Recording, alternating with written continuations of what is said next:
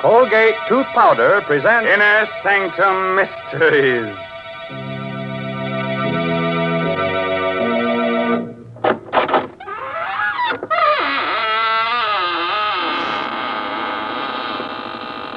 Good evening, friends of the Inner Sanctum. This is your host, Raymond, inviting you in through the squeaking door. Well, it's so nice if you'd come here tonight and help me sit up with the corpse. Hey, such dull company, so cold and stiff, bored with being dead. All the life seems to have gone out of him. What? You say you've seen him before? Oh, no, he's not that horror man who plays in pictures. But he does look like him. So much so, in fact, you might even call him a dead ringer.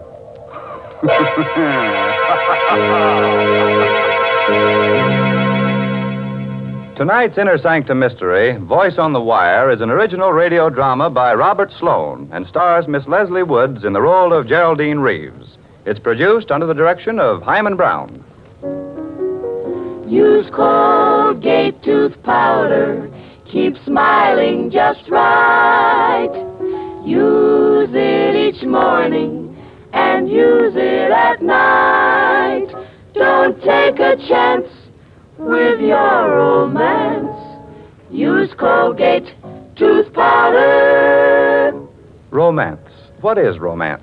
Romance is the light on the path of love, but a light so delicate that even a breath may put it out. Even a breath. You'd hate that to happen to you, wouldn't you? Well, don't let a breath of trouble ruin your romance. Don't let unpleasing breath offend the one you love.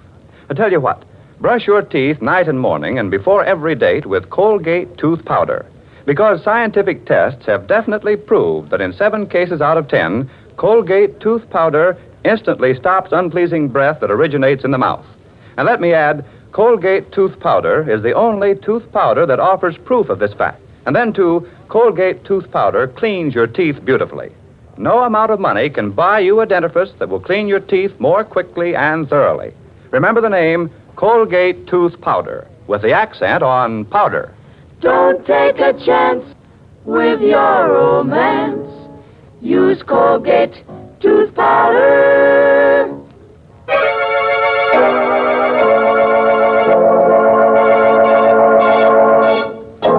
No doubt the telephone is an ingenious invention, but as far as I know, no one as yet has been able to commit murder over it, although many people have wanted to.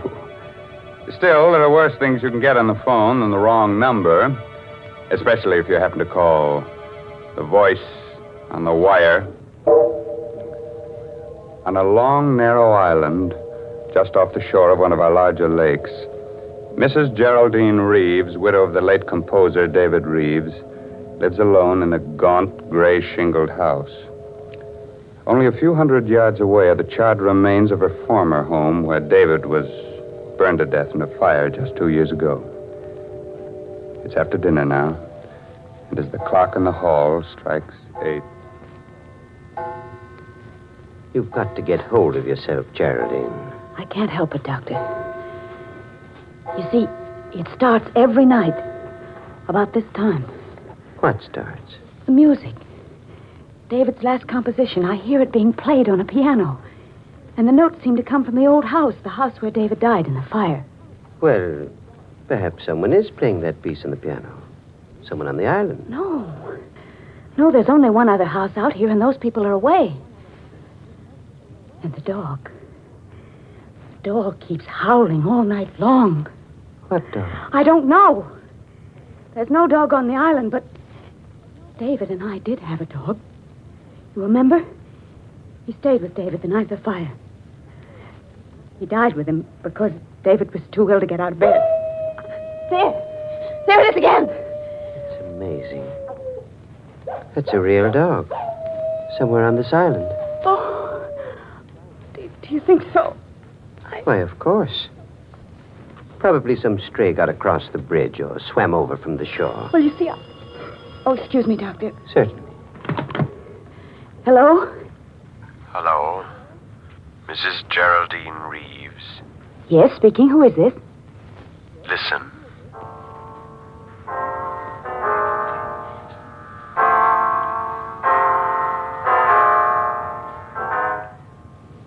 Good heavens. You have 4 hours to live, Mrs. Reeves. 4 hours to live. What? What did you say? Hello? Hello? What's the matter, Geraldine? The music. The same music. I heard it again. What? Over the phone. Someone's playing it on the piano. It must be some sort of a prank. No. A man spoke to me. He said I have 4 hours to live. 4 hours to... Here. Let me have that phone. No, it's no use. He's rung off. Well, we might be able to trace the call. Hello, operator. Operator. Somebody's trying to kill me. Hello, operator. Operator. What's wrong, Doctor? I'm afraid the wires have been cut. We'd better get into my car and drive into town right away. Yes, it isn't safe for me to stay here another minute.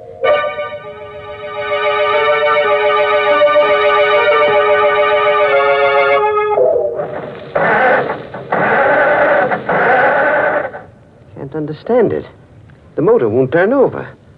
Somebody must have meddled with this car while we were in the house. Well, try my car, Doctor. I think perhaps I'd better. Is it in the garage? Yes, Great heavens, it's gone. The garage is empty. The car's been stolen. Now, let's not lose our heads, Geraldine. But we're not completely cut off yet. We can't use a car. We can still walk. But it's almost a mile to the bridge, and the road is so dark down along the water. It won't be too dark with a flashlight. We can go down through the woods to the edge of the water and walk along the shore. Oh, wait a minute. What's the matter? I just remembered. David's brother's driving out here tonight. Harvey? Yes, and his wife, Laura. They said they'd be here by 8:30, and if we wait for them, they can take us back in their car.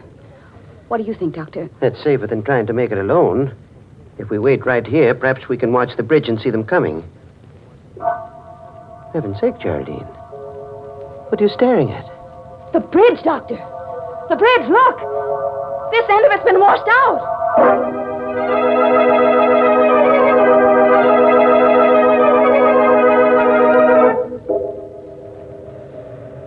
Oh, Doctor, this is crazy, searching for a telephone wire in back of the house. If we're seen out here, there's no telling what might happen. Please, Geraldine. We've got to find out where that wire was cut and splice it together again. It's our only chance of reaching the police. But it's almost 9 o'clock. We've wasted an hour already. If I'm not out of here by 12... Stop it, Geraldine. Stop it. Oh. I'm sorry. I didn't mean to. What's that? It's the dog again. That confounded dog is tied up around here somewhere. No, I didn't mean that.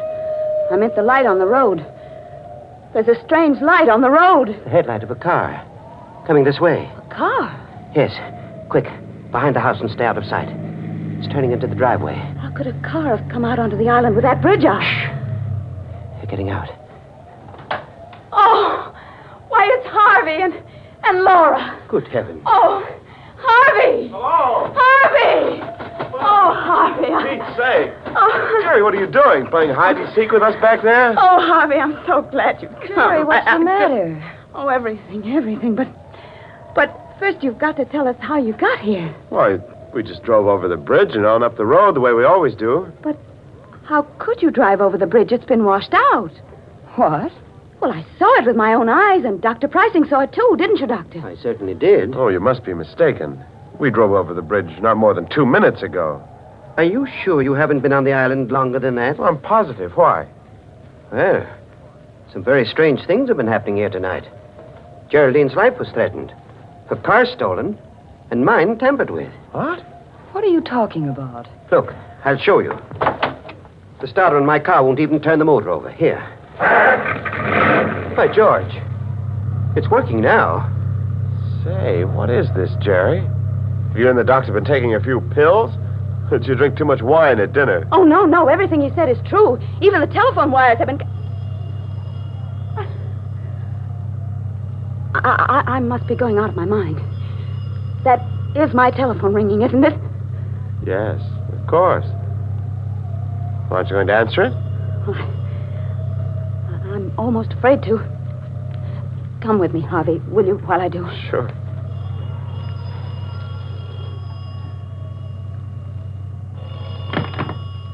Hello? Hello. Mrs. Reeves. Yes? Listen.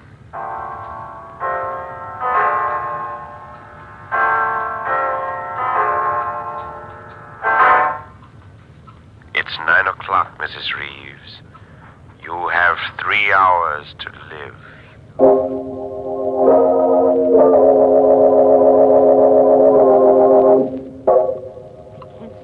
waiting, this endless waiting. Why don't the police come? Easy now, Jerry. They'll be here. You only phoned them a few minutes ago. Something can happen before they get here. I have a gun ready, just in case anything should happen. And I won't hesitate to use it. You have a gun, Doctor? Why, yes. Geraldine gave it to me before you arrived. Oh. What's the matter? You trust me with a gun, don't you?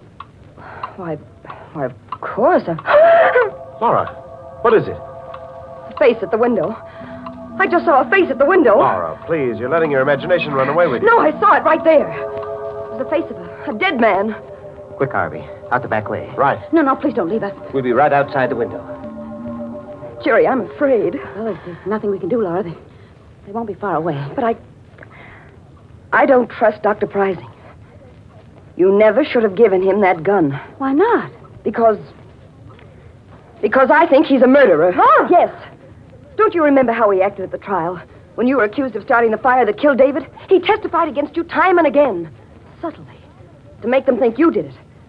Because he started that fire himself. What on earth are you saying? I'm telling you the truth.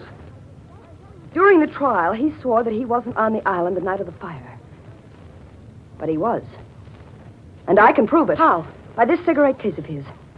Here, look at it. You see how it's charred and melted on the side where his initials were?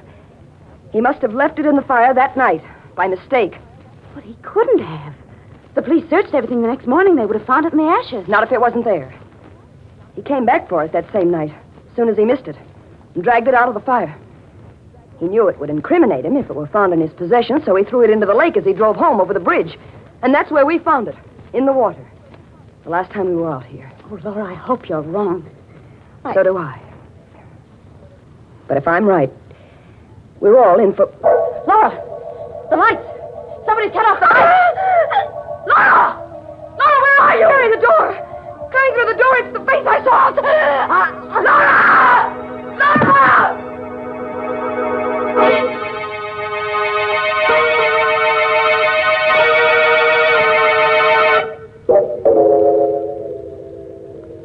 It was meant to be me, Harvey. Whoever came through that door intended to kill me. Jerry, please. How is Laura, Doctor?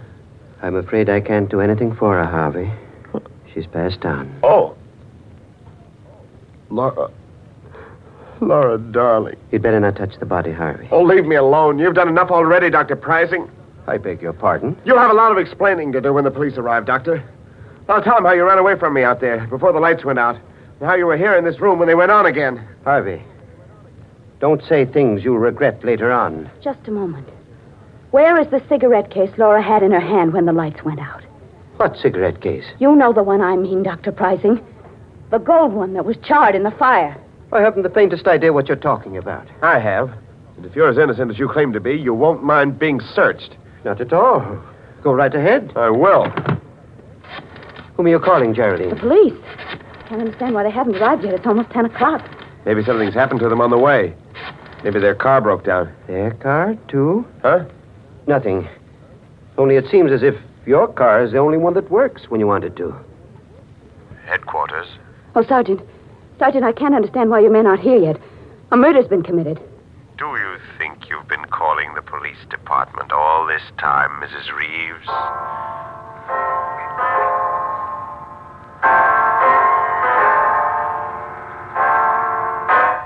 David's music. It's 10 o'clock, Mrs. Reeves. You have 2 more hours.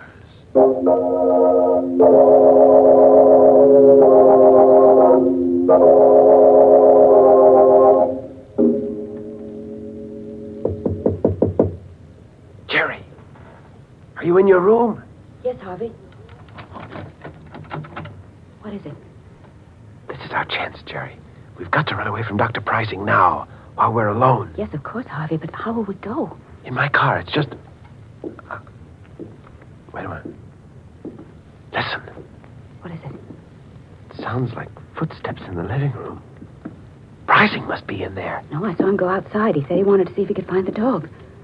Well, there's someone in there. I'm going to find out who it is. Be careful, Harvey. He may be standing just outside the door. Yeah. All right. You stay behind me. Is anybody there? Is anybody in the living room?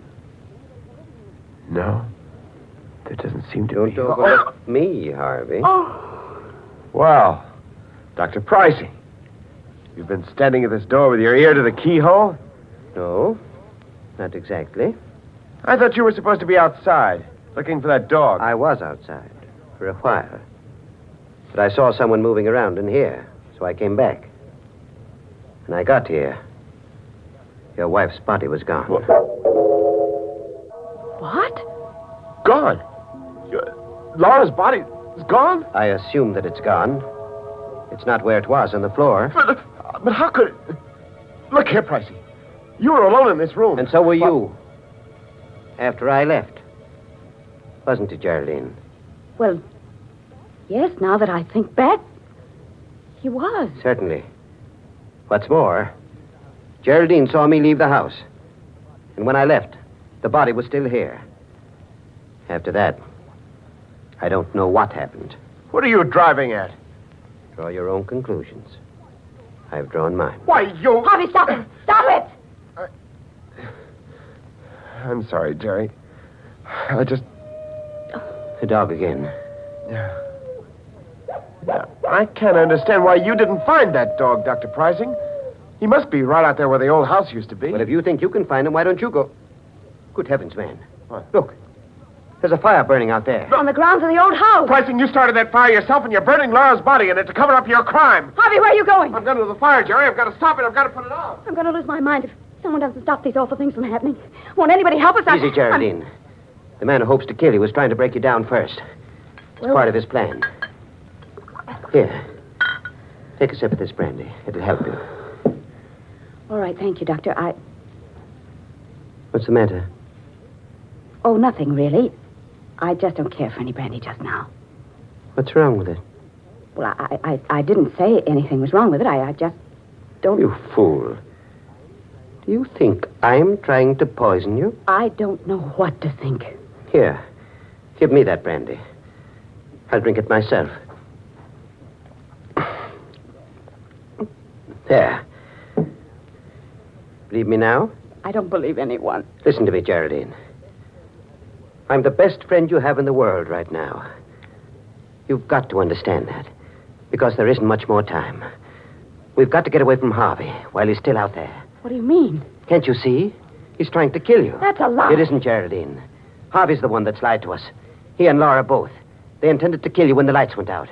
But in the darkness, Harvey made a fatal mistake. He thought it was you he was strangling, not Laura. I won't believe that. It's the truth. They never drove across that bridge at 9 o'clock tonight. They've been here on the island all evening. How do you know? Because we saw that bridge with our own eyes. And I saw it again just 5 minutes ago. It's still down. You're lying. Come out and see it for yourself. You're just trying to get me out of this house. Stop being such a fool. Here. Take this gun. If it'll give you any security, take it. And hold it in my back while we're out there. But for heaven's sakes, let's get away from Harvey while there's still a chance. All right. Give me the gun. Here. Now, you keep in front of me all the time. And I'm warning you. If you make one false move, I'll kill you in cold blood.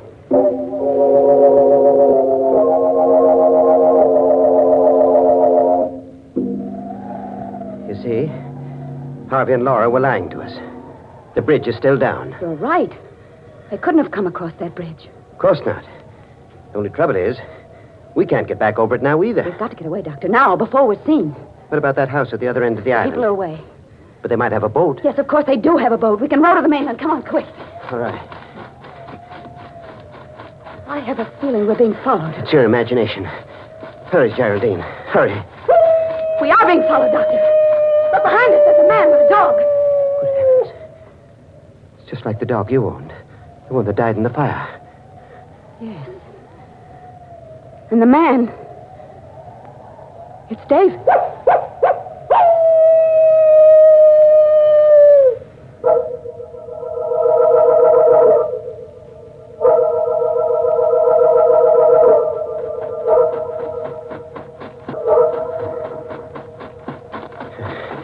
We've lost them.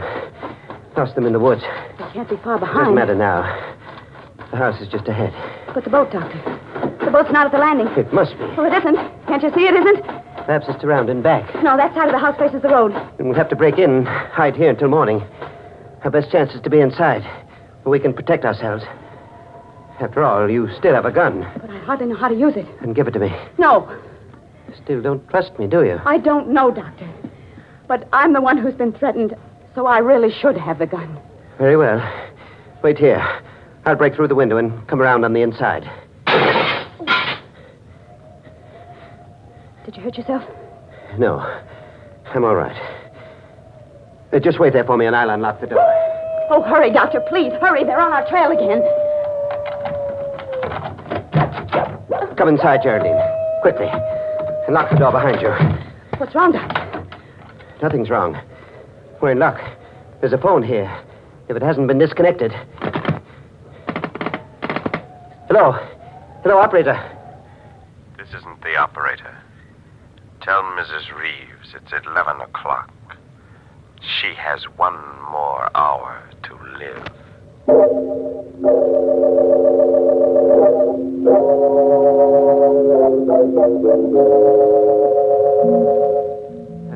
11. I won't leave this house. I'm not going to run away any longer. If they're going to kill me, let them come here and do it. Only for heaven's sakes, why don't they do it right away? Why don't they come here and get it over with instead of waiting until 12 o'clock? Geraldine, please. Well, I can't stand it any longer. I'd rather die than go through any more of this torture. I just can't. Sit down for a moment. Relax. And try to ease your mind. Oh, for...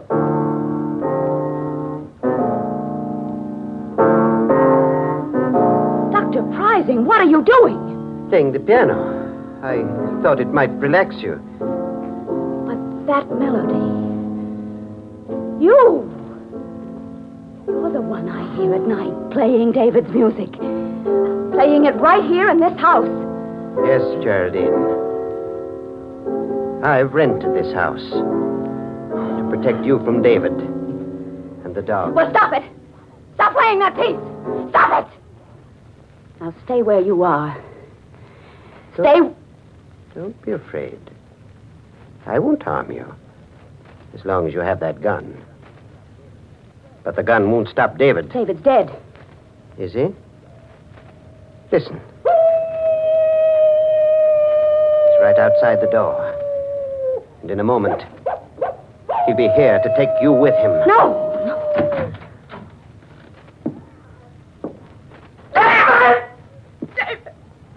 Yes, Geraldine. I've come back to see you. In spite of everything you've done. Stop! You killed me, didn't you, darling?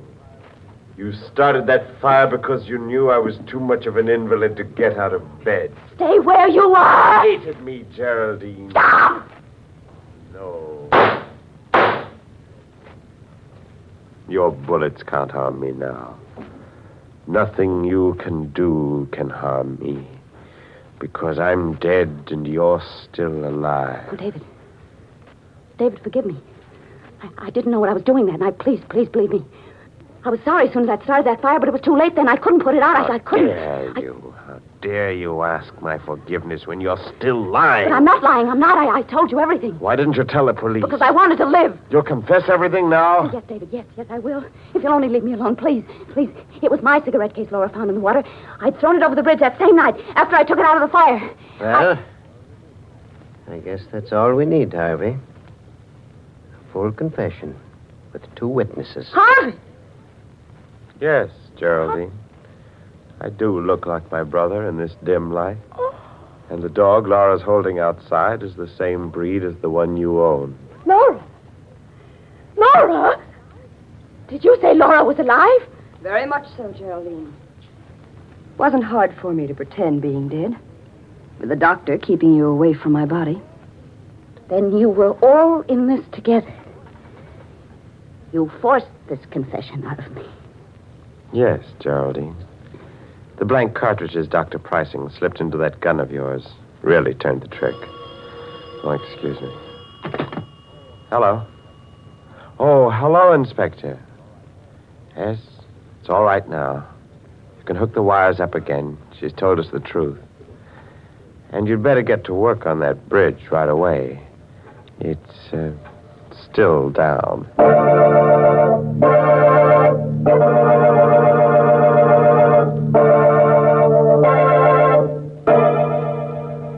What an outrage, all those opportunities for murder and not a drop of blood spilled all night long. Oh, well, some days you can't lay away a corpuscle. And now, a moment while our Colgate voices bring you a message. Use Colgate tooth powder. Keep smiling just right. Use it each morning and use it at night to help you rate with every date. Use Colgate tooth powder. Tell me, do you really mean it when you say, I want to be alone? Or are you just pretending that you don't care about dates? Could it be that a little breath of trouble has cooled your romance? A little breath? What a pity to let unpleasing breath ruin your romance. Why not brush your teeth night and morning and before every date with Colgate tooth powder? Scientific tests prove that Colgate tooth powder, in 7 cases out of 10, instantly stops unpleasing breath that originates in the mouth. So use Colgate tooth powder for all it's worth. Enjoy its exciting cleansing results, too. No amount of money can buy you a dentifrice that will clean your teeth more quickly or effectively than Colgate tooth powder. Remember the name, Colgate tooth powder, with the accent on powder. Don't take a chance with your romance. Use Colgate tooth powder. Well, it's time for me to join the moonbeams now. But before I leave under a cloud, before I'm missed, I thought I might pass on the moral of tonight's story. If you must light a fire under your husband's bed, be careful where you drop the ashes. By the way, this month's Inner Sanctum mystery novel is Puzzle for Puppets by Patrick Quentin. Well, now it's really time to close that there squeaking door until next week when Colgate tooth powder brings you another Inner Sanctum mystery. So until then, good night. Pleasant dreams.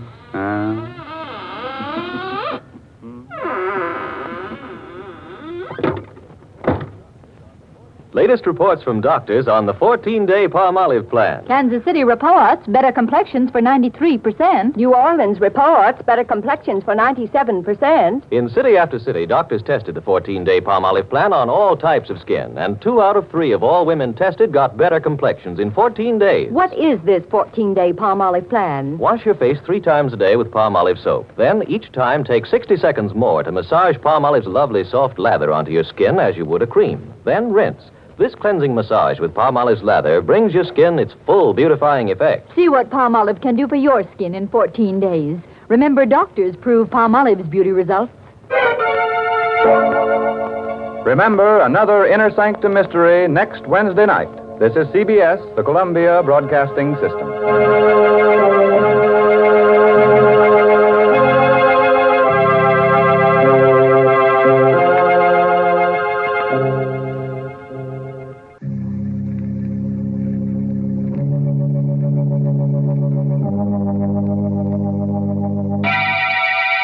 Lipton Tea and Lipton Soup present Inner Sanctum Mysteries.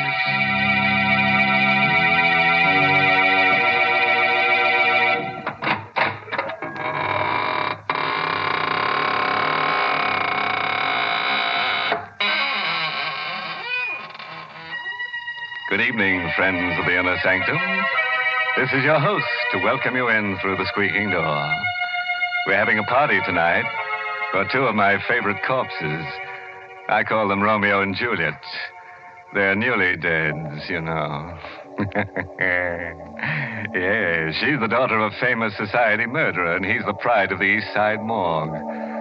Oh, they're so happy together in their mausoleum built for 2. And you should see the bridal casket. Shame on you, Mr. Host, making fun of such a tragedy. But, Mary, it was a touching ceremony. Of course, I stood up for the groom. Naturally, the poor fellow couldn't stand up for himself. Oh, please. It's an occasion for tears, not for laughter. That's right, Mary. Why, when the bride appeared wearing her grandmother's shroud, everyone had to be cheered up with Lipton tea. Now, that's enough. I will not have Lipton's mentioned at a time like that. Lipton tea is for people who know how to enjoy life.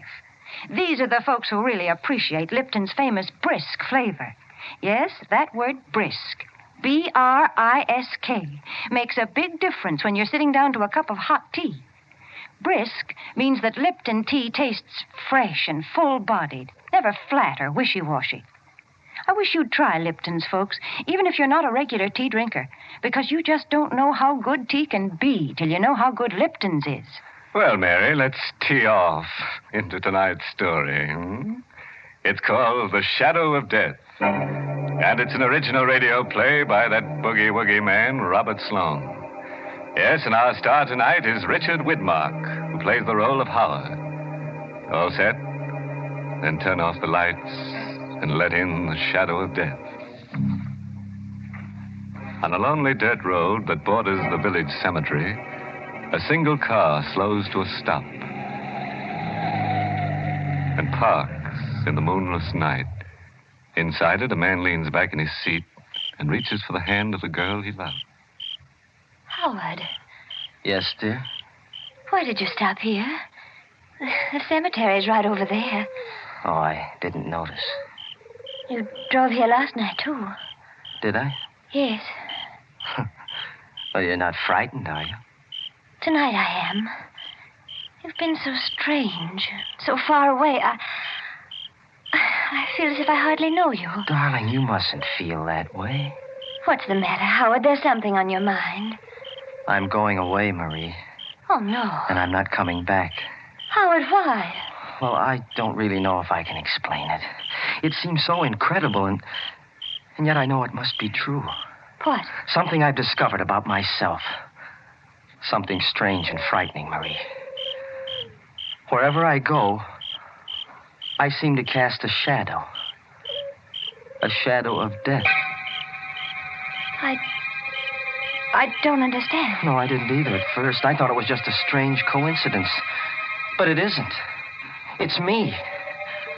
I bring death wherever I go. Oh, Howard, you don't really believe that. Well, how can I believe anything else? Haven't you noticed what happens to every living thing I have around me? No. I can't keep a pet of any kind, a cat or a dog. Even a plant dies when I have it in the house. Oh, darling, that's just your imagination. You've been working too hard. You need a rest. No, I'm going away, Marie. I don't want any harm to come to you. Oh, no, please. Nothing's going to happen to me. This is just... What's the matter? Well, nothing. I was just looking at the flowers in my corsage. Good heavens. They're dead.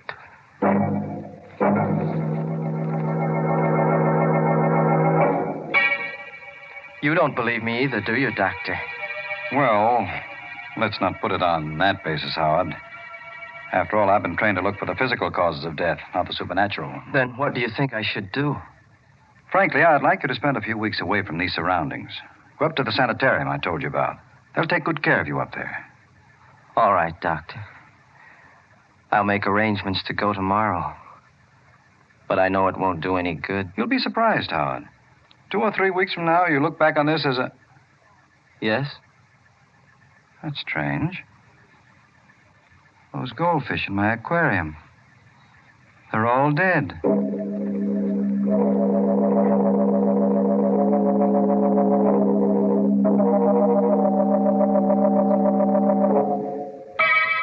Tell me the truth, Howard. Are you comfortable here in the sanitarium? They don't believe me. They don't believe that people die when I dream about them. People die? Yes, didn't you know that? Every time I have a dream about someone, it's a sign of death.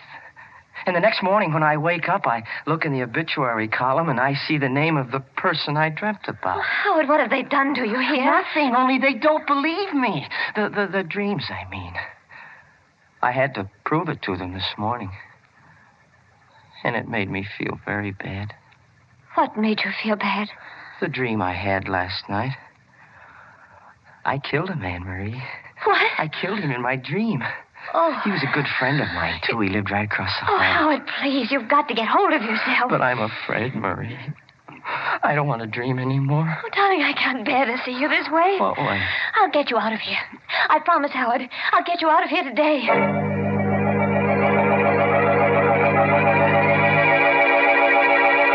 But, Marie, there isn't a chance of getting him out. He may have to stay in this institution for months. Oh, no. Dr. Gerard, can't you see what's happening to him? He's losing his mind. Well, I know he's taken a turn for the worse. That's all the more reason for keeping him here. It might be dangerous to discharge him now. Then why don't you do something to help him? We're doing everything we can. It's not easy. He persists in thinking he has this strange power of death. Nobody is able to convince him he's wrong. What about the man across the hall? Howard said they were good friends. That's another thing. They were good friends. But unfortunately, that man died this morning.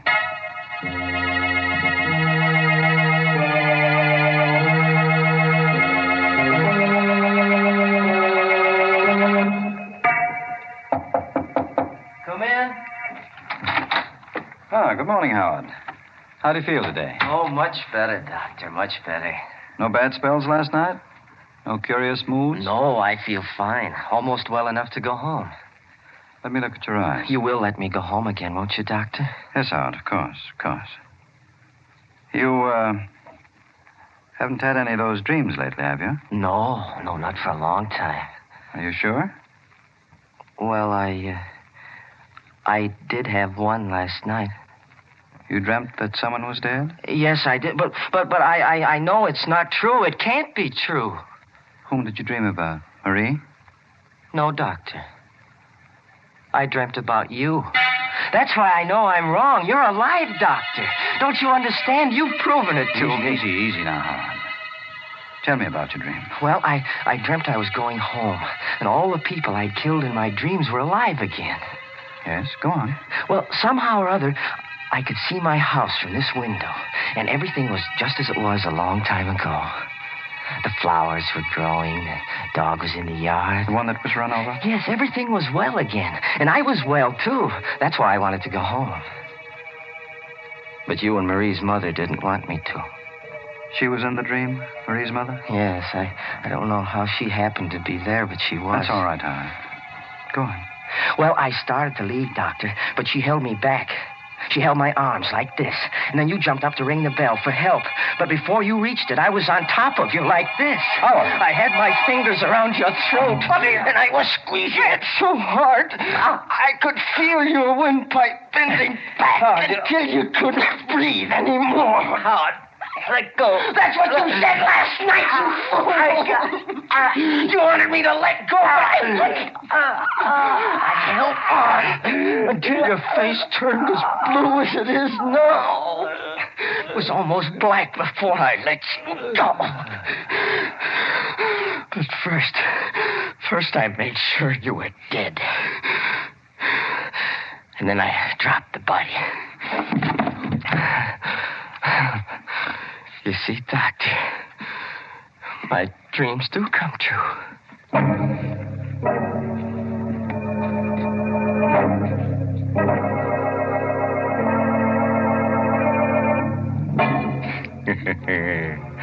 Well, have you had any good dreams lately? Howard has. And you know, his dreams don't need interpretation. No, they need cremation. Say, it's a lucky thing that guy works on the night shift. It'd be awful if he had daydreams, too. Good gracious, yes. His dreams not only walk, they commit murder. Mary, I was about to say that. Please leave the jokes to me. How would you like it if I talked about tea? Hmm? Well, for goodness sake, I listened to the story, too. And I must say, I'm glad I'm not his, dream girl. That does it. Friends, let me tell you about Lipton tea. All right, you win. But it's only because I have something important to say about Lipton's. Folks, did you know that Lipton's is the largest selling brand in the whole world? Yes, and the reason for that is Lipton's well-known brisk flavor. You know, that word brisk is the tea expert's word for tangy, full-bodied tea, for Lipton tea. Lipton's is always fresh and spirited, never flat or wishy-washy. That's why lots of people drink it not just at meal times, but whenever they're taking it easy for a minute during the day. So, folks, try Lipton's and get acquainted with that brisk flavor. Well, let's get back to our dream man and find out what he does in his waking moments. When we left him last, he had just done a little manual work on Dr. Gerard's windpipe. And now, as the good doctor lies comfortably on the sanitarium floor, Howard is in the process of going through his pocket. Well, I'll have to have the keys to your car, Doctor. I'll need them to get back home. I hope you won't mind if I hide you under this bed. It may take them a little bit longer to find the body if I do. But... Yes, who is it? Dr. Frisbee, Howard. May I come in? Well, yes. Yes, I'll open the door. What is it, Doctor? Well, I was looking for Dr. Gerard. I thought he was in here. Oh, yes, he was a moment ago. I think he went down the hall. No, I just came from there. I guess he went back to his office. Oh, yes, I guess he did. How are you making out, Howard? Fine, Doctor, fine. You seem a little nervous. Your hands are shaking. Oh, well, You see, you've dropped your keys. I'll get them. It's all right, Howard. I wasn't going to take them away from you. But I am wondering how you happen to have any keys in your possession. Well, they're not really mine. Whose are they, Dr. Gerard's? Yes, he left them here. I mean... You mean, you stole them from him? No. Oh, come, Howard. You can't expect me to believe Dr. Gerard would give you any keys. Now, you'd better let me have them so I can give them back. But I didn't... Let me have them, Howard. Thank you. You won't tell him I took them, will you? No, Howard, I won't tell. But please don't take them again. I'll go anyway. I'll get out onto the road and I'll get a hitch, yes, sir. I'll get away. I've got to speak to Marie.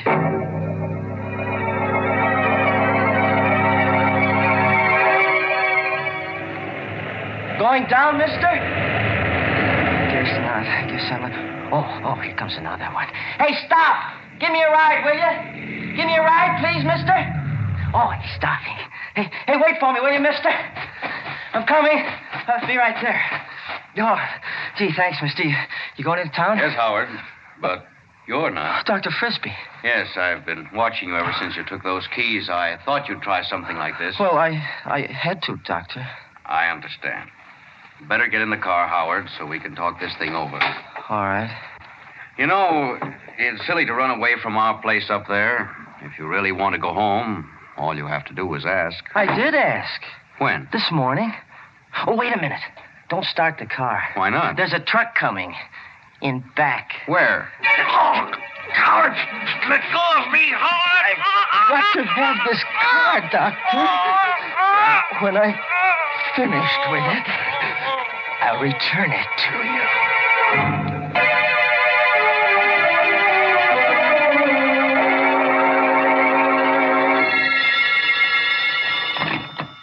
Hello? Hello, Mrs. Walker. Who's this? Howard. You remember me, don't you? Howard, where are you? In a telephone booth around the corner. You're not in the sanitarium? No, I've been discharged. Dr. Gerard said I could go. You mean you're well again? Yes, I'm completely cured. Oh, I see. You don't sound very happy about it, Mother. Where's Marie?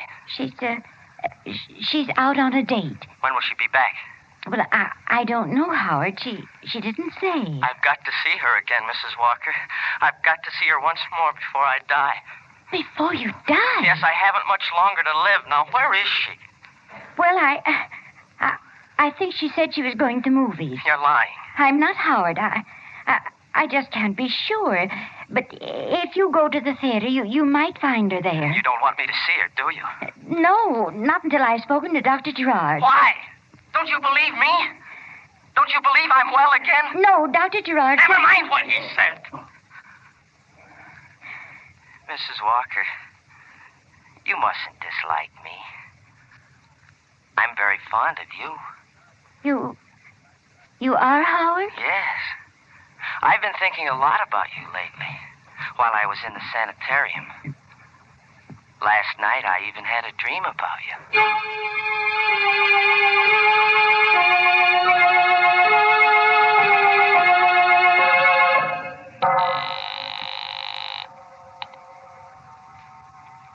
Keep ringing that number, operator.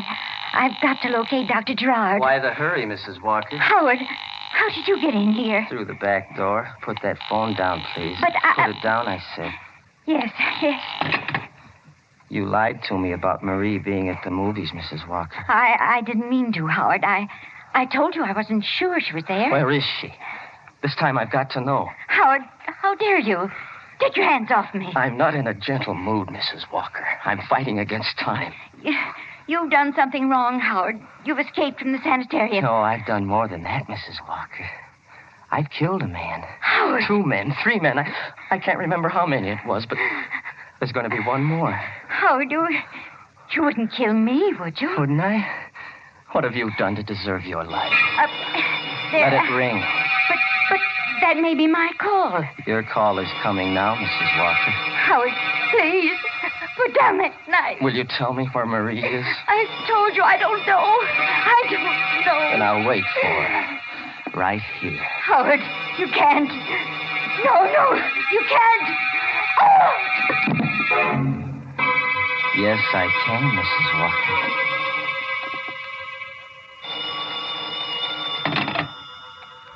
Hello? Hello, this is Dr. Frisbee Sanitarium calling. Is Mrs. Walker there? I'm sorry. You have the wrong number.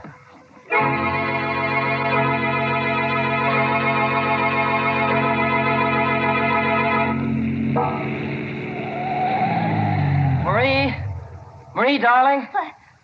Why, Howard. Howard, what are you doing here? I've been waiting for you to come home, darling. Aren't you glad to see me? Oh, yes, of course I am. It was such a surprise I couldn't catch my breath for a minute. Where's Mother? Upstairs. Why? Oh, I just wanted to know. You had no other reason? No. Howard, why are you staring at me? I'm not really staring. I'm just looking at you, darling. It's been such a long time since I've seen you. I'd almost forgotten what you were like.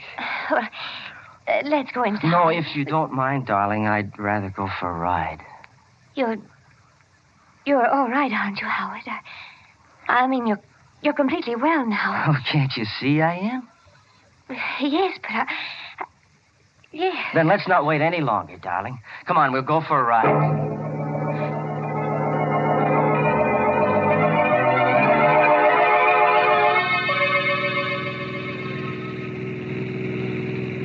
Getting late, Howard. Don't you think we ought to go back? No, not yet, Marie. You just keep driving. These few moments we have together, maybe I'll... Marie, why are you stopping here? We're low on gas, dear. I don't want to get stuck on the highway. Oh. Yes'm? What'll it be? You'd better fill her up. All right. And have you got a telephone here? Yes'm, right inside. Thank you. Wait a minute, Marie. What do you want with a telephone? Oh, I was going to call my mother. She'll be worried about me. Oh, no, she won't. She knows you're with me. Besides, she went out for a little while. Well, maybe she's back by now. It won't hurt to call, will it? No, I guess it won't. I'll be right back, Howard. Well, hurry, darling. I want to be with you as much as I can. Yes, I won't be a minute. Number, please. Operator, quick, get me the police. This is an emergency. Yes, ma'am, right away. Headquarters, Sergeant Dunn speaking. Sergeant, listen carefully. I won't have time to repeat it. The murderer of Dr. John Gerard is right here in a filling station on Route 6 at the Hadley intersection. What shall I do? I can't keep him here. Does he know you're onto him? No, he doesn't know I read the story in a newspaper just before I got home. He was waiting there for me, and I haven't been able to get to a phone since. Well, don't take any chances. He's a homicidal maniac. Don't even try to stall him if he wants to leave. No. Just stay where you are, and we'll be over there in 4 minutes. Oh, no, that's no good. He won't let me stay here. He'll take me with him. Marie. Oh, he's calling for me now. Marie. Just a moment, Howard. What can I do, Sergeant? What can I do? Give me the description of the car, quick. It's a dark blue sedan. License number 468J3. We've been going east on Route 6. Oh, I can't talk anymore. He's coming. Marie, for heaven's sake, what kept you so long? Oh, I had a hard time getting the number. There was something wrong with the lines. But you were talking to somebody. Yes, I was speaking to Mother. You were speaking to your mother? Yes. She told me not to stay out too late. You're lying, Marie. No, I'm not, Howard.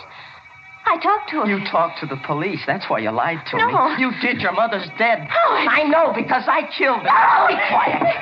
Get back into the car. You're coming with me. No, Howard.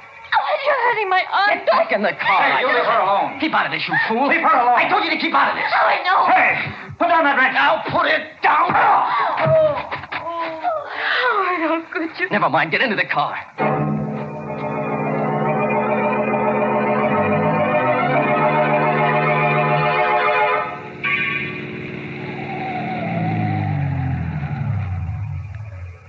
Howard, why are you stopping here? Don't you know where we are, Marie?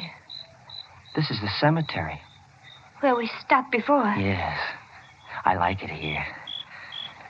It's so quiet and peaceful among the dead. Let's walk through the grounds. Howard, please. Why not, Marie? We're among friends. So many of our loved ones are buried here. It's nice to be near them. Come on, Marie. All right, Howard. You know, darling, we haven't much more time together. The shadow of death has fallen across our path. You said something like that before, but you never told me why. I'm being selfish, Marie. I know I have to die, and I want you to come with me. Why do you have to die, Howard? Because I haven't been true to myself, darling. I haven't been true to this power I have. The power of death? Yes. I've helped it along sometimes. Like that dream I had about my friend in the sanitarium. Like the flowers in my garden. Like those fish at Dr. Gerard's. You killed them? Yes. I knew they were going to die. But I shouldn't have helped them. That's why I'm being punished. But Howard, why are you punishing me? I don't want to die alone, Marie. We've been away from each other so much, darling. I want us to be together from now on. But... Don't be afraid, darling. I'll be gentle, Marie. So gentle. But you're making a mistake, Howard. No. You are. You've forgotten what you've done. You can't kill me, darling. Why not? Why, good heavens, Howard, don't you remember? Don't you remember that day at the sanitarium? You said you dreamt about me. No. No, I couldn't have. Yes, you did. Didn't they tell you what happened? No. Your dream. Your dream, it was true. That's why you can't kill me now. Marie, you mean... Yes, Howard. I'm dead. I can't believe it. Oh, you must believe it. Here. Look at this tombstone. My grave is right here. No. Read what it says. Read the name on it. It's your name, Marie. Your name. Marie Walker. Yes. Then you really are dead. I told you I was, Howard. The shadow of death passed over me. Then let it pass over me. Hey, got him, Sam. Got him the first shot. Keep out of the way, miss. He may not be dead yet. No, I'm sure he's dead. Well, you certainly had a close call. Took us all this time to locate your car. Finally spotted it on the road. You all right? Yes, I'm all right. Yeah. The name of my grandmother's tombstone saved me. How's that? Oh, it doesn't matter. Say, that's funny. What? This guy was shot through the shoulder. My bullet wounds weren't serious enough to kill him. What do you mean? Well, I know it sounds crazy, but my shots didn't kill him. He was dead before I hit him.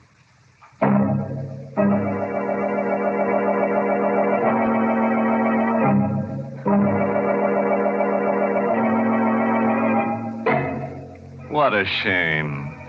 Wasting two perfectly good bullets on a guy that was dead all the time.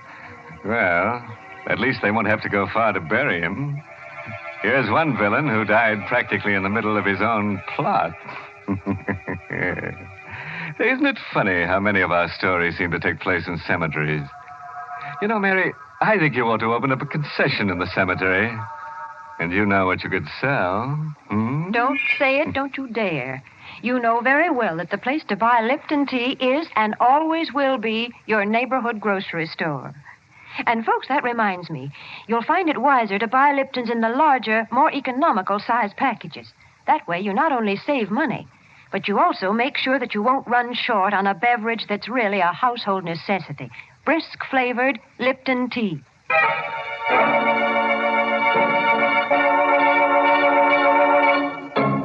Well, before I put the skeletons back in their closets, I'd like to give you a parting word of advice.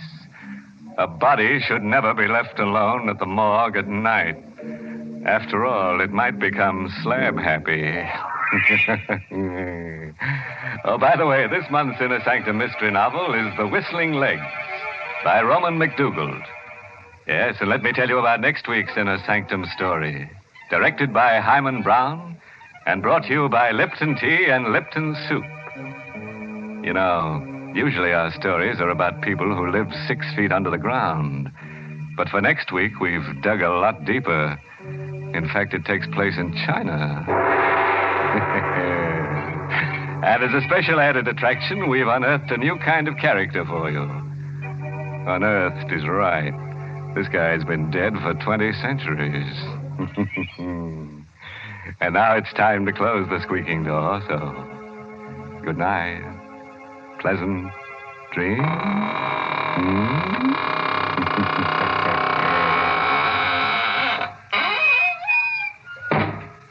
Ladies, if your child comes home from school for lunch, you want to give him a quick but appetizing meal. And that's why you should serve Lipton's noodle soup. You see, Lipton's takes no time to prepare, and yet it has a fresh-cooked, old-fashioned chickeny flavor, and it's just swimming with tender golden egg noodles. Your children will love Lipton's grand homemade taste. So don't forget to serve Lipton's noodle soup. And don't forget to tune in next Tuesday night for another Inner Sanctum mystery. This is CBS, the Columbia Broadcasting System.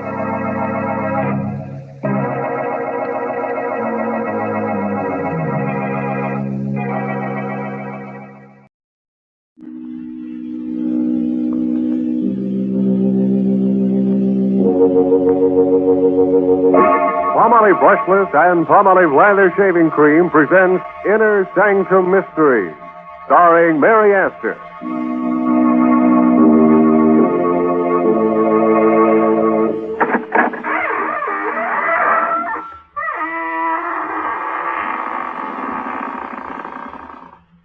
Good evening, friends of the Inner Sanctum. This is your host, Raymond, welcoming you through the squeaking door. Well, we're having a gay musicale here tonight, featuring, of course, only haunting melodies. But I'm afraid none of the performers will get a hand unless it's a cold one. You see, it's so hard to applaud after rigor mortis has set in. But you can come in and set in, too. There are plenty of seats available. And if there's nothing left in the orchestra, we can give you a box.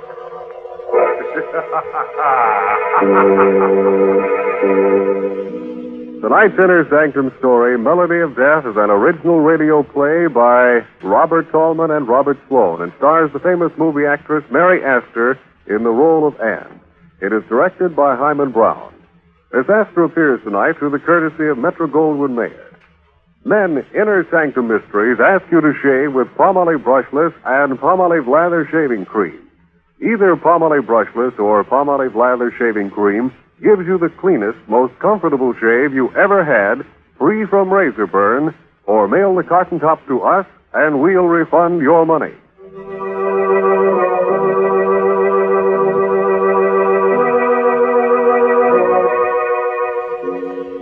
Have you a little gypsy in your home? One with a gold ring in his ear and a magic violin in his hand? Well, if he's anything like a fellow named Enrique, don't let him play an encore. of the melody of death. Like a spidery web floating in midair, death hangs over the room where Anne is talking to her beloved David. Ghastly white, she summons the last ounce of ebbing strength to speak to him of love. Don't leave me alone here, David. I'm afraid. Just hold me in your arms. In a few minutes, it'll all be... David, what's that on your hand? Blood. How did you get... Oh, yes, I remember now. The cat. The cat with the yellow eyes. And the music. It was the music that started the whole thing, wasn't it, David? I remember now. That evening in Lubo's cafe, Henri, the gypsy violinist, came over to our table.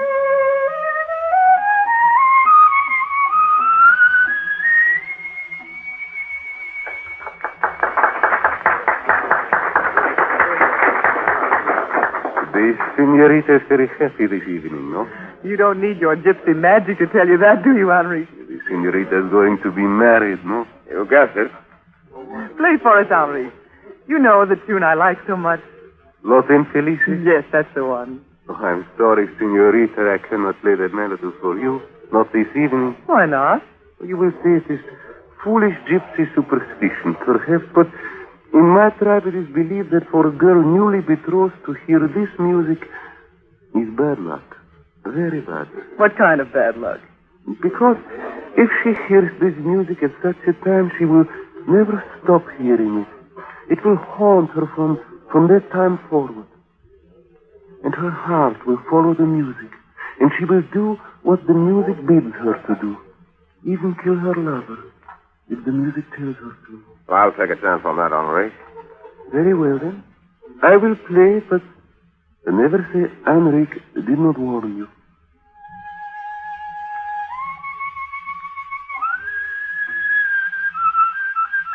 Anne, what is it? That cat, watching from the doorway. Look at its eyes. Yellow eyes. Darling, you're so strange this evening. Something wrong? Something's terribly wrong, David. The music and that cat watching from the doorway like death. Anne. Take me out of here quickly, David. I'm afraid. Well, of course, darling. I'm sorry, David. I couldn't help myself. I felt I had to get out of there. You'd what, darling? And what's happened to you? Why do you look at me so strangely? I don't know. I keep thinking of what Henrique said about that melody. It was bad luck for me. I would never stop hearing it. It would haunt me and I would do its bidding. Even kill. Anne, stop it. Get hold of yourself. I'm tired, I guess. You'd better take me.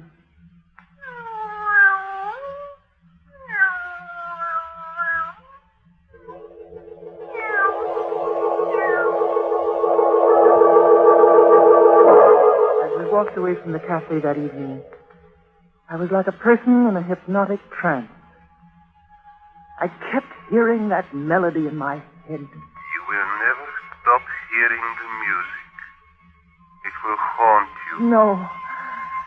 No, I won't listen to it. Even kill your lover if the music tells you. No. I love David. He'll help me to forget. No one can help you now, Anne. The music and the cat with the yellow eyes watching from the doorway. Like death.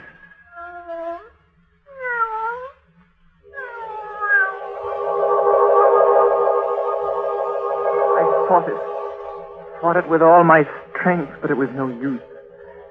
The music called me irresistibly back to that dingy little cafe, to Henrique, and to the cat with the yellow eyes.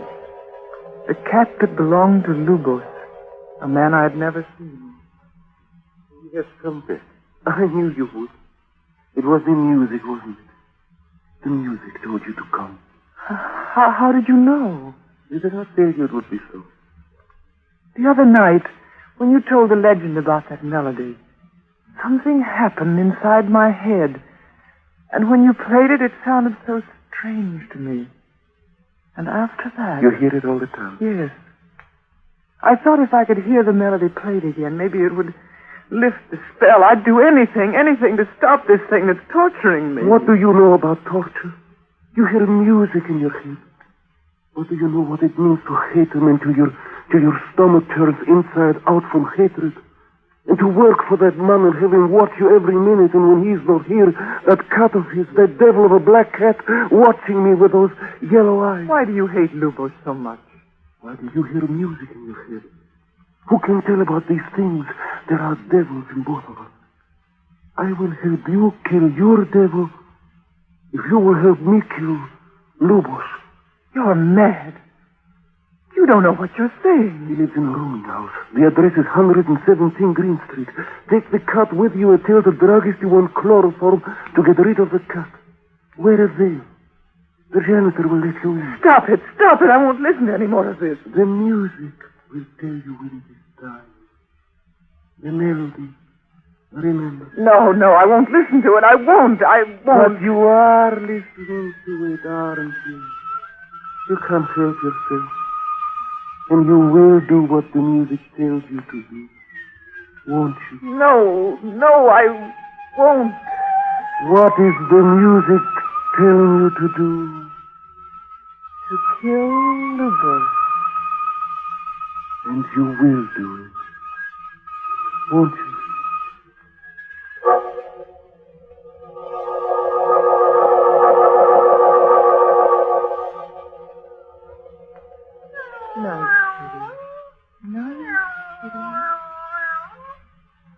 That's right.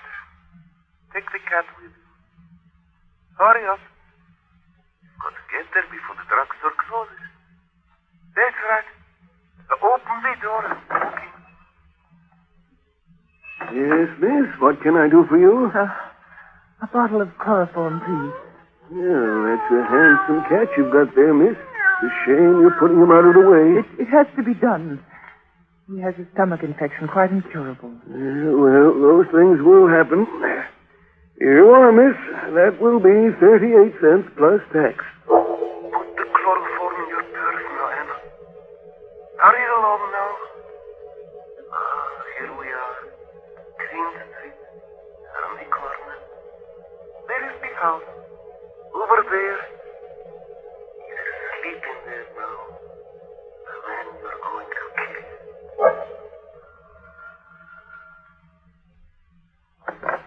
Who's that? I'm looking for Senor Lubos. I've brought his cat home. I live next door to the cafe and... All right. He's the first door at the top of the landing. Don't make no more noise on the stairs than you can help. You see, Em, how simple it is. That's right, up the stairs. Wait now. Before you open the door, the bottle of chloroform. Get it ready. That's it. Now, put the cat down. Gently. He won't make any more noise now. He's home with his master. Yes, he's asleep. Fast. Quickly now. The chloroform.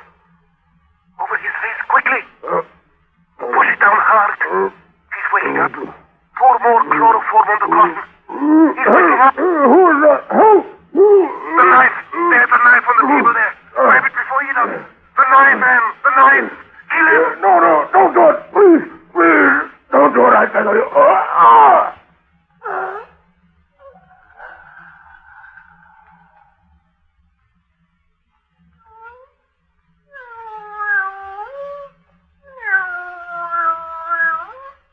He's dead. Dead. I've killed a man. I've killed a man.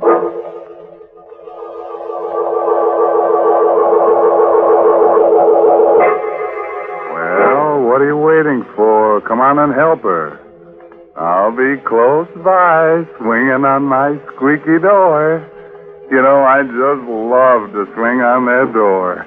It makes such a nice sound. Listen.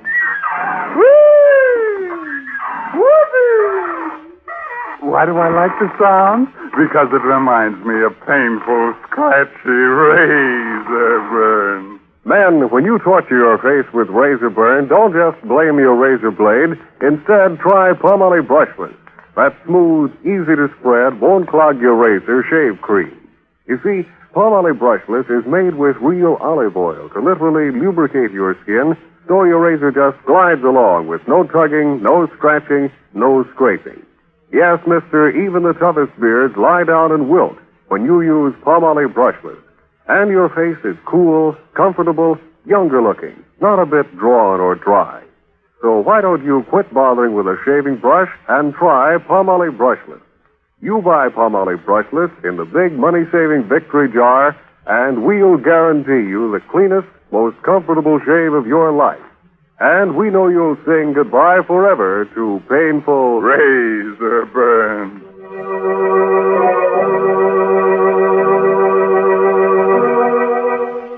All right, friends, let's get back to that song that murders them.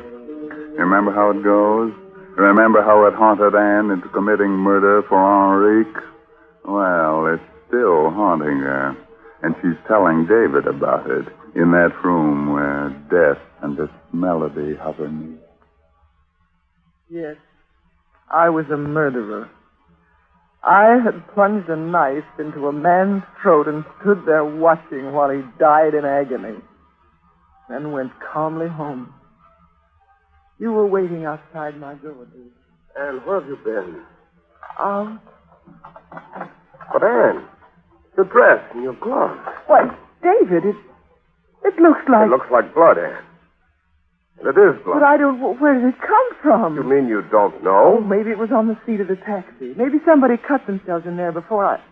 Maybe the driver had carried an accident case to the hospital. But why should you follow me into my flat in the middle of the night and cross-question me like this? What right have you? Maybe you've forgotten that this was our wedding day. I waited at City Hall until I was thrown out. Our wedding day. Oh, David. What happened, Anne? Well, I don't remember exactly. Don't remember? You know, that tune has been running through my head. This morning it got suddenly worse. I was desperate about it. I thought maybe if I went back to Henrique and heard it played again, I might be able to get it out of my mind. Well, what happened? Yes? What is it, Anne? Music. That melody. Don't you hear it? I don't hear anything. Lubos was murdered a little while ago.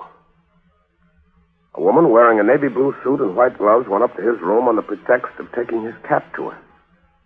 He tried to chloroform him, and failing that, she stabbed him in the throat with his own knife. No, I couldn't have done a thing like that, David. There it is again. Can't you hear it? Anne, there's nothing to hear. It's just in your mind. I don't know what happened tonight, and I don't want to know. But one thing is certain, this man has you under a hypnotic spell. We've got to fight this thing somehow, this music you hear. Be quiet, David. Trying to tell me something. He's trying to trap you, Anne. He's going to make you remember that you killed Lubos. You'd better kill him too, Anne. Before it's too late. Oh, no.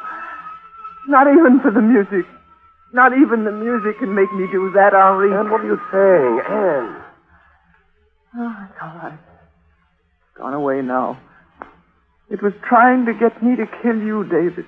Oh, Anne, darling, what has he done to you? David, it's the music.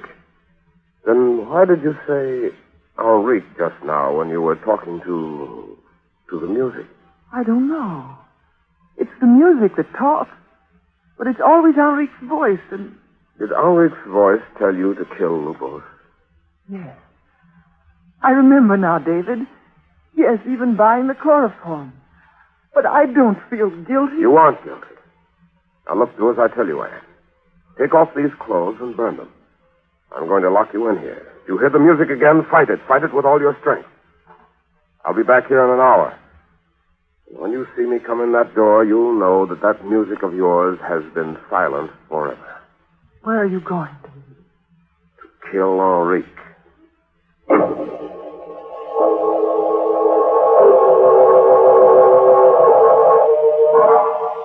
So you have come to kill me because I've put hypnotic spells on your beloved.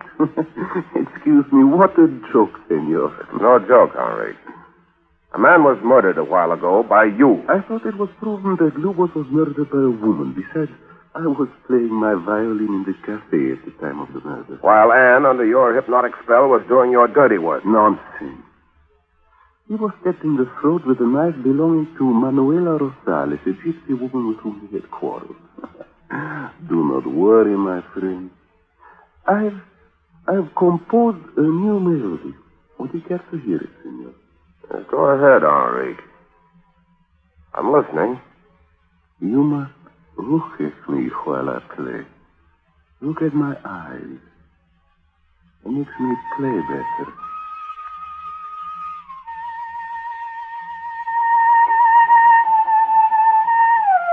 Well, what's the idea? What do you want me to do?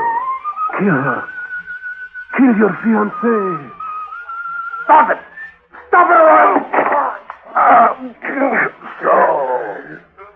I am under the spell of your music, Kelly. I'll choke the music out of your soul. Help me, or will you are making a terrible mistake. A terrible...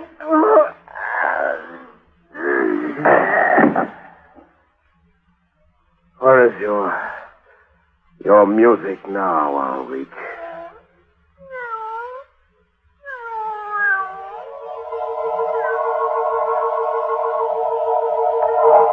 And now that Henrique is dead, we can go back to what we were before. We can be married. That's what you're trying to say to me, isn't it, David? Why not, Anne? Why not? Because when you opened the door and came back into this room a few moments ago, the music was still playing. It's not playing now, is it, Anne? Is it? No, not now. Oh, David, take me in your arms, darling. Tell me it's all right. Tell me again so I'll really believe it. Oh, Anne. It was just a bad dream, wasn't it, David? They never really existed, did they? Henrique and Lubos and the cat with the yellow eyes. Of course not, darling. Of course it was just a dream. David! All right, darling. I see it too. It's a black cat. Must have followed me home. You see, it's really quite friendly. Go ahead, darling. Pet him. All right, David. There, that's it. You see, it's just an ordinary cat. Yes. Yes, of course. Take the letter opener, Anne. The letter opener on the desk. Go and get it. Yes, of course. And you're not hearing it again, are you? Anne, is that the music again? Oh, no, David. It's just I've been crying so much, I think I'd better fix my makeup. Be a darling and bring my purse, will you? It's in the bedroom in the top drawer of the bureau. Sure. Back in a sec. Now, Anne. Now take the letter opener and follow him. That's it. Quietly now. He mustn't hear you coming. His back is turned. He's still rummaging in the bureau drawer. The poor fool. Quietly. Now, Anne, now. Anne, put that knife away. No, David, it's no use. I can't fight it any longer. I must kill you. Anne, don't, Anne. Oh, David. David. Anne, darling, speak to me. I didn't mean to do it. I tried to grab your arm. That's all. The point of the letter opener turned and... It's all right, David. I'll get a doctor. Oh, no, David. Please don't leave me. It's better this way. If I lived, I'd have to kill you. The music would make me do it. And there might be others. Yes, David, it's better this way. Oh, Anne. Anne. It was the music, David. The music. A melody more beautiful than life itself. Listen to it, David. melody of death.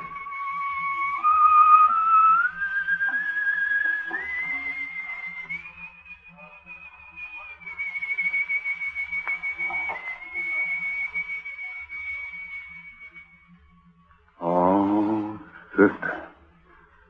Speaking of melodies, I want that little number for our concert we're giving in the lower chamber of Music Society of Inner Sanctum.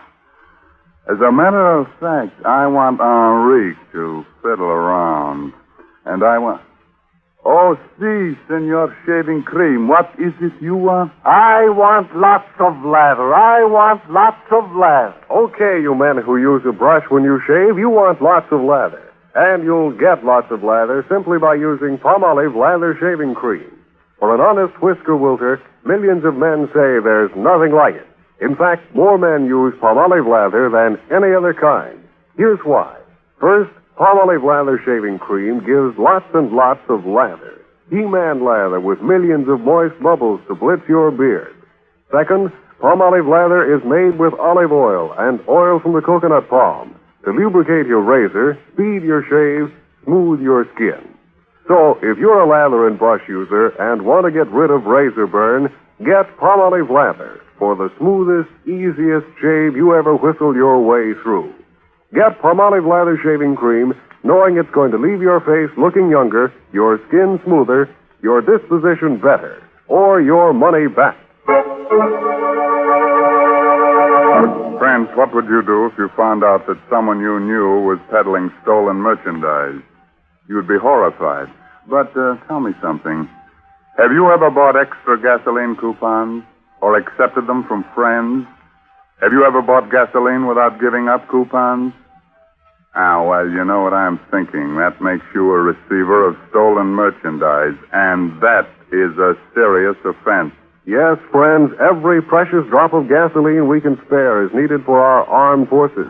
People who buy gasoline without surrendering their own coupons are getting more than their fair share of the fixed civilian supply. So play square with gasoline rationing. Use only the coupons issued to you legally. So, friends, by the way, the latest Inner Sanctum mystery novel is The Moon Was Red by Dana Sage. Oh, now look here. Here's a calling card and a confirmed appointment for next week's Inner Sanctum mystery. That dapper demon of deviltry right from Hollywood, Adolphe Manjou, to suavely and smoothly scare us right out of our Inner Sanctum. And now it's time to close the squeaking door until next Saturday, when Palmolive Brushless and Palmolive Lather Shaving Creams bring you another Inner Sanctum mystery. Until then, good night. Pleasant dreams.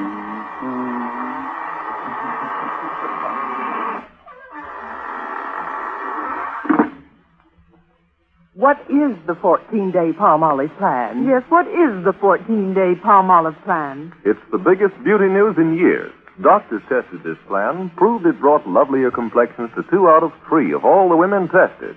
Here it is. Wash your face with Palmolive soap. Then massage for a full 60 seconds with Palmolive's beautifying lather. Then rinse. Do this 3 times a day. Easy to do, yet 36 doctors prove this Palmolive plan brings a lovelier complexion to 2 out of 3 women. No matter what type of skin you have, dry or oily, the 14-day Palmolive plan works. So get Palmolive. See what Palmolive can do for your skin in only 14 days. This is CBS, the Columbia Broadcasting System.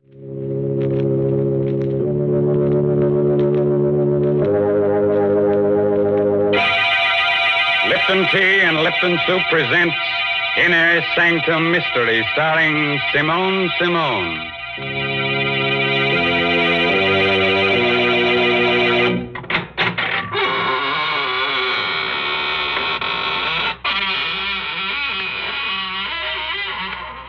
Good evening, friends of the Inner Sanctum. This is, of course, Raymond, your host. Please come in, won't you? Make yourself comfortable in any gloomy corner. We had intended to have a real surprise for you tonight. Instead of myself, we were going to have a guest ghost to act as host. But Unfortunately, this real ghost caught pneumonia, and he's in a very grave condition. The doctors have given up all hope. He's going to become alive. Well, Mr. Raymond, I must admit I'm glad that ghost couldn't come. It's difficult enough to talk to you. But heavens, I wouldn't know what to say to a ghost. Oh, well, that's simple, Mary. All you have to do is find out whether it's a he ghost or a she ghost. And if it's a she? Oh, well, then you compliment her on her appearance. You say, darling, what a divine sheet you're wearing. That's right, Mr. Raymond. The ladies are always interested in something new to wear. And right now, I'm going to tell them about something they'll all want. It's a lovely piece of jewelry, a real sterling silver medallion about an inch in diameter. It's the kind of jewelry you find at those smart shops on Fifth Avenue in New York. But the only way you can get it is from Lipton's. The medallion is decorated with a Chinese inscription, and it's hung on a narrow black rayon satin ribbon. That's the height of fashion this year, you know. And here's how you get the medallion. Just send 25 cents and the box top from a package of Lipton's, the tea with the brisk flavor, to the Lipton Tea People, Box 92, New York City. Yes, that's Box 92 in New York City. And now it's time to begin. Our story is called The Black Art. It's an original tale by Milton Lewis. And our star tonight is that glamorous motion picture star, Simone, who'll play the role of Claudine.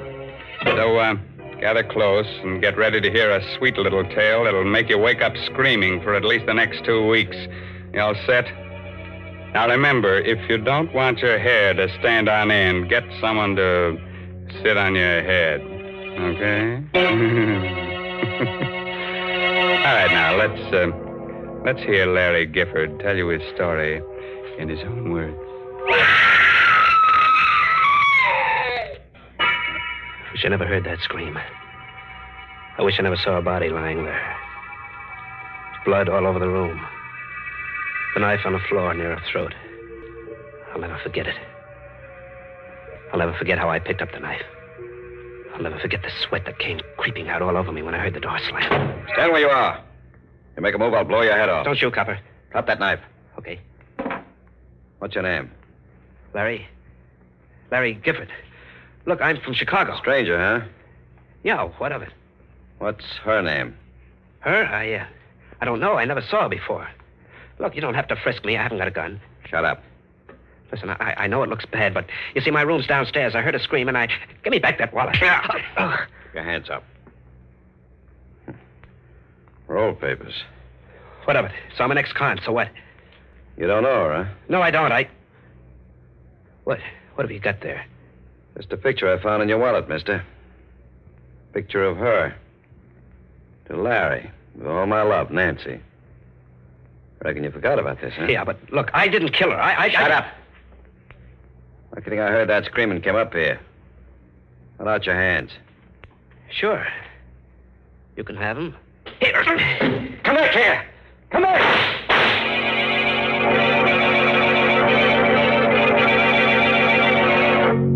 I didn't get far. The crowd in the streets nabbed me. They got it when they heard the shots and the scream. I was dumped in jail. Well, this was a little burg in the bayou country, not far from New Orleans. I was the biggest thing that hit the town since Ripley's Believe It or Not. For them jerks, my trial was a bigger show than Carmen Miranda and Gypsy Rose Lee doing a trapeze act. In no time at all, they sentenced me to be hung. It was the night before they were going to take me to the state pen for the necktie party. I was sleeping, dreaming I was in Africa. They were beating them drums, tom-toms. Suddenly I woke up. Moonlight was shining through the bars of my cell. I listened. Someone was beating like a tom-tom on the wall of my jail. Who is it? Who's doing that? Larry Gifford. Yeah, that's me. Were you beating on the wall? Yes. I'm under your cell window. What do you want? Drop one end of your tie through the bars. Okay. There. I've got it. What are you doing? Pull up your tie. Okay.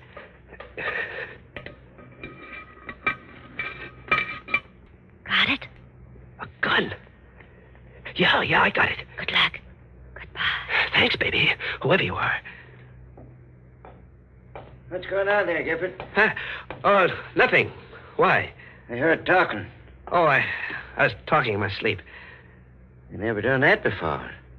I never was going to be hung before. What you holding there? Come here, I'll show you. What's that? A gun? Yeah, and it's got enough bullets to fill your head with lead. Go there. Open that door. Open it or I'll give it to you between the eyes. Go on. Don't shoot. Okay. Now take your gun. Give me those keys. See how you like it in there for a while. So long. Stop him! Prisoner escape! Let me out! Prisoner escape!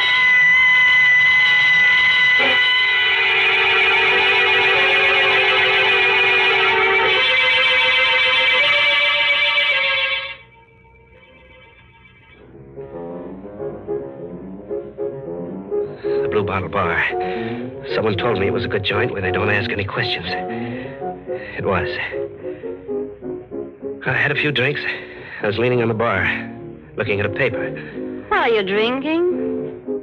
Scotch. Buy me one. I gave her the once-over. I know something about dames, and she was dynamite with class. She was something. Well? Set up another, Charlie. Cigarette? Here. Thank you. It's a nice cigarette holder. Must cost at least a C. You know a lot, don't you? Enough. I know you. Do you? Sure. There's something about... Wait a second. Here in this evening's paper, your picture. Oh, it's not a very good picture, is it? After seeing you, no. Claudine Lucin, recently returned from France, elected head of art committee. Miss Lucin, member of one of New Orleans' oldest and wealthiest families. I've read it. Turn the page. Why? I want to show you something. Okay. There. Larry Gifford of Chicago, wanted for murder, is sought by police after sensational jailbreak. I do not read anymore. Why? I feel something against your side. It's a gun. I'm holding it in my pocket. Don't be afraid. I won't give you away. Got a light? Yeah. What do you want? Listen to that music. That tapping. What about it? The way you're tapping your cigarette holder against your glass. I'm just keeping time to the music. I heard that tapping before. Yeah, sure, in the cell. And I heard your voice before. Did you? You gave me the gun. Shh, let me hear you. What's this all about? You'll find out. Relax. I can't. I guess I had a few too many. My head, I feel like I'm spinning around, getting dizzy.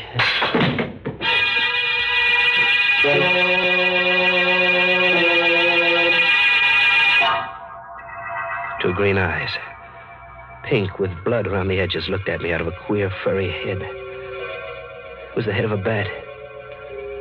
It smiled. It had sharp little bat teeth that had pink on them. There was an ache in my throat. I looked again. It wasn't a bat's face. It was hers. Claudine's. I was dreaming. Larry? Oh, well, where am I? My suite at the hotel. How'd I get here? You passed out at the Blue Bottle. I brought you here. When? 2 hours ago. Oh, I must have been sleeping. I had the queerest dream. I thought... Oh. What's the matter? My throat. That pain, like a knife. Those green eyes of yours. That red mouth. And those white teeth. Look, we're going to have a showdown right now. I'm... Where's my gun? I took it. Look, what do you want with me? Nothing you don't want to do yourself. Don't talk in riddles. Have you ever been in love? Sure, dames are always falling for me. Why? I guess that's what happened to me. Are you kidding? No. Do you think I'd get you out of jail if I were? But I never saw you before. I saw you at the trial. That's where it happened. Oh, how can a dame like you go for a guy like me? I don't know. But it happened. I don't believe it. I'm sorry. Come here. Yes? I'm going to kiss you, baby. Larry. Oh, Larry. Yeah, it's a funny thing to do.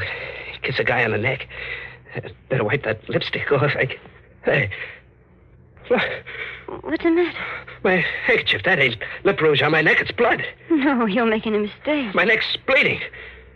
What kind of a dame are you, anyway? I'm getting out. No, don't. If you go, I'd tell them who you are. Oh, you will? Yes, and I... Oh! You won't tell them for a while, baby.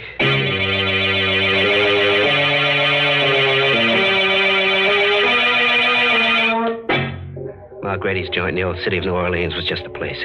She'd never find me in that dump. Nobody'd ever find you there. I got a room. I went to sleep. I was safe. Then I heard it again. That same rhythm. It woke me up. I heard it, but I couldn't believe it. How could she know I was here? Or was it her? There was nobody in the room.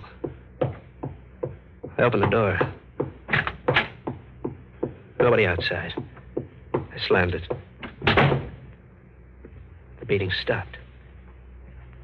I turned around. I was looking into the muzzle of a gun. Sit down, Larry. How'd you get here? My Grady ran to the room next to you. There's a connecting door. What's the idea of the gun? Can't you guess? You gonna kill me? Maybe. Well, you're going to a lot of trouble to bump off a guy who's gonna be hung anyway. Do you want to die? No. There is a way you can live. How? By coming with me. Yeah? What else have I got to do? Marry me. You're out of your head. You hate me? No, I don't. I don't hate you. I'm scared of you. Yeah, I've never been scared of anybody the way I'm scared of you. Scared enough to do as I say? Maybe. I had hoped you would love me. Maybe I do. You're lying. No, baby. It's no use. Look, what are you going to do? Kill you? No, put the gun down. Give me a break. Don't.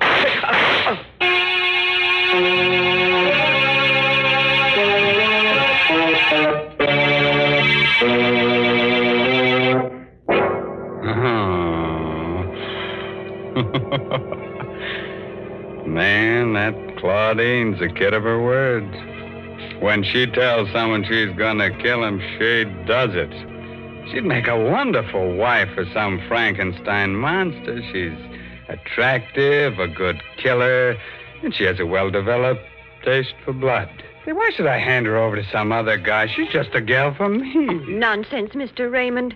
Why, Mary Bennett, I believe you're jealous. I am not. Yes, you are. You're thinking what a handsome couple you and I would make strolling down the avenue, me dressed in a shroud, and you wearing your new sterling silver medallion. Now, don't you go making fun of my lovely medallion, because I want all the ladies to send in for one.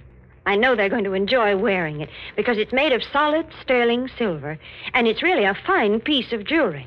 Besides, there's a true story behind this medallion, an inspiring story. It seems that the original was given to an American flyer by Chinese guerrillas who rescued him after he'd bailed out over enemy territory. The flyer was told that the Chinese characters on the medallion would identify him and bring him safely through the lines. Well, he did get through, and only then did he learn that the medallion said, "Good luck," in Chinese. Now, there's a story to tell your friends. And to get this good luck charm, just like the one the flyer carried, all you have to do is send 25 cents and the box top from a package of Liptons, the tea with the brisk flavor, to the Lipton Tea People, Box 92. That's Box 92, New York City. Now, let's get back to our star, Simone, who seems to be making life hard for a guy named Larry. The last time we looked in, she had just shot him. But I've got a tip that that's only the beginning of his troubles. How about it, Larry? What happened then? I went down in a heap when she fired. The bullets caught me in the thigh. I lay there. I made out like I was dead. Larry. She fell for it. She bent over me, the gun in her hand. Larry, are you... Oh! Take it easy, kid. Let go of my hand. Not till I get that gun. Let go. Let go. Get that gun if I have to break your arm. No, don't. Oh. Okay. I've got it now. You shot me in the leg, but I'm still strong enough to get rid of you. Larry. I'm no angel, baby, but you're worse. Here's something I heard about, but I never believed. How'd you know I'd be here? How'd you know I'd be in the blue bottle? Go on, answer me. I've got nothing to tell you. No, you don't have to. It was magic. Black magic. Somebody nobody'd believe if I ever told him. There's only one thing to do with you. Yes? Kill you. But I ain't taking any chances like you did with me. When I kill you, you're going to stay dead. Those tom-toms are going to stop forever. You think so, Larry? I know it. Come here. Larry, Shut up. No! I knocked her out cold. She lay on the floor. I put the muzzle of the gun to her temple. She was so beautiful it made you shiver. I pulled the trigger. I looked. What I saw nearly made me pass out. A little blue vein on her temple was beating. There wasn't a scratch on her. A little curl of red hair was twisted around her ear. Was I seeing things? I aimed the gun at her heart. Nothing. Not a speck of blood. I stuck the muzzle between her eyes. Shot till the gun clicked empty. I looked. The white skin on her face looked more beautiful than ever. Had to get away. Out of the same city where she was, out of the same state, the same world.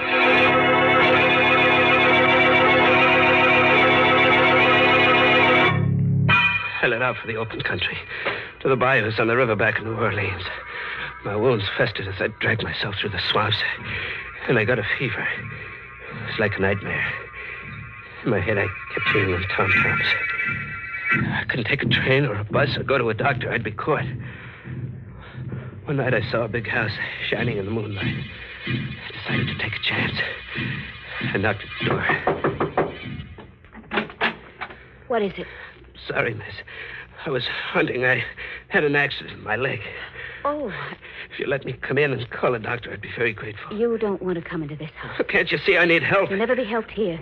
There's nothing good here, only evil and fear. So go away, please. I'm warning you.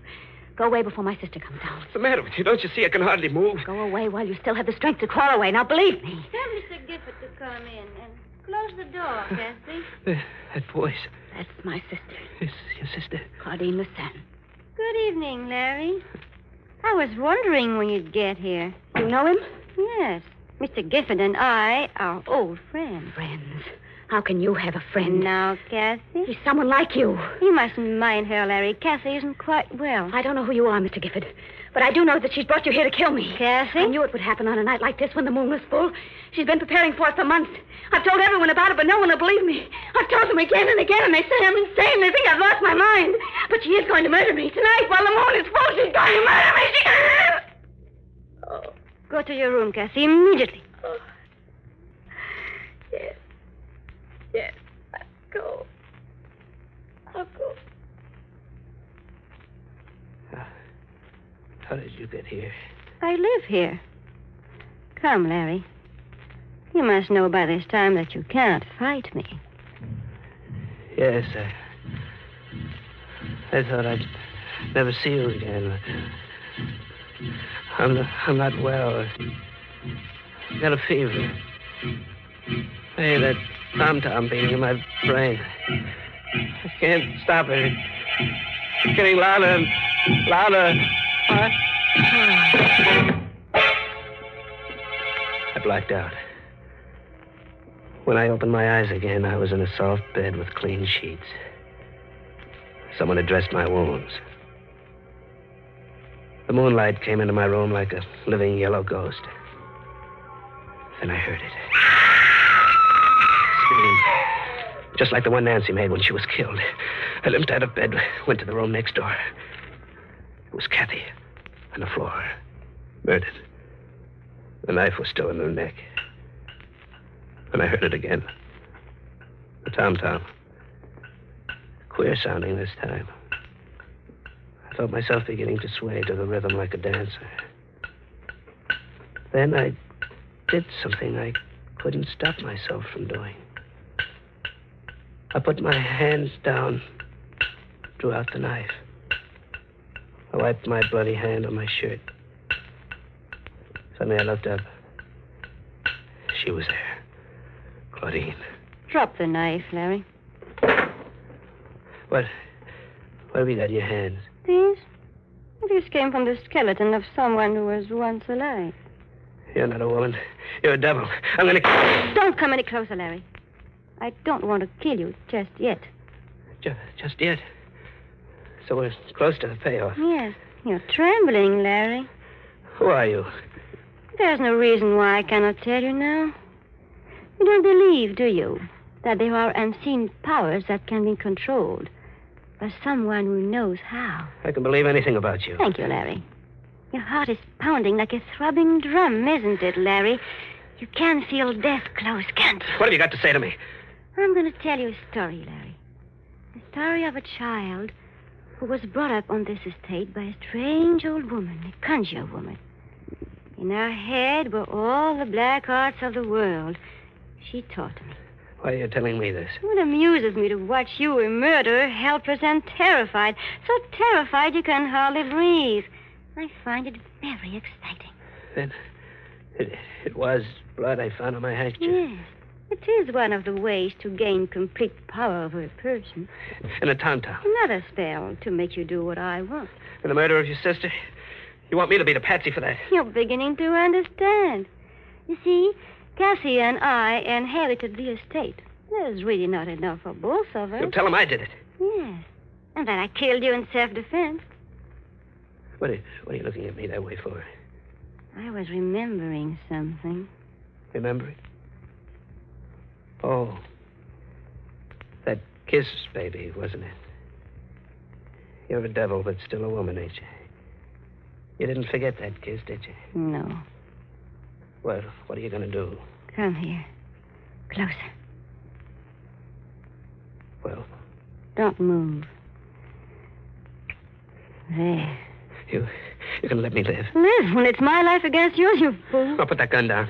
When I'm finished. Please, give me a break. I'm begging you. Begging you? I'll do anything you say. Just give me a chance, please. Here it comes, Larry, between your eyes.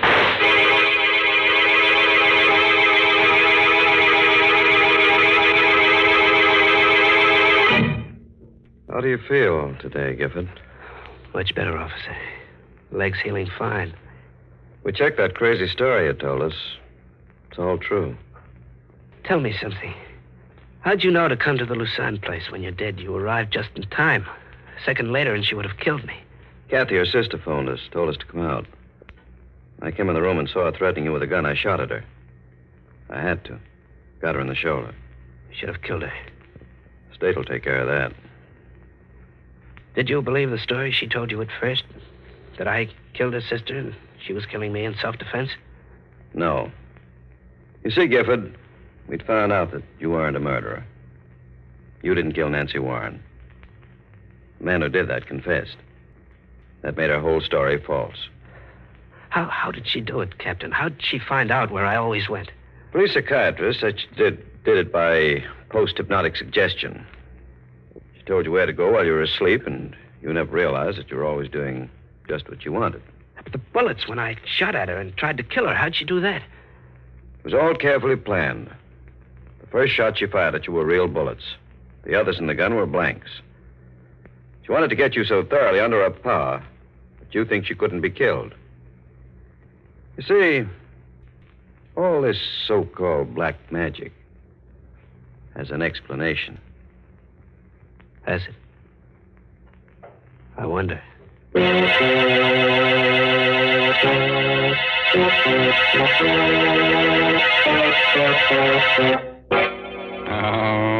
that black magic. I tell you what I'm going to do. Step Right this way, friends, and get yourself a post-hypnotic suggestion. Spell it backwards, and you get murder. What's that? You can't spell. Ain't you lucky? Talking of luck, Mr. Raymond, I think Larry Gifford was mighty lucky to escape that awful woman. Oh, well, you see, Mary, it's very simple. He probably wore one of your good luck medallions. Oh, now that's plain silly. A man wouldn't wear a medallion on a black rayon satin ribbon. It's the ladies who like jewelry. Yes, that's why I know that they'll appreciate this solid sterling silver medallion that the Lipton people want to send them. And, ladies, here's how you get it. Send just 25 cents, which includes tax and postage, with a box top from a package of Liptons, the tea with the brisk flavor, to the Lipton Tea People, Box 92 in New York City.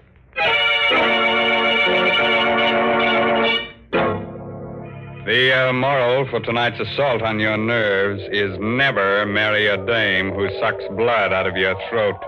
Such dames give you a pain in the neck. By the way, this month's Inner Sanctum mystery novel is The Red Right Hand by Joel Townsley Rogers.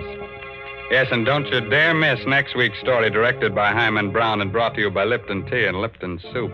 Next week's story is about a pair of murderers who get scared to death.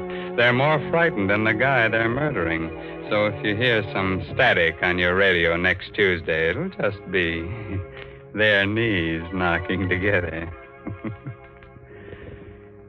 Well, now I guess it's really time to close that there squeaking door, so good night, for real.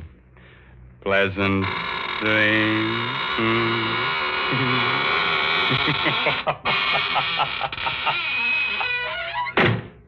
Folks, the next time you send a box of food to your boy overseas, be sure to include a package or two of Lipton's noodle soup mix. You see, Lipton's is just like a taste of home. It has the same homemade, chickeny taste as the soup you make yourself. The soup your boy's always been so fond of. That's why it's such a thoughtful, welcome little gift to send Lipton's. And as you know yourself, Lipton's noodle soup makes a grand snack. So remember, send a package or two to your boy. And remember to tune in next Tuesday night for another Inner Sanctum mystery. This is CBS, the Columbia Broadcasting System.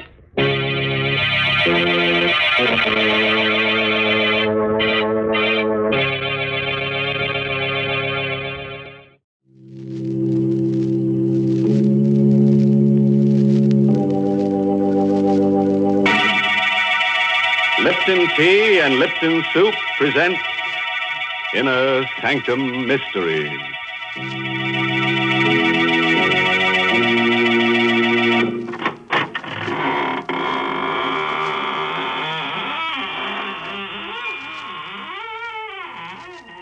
Good evening, friends. This is your horror host at the squeaking door of the Inner Sanctum. Come in, come in. Hang your hats on the torture rack over there and get cozy. Tonight, we've got cadenzas and cadavers, murders and melodies. Oh, well, that's all I can tell you now. No sense putting the cart before the hearse. Is there? From the way you're talking, I guess we're going to have music on the program tonight. I think that's real nice. So do I, Mary. I've always loved music. Even as a child, I used to play the death rattle. Now, please, I'm being serious. You know, I once won a prize for playing the piano. Yes, they gave me a... Wait, don't tell me. Let me guess. They gave you a lovely sterling silver medallion, didn't they, Mary? No, they didn't. You know very well that the only way you can get that sterling silver medallion is from the Lipton Tea People. And, ladies, it's solid sterling silver, and it's just the right size, about an inch in diameter. It's the kind of jewelry you find at those smart shops on Fifth Avenue in New York. The medallion is decorated with a Chinese inscription, and it's hung on a narrow black rayon satin ribbon. It's just what you want to brighten up your simple silk dresses and your dressy suits. And here's how you get this handsome medallion. Just send 25 cents and the box top from a package of Lipton's, the tea with the brisk flavor, to Lipton Tea, Box 92. That's Box 92, New York City. Send for yours tonight. Give me a pen, Mary. I'll send them a check immediately.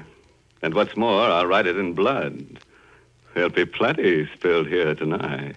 The title of our story is Musical Score. It's an original radio play by Christopher Mayle. And our star is Barry Kroger, who plays the role of Grasso.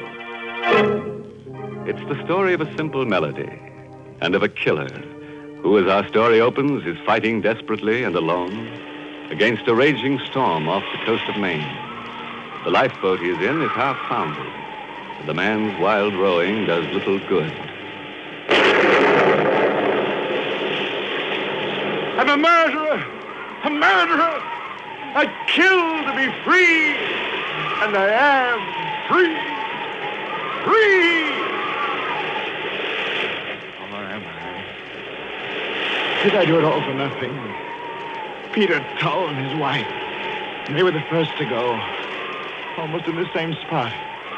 Tull, world-famous composer. Tull on that tune of his. He had all three of us on the life raft, crazy with it. That maddening tune. I can still hear him humming it. Still hear it. But the sea was calm that day. Dead calm. 15 days of calm. 15 days on a raft with a sick woman and 3 men. And that sun. Tull! Stop that blasted humming! Sorry, Smythe. Just that Marcia seems to like it. Part of a symphony I'm working on. It does get on our nerves, Tull. How is your wife? I don't know, Grasso. Poor Marcia. Yes. Yes, I know. I'm hungry. Smythe, how about some rations? Ah, that fat belly of yours. I told you before, even off, as chief mate, I run this life raft. We've got rations for 1 person for 2 days. The woman eats, we don't. Now forget it. Well, we ought to be practical. Smythe, what made the Santa Margarita go down so quickly? I told you, nothing but a stray mine. It was Argentine registry, coffee boat, a neutral. That's all it could have been. Oh, cut it out, will you, Tull? Or change the tune at least? I can't stand it. Sorry. We're done for. Yeah, you may be a famous playwright, Grasso, but you don't know the sea. We're near the main fishing banks. We got a chance of beating a fisher we can hold out. Tull! Tull, will you stop that blasted tune? Yes, for heaven's sake, Tull, quit it!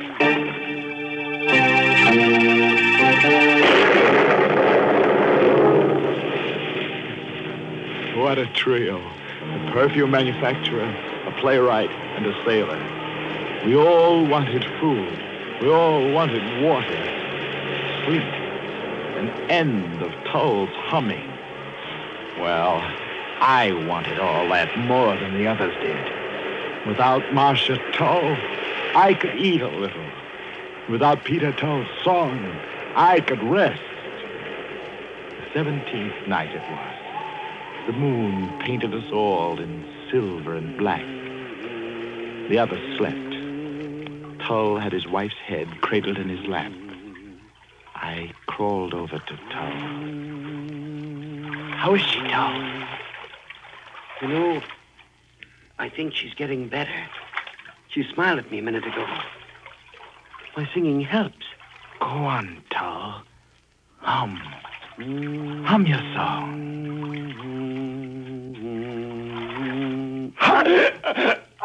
Hum, you little fool, for the last time. Hum. I cut off his infernal song, cut it off with my fingers, digging into the yielding flesh of his throat. He slumped over his wife's body.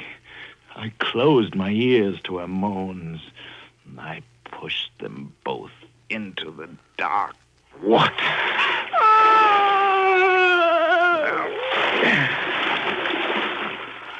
I was a murderer.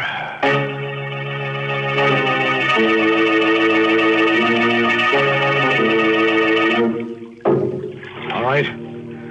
So Tull's gone. So's his wife. But they didn't fall off.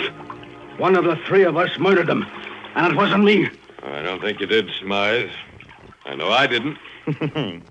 You're voting 2-1 and electing me the murderer, huh? Not necessarily, Grasso. It just looks a little like it. How are you going to prove it? Who's going to believe you any more than they'd believe me? Even if I was ready to murder for a crust of bread. For all I know, Smythe, you did it to sell even off some ration. Well, we hang together or we hang separately then. Let's be practical about this, Smythe. None of us can afford to be mixed up in even the implication of murder. Suppose we have an agreement. Just in case we are picked up. What kind of an agreement, Grasso? Suppose we agree now and for all time that Tull and his wife simply died at sea and were buried at sea.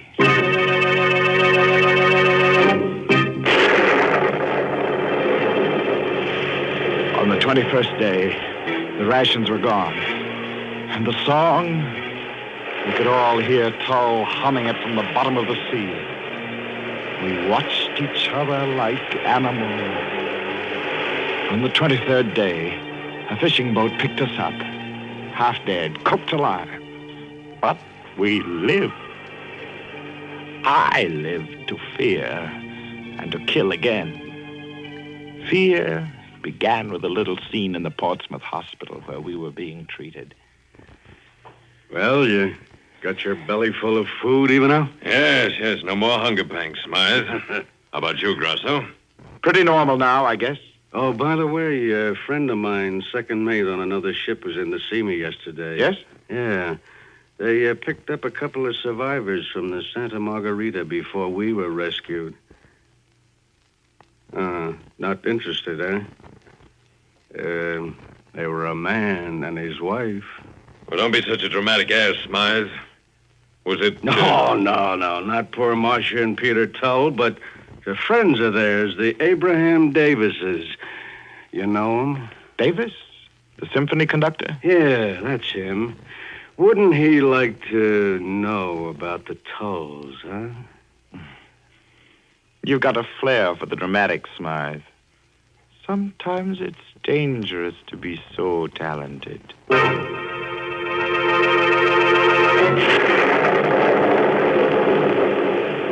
began to worry if both of them weren't ganging upon me.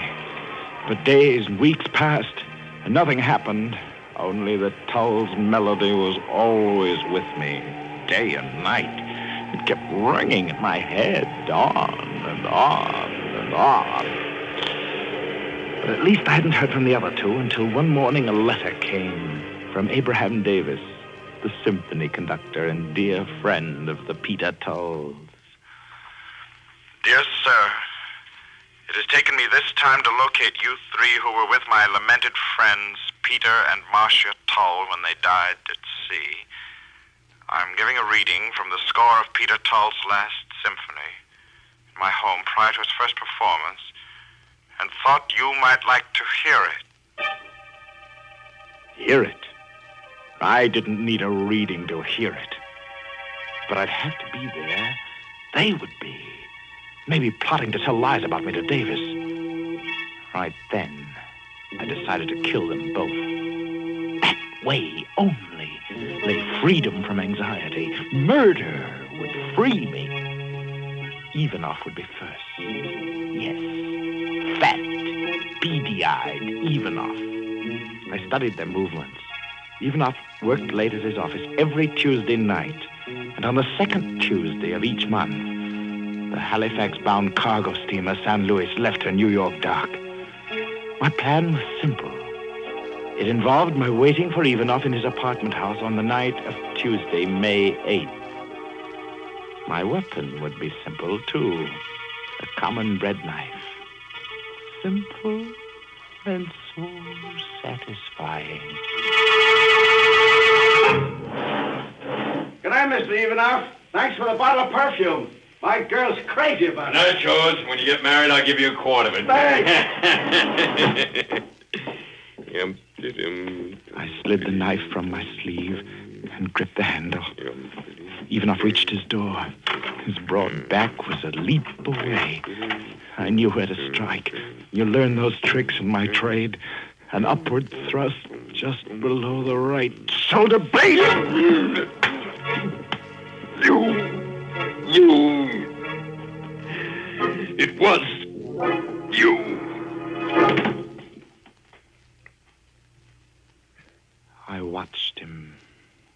about his last, feeling no remorse, no pity, just relief that I had nothing more to fear from Ivanov, at least.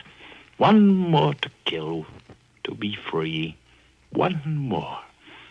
I turned my back on the cooling mass at my feet and reached the street. I walked fast. I had only a little while to reach the docks and make my boat. Tull's melody kept beating its tireless notes against my brain.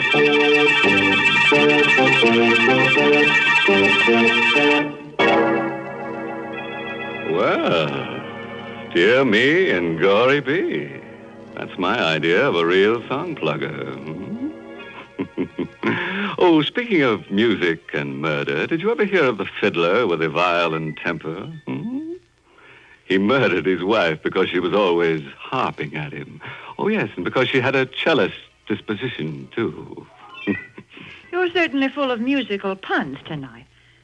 Good heavens, what have you got there? It looks like a Chinese gong. It is, Mary. I got it from an auctioneer. You know, those fellows always say, going, going, gong. Well, what are you going to do with it? Oh, I've always wanted to kick the gong around. Besides, if you're going to tell that Chinese story about the medallion, I ought to accompany you on the Chinese gong. Well, I'm not going to tell it in Chinese, so suppose you put that thing away. But, ladies, there is a story behind that sterling silver medallion that the Lipton tea people want to send you. And what's more, it's a true story. It seems that the original of this handsome medallion was given to an American flyer who was rescued by Chinese guerrillas after he'd bailed out over enemy territory. The flyer was told that the Chinese letters on the medallion would identify him and bring him safely through the lines. Well, he did get through. And only then did he learn that the inscription said, "Good luck," in Chinese.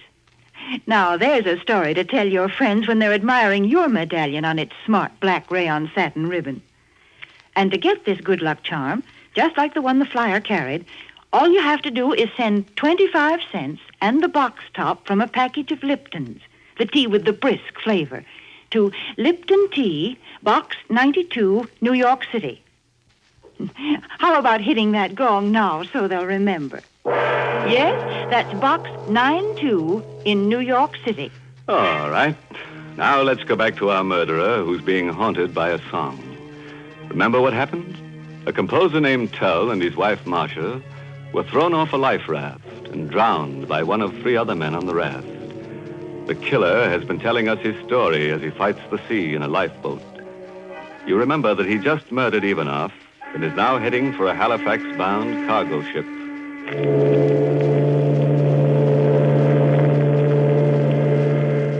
This is your spite room, Mr. Grosser. Anything I can do for you? No, thanks. Not just now. I'm going right to bed. When do we reach Halifax? Tuesday morning, sir. Yes. Good night. Thank you. Oh, wait. I'm afraid I'm rather a nervous traveler. Well, just between us, do we have competent officers aboard? You're best, sir. Captain Jarms is tops. Oh. There's no better chief mate anywhere than Mr. Smythe, sir.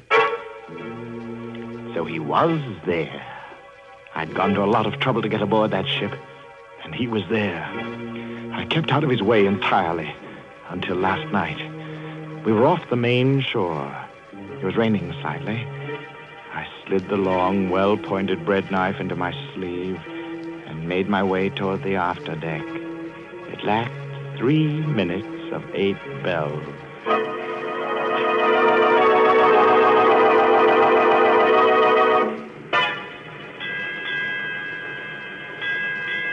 Eight bells, Skipper. I'm going after a smoke. There he was, just where he had been every night, smoking, leaning against the rail near the small lifeboat. I could barely see him. It was so dark. But I stole toward him a foot at a time. Now I held my breath. I was so close. Slowly, I brought my arms straight to my side, flexed my muscles, tensed for the thrust. I calculated the lunge. The cigarette told me where his mouth was. Then he turned his head a little, his cigarette flared and lit his face, and his eyes were on me. I thought you'd look me up if I came to the same spot each night. Turning out to be quite a killer, aren't you? How did you guess? Can you still hear me smile? Now nobody knows what happened on the life raft. Nobody. I'm free. You fool. You'll never be free. The song will...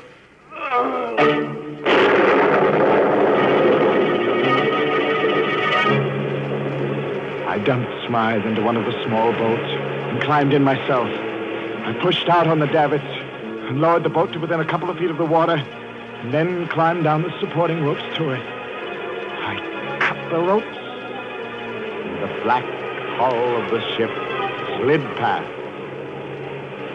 We were alone, just Smythe and me, and Smythe was dead. So I threw him overboard, and I was alone and free.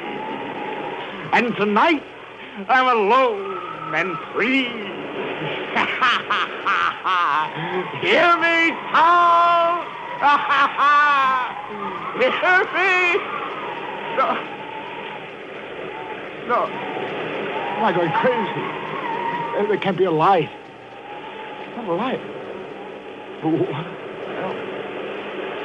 Well, it is. It's a light. It's land. Rocks ahead. And the surf breaking against them. I'm close. Too close. I'm going to crash into them. The surf's picking up the boat and throwing me down the rocks. I'll be killed. No!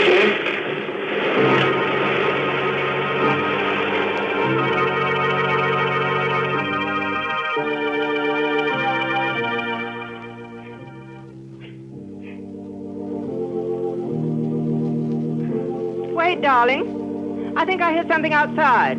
What? Stop a minute. I think I hear something. You don't have to shout. What is it there? Listen. Isn't that our door? Don't you hear pounding? How could it be? This is a lighthouse. Who would come out to an island in this storm? Just the same, I'm going to see. All right, I'll go with you. Good heavens. What did he...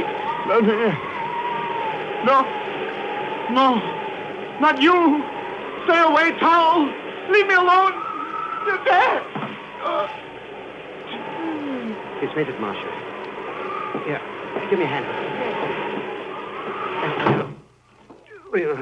Put him in the living room bunk. Peter, Yes? how did he know our name? What did he mean by what he said? He's changed a lot since we saw him last. Since I saw him last.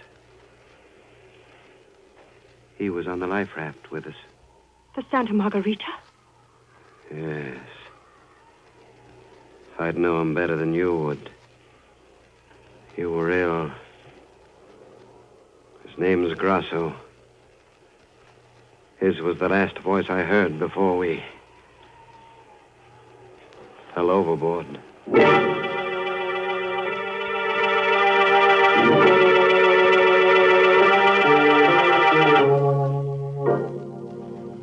Well, Mr. Grasso, you look a lot better this morning.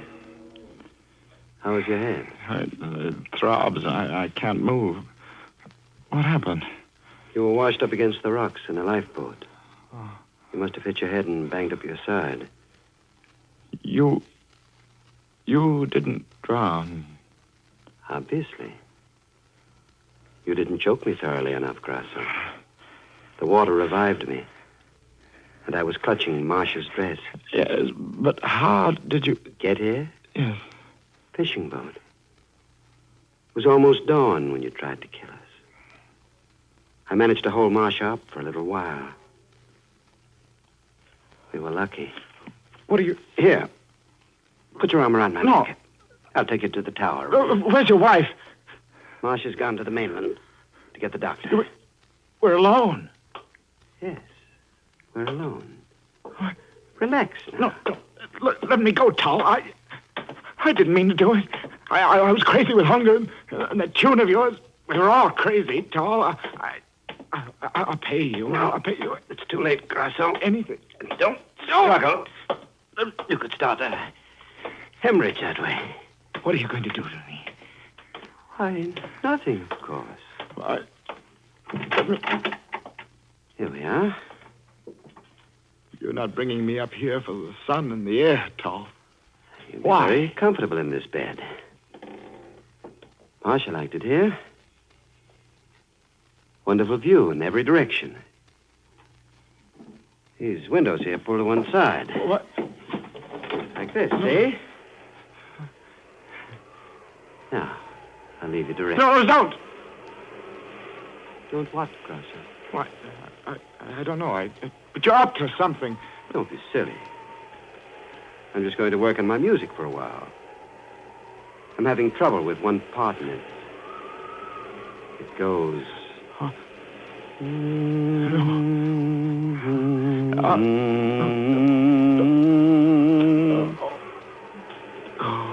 Remember it, Grosso? That's it. I see it now. Why, you... You'll be safe here. I have this barred metal door here to keep saboteurs out. If you want anything, just talk. Acoustics are wonderful down these stairs. You can hear everything. Talk. No, my head. I'll do anything. Only don't... By the way, Grosso, I heard about Ivanov's murder on the radio the other day. All right. I did it. I tried to kill you and your wife. I killed Ivanov. I killed Smythe. Get the police, but don't play that song. In the top drawer of the table next to the bed is a loaded revolver.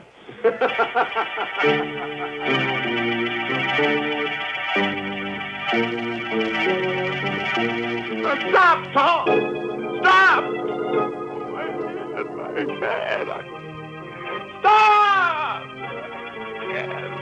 Can't go on. The revolver. God. Yeah. It'll stop it. Now I'll never hear that song again. Never. Play it! Play your melody, Tom! And the blaze is with you!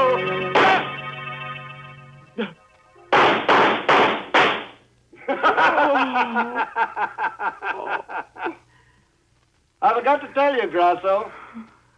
The gun is loaded with blanks.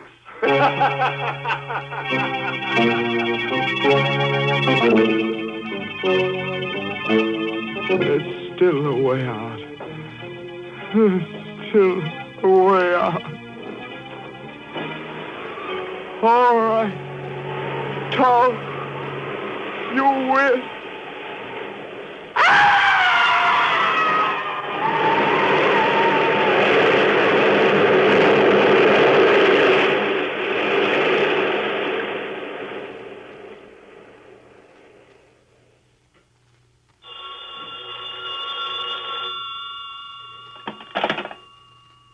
Hello? Oh. Hello, Marcia, darling. No, everything is fine now. Yes, there is something you can do for me. Send Davis a wire, will you? Just say, planned fall production of symphony. Have just finished final score.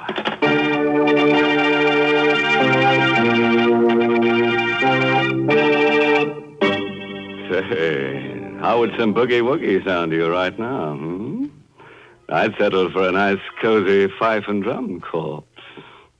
Now, stop that funny kind of talk, because I've got something important to say. Folks, tonight the Lipton Tea people have asked me to remind you that the goal of this 7th War Loan Drive is $14 billion. I guess sums like that are just too big for you and me to understand. But every one of those dollars has a purpose behind it, and that purpose is to end the war in the Pacific as quickly as possible. Yes, that $14 billion is needed to move our soldiers halfway around the globe, to build new ships and faster planes. We've promised our fighting men the very best weapons that can be made. That's the least we can do. And we're helping to fulfill that promise when we buy war bonds, when we support the 7th War Loan Drive with every penny we can spare. So, folks, please buy all that you can when the Victory Volunteer comes to your house. Sure, we got a moral for tonight's story. If you're thinking of marrying a musician, insist on a big house. Don't go in for this light housekeeping stuff. Oh, by the way, this month's Inner Sanctum mystery novel is The Right Red Hand by Joel Rogers. And listen to this. Our star next week will be the famous dramatic actor of stage and screen, Raymond Massey. He will appear in a story about a man who plays chess. Nice, quiet little sport, hmm? Except that our friend uses human beings for his chess pieces. And by the time the game is over, those pieces are just too dead to move. Now it's time to close the squeaking door until next Tuesday, when Lipton Tea and Lipton Soup bring you Raymond Massey and another Inner Sanctum mystery story directed by Hyman Brown. So, until then, good night. Pleasant dreams. Hmm?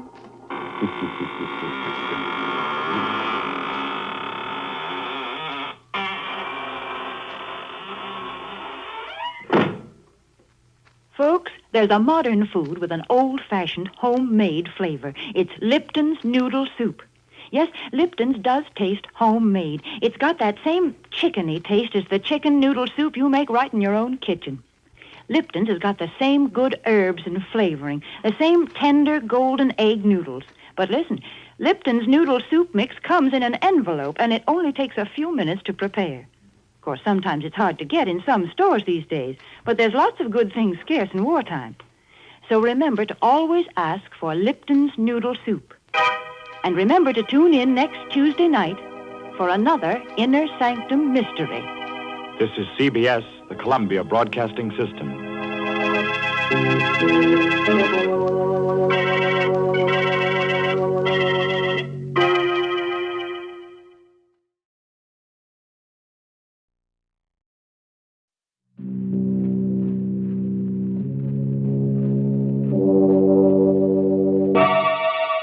Lipton Tea and Lipton Soup present Inner Sanctum Mysteries, starring Lee Bowman.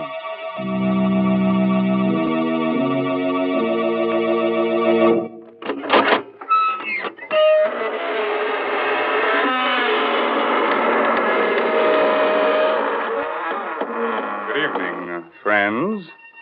This is your host, Raymond. Welcome to the Inner Sanctum.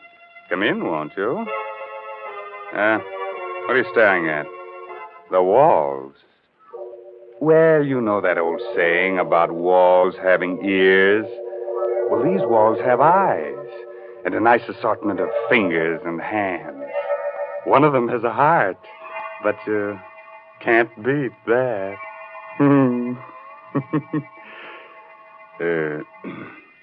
Don't mind me, friends. In my old age, I'm getting to be a bit of a gore. You're getting to be a crotchety old bachelor, that's what. Who said that?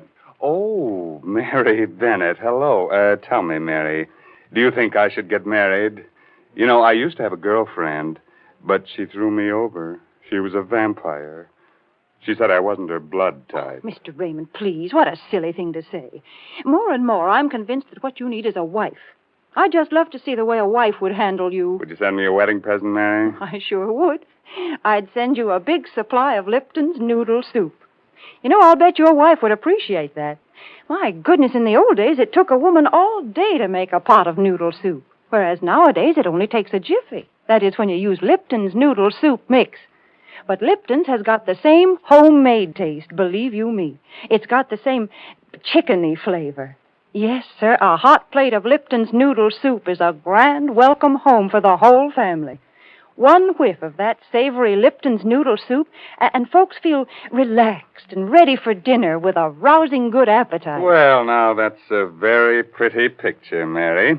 Which reminds me, our story tonight is about one of the fine arts, murder. It's called Death is an Artist, an original tale by Frederick Matho. And our star is from Hollywood, Lee Bowman, soon to appear with Rita Hayworth in the Columbia Technicolor picture Tonight and Every Night. So, curdle close to the fire and turn the lights down real low. By the way, if you have a little spook or two in your home, looking behind your shower curtains before turning on the water is the courteous thing to do. Otherwise, you might be dampening your spirits. Now let's get on with our story. I'm Stevie, a reporter. I'm what's called a police reporter because I hang around police stations for my stories. But tonight, I'm the best reporter in the world because I've got that kind of a story that's only given to one writer in 1,000, once in a lifetime. This story begins with the end of a man's life. Yesterday, an old man living alone with his 5 cats on an abandoned barge under the Brooklyn Bridge cut off the heads of 4 of his cats, then expertly slit his own throat from ear to ear. At 6 o'clock on the morning we got the flash about this old man, I was playing cribbage with Mike, my police pal, at the station house squad room. Burke, the desk captain, was snoring his head off. Okay, Mike, there it is. Go, 121 points. That last run made it. You're the luckiest jerk, Stevie. We're both lucky. Not a call the whole night. Sure hate to drive out to anything in this blizzard. Police, 84th Precinct, Brooklyn. What? Yeah. Wait, say that slower. You haven't seen him in a week. His cats ain't around. Oh, but lady... Huh? Blood in the snow. Well, that's different, sure. Yeah, okay, thanks. What's up, Captain? Some dame passes an old barge down the foot of the bridge on her way to work every day. Says an old bum lives there with his cats. Don't tell me I got to rescue a cat now. No, this coot talks to her real polite every morning. But she ain't seen him in a week. Today she goes to look close like and finds blood in the snow near the door. So we go see. Well, probably went south for the winter. Coming along, Stevie? Yeah, but I don't like it. Burke mentioned cats, and I hate cats. And I hate people who keep cats.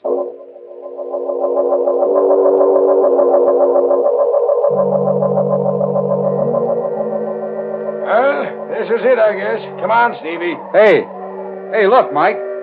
There's a snowman. So what? Haven't you ever seen a snowman? Yeah, but look. That's not an ordinary snowman. It's a beautifully sculptured head of a woman made out of snow. Come on. It's cold. Let's get inside this scow here. Hey, open up. Open up there. Open up inside. There is blood out here, Mike. Look. See? Here's where the woman's footprints stop. Okay, Sherlock. Help me bust this door. Okay.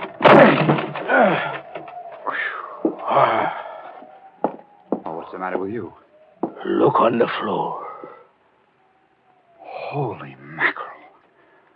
1, 2, 3, 4 cats with their heads cut off. And another one. Alive. Hey, where are you going? I told you I can't stand them dead or alive. One of them clawed me when I was a kid. Stevie, get a load of this over here on the bed. He did a good job. From ear to ear. He had done a good job. He was naked to the waist, and his hairy torso was bathed in blood. His head lay to one side and was nearly severed at the throat. His mouth, a strangely sensitive mouth, hung foolishly open in the middle of a matted mass of beard. But it was his eyes that stirred something inside me. They were coal black agates that smoldered with defiance, even in death. They seemed to carry a message only I was meant to see. I turned away and stumbled over a small wooden box. It contained clay fragments. An impulse seized me, and I carried the box outside. What do you want that box of trash for? I'm not sure. I just felt I ought to take it along. Mind? Just junk. These bums collect the screwiest stuff. Come on, I'll drop you off at your paper. You'll get a news beat on this anyhow.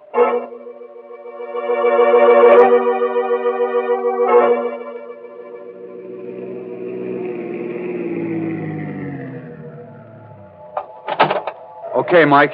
Thanks. I'll call you later to see if you identify the old bird. All right, Stevie. Hey, here's that box of junk. You want it? Oh, yeah. Yeah, thanks, Mike. I wrote the item. All we could learn was that he was Ivan.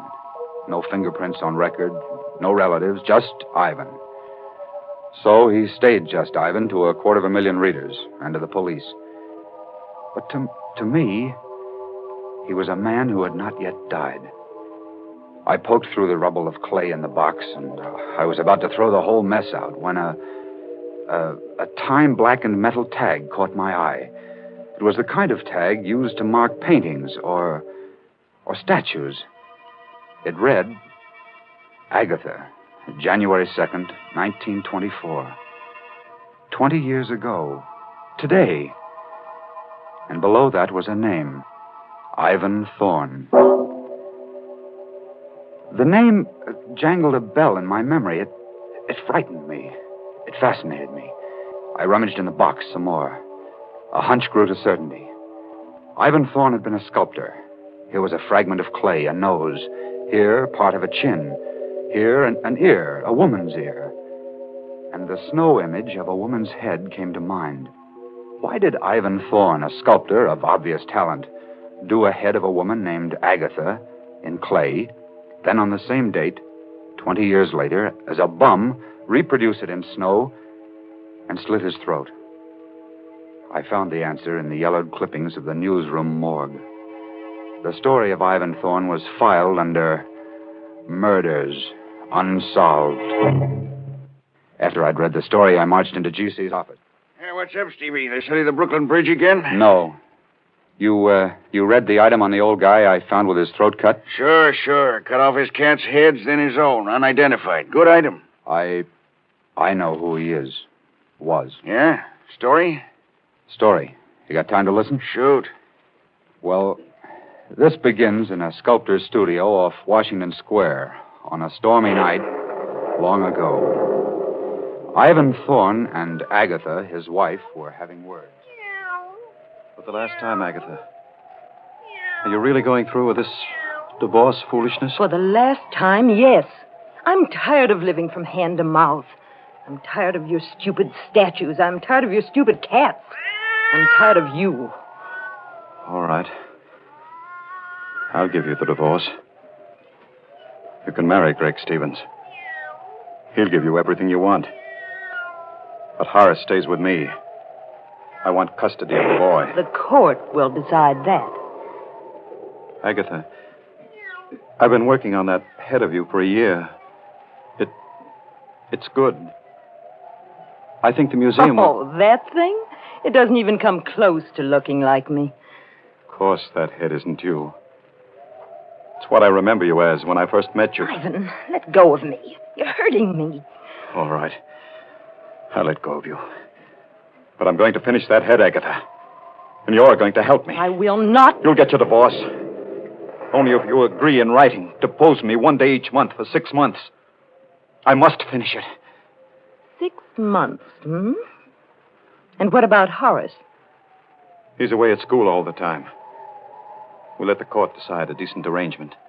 All right, Ivan, I'll do that. Give me that pen. Here. I, Agatha Thorne, agree to pose for a sculptured head by Ivan Thorne on the first day of each month for 6 months. Signed, Agatha Thorne. There you are. Now, get out. Get out before I break your neck.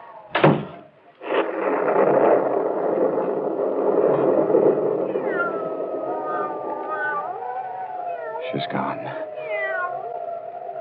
She's gone. But I'll see her again. 6 more times. That's all I need. 6 more times.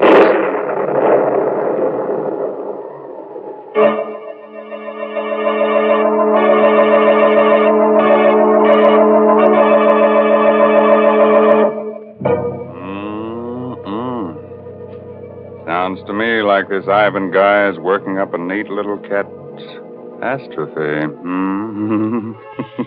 Mr. Raymond, Yes, Mary. I got to thinking about that snowman they found. Did you ever make a snowman? Oh, sure, and I cut off his head for a souvenir. Kept it in the icebox over the summer. And you're teasing me, Mr. Raymond. But you know, when I was a child, we used to spend all afternoon making a snowman. And then we'd go in the house for supper with our cheeks red as a frost apple and with a real country appetite. The house was so warm and cozy. Yes, and filled with all the exciting smells of good cooking. You know how children are. They play in the snow and then come in ready to eat you out of house and home. And I've got a grand suggestion for these winter night suppers. Lipton's Noodle Soup Mix. It's such a heartening dish. Thrifty, too. Costs a lot less than canned soups. Yes, Lipton's Noodle Soup just seems to belong to folks young and old who've got a healthy appetite and a yen for homemade, chickeny-tasting soup. Mary. Yes, Mr. Raymond? Mr. Bowman is waiting to resume his part of the young police reporter, Stevie.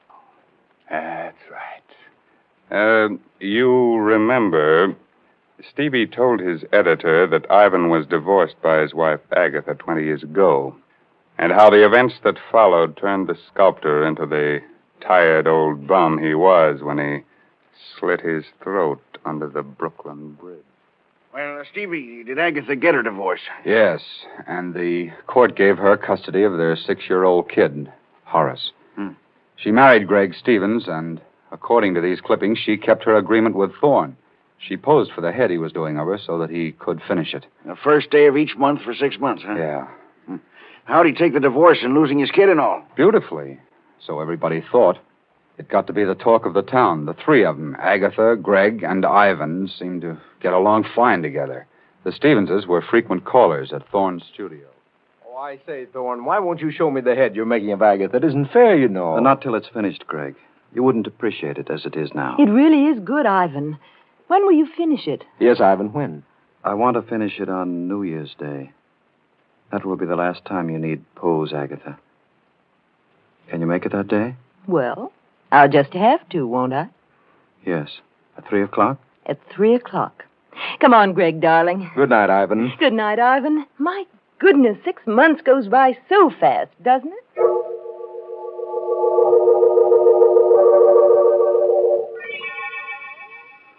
Six months. I gave them 6 months.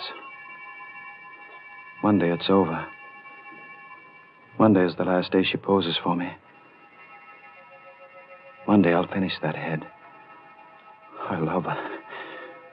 And for 6 months, 6 centuries, she belonged to that idiot. He took my son from me. You can't hear me, Agatha. Can you? This is you and Clay. You can't hear me. Everybody thinks it's wonderful that Ivan Thorne is such a good sport about it. I fooled them all. I fooled you. Yes.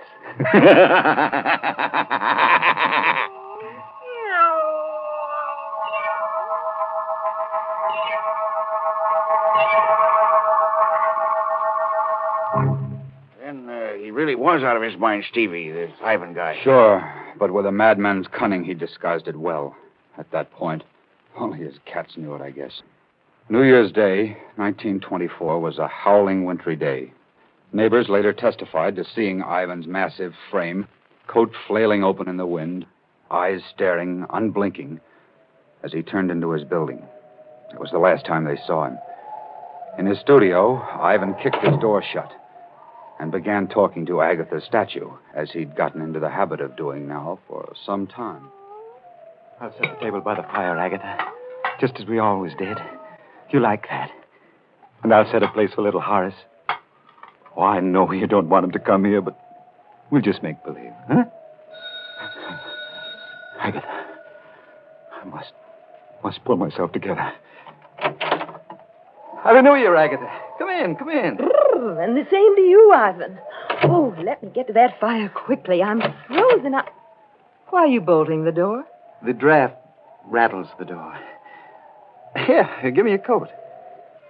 Now, how about a bite? By the fire? Why, Ivan. How quaint. Just like old times, hmm? This is the last time you'll come to pose. Have you minded living up to our agreement? No, Ivan. You've been very decent about it. But tell me, why are you so set on finishing the head you're doing of me? Have you ever seen a human skull, Agatha? Ugly thing. Long after that pretty head of yours becomes a skull, the head I'm making of you will live in ageless bronze. That's why I'm so anxious to finish this work. I see. Well, shall we start, Ivan?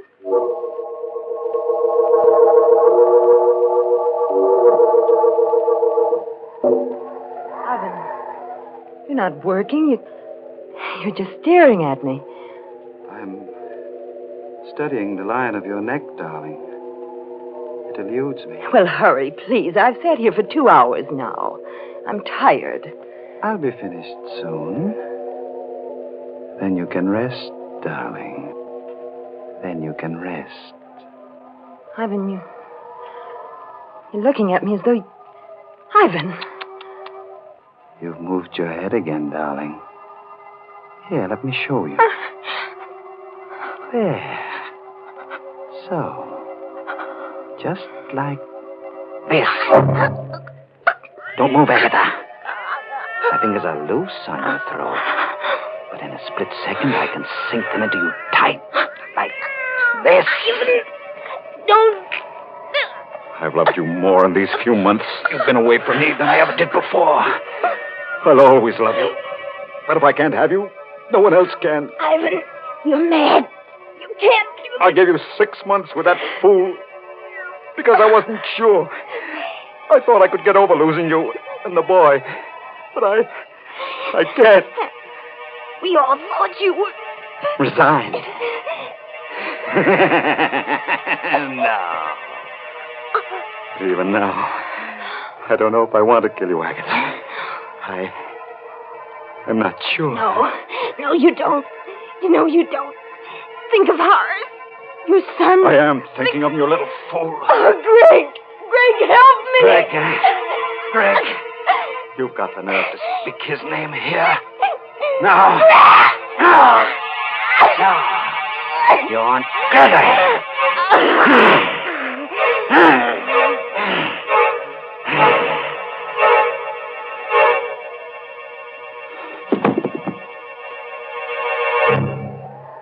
Agatha, I did it. But you made me do it. How beautiful you are. Dead. Look at this clay head. Agatha, see, I was wrong. You're much more beautiful. I've changed my mind. I don't want fame. I don't want a statue. I want you. See, Agatha, I've broken it, smashed it. It's Greg Stevens who should die. He did all this to us. I'll go see Greg. That's it.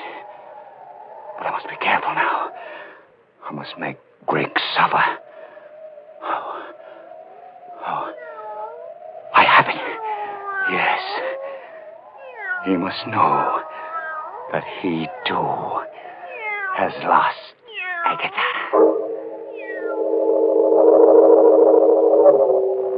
Wow, that's some yarn, Stevie. He actually strangled Agatha, huh? What happened then? He left his studio and called at the Stevens' house a little after 6. Greg Stevens and young Horace were the only ones there, except for the butler. He testified that Ivan quietly asked to see Stevens alone. He had a bundle in his arms, covered with a piece of black velvet, when Gregory greeted him. Ivan, well, glad to see you and Happy New Year to you. But where's Agatha? She was supposed to be with you. She'll turn up shortly. Said something about a girlfriend she had to stop by for. Oh, I see. Well, come on in, Ivan. We can have a glass of sherry while we wait. Thanks. Put your package down somewhere on the table here. Thank you. Did you get a lot done today on the head, I mean? Yes. I've finished it. Oh, good. Say, that wouldn't be it in that box, would it? Yes, as a matter of fact, it is. Well, good heavens, man, let me see it. I've been kept from all this long enough. Now that it's finished, wait. Till Agatha gets here. I'm going away for a while, Stevens. Before I go, I want you to tell me something.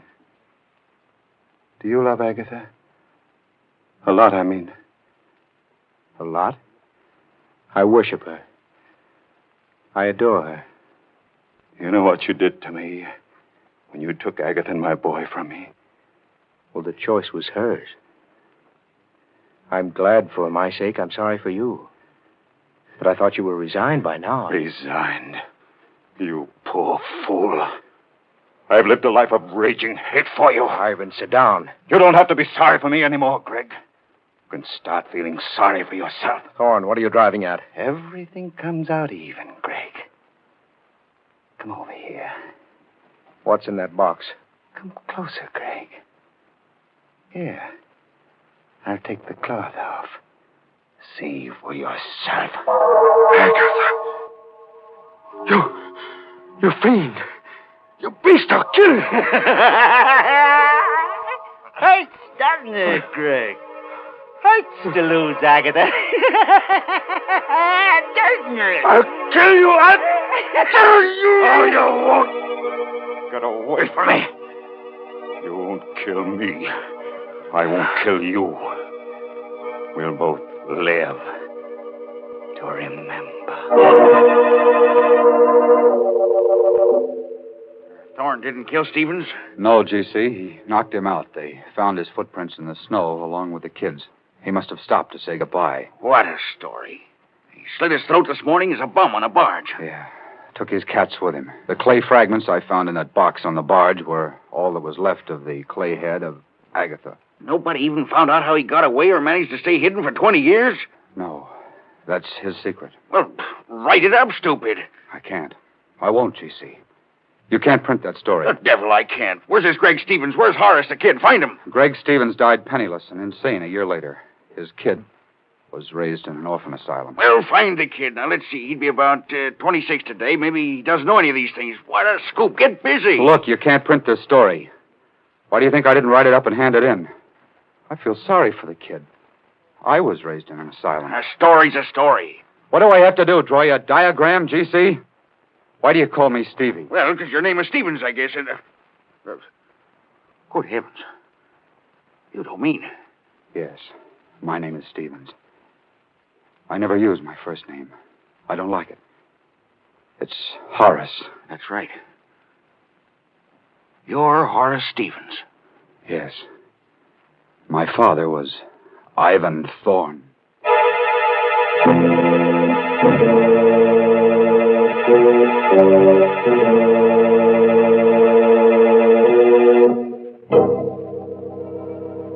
You have a little sculptor in your home. Better take his modeling away from him. Might grow up to be a bust. That's enough to give anybody the creeps. It certainly is, Mr. Raymond. Oh, Mary Bennett. Say, didn't you like our story tonight? Well, it was exciting, all right, but why don't you tell stories about normal, happy people? Of course, folks like that never get murdered or anything, but interesting things happen to them. Nice things, too. Like discovering Lipton's noodle soup, huh, Mary? Well, why not? Lipton's noodle soup is a good way to brighten up a meal, and good meals are a mighty important part of life. So, folks, maybe you've tried other envelope soups, but if you've never tried Lipton's noodle soup, you've got something real nice ahead of you, because Lipton's is the favorite noodle soup of them all. Our moral for tonight is don't drive alone. If you have a car, lucky you, form a carpool. Then, if you should have a flat tire, you'll be among friends on that cold, cold highway. Fun, huh?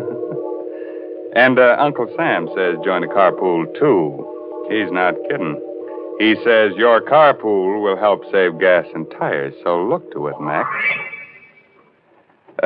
Yes, this month's Inner Sanctum mystery novel is Net of Cobwebs by Elizabeth Sanksay Holding. Oh, yes, and you won't forget to look for Lee Bowman with Rita Hayworth and the Columbia Technicolor picture Tonight and Every Night. Well, now it's time to say goodnight until next week at the same time when Lipton Tea and Lipton Soup again present another Inner Sanctum mystery directed by Hyman Brown. Good night. Pleasant dreams.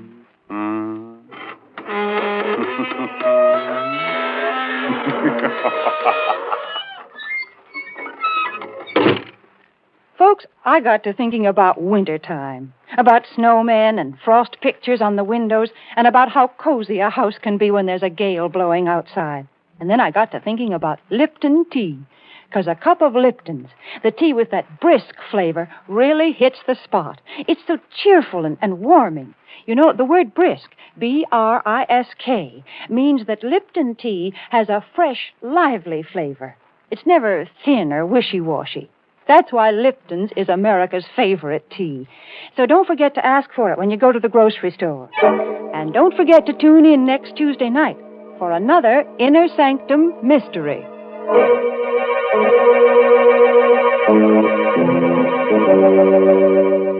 This is CBS, the Columbia Broadcasting System.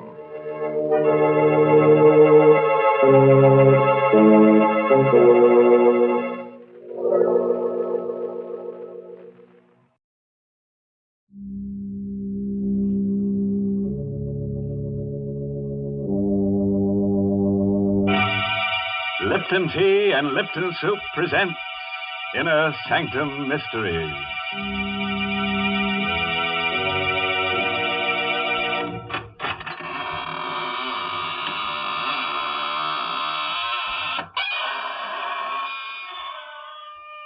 Welcome to the shadowy borderland of the squeaking door, all you hardy adventurers. Into the land of the grisly, ghastly, gruesome, horrid, shocking, and monstrous. I mean, Inner Sanctum.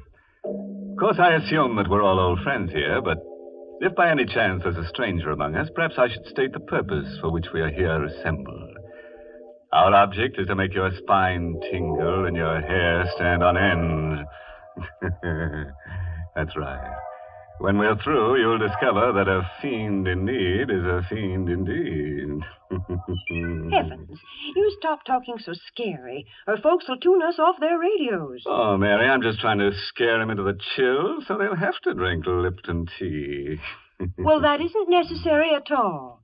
For a great many years, people have been enjoying Lipton tea without any persuasion from you. That famous Lipton flavor has won the praise of tea experts all over the world. And you know, folks, these experts describe the Lipton flavor by saying that it's brisk. B-R-I-S-K. Now, brisk means that Lipton tea always tastes fresh and full-bodied. Yes, tangy and vigorous. Never flat or wishy-washy. That's why I always say you don't know how good tea can be till you know how good Lipton's is. And now, friends, let's go from tea to terror. Yes, the title of tonight's story is Terror by Night. It's an original radio play by Emil Tepperman. Tell me, have you ever been alone with fear? Alone in the night and frightened? Well, here's Ann Shepard in the role of Linda Dixon to tell us what happened to her. It was a Friday night, and I think I was already a little nervous as I drove north into the mountains. It was the first day of my vacation. I started from the city early enough to arrive before nightfall, but my car was 6 years old and developed motor trouble. So now I was driving through the night with 50 miles more to go, and I was tired and nervous and irritated. And then I heard that siren in the distance. At first I couldn't place it. And then I remembered the state prison was somewhere in the vicinity. The siren. That meant a prisoner had escaped. I reached over and turned on the radio. They were broadcasting an alarm. I repeat, motorists are warned to be on the lookout for Lee Hartley, who escaped from the death cell at State Prison at 9:15 p.m. He is 5'10", dark-haired, regular features, no distinguishing marks. Hartley is a confirmed killer. He is believed to be armed. Beware of Hartley. He would rather kill than eat. I'd better give you that again. He would rather kill than eat. And that man was loose. I stared ahead at the lonely road spinning toward me through the windshield. It has been established that Hartley was helped to escape from the outside by his sweetheart, Helen Hearn, a red-headed woman just as vicious as Hartley himself. It is thought that Hartley and the Hearn woman may have separated after the escape. All motorists are warned to beware of a dark-haired man and a red-haired woman, alone or together. My hand was shaking a little as I turned off the radio. I looked in the car mirror and shivered. I, too, have red hair.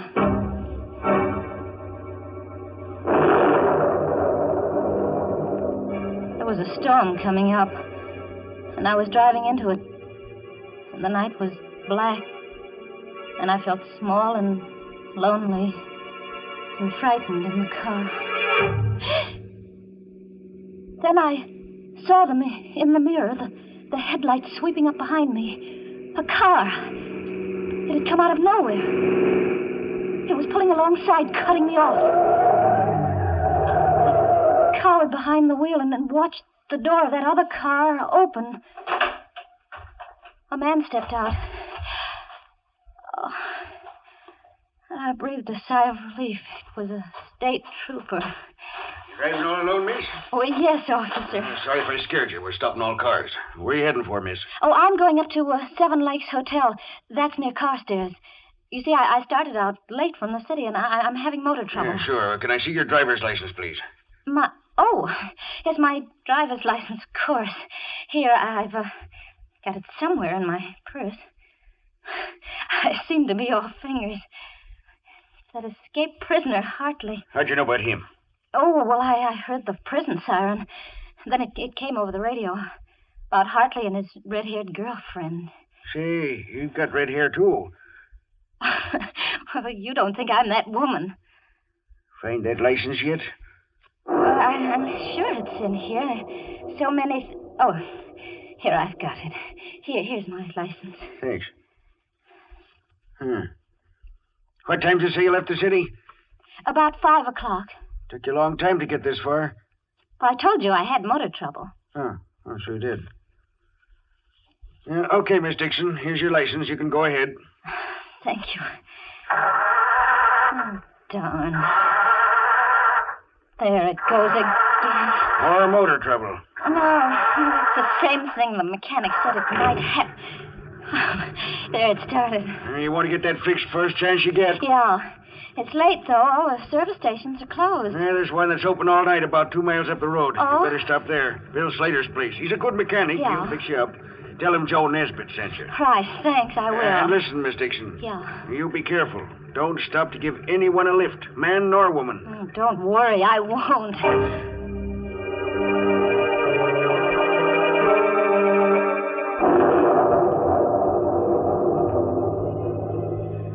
The night closed in on me again, but I didn't feel quite so nervous, knowing that the trooper was somewhere behind me on the road, and Bill Slater's service station ahead. In a few minutes, I saw the lights on the service station. I swung into the open space in front of the pumps, and I stopped. There was a rumbling of thunder in the west. The storm was moving up fast. There was another car, a coupe, parked at the pump. But there wasn't anybody in it. And I didn't see any attendant around either. I pressed the horn button. No one answered. No one came out of the office. Still no response. Everything seemed so quiet and suddenly ominous. I found myself shivering. I had a curious feeling that someone was watching me. I've got to get away from here fast. It started won't work again. It won't start. It won't start.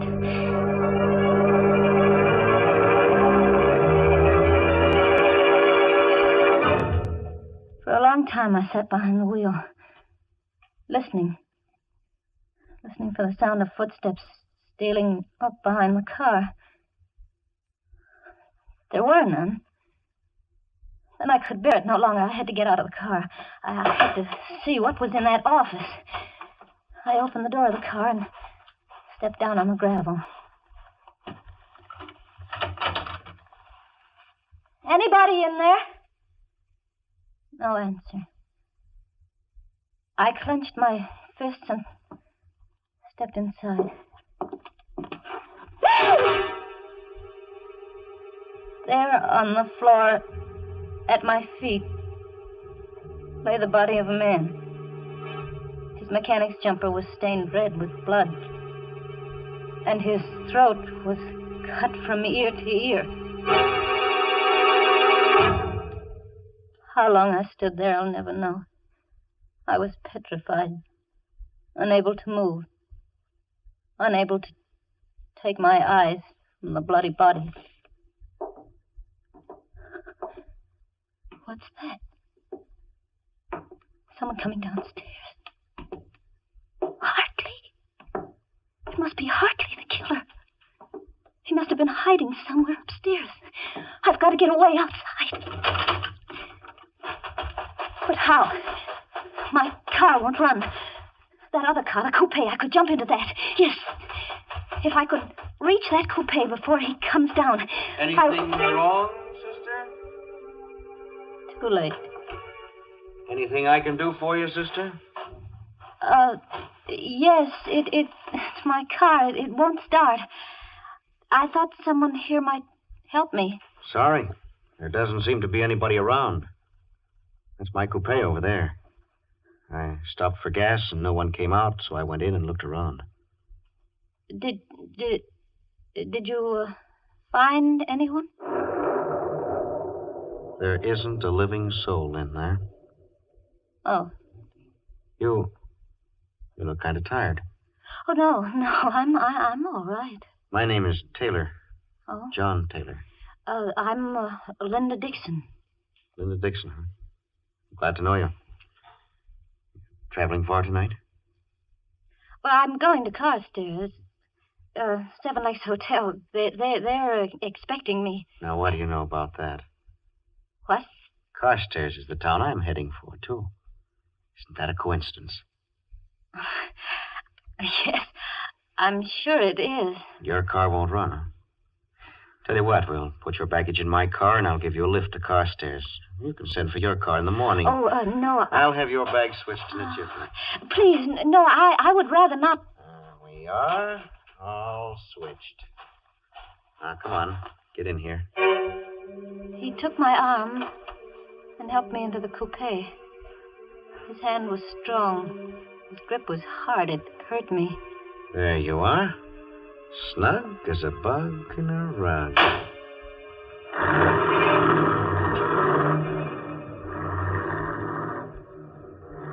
We drove away into the night, leaving behind us the dead man in the service station.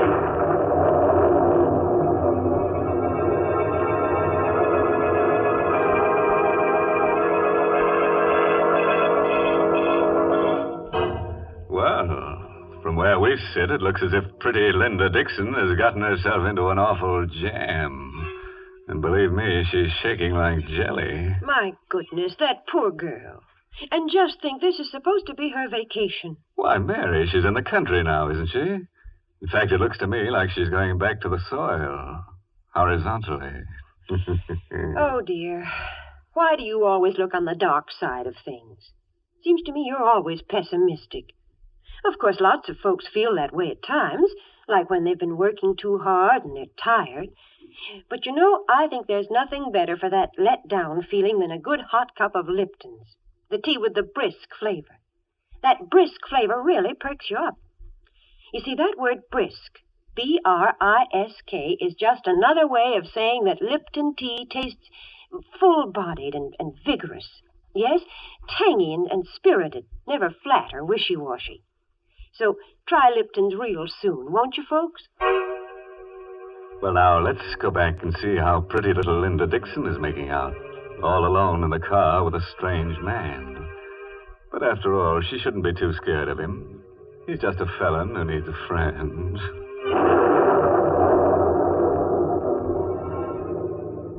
The storm broke a few minutes after we left that service station. We drove through sheets of rain. I sat stiff and tense beside the man who called himself John Taylor.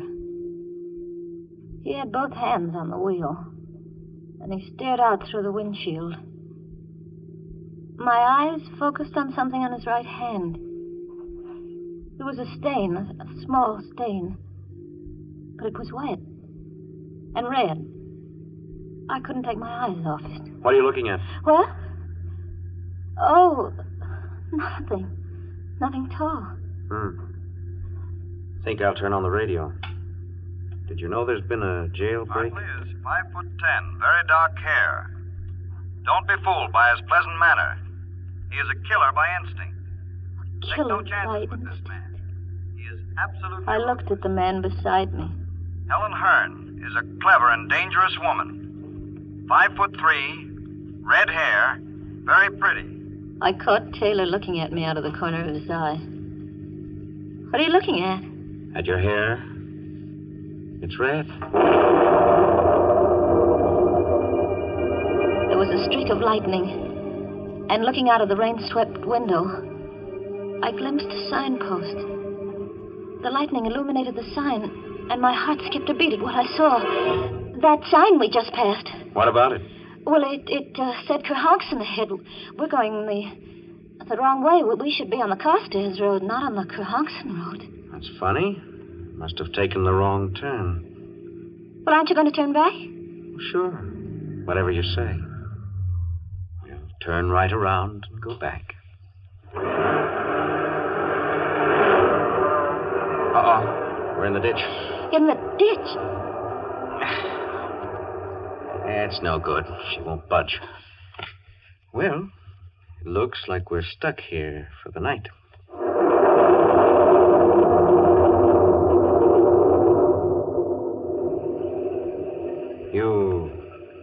You look scared. Oh, no.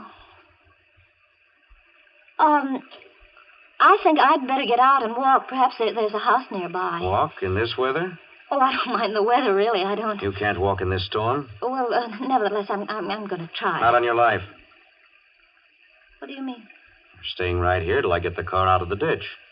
You get pneumonia walking in this storm. But Let's see. Where's that flashlight? Ah, here we are. Got some tools in the trunk compartment. You stay put. Stay right where you are. I heard him open the trunk in the back. I listened for further sounds, but there was nothing. I didn't hear him moving there. I didn't hear any tools. I had to find out what he was doing. Slowly, carefully, I got my door open. I stepped out into the rain and sneaked back toward the rear. I saw him there, not moving, in front of the open trunk compartment, bending over with a flashlight in his hand. The ray of light was focused on something curled up inside. It wasn't baggage or tools. It was a woman's body. Just then he saw me. He snapped the flashlight off, but not before I caught a glimpse of red hair. Then I must have fainted.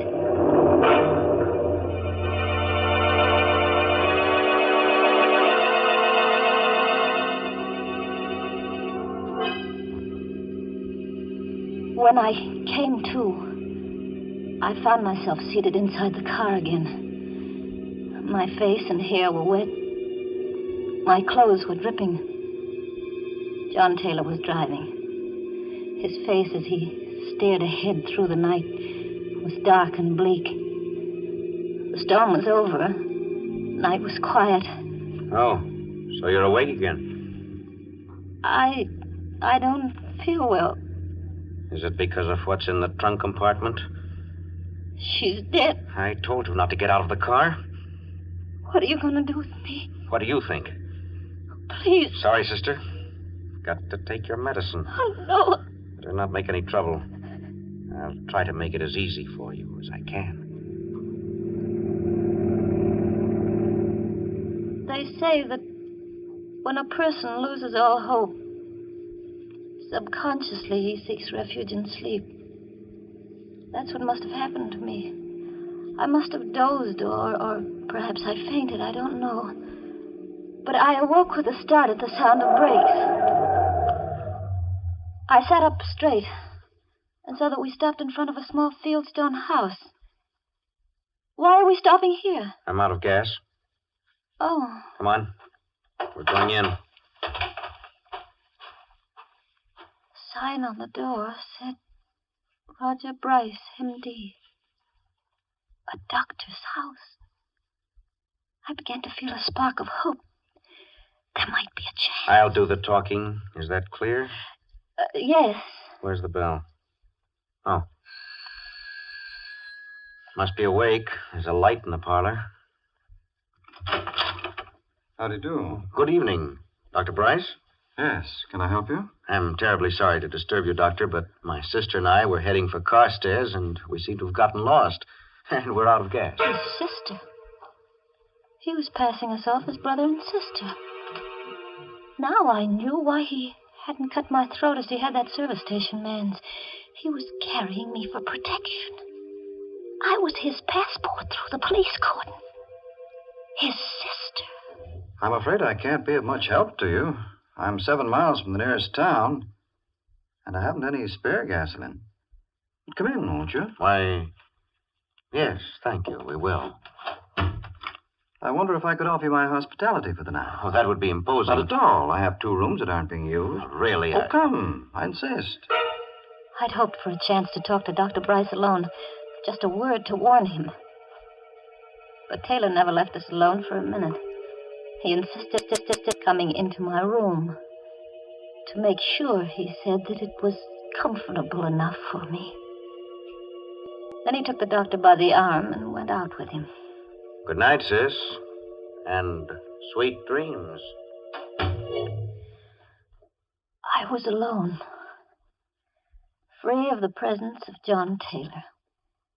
I had another lease on life. I waited, my heart pounding. Give them both a chance to retire. Then I slipped off my shoes, and in my stocking feet, I stole across the room and inched my door open.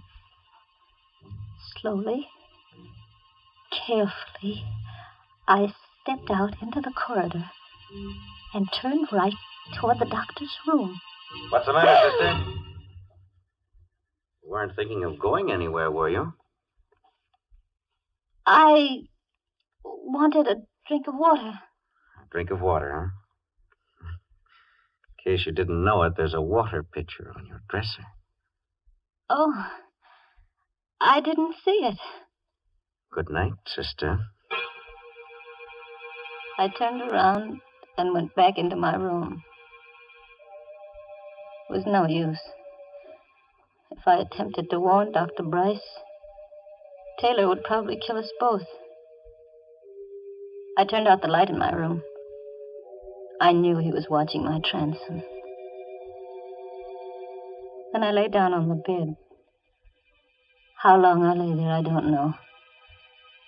Perhaps I slept, perhaps not.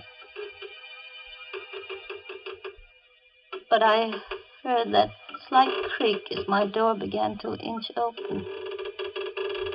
The blood chilled in my veins. Slowly, the door came open. I lay fascinated, unable to move. Vaguely, I saw the outline of the hand and the knife it held. I wanted to scream, but I couldn't. Slowly, he came toward the bed.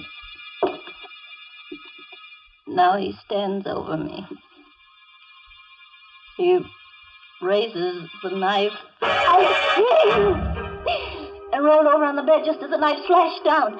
I rolled off the bed and cowered in a corner. That horrible figure came around the bed after me with a knife, afraid. Help! Dr. Price, help me! I left Howard there in the corner.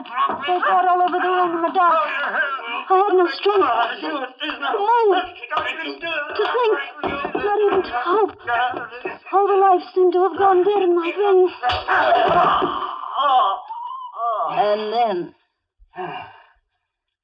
then it was over. But who had won? In the dark, I strained my eyes to see. There was a vague shape on the floor, and another weaving around the room. Who? Which one was it? Dr. Bryce, is that you? No, Linda. It isn't Dr. Bryce. It's I, John Taylor. John Taylor. Standing there at the light switch. And on the floor lay Dr. Bryce unconscious, with a long gash in his head. I had to hit him with a water pitcher. My eyes turned to Dr. Bryce. I saw the knife still gripped in his right hand. That's Hartley, Linda. Lee Hartley, the killer. It was he who came in here with a knife? Right. I was down the cellar just now. The real Dr. Bryce is down there, dead.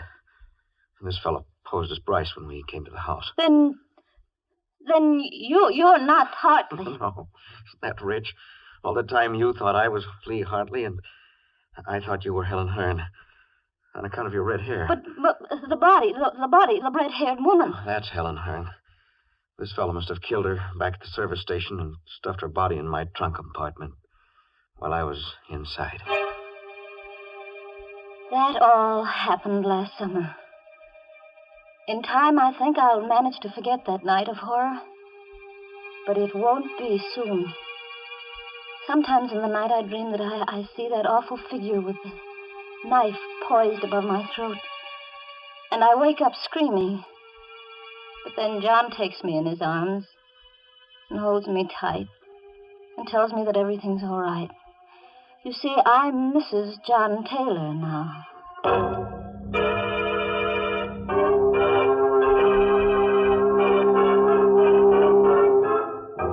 Well, what do you know? A happy ending. As for Mr. Hartley, that pleasant killer, he got what he deserved. Yes, some people never know when they're well off.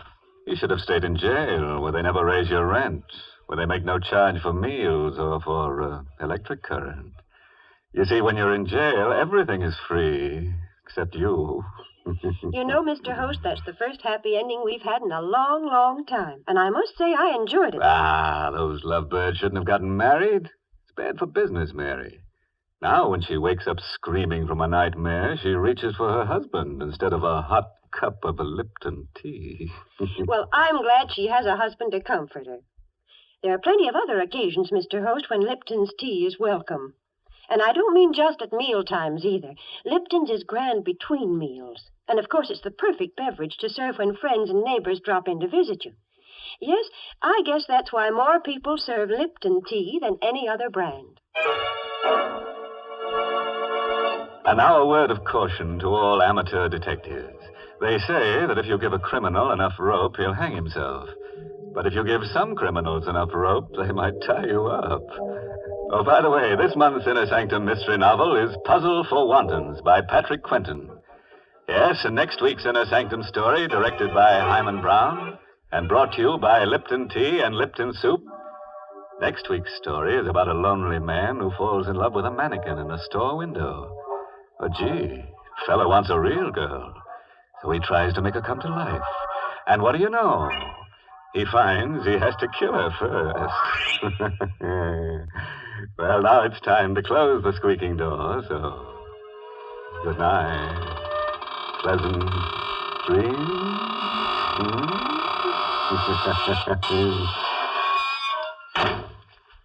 Folks, these busy days, we all want to save time when we prepare meals, and yet we don't want to sacrifice that good homemade taste. Well, the answer to that is Lipton's noodle soup. You see, Lipton's takes no time to prepare, and yet it has a real fresh-cooked chickeny flavor. Yes, it tastes just like the chicken noodle soup you'd make right in your own home.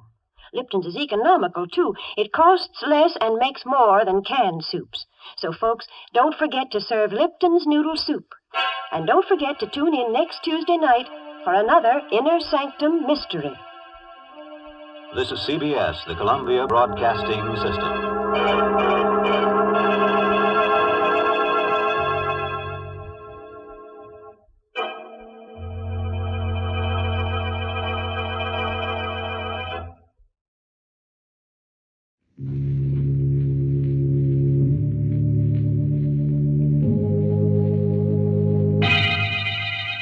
Lipton Tea and Lipton Soup presents Inner Sanctum Mysteries, starring Wendy Berry.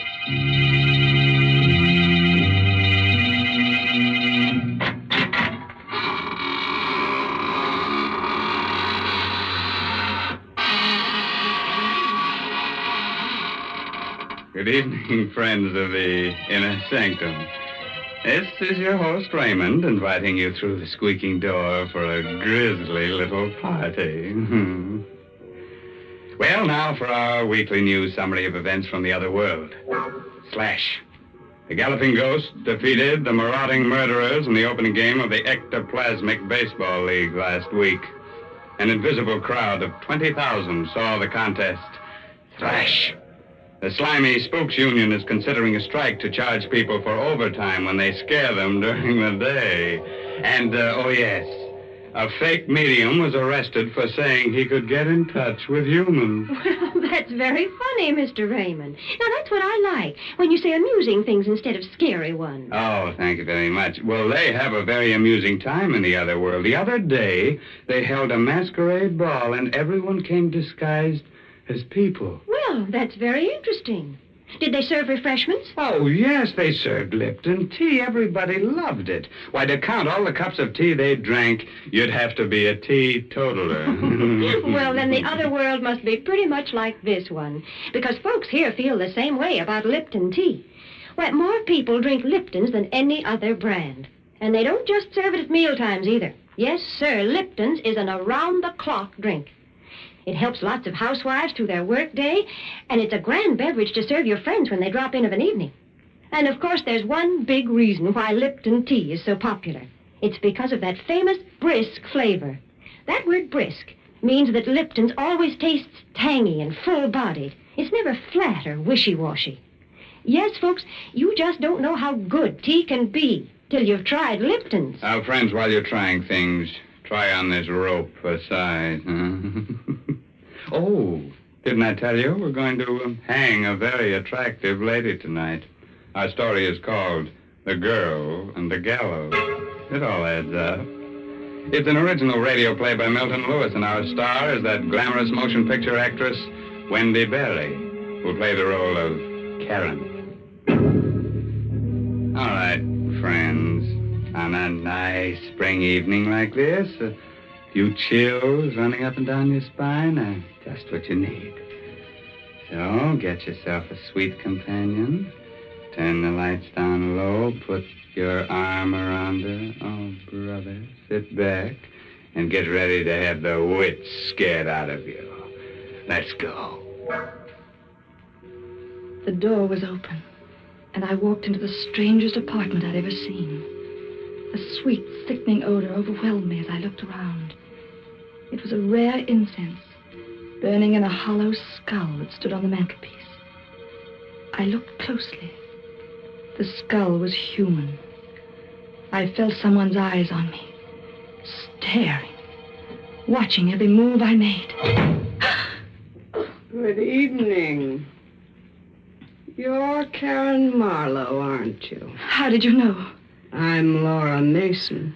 Oh, Father's told me so much about you. I had to come and see you. May I call you Laura? Of course. I thought it'd be best if we met like this by ourselves. When you marry Father, you're going to be my mother. I never had a mother. She died when I was born. Yes, Dennis told me. I can see now why Father's so much in love with you. I can grow to love you, too. What has your father told you about me? That you were quite an extraordinary woman. Can you really foretell the future? Why did you come here? I told you. You're going to be my mother. That's not the reason. I don't understand. Sit down, Karen. Before you leave here, you will understand. And you'll believe everything your father told you about me. She sat next to me, held my hand. Hers felt like ice. Suddenly, her body shook and quivered as though she were being seized by some terrifying unseen demon. Her eyes had little dancing flames. Then they were gone. They became hollow, endless, like two round black holes of infinite space. She was in a trance.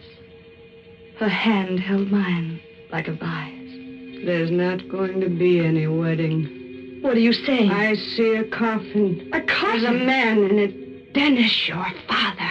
You don't know what you're saying. On the floor of your home, a dagger in his throat, his head in a pool of blood. Stop it! Murdered! Stop it! You struck me. I had to wake you out of that horrible trance. How can you say such awful things? They're true. They can't be. But they are. I still remember the last vision I saw. It should interest you very much. I don't want to hear about it. You were in it. I? How? There was a figure hanging from a gallows. It was you. You hate me, don't you? You want to see me dead. That's why you're telling me this. No. I'm not afraid of you. You're rotten and evil and loathsome. And I hate you. I hate you. I could kill you.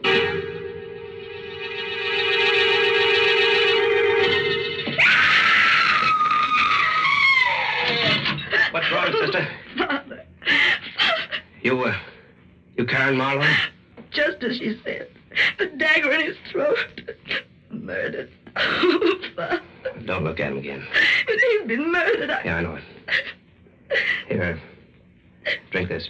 But shut up and drink it. Thanks. Who are you? Lou Locke. Homicide. The police? Yeah. We got a tip. But how?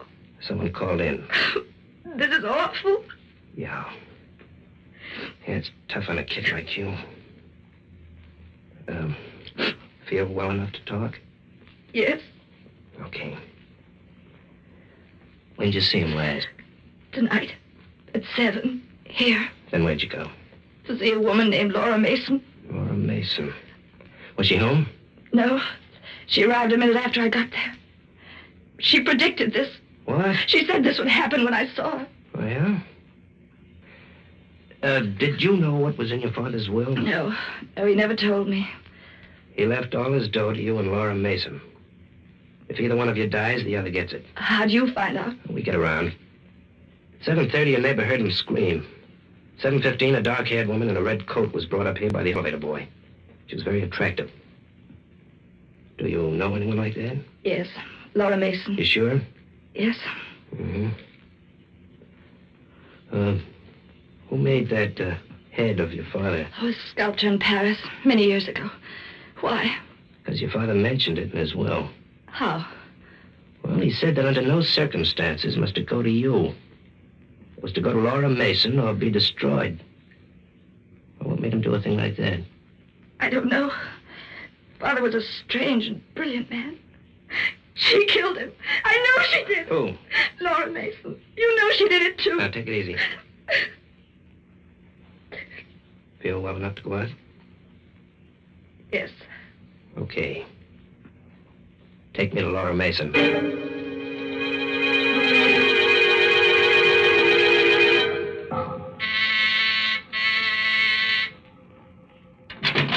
Yes? I'm Lou Locke. Homicide. Police? Yeah. Where's Laura Mason? Laura Mason? Don't play dumb. Oh, I never heard of her. Ever seen this lady before, Miss Morrow? No, and I've never seen this apartment before either. Did you make a mistake? No. No, this is the building. This is where the apartment is, but I don't understand it. Neither do I. I told you how strange it was. Yeah. Hey, The skull on the mantelpiece. I don't see it. But it was here, only a few hours ago. What's your name? Maxine Maynard. How long you living here? 5 years. You must have made a mistake, Miss Morrow. I didn't. I know it sounds crazy, but you don't believe me, do you? You don't believe a word I told you. Let's go back to your place. The boys must have finished up by now.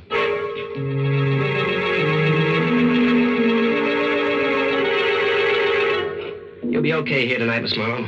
Are you leaving? Yeah, I gotta get back to headquarters. You still don't believe me. Look, you're a young kid, a nice kid. You never saw a man who was murdered before. It can bowl you over. You think I imagined it all? Well, it's happened before. But you'll be all right now. Good night. Don't go. Please don't go. Well, I've got to. I'm frightened. I don't want to be here alone. There's a cop in the corridor. If you want him, call. I don't want to be in this apartment by myself. I've hardly ever been without my father. Don't go. Please. Easy, kid. I'll come back if I can. Was I losing my mind? Did I imagine the strange interview with Laura Mason? I was alone in the apartment where my father was murdered. I was too frightened to think. Suddenly, the door buzzer sounded. I rushed to open it. No one was there. I sat down. Was this something I imagined, too? The phone rang. I picked up the receiver. Hello? Hello? Hello? No one answered. Was it all imagination? Had something happened to me? I went to the window, opened it. I heard the traffic far down in the street. Jump? Why not? Father was dead. My life was a nightmare. I couldn't go on like this. Yes, jump. It'll be all over. The torture, the fear, the madness, all gone. I leaned over the ledge. One move would be all over. I would jump. Come back here. Let me go. Let me go. No, you don't. You don't understand. Never mind what I don't understand. You're just lucky I came back. It'd been better if you hadn't. Something's happened to me. I see things that never existed. I hear bells, the phone, the door buzzer. And all the time I feel that woman's eyes on me, watching me. Cut it out. Why didn't you let me jump? I'm no good to anyone this way. Why did you come back? Because I... Come here. Don't. Let go of me. Shut up.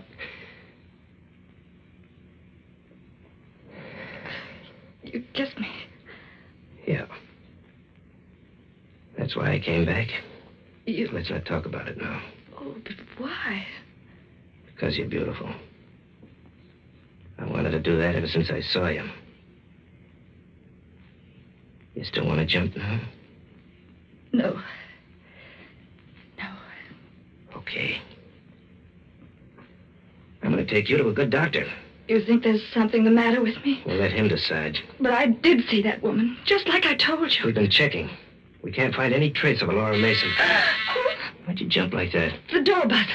You did hear it ring, didn't you? That was the door buzzer. Sure, I heard it. Oh, thank heaven someone else heard it. I'll open the door. What's the matter, Karen? Oh, it's her. Standing in the doorway. It's Laura Mason. Good evening, Karen.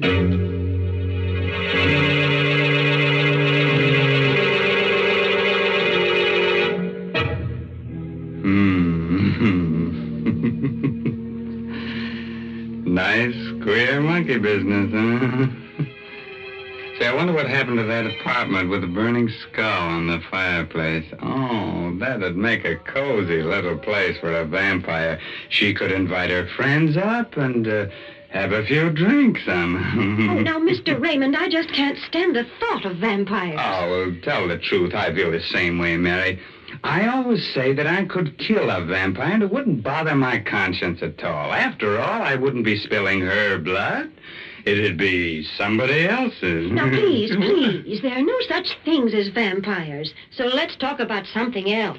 Something sensible. Heaven forbid. Well, then you just be quiet, because I'm going to give some sensible advice. I'm going to remind all the folks who drink Lipton tea that it's wise to buy the larger, more economical size packages. Oh, yes, it's thriftier, but that isn't the only reason. I mean, Lipton tea is the perfect drink for so many occasions that unless you keep a good supply on hand, you may be caught short just when you need it. Such as when friends pay a surprise visit to your house.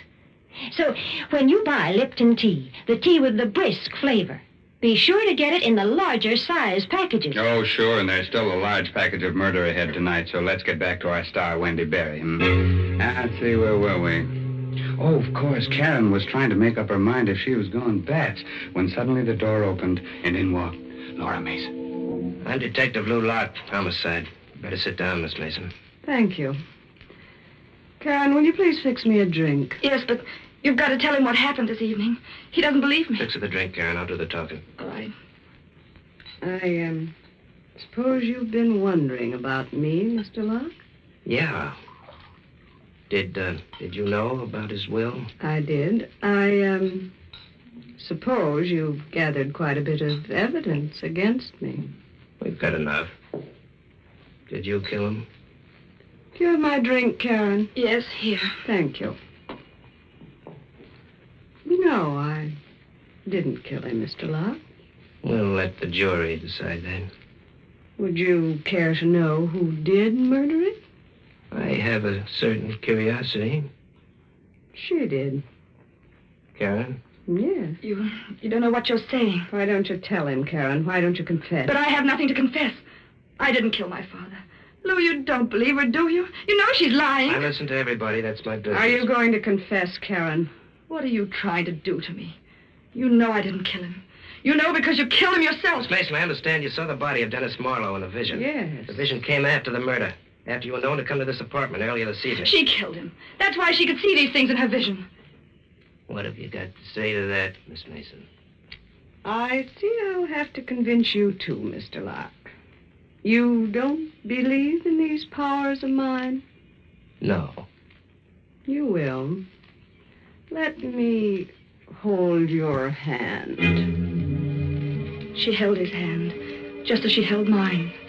That same strange shudder went through her body. Her eyes again became the round black wells of infinite space. In a moment, you'll be looking at the body of a woman, Mr. Locke. She's lying on the floor of this apartment. She's dead. Yeah? Who is she? I can't see her face yet. Wait. I'm beginning to see it now. What's the matter? This drink has been poisoned. What are you talking about? Karen poisoned my drink. The body lying on the floor is me. She's murdered. No, it's a lie. It's some trick. You won't win, Karen. My body will disappear.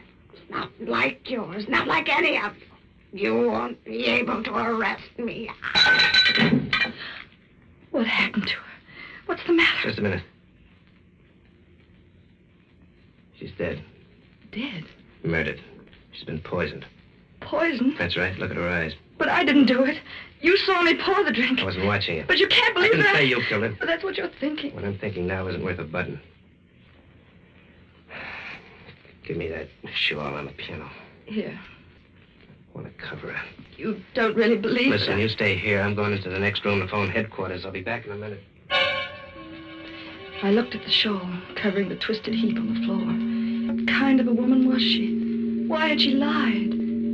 As though hypnotized, I walked over to her, picked up the shawl. She was beautiful, even more beautiful in death than in life. Then out of space, just as I'd felt it before, I felt her eyes on me. They were closed, yet I knew she was watching me, staring at me, looking at every move I made. Suddenly, I heard myself screaming at her, "You can't see me! You're dead! You're dead! You can't see me!" I couldn't bear it another moment. I ran out of the room, terrified and hysterical. "She's watching me, Lou! I can feel her!" Karen! "She's watching me!" Karen, get a grip on yourself. Oh, I tell you, I feel her eyes. Karen! You must believe me. Please, believe me. Now, look, you'll be okay. I finished my call. I want you to come back inside. No, I can't. You've got to. Look, if you'll only realize that there's nothing to be afraid of, you'll be all right. Come on. Oh, I'll go. I'll go if you tell me you don't believe what she said. I don't believe it for a minute. She put that poison in a drink herself. She knew the game was up, but she just wanted to make trouble for you. The whole thing was an act. Here's the... Lou, look.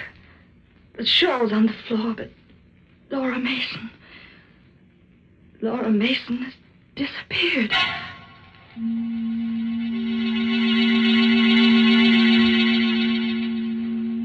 I was alone.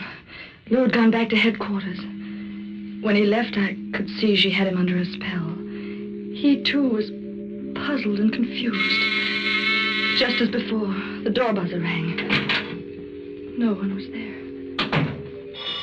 The telephone rang. I picked it up. Hello? No one. I was being beaten. I knew it. You can fight evil when it's human. But what can you do when it's not human? She wanted me to die on the gallows. Somehow I knew I would. She was too powerful for me. How could I stop her? How? Good evening, Karen. I looked up, saw her. Another hallucination. I said good evening, Karen. What do you want? I want you to confess to the murder of your father. That's what you wanted all along, isn't it? That's how you want me to go to the gallows, isn't it? Yes. Call the police, Karen. Tell them how you murdered him. No. Why suffer any longer? You know you'll do it in the end. No. I have patience. I'll wait. Just let me take something out of my purse. A knife? Yes, Karen. Dennis died by being stabbed in the throat. Perhaps you'd like to know how that feels. You wouldn't dare. I'd dare anything, Karen. Don't you come near me. You know you got to die, Karen. Go away! Go away! No, Karen. I have a weapon, too. In this drawer. Oh, a gun. You think that'll have any effect on me? You tried to poison me once. It didn't work. I'm warning you. Go away. Get out of here. Don't be a fool, Karen. No, I'll shoot. Put that gun down. No, I'm going to kill you. You see, Karen? It had no effect. No effect. Blood. You're bleeding. You are human. You won't disappear again. Not this time. And I won't see you again. Ever. Ever. Karen. I killed her. She wanted to murder me. Look, she still has a knife in her hand. I killed her. She confessed that she murdered my father. She wanted to murder me, too, so she could have all the money. Is that right? Yes. Had a chance to do some checking up, Karen. We trailed that woman we found in the apartment you took me to. Oh, then I wasn't wrong about the apartment. No. We questioned the old lady, and she confessed. The apartment was a trick one she used to hold seances in. It could be changed, like a stage set. They rigged up wires in this apartment so they could make the buzzer in the phone ring and make you think you were going out of your mind. They wanted me to confess to murdering my father. That's right. It's all over now, Lou. No, it isn't. She, wanted you to confess because she knew we'd stacked up a lot of evidence against her. But I asked why she should pick on you. The answer was obvious. Because you killed him. What? You heard me. You killed him. You waited till she saw your father and left. Then you murdered him, slipped out of the house by the servants' entrance. She came back and saw what you had done. You don't believe that. You can't. It's true. But why should I do it? Well, the money you'd inherit is a good enough motive. Then there may have been a Oh, it's nonsense. I've always had all the money I needed. But would you get it after your father married Laura Mason? You know, that piece of sculpture interests me. Why should he say you wanted to get this? Don't you touch it. Why not? You'll break it. No, I won't. You broke it. You deliberately broke it. Oh, he's dead now, and that's all I have to remind me of what he looked like. I could kill you for this. I could kill you. Like you killed him because he wanted to marry Laura Mason? Yes. That's enough, Karen. That's all I wanted to hear. Oh, Lou, listen to me. I must have been out of my mind when I did it. Father was all I had. I couldn't lose him. But now that he's dead, I don't feel that way anymore. Is that right, baby? It happened when you kissed me. Did it? You can forget what I told you. Everyone will believe she killed him. I have money, lots of money. I can make you very happy. gonna break my heart, baby, but you're gonna die. You've told me enough to send you to the gallows. Come on, Karen.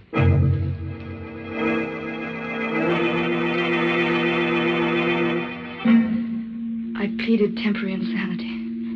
It failed. This is the last night. That noise. The gallows. They're testing it. Laura Mason was a strange woman. All I can think of now is what she told me.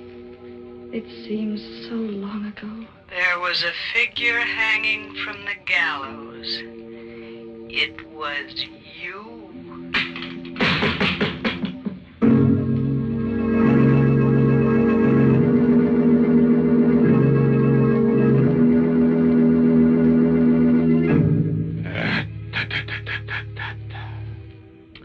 Yes, sir, that kills two of the prettiest girls we've ever had in the Inner Sanctum.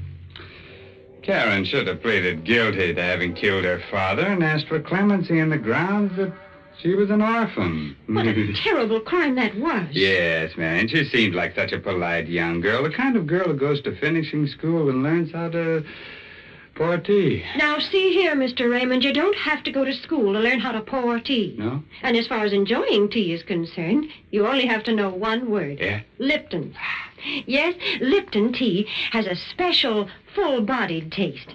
It always tastes fresh and tangy and bracing, never flat or insipid. Tea experts sum it all up by saying that Lipton tea has a brisk flavor. So, folks, try Lipton's and see what a big difference that brisk flavor makes.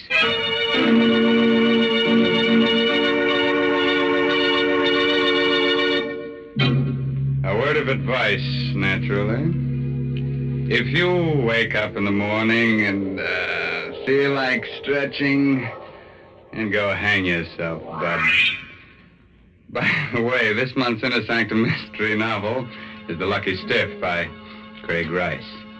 Oh, yes, and next week's Inner Sanctum mystery story directed by Hyman Brown and brought to you by Lipton Tea and Lipton Soup. Next week's story will be about a pair of young lovers who don't think two can live as cheaply as one. So they murder a rich old man. Oh, isn't that ducky? I wouldn't be surprised if she sits on his lap in the electric chair. Oh, well, now it's really time to close that there squeaking door until next Tuesday. So until then, good night. Pleasant dreams. Unfortunate.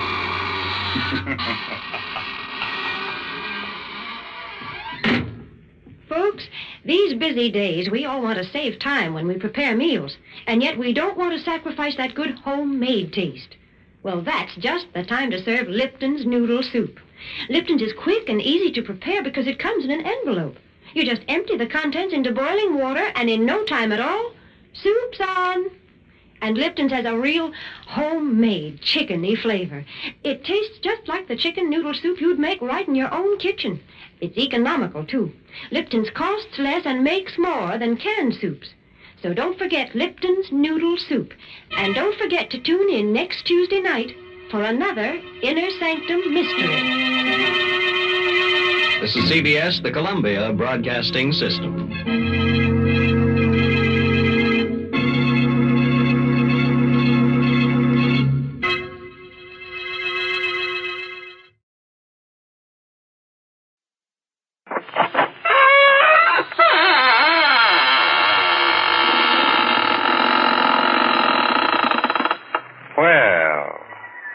How do you do, friends of the Inner Sanctum?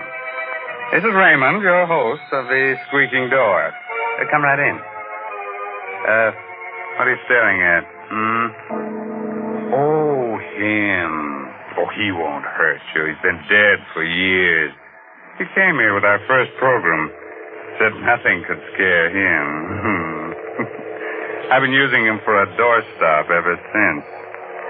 Have to get a new one, though. His bones are showing through.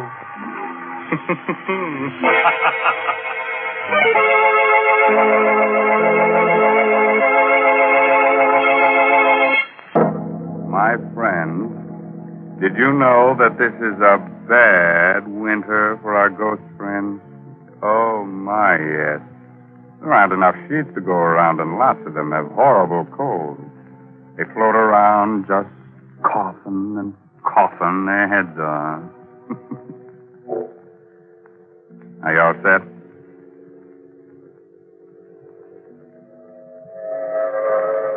The Coast of Maine Express is already an hour out of Boston.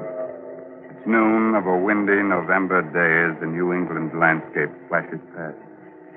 On the train, the crowds of servicemen, doting mothers, babies, salesmen, and a man who was this day acquitted of murder because the police couldn't find the body. Richard Fenner sits alone, the suspicion of a smile tugging at thin lips that whisper what his eyes follow on the paper. Body of Ole Sventorg, color chemist of Satan's Point, Maine, still unfound. Sventorg was known to be developing a paint formula making it possible for colorblind people to see reds and greens as normal people see them. It is believed that the chemist had the final notes for his successful formula on his person. Richard Fenner, youthful assistant, on whom Sventorg tested his pigments, admitted he may have killed Sventorg in a fit of temporary insanity induced by the experiments. He was found in a dazed condition with blood on his hands on the day of the chemist's death. Hello, friend. Anybody sitting here? No? Good. Have a peanut? No, thank you. Best food in the world, peanuts. Always eat them. Name's Botts, friend. Jasper Botts. Travel for Goodman's Textile. Don't feel like talking, huh? Got some thinking to do? Well, that's all right. I'll just read a while. Idiot. I've done my thinking. So many things to think about. So much for Anna and me to remember. It had been hard to convince Anna at first. Easy enough for me to say, we have to get rid of Ole. But Ole was Anna's brother. We talked it over on the cliff near the land. We have to, Anna. We have to go through with it. Oh, Richard, there must be some other way. The way things are now, everything's hopeless. You know that. With the paint formula cleared, we can be married. Richard, I love you so much. I'd do anything for us. But this is... Murder? Huh. Well, you needn't look at it that way, darling. So far as you're concerned, Ole will just disappear. But suppose something goes wrong. Suppose you're convicted. Not a chance. You can't convict a man for murder until you find the body. And they'll never find Ole. We must, Anna. We must. Very well, Richard. When? When will you... The moment Ole finishes the formula. It's almost ready now. I'll have to do it that instant to make my alibi hold. Today, tomorrow, soon, anyhow. Everything else is ready. I love you above everything else in the world, Richard. I love you enough for even... Have a peanut, friend? No? Oh, snoozing, huh? Traveling on trains will make some people sleepy. Not me. Been on trains all my life. Never get sleepy. Going far? Satan's Point, Maine. Satan's Point? Never heard of it. Must be a devil of a small place.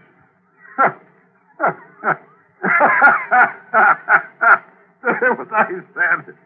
Satan's Point. Devil of a small place. Good, huh? Have a peanut? Devil of a place. Devil of a place. Devil of a place. Devil of a place it was that day. We went over every detail again and again until our story was perfect. A lot depended on the story we constructed. A lot depended on telling it well. I told it well. To the police in Maine and to the alienists in Boston.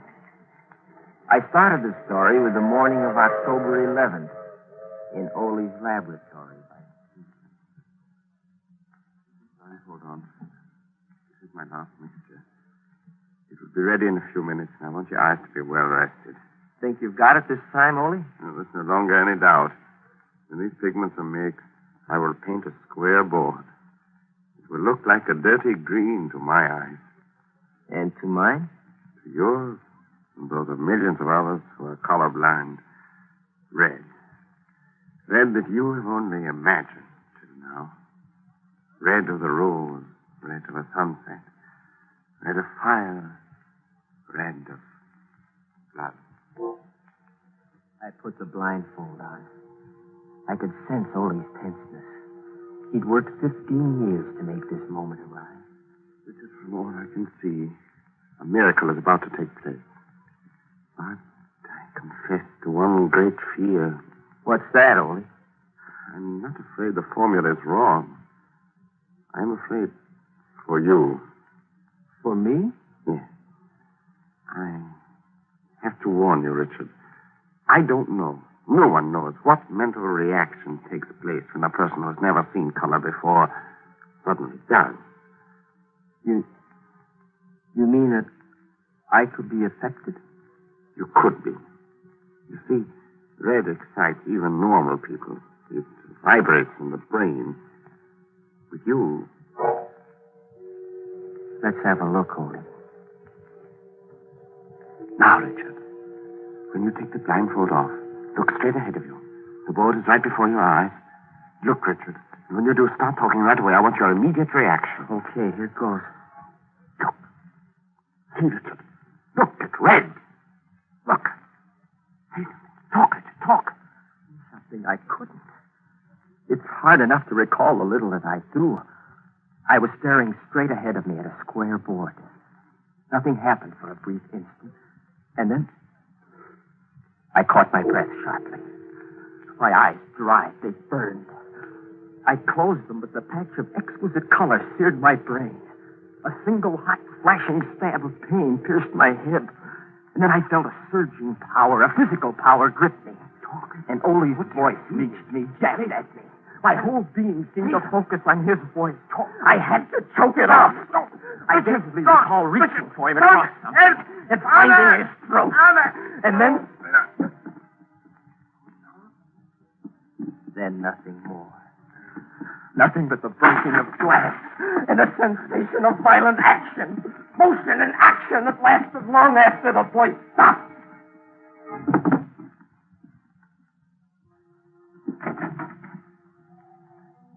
Then I felt cold air lashing at me. I was carrying something limp and heavy. There's a point of rock outside the house. It juts over the sea. I stood there for I don't know how long. The first clear thing I recall is identifying Anna's voice coming towards me. Richard! Darling, what are you doing? Richard! Your hands!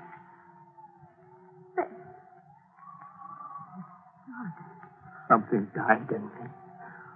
I sagged to the ground, moaning. Anna, I'm afraid. I'm afraid.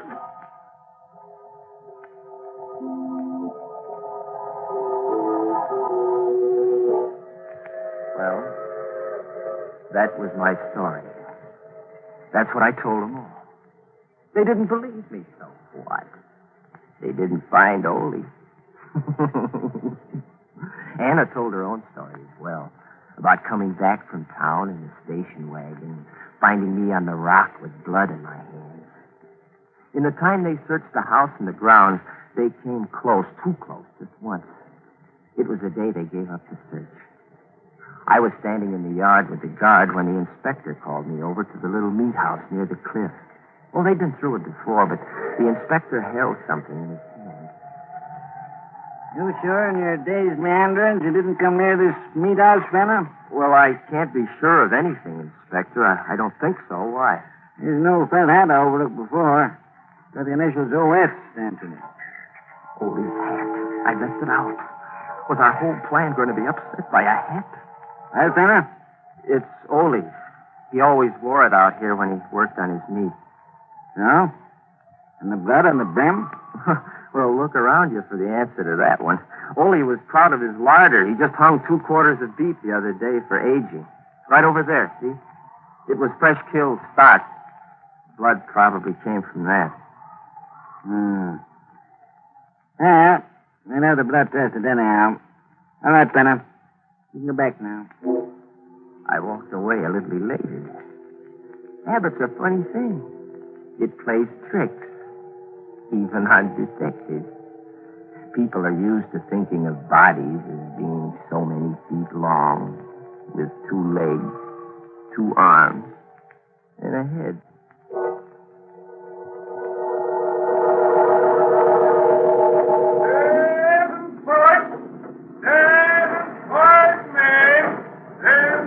Well, friend, this is your stuff, I guess. Yes, this is it. I'm sorry I was such a poor traveling companion. Oh, that's all right. Feel that way myself sometimes. Have some peanuts? No, thanks. So long.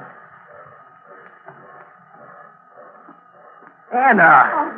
Oh, darling, darling. Oh, I'm so glad to see you. Everything went just as you said it would, didn't it? And now you're free. Free, but not safe yet, baby. Don't talk here. Let's get in the station wagon first.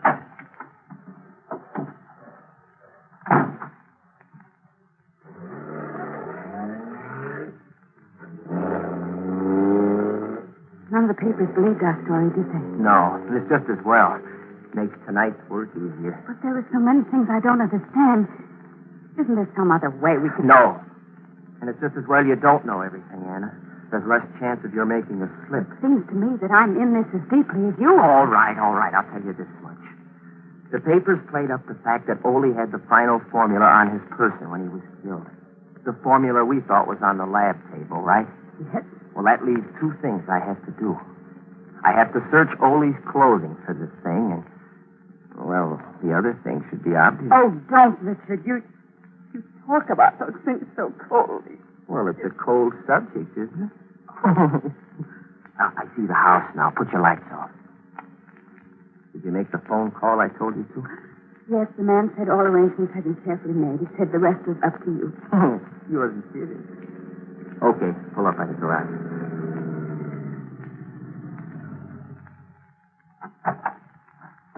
Don't look around you as we walk into the house. Oh, I'm not as calm as I thought I'd be. You've got nothing to be afraid of, darling. Unless you believe in spirits. Richard, let's do what has to be done and go. Did you have that extra key made for the meat house? Yes. Yes, you did. Good. Now, do just as I tell you. My life depends on it. You'll stand at the kitchen door with the lights off, and you won't take your eyes off the meat house for 1 second. That's right. The meat house door will be open so you can see me working. The lantern will make it light enough.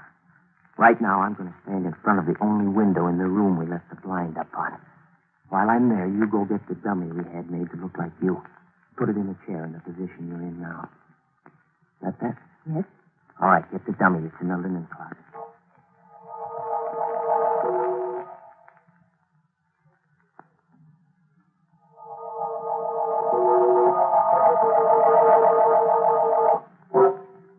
Are you sure it's arranged naturally? It looks a lot more natural and comfortable than I am. Good.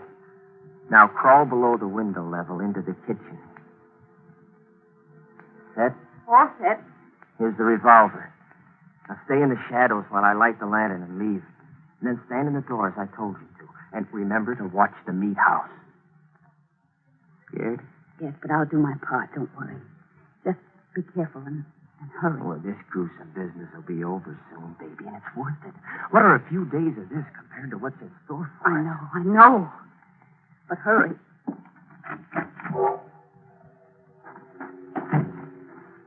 Well, this is it. Now I must work carefully. The meat house. Boy, this metal's cold. I'll bet Ole is, too. Now let's see. Put the lantern here. So. And it's the 3 sacks on the meat hooks on the left side.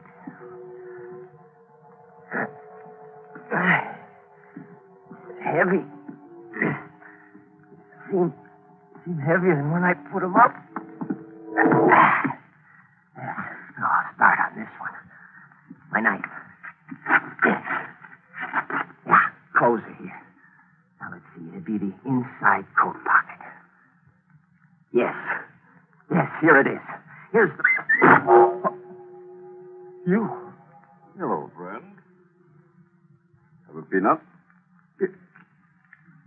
You were on... That's right. I was on the train.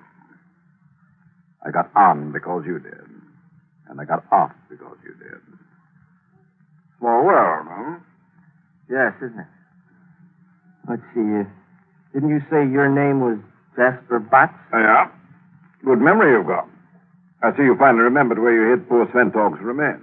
What do you want, Botts? See? I can crack peanuts with one hand. Good, huh? Just telling you in case you think it might spoil my aim. For your little partner in crime sitting comfortably back in the house, waiting for you to finish your business here. What do you want, Botts? You and the formula, my friend. I followed your case very carefully. When I first read about you in the papers, I said to myself, now there's a very clever young operator. He's fibbing when he says he threw Sventog's body into the sea. So? So. Wouldn't take a chance on its turning up on some shore. That would convict you. No body. No murder, eh, fella? You're right, Botts. Then when I read that Sventog's formula was on him when you murdered him, I knew you'd have to get it from the body before, destroying the corpus delicti. Simple? Hmm? All right, Botts. Put the cuffs on and let's go. Oh, gosh. I see you don't understand. I'm not a detective. And you're not going anywhere. Anymore. All I want is the formula. Oh? That's how it is. Mm-hmm. That's how it is. Why? Why what? Why am I going to kill you? Because that's life insurance for him. My business. Why do I want the formula? Well, I tried to buy it from Sventog about a month ago. We knew we had it just about finished, but he turned me down. So you read about the murder, figured out that I was after it, and now you want to take it away from me. It's pretty low, Botts. Yeah. Well, you see, I can get a much better price for it than you can. Some friends of mine think it would be a valuable asset in counter-camouflage, taking targets in this country. Clever, hmm? Don't move a muscle, Mr. Botts. That little round thing in your neck is the muzzle of a .38. Just open your fingers very slowly and drop the gun. That's it. Now stand still. All right, Richard. Good girl. Now I'm taking over, Botts. Nice Luger your friends gave you. Mm-hmm. It is a nice gun. I hope you won't hang me on those hooks. Oh, no. No, I've got other plans for you. Annie, you feel all right? Yes, I'm all right. It's just that thing on the floor. Yeah, I know. Well, don't look, darling. We're going back to the house now. And look, Botts, no breaks, please. You'd make a heavy corpse to drag from here.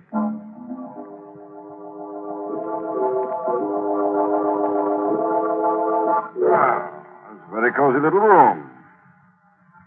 Tired and everything, huh? Okay, darling, make your phone call.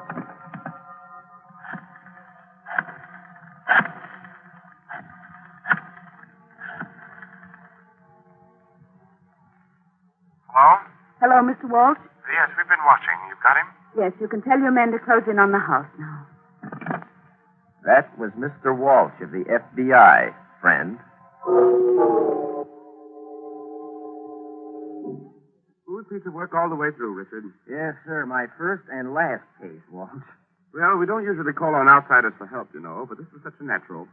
The boss is apparently the man who's been dodging us so successfully. He's one of the Nazis' best men over here. Slippery fellow. Yeah. When you and Mr. Sventog came to us a month ago about the suspiciously high offer you'd had for the formula, it sounded like our man. He's got lots of dough to play with. But why the elaborate story of murder and intrigue? Well, making Richard here out to be a murderer took away the suspicion of a trap.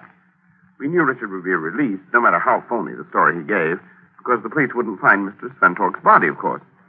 We knew the man we wanted would follow Richard here as soon as Richard was freed to get the formula. But we didn't have the slightest idea of what he looked like or who he was. Now, you know. Well, I admit that was clever. My friends will be disappointed. And the son of a gun sat next to me on the train for 8 hours. A dull trip, wasn't it? But what about the meat house angle? The sacks. That's beef. Just good prime beef. In sacks, it looks a little like... I planted Ole's clothes there. Oh, Richard, stop. I've had enough. By the way, where is Mr. Spenthorpe? Oh, my gosh. He came up here from the hotel this afternoon. I'm so used to thinking of him as dead that I forgot all about him. He's probably lost and in the... Anna, you all right? Yes, I'm all right, Richard. Just shook me up, but I... Richard, the laboratory! All right, you still have the box, Mr. Walsh. Hold on to him. I'll take a look in the lab. Go ahead, Tenant. Ole, where are you? Ole. Here, Richard. I'm all right. Just my leg. Light a match so we can see.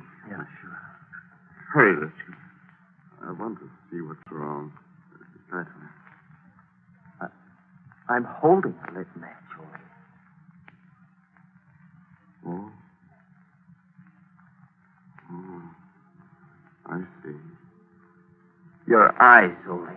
Richard, He's all right, Anna. I'm bringing him out now. He's all right, yes.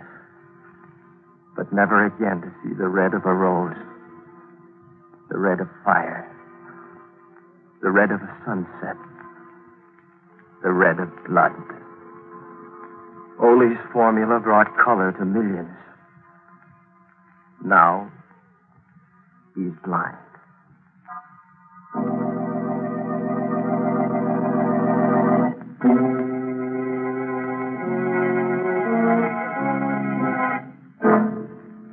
No corpse? Oh, my, no corpse. Well, a corpse, man. Will somebody pass the peanuts? Listen, you. Yes, you over there. Are you sometimes green with envy? You ever go into a purple rage? Are you yellow? You are. Oh, don't worry about it. You've got what the writers call a colorful personality. Or maybe you're just a rainbow. By the way, this month's Inner Sanctum mystery novel is Puzzle for Puppets by Patrick Quentin. Well, now it's really time to close that there squeaking door until next week at this same time. So, good night. Pleasant dreams.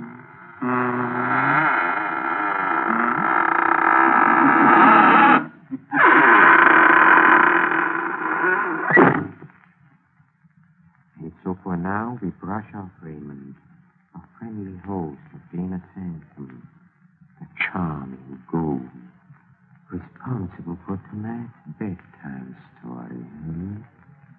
Yes, let's shake that Inner Sanctum dust from our heels and point them in the direction of the green room and a quick listen at the door. Yes, our players are there, rehearsing the next performance in a mystery playhouse. Follow me, please. Come. Come.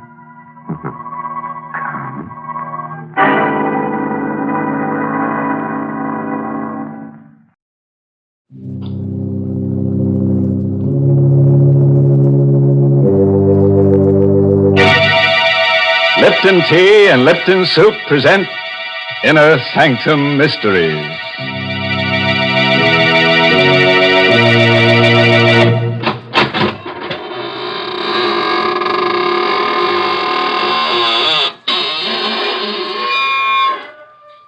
Good evening, friends of the Inner Sanctum. This is your host at the squeaking door again. Just, slither in and let me dispel your weariness with a bit of eeriness, Oh, no, please. Don't sit in that chair. I'm, saving it for rigor mortis to set in. Oh, dear. I see this is going to be one of those nights when my favorite character gets killed. Yes, Mary, but don't scream blue murder because this is a corpse of a different color. Well, if it's going to be that kind of a story, I'd better tell folks about something cheerful first. Yes, I mean Lipton tea. Lipton's is such a friendly, welcome drink. And that's because of its brisk flavor. Now, that word brisk is important. It means that Lipton tea always tastes fresh and full-bodied, tangy and vigorous. It's never flat or wishy-washy. That's the reason why Lipton seems to make good food taste better, and why Lipton tea is the perfect beverage to serve when you're entertaining friends. So even if you're not a regular tea drinker, you should try Lipton's. That brisk flavor makes all the difference in the world. And now let's leave the world, temporarily, of course. Tonight's story is called The Lonely Sleep. It's an original radio play by Christopher Mayo, who scribbled it during a nightmare. And our star is Carl Swenson, who plays the role of Archie Gold. Murder is a specter which nudges all of us, anywhere. Most of us will never murder, but can any of us say we never will? Certainly Archie Gold, 30-ish, bald and mild-mannered, never thought he would murder. Archie was the window display man for Greg's department store. At night, the store is a fantastic nightmare of eerie shadows, covered showcases, cavernous depths, and dank, stale odors, with only his own hollow footsteps for sound, because windows are dressed at night. It's night now.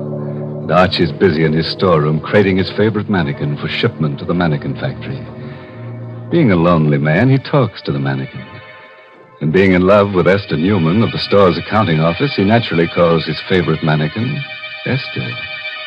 You've been very mean to me, Esther. The last time I asked you to go out with me, you snickered at me.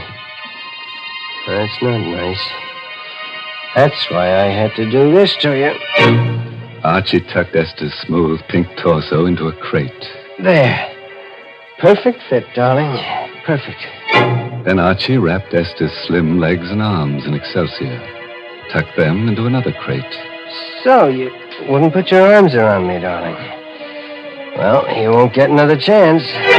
Then Archie picked up Esther's pretty head and placed it on his workbench. Oh, Esther. I'm so lonely. Why don't people talk to me? Why can't I be popular? But what's wrong with me? Why don't you go out with me? What Archie never dreamed was that the real Esther Newman was at that moment slamming the last of her monthly report books closed, flicking off the light, and starting out of the finance office toward the rear door of the store. Oh, Esther, I want to tell you. She stopped by Archie's half-open door when she hears his voice. But, no, listen to me, Esther, darling. I am making enough money here to buy us a little place over in Jersey. See, all my life, I wanted to love someone like you. You're so beautiful. You will marry me, won't you, darling? Why, Archie Gold. Sitting there proposing to a dummy, and the dummy's name is Esther. What a coincidence. Well, Esther, you worked late? I didn't know. No. I mean, yes, I give the mannequins names. It's sort of a game. Yeah, a game. That's it. Well, they don't talk back anyhow. No, they don't talk back. But they're sort of kind. They smile at me. And, see, I'm lonely. Mm-hmm. I work all night. And Esther, will you go out with me Sunday night? Mm-hmm. Please. Just dinner and the movies. Are you kidding? Why don't you ask your dummy friend? Hey, say what a swell idea. She won't eat much. You can maybe get her into the movies for half price and... When you kiss her goodnight, Archie, she won't slap your face. Why are you looking at me that way? You shouldn't laugh. You're crazy. You're trying to scare me. Yes, that's it. No, you're not. You are crazy. Don't come near her. Archie! You shouldn't laugh. Archie, don't. You shouldn't laugh. My turn to laugh.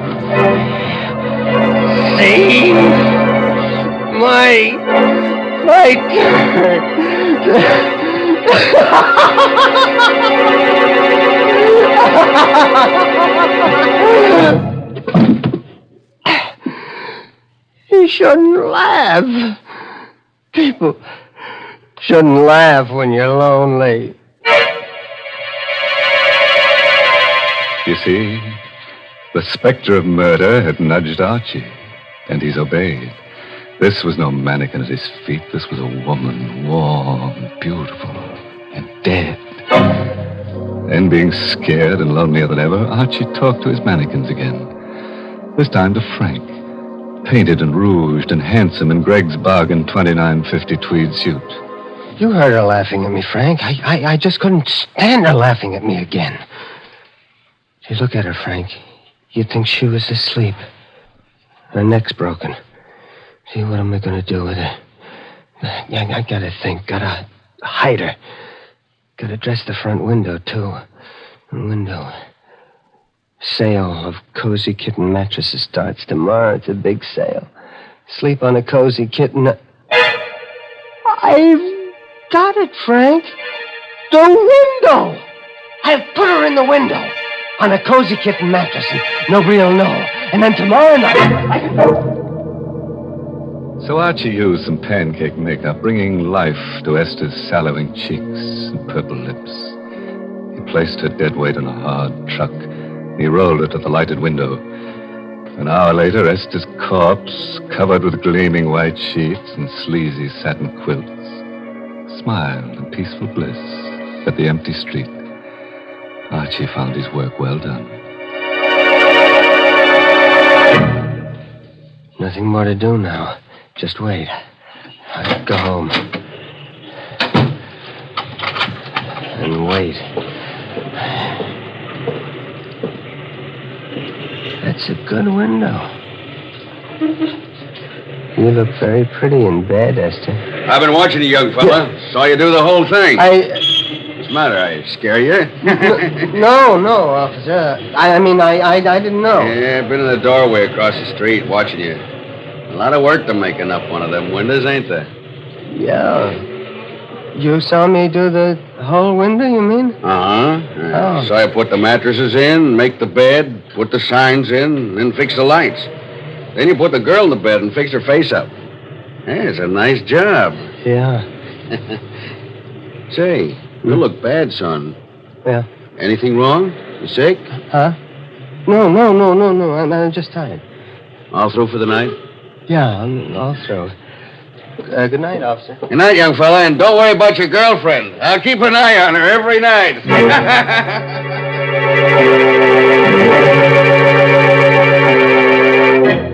So Archie went home, as you or I might have done. And because he'd been too busy setting his little post-mortem stage, the impact of his crime began to seep through only as he neared his rooming house.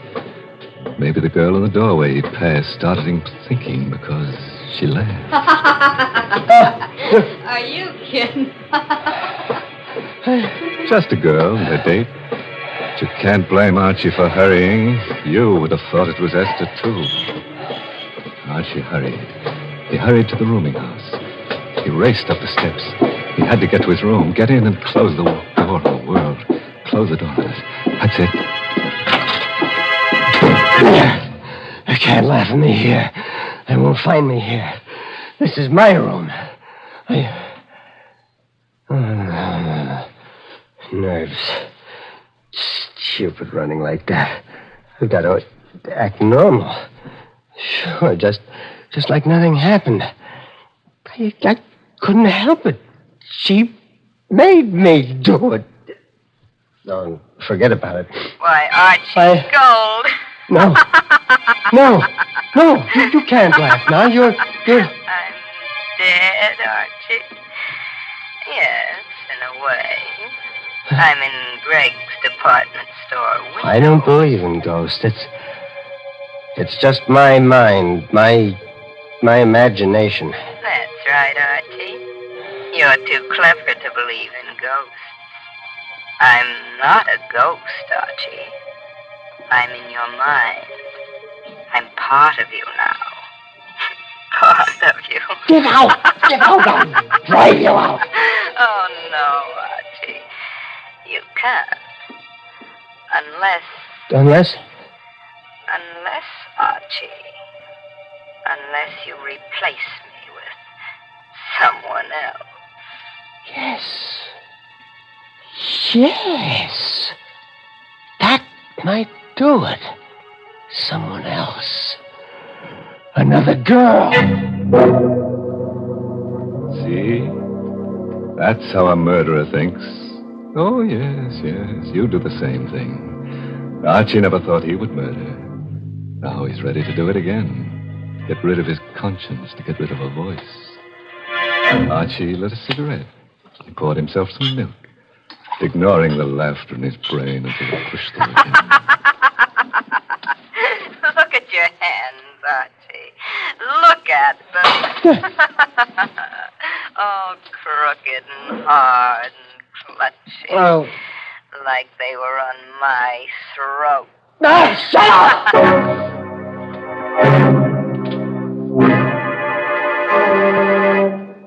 Archie threw himself on the bed and jammed the pillow against his ears. Fell into a dream worse than reality. Hello?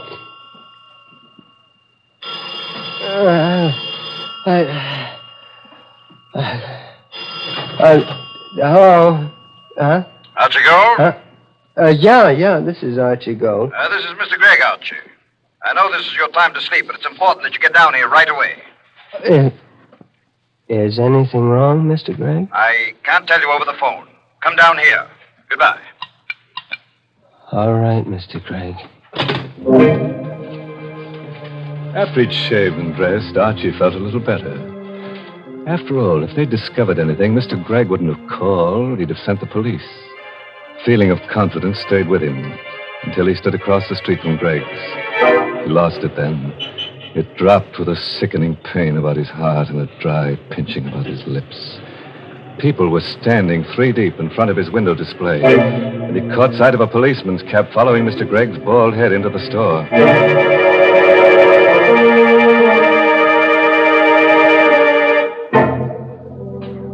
Well, were you thinking of going window shopping tomorrow? Want to be popular? Have lots of people crowding about you on the sidewalk side of a plate glass window. Want to be a mannequin? Look up Archie Gold. He's the mannequin doer. Well, all I can say is I'm glad that murderer is about to be caught. Why, Mary, don't talk that way. It was really kind of Archie to put her on the mattress. She was so sleepy. In fact, she was dead to the world. Yes, the one to feel sorry for is Archie. Why, the poor fellow's shivering. Why don't you make him a cup of Lipton tea? Lipton's is too good for him. And besides, he's probably too scared to taste the difference between Lipton's and ordinary teas. Yes, folks, Lipton tea is different. In the language of tea experts, Lipton's has a brisk flavor. And when they use that word brisk, B-R-I-S-K, they mean that Lipton tea tastes tangy and spirited, really full-bodied. It's never flat or weak. So get acquainted with that brisk flavor. Why, you just don't know how good tea can be till you know how good Lipton's is. Well, let's see how good Archie's alibi is. Remember Archie, the lonely little man who dresses Gregg's department store windows at night? He just couldn't stand being spurned by Esther Newman any longer. She laughed at him when he asked for a date, and now Esther is a lifeless mannequin advertising the restful qualities of cozy kitten mattresses in the window display. And Archie enters the store to see what's in store for him. Mr. Gregg, I'm, Archie Gold, come in. Close the doors. Sit down. My boy, you know Miss Newman in our bookkeeping department? Yes, sir. I knew her, but I'd like a chance. You're going to get a chance, my boy. Before leaving on a week's vacation, Miss Newman completed our annual report. Miss Newman is on vacation? Yes. Which isn't important. The report shows we sold 16 cozy kitten mattresses in 1 year. Well, that's not many, is it, sir? It's terrible. We were stuck with 1,500 of them. Just a minute now. Jenkins. Yes, Mr. Gregg? How many mattresses have you sold now? 802, sir. You hear that, Gold? Yes, sir. 802 mattresses in a couple of hours. And your window display did that. My boy, you're a genius. Mr. Gregg, I No. I know just what you're going to say. Any man who has the imagination to put a woman dummy asleep in a window, and such a dummy, so peaceful. How much are we paying you, Archie? $36.47 a week, sir. Starting today, it's $72.94. And a private office, and you're the head window display manager of my 3 stores. Ha! Stunned you, huh? Everything I've always wanted. What's more, I've had pictures taken of that window with the crowds, and the paper promised to run it in tonight's edition. With your name. Good? Yes, sir. I want you to know, sir, I appreciate it. Oh, nonsense. Greg knows a bargain. Now go home to bed again, or take tonight off. Oh, no. I have work to do. Got more good ideas? Good. Mr. Gregg. Yes, my boy. If the mattresses are selling so well, we won't need the display. I can take it out to... Oh, nonsense. Don't touch it. We'll run this sale for 2 weeks. I just ordered 1,500 more mattresses. Success and popularity was sweet to Archie's taste. But Archie knew a corpse, no matter how beautiful, cannot survive the sun beating through glass for long. And Archie knew that. It was a wretched rainy night. Greg's department store had long since closed its doors. The night belonged again to Archie. Now he had a nasty job to do. He drew the curtains across the big window. In case the officer was watching again. Esther was just a mannequin now, a mannequin of flesh and bones, but a mannequin. And Archie spoke to his mannequins. You've had a hard day, Esther, darling, haven't you? Well, it's all over now. You never did anything for me alive. Dead, you brought me success. Now I've got to send you away. You're stiff and cold, Esther. And you can't laugh now, can you? Esther couldn't laugh. And Archie opened the crates which contained the mannequin he had originally planned to ship. With a few simple tools and lots of work, he made Esther, the real Esther, conform to his original shipment. A torso, a pair of hands.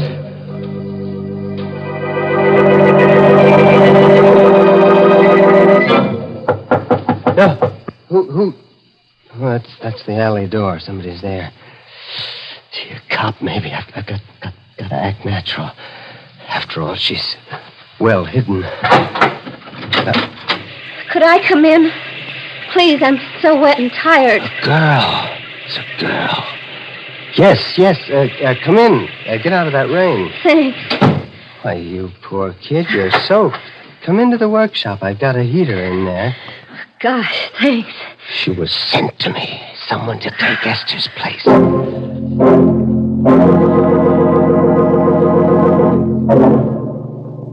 Feel better now? Yeah, lots better. You're very kind. How did you happen to pick this store to knock at? Well, the alley seemed a good place to get out of the wind. It started to rain, and I saw your light. Oh, I see. And you're broke. Yeah. The usual story. I came to town from Philly to get a job. Job was there, all right, but the boss wasn't on the level. Well, don't you have a home? Parents or a husband, I mean? Oh, that's no. a shame. Look, stay right there now. I'll be right back. You're not leaving me, are you? No, I'm going to get a blanket to put across your shoulders. I'll be right back. Of course he'd be right back. Wasn't this just what he needed? Another mannequin to satisfy Esther's voice? It made sense. The second time, it's easier. It always is. Don't move, May. Huh? I'll put it across your shoulders. All right. You're a very lonely man, aren't you, Mr. Gold? How do you know that? Because I like you. How does that prove I'm lonely? I like lonely people. Why? Because I'm terribly lonely myself. I got some coffee in the thermos here. I'll get you some. I like it here. I like to look at the mannequins, especially that handsome one there. What do you call him? What do you mean, call him? Well, you must talk to them. I would. You're wonderful. You understand. Yeah, I do. I do talk to him. His name's Frank. Frank, meet May. May, this is Frank. Hello, Frank. I'm sleepy, Frank. Oh, May. Why did you come tonight?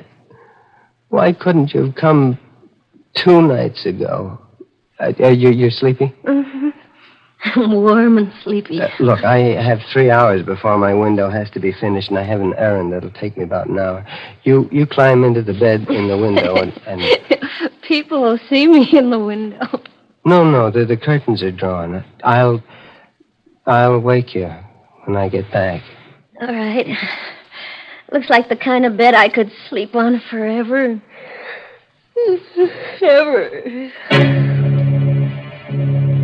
Doesn't always work out the way you plan it, see? Archie didn't want to murder Esther, but he did. Archie wants to murder May, but he'd rather not.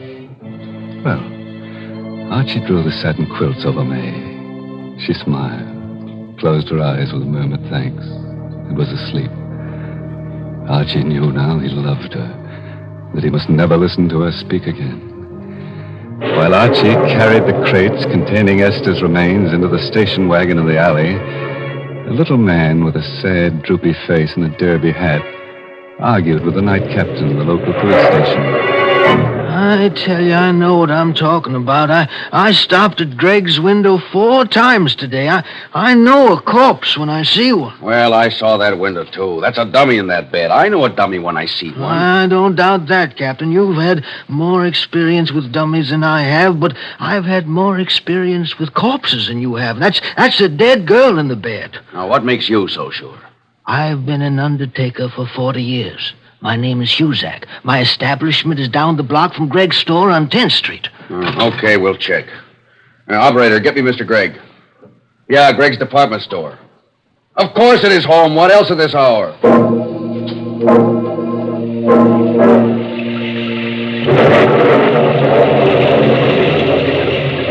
Archie had a plan. Excitement gripped him. But that habit of years was strong, and he talked to Esther as he piled her 3 coffins into the station wagon in the alley. Don't you worry, Esther. In a half hour, you'll be at the bottom of the river. You shouldn't have laughed, Esther. And then I'll come back to May. Sure. Archie had a plan, all right. But it didn't include the little old undertaker who knew a corpse when he saw one, or an angry, sleepy Mr. Gregg, or a confused police captain, who were right then coming to a stop in front of the store. This is an outrage, a preposterous, fantastic farce. Getting me down here in the middle of the night to prove I have a corpse in my window. I know, Mr. Gregg. I feel silly about it myself, but Mr. Huzak here seems so sure. The curtains are drawn in front of the window. We'll have to go inside. In a minute, you're all going to look very silly. There. Does that look like a corpse? No. You're right. It's not a corpse. It isn't a dummy either. She's alive. Breathing. There's something queer here. I'm going to look around outside. Archie! Archie, go!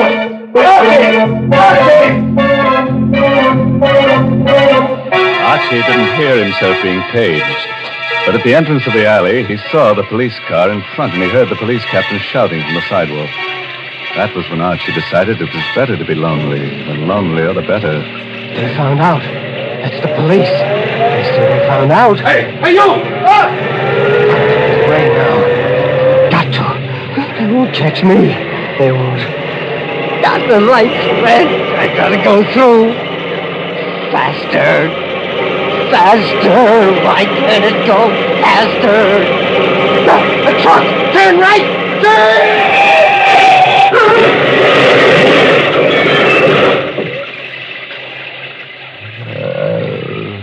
No one ever heard Archie's last words. They bubbled through his torn throat as he lay in the glass-smashed window through which he'd crashed. No one. I'm so lonely. May. So lonely.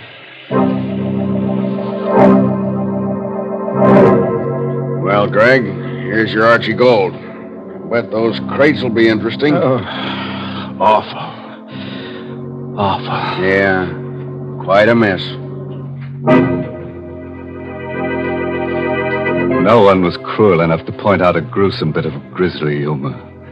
The lonely little man who'd spent so much time in display windows had created his final masterpiece. Archie had decorated his last window in Cusack's funeral parlor.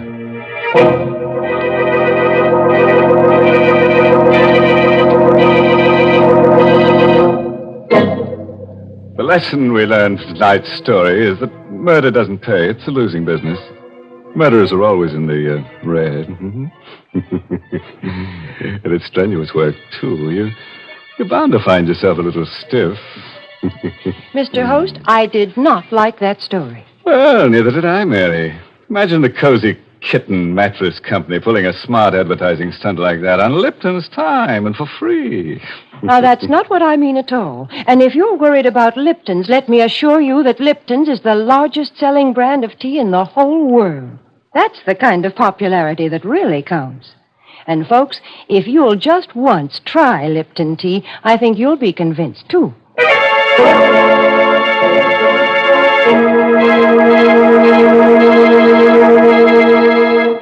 Well, I have to run along now, folks. Got some shopping to do in Greg's department store. What? Oh, I know it's late, but, you see, Archie and I shop at night to avoid the shrouds, you know. By the way, this month's Inner Sanctum mystery novel is Puzzle for Wantons by Patrick Quentin. Oh, and here's a special announcement. Next week's Inner Sanctum story, directed by Hyman Brown and brought to you by Lipton Tea and Lipton Soup. Next week's story is about a man whose dreams always come true. All he has to do is to dream that somebody's being murdered and...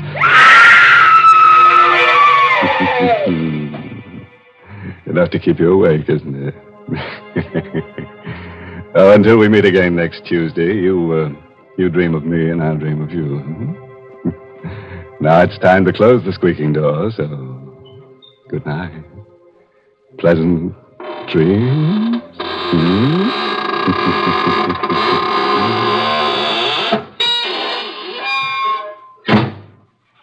Folks, here's a grand way to begin a meal. Serve Lipton's noodle soup. Lipton's takes no time to prepare, and yet it has a real fresh-cooked chickeny flavor. Yes, it tastes just like the chicken noodle soup you'd make right in your own kitchen. And Lipton's is economical, too. It costs less and makes lots more than canned soups. So, folks, don't forget to serve Lipton's noodle soup. And don't forget to tune in next Tuesday night for another Inner Sanctum mystery. This is CBS, the Columbia Broadcasting System.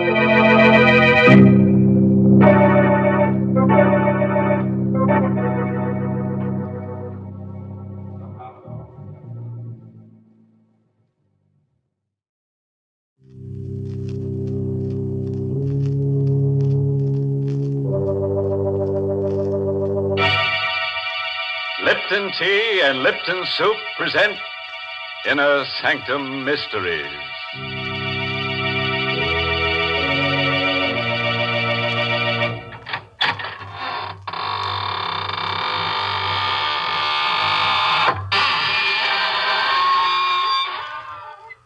Good evening, friends of the Inner Sanctum.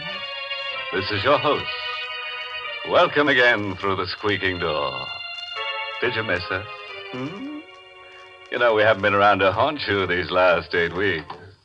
Yes, that's right. Death takes a vacation. Where have we been? Oh, we spent our vacation in a nice, cool place. Underground. Of course, we missed your smiling faces, but where we went, everybody grinned. Yes, they couldn't help it. They were grinning skulls. Too bad you couldn't all come along. Good evening, Mr. Host. Well, hello, Mary Bennett. Say, Mary, on my vacation, I met someone who had something very nice to say about Lipton tea. Yes, it was a ghost. And he said the flavor of Lipton's was out of this world. I suppose you think that's a real testimonial. But of course, no other product has ever been endorsed by a ghost. Well, I can tell you that Lipton's isn't looking for such compliments. What pleases them is the fact that more real people drink Lipton tea than any other brand.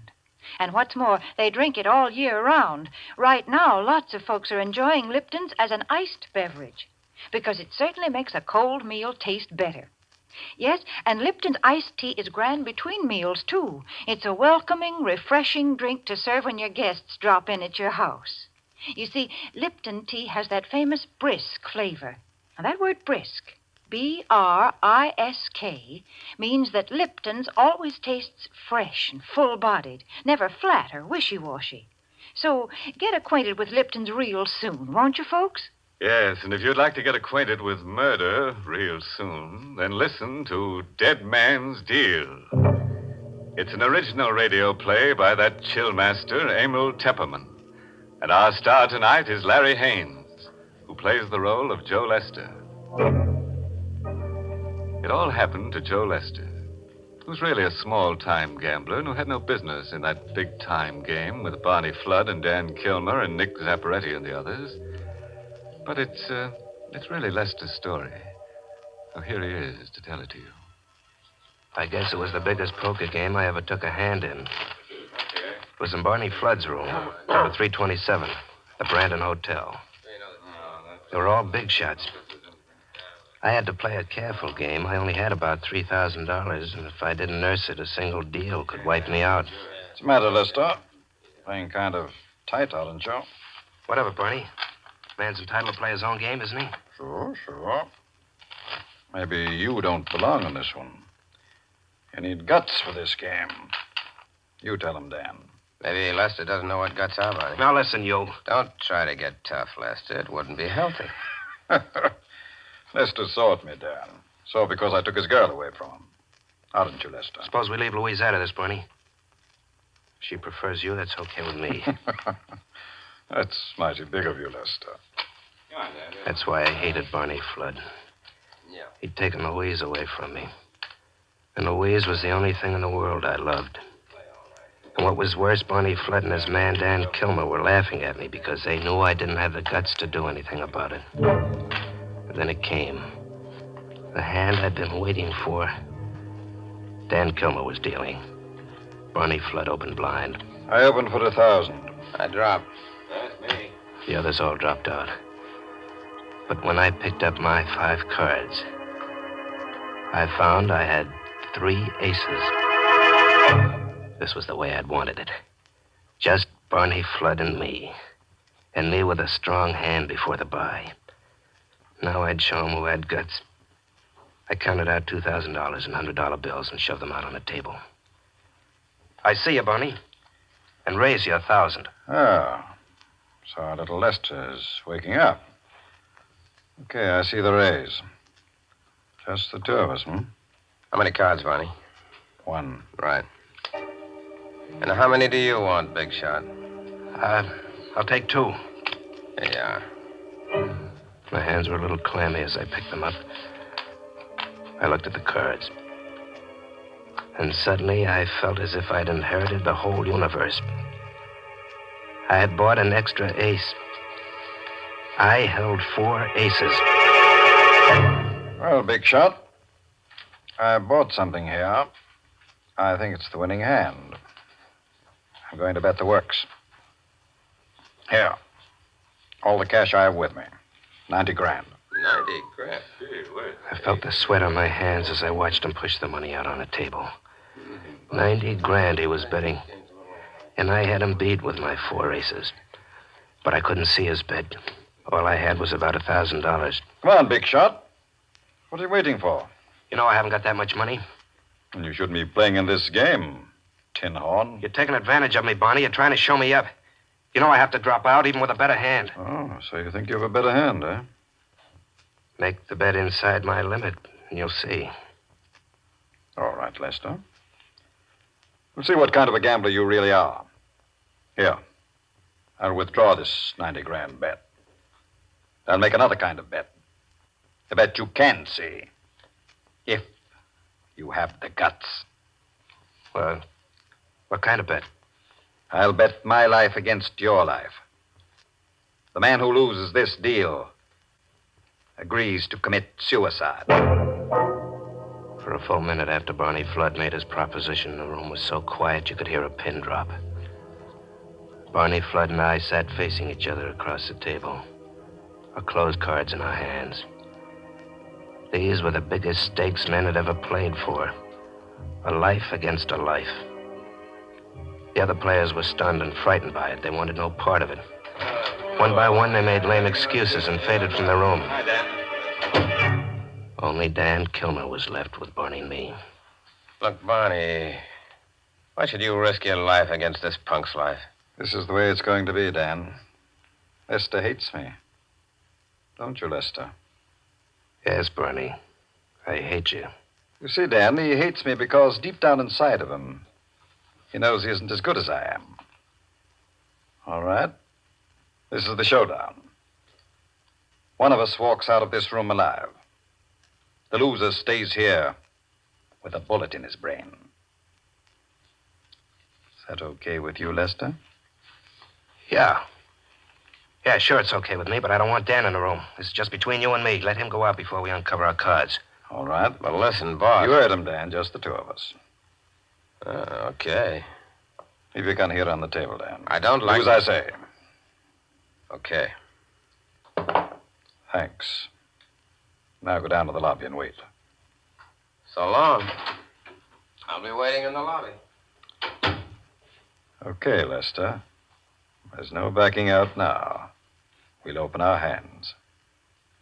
The loser picks up that gun and blows his brains out. This was the minute I'd been waiting for. My lips were dry.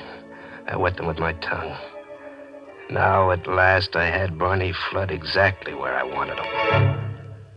Okay, Barney. Read 'em and weep. How do you like these? 1 ace, 2 aces, 3 aces, 4 aces. How do you like 'em, Barney? 4 aces, huh? I kept my eyes on Barney. I wanted to milk the last drop of satisfaction out of that moment. But he was a born gambler. His face didn't show a thing. He sighed, and slowly he began to turn over his own cards.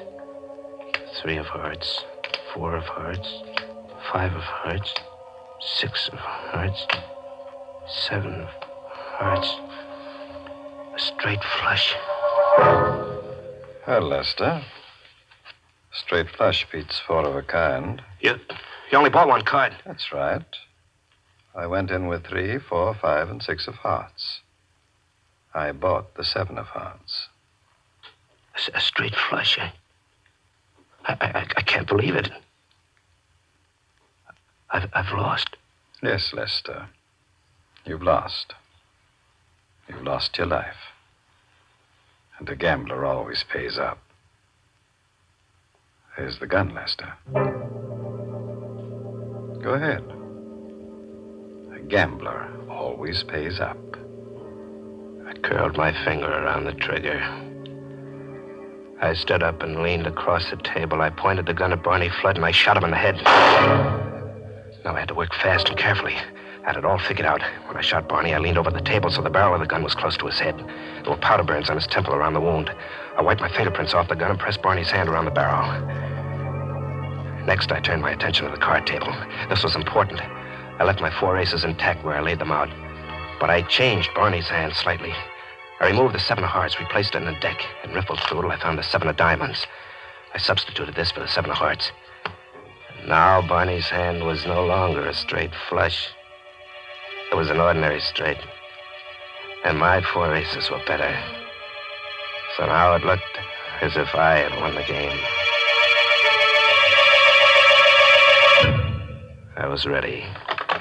I picked up the phone and asked the operator to connect me with the police. Hello? Police headquarters? This is Joe Lester. I'm in room 327 at the Brandon Hotel. Barney Flood. has just committed suicide.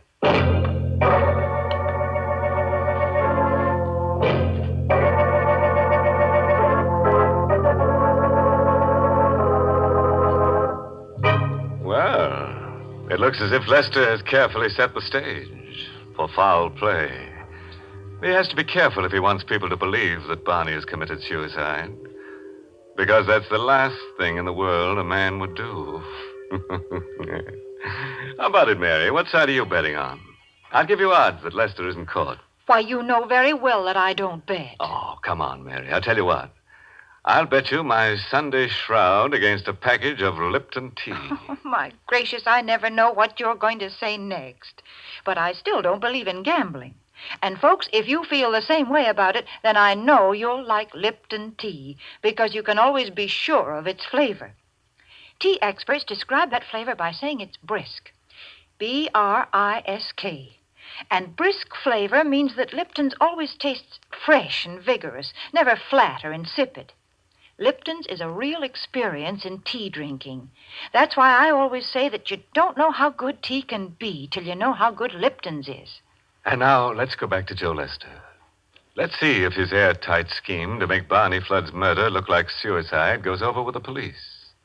Yes, and let's hope it's not so airtight that it leaves him dangling in air at the end of a hangman's noose.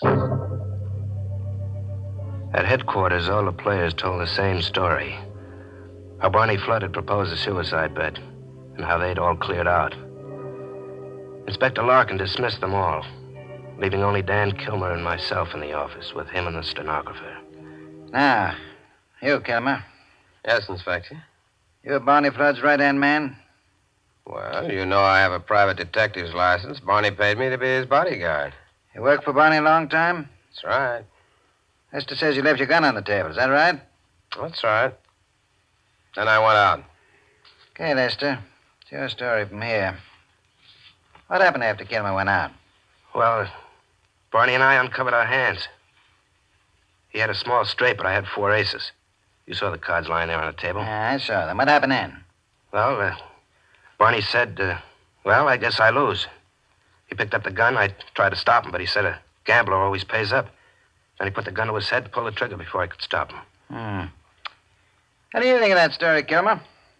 I think he lies. Makes you think so? I can't say. Ah, that's no evidence. Looks like suicide. I'm afraid there's no charge told, John Lester. I wish there was. Hey, you mean I'm free to go? Yeah, sure. Go on. Get out. Dan Kilmer gave me a dirty look, but I only grinned at him. I got up and went to the door. Everything was going my way. I was rid of Barney Flood. I'd committed the perfect murder. And now I was free to go to Louise.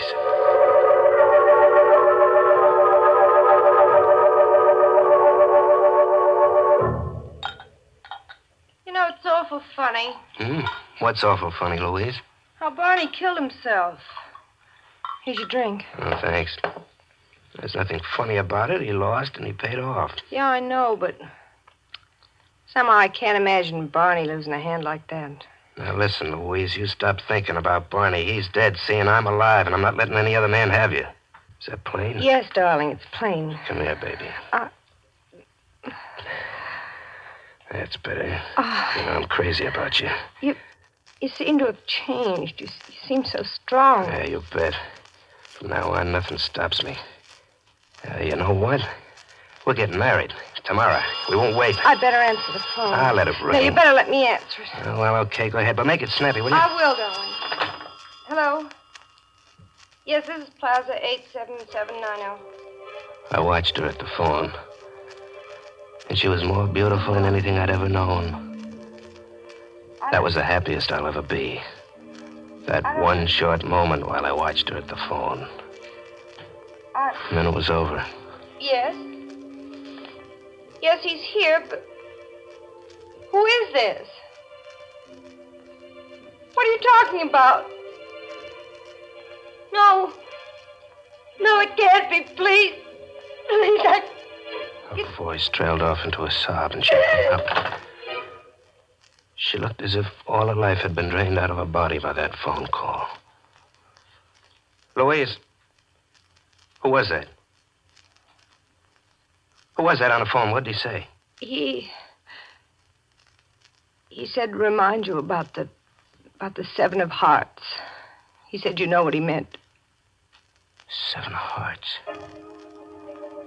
The card I'd substituted in Barney Flood's hand. Oh, but no one could know about the Seven of Hearts. Barney was the only one. And he was dead. Who gave you that message, Louise? Who was that on the phone?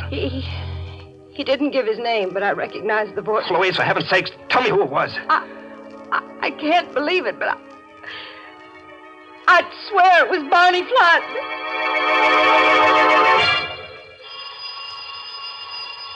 And then the phone rang again. It's the phone again. He's calling back. I'll answer it.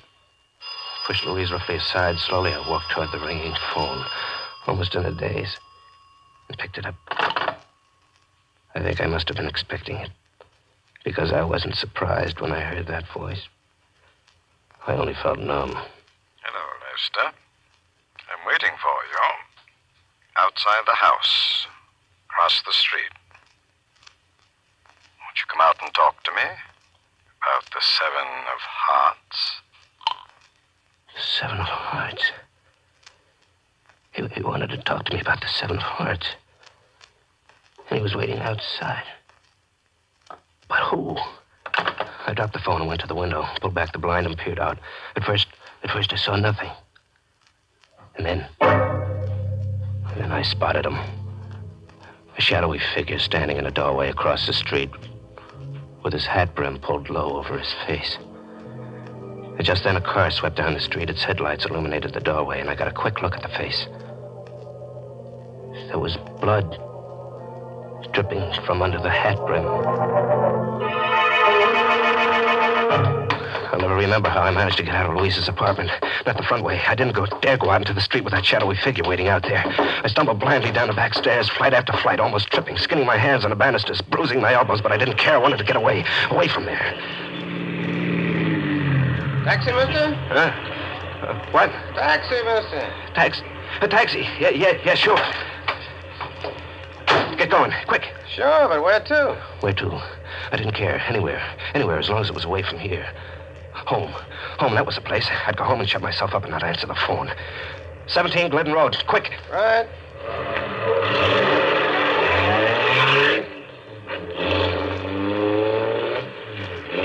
I heaved a sigh of relief as we pulled away. Out of pure instinct, I suppose, I looked out the rear window. Suddenly, the blood began to pound in my head like a thunderous avalanche. Because back there at the corner was that same shadowy figure. Getting into another cab. Pointing after my taxi. Faster, driver. You gotta go faster. Hey, what's wrong, mister? Look, that cab behind us. $20 if you lose it. What cab? That one, you fool. A cab behind us. Hey, one of us must be nuts. Or maybe you had a couple too many. There isn't any cab behind us. I turned around and looked again. My driver was right. The street was empty as far back as I could see.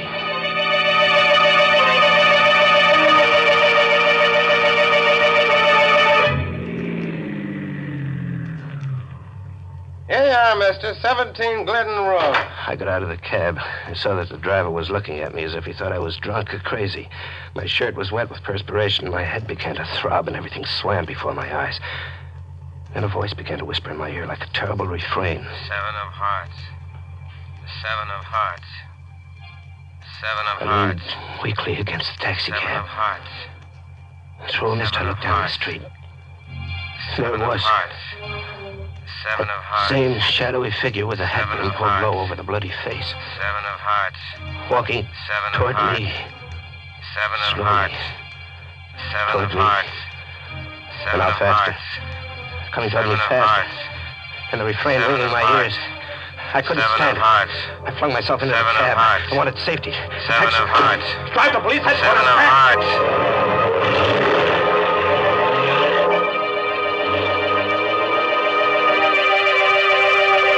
Police headquarters headquarters, I burst into Inspector Larkin's office. He was in there talking to Dan Kilmer. What's the idea of barging in here, Lester? I got to talk to you, Inspector. What's wrong, big shot? You look all broken You up. keep out of this, Dan. I've come to see the inspector. What do you want? I want protection. You got to protect me. Protect you against whom? Against Barney Flood. He's come back. Is he gag? No, it's no gag. The guy's gone nuts. No, I tell you, Barney Flood's come back. At first, I thought it was a phony, but now I'm sure it's Barney Flood. How do you know it's Barney Flood? Because I stopped short. I'd almost said too much. I couldn't tell him about the 7 of Hearts. I couldn't tell him why I was sure it couldn't be anybody else but Barney Flood. Get out of here, Lester. I've got no time to waste. But you've got to assign an officer to protect me. I'm afraid to go home. Look, Lester, I think you're going nuts the way Dan says. If I assigned an officer to you, everybody'd say I was going nuts, too.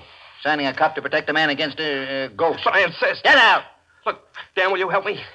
What? Oh, me? What, you're not working now, are you? No, I lost my job when Barney died. Well, look, how about a job? Working for me. Protecting me, huh? Against a ghost? Against Barney Flood's ghost? Oh, what do you care as long as I pay you? Okay, Lester. You've hired me. Good. Come on, then. Come home with me. I want you to sit up with me all night, huh? Dan Kilmer came home with me. And we sat up, whiling the time away, playing two-handed poker. My deal, Lester. Yeah, sure. So you're really scared, huh, Lester? Don't laugh at me, Dan. You'll be scared, too, if you'd seen what I saw. You mean, like the guy with the blood on his face? How'd you know about that? And the telephone call about the 7 of Hearts? The 7 of... I figured that stuff would sort of get you on edge. What do you mean? I mean that I'm the one that planted that man outside Louise's apartment. That was me on the telephone. You? Sure. That cab driver was my man, too. I had him planted out in back of Louise's house. He was waiting for you to come out the back way. You see, Lester, I had you figured right. Every move. You did all that? What was the idea? I wanted to get you right here. Like this. Afraid of your own shadow. What? What for? Pick 'em up. Picked up the cards. I stared at them. It was 4 aces. The same hand I'd held with Barney Flood. How would you like to make a little bet on your hand, Lester? Against mine. Say, your life against my life. What do you mean? Don't you get it yet? Here, I'll turn my cards over for you. See? 3 of hearts, 4 of hearts, 5 of hearts, 6 of hearts, and the 7 of hearts. You see, Lester, my hand does have the 7 of hearts in it. So did Barney Flood's. Before you took it out. How do you know about the 7 of Hearts? For a long time, Dan Kilmer didn't say anything. He just sat there, looking at me. Then he got up. He took out his gun, laid it on the table. Then he went to the door. How did I know about the 7 of Hearts? You see, Lester, I dealt the other hand, too. Barney Flood was right. A gambler must always pay up. The gun is ready on the table. And now, I'm ready, too.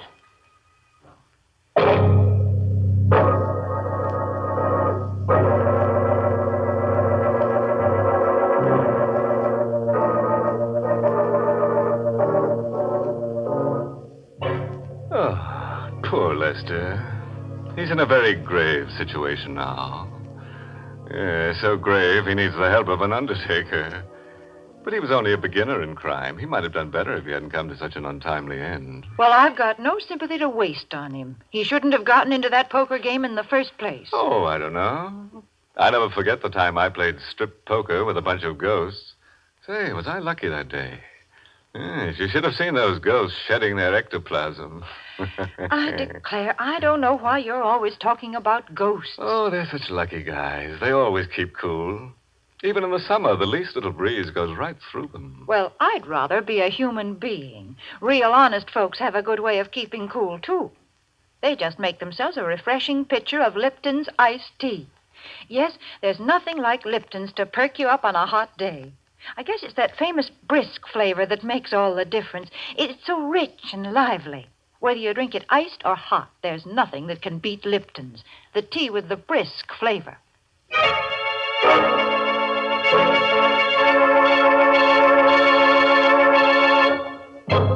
And now a word of advice. You can't afford to gamble with death because the loser never gets a chance to stage a comeback. And what's more, friends, if all the corpses on this program were laid end to end, they'd be a lot more comfortable.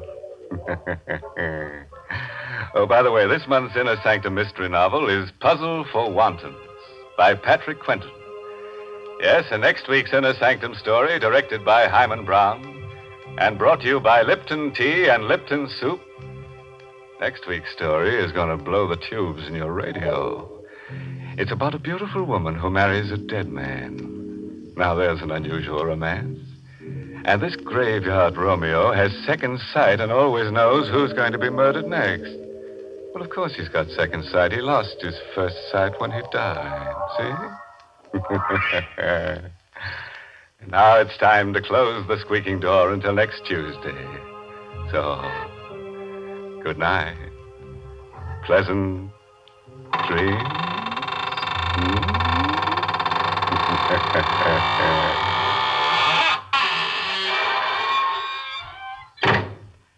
Folks, even with a cold meal, most of us have a craving for one hot dish. Well, why not make that one hot dish Lipton's noodle soup? You see, Lipton's has a real old-fashioned taste, a chickeny taste, just like real homemade chicken soup. And yet it's so easy to prepare. That's because Lipton's comes in an envelope. You just empty the contents of the envelope into boiling water, and in no time at all, soup's on. Just as quick and simple as that. And yet Lipton's noodle soup is blessed with a real chickeny flavor, and it's brim full of tender golden egg noodles. So, folks, don't forget Lipton's noodle soup. And don't forget to tune in next Tuesday night for another Inner Sanctum mystery.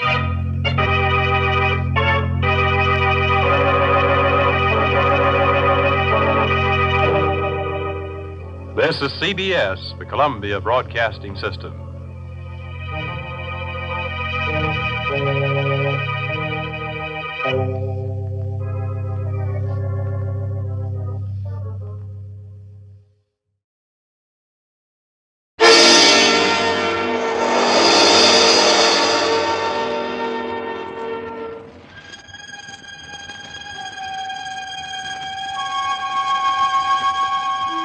Good evening.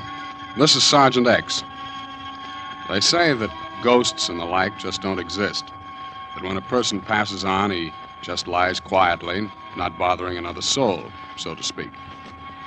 You believe that, don't you? Mm-hmm. Well, did you ever hear about the skull that walked? No? Then listen, my friends, to the Mystery Playhouse.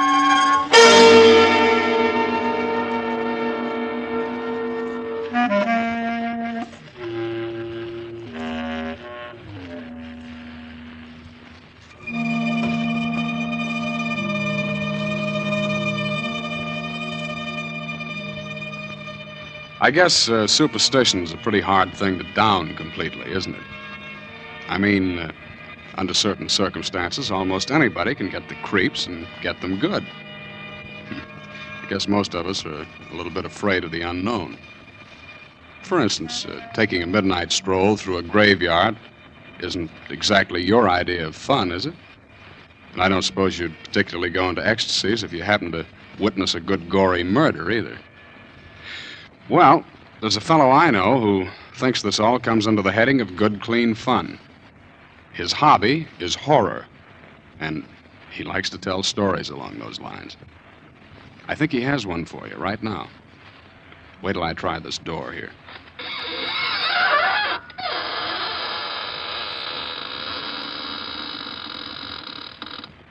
Good evening, friends of the Inner Sanctum. This is Raymond, your host. Well, come in, won't you? Yes, how are your spirits this evening? Oh, I'm glad to hear that. Our spirits are fine, too. Would you like to see them?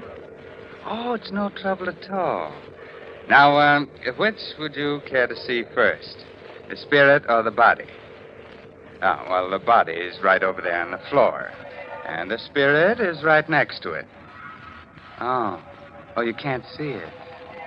I forgot to tell you, you have to be one in order to see one.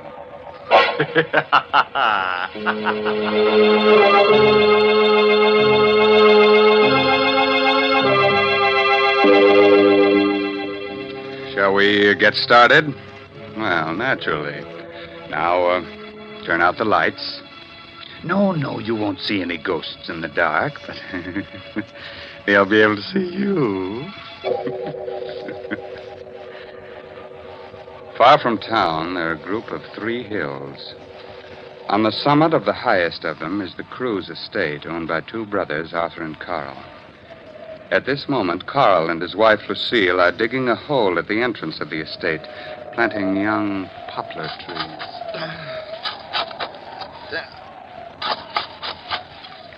Carl, I think it's deep enough. Oh, I think we ought to go a little deeper down. Oh, here comes Spears. You're digging? Yes, we're going to plant a whole row of Lombardy poplars. You mean right here? Yep. We're going to line both sides of the road. Well, perhaps you'd better let me do it. I'm your caretaker. I should do the gardening. Spears, you look upset. What's the matter? Well, where you're digging is an old Indian burial spot. There's a curse on it. Oh, don't worry about it, Spears. You don't believe it? Of course not. Lucille and I don't go in for superstition. Yes, but it's no superstition, sir. It's... You hit a rock. Oh, that sounds like a rock. It's a little hollow. Dig it up, whatever it is. Yeah. What? It's a skull. Yes. A skull. Spears is right.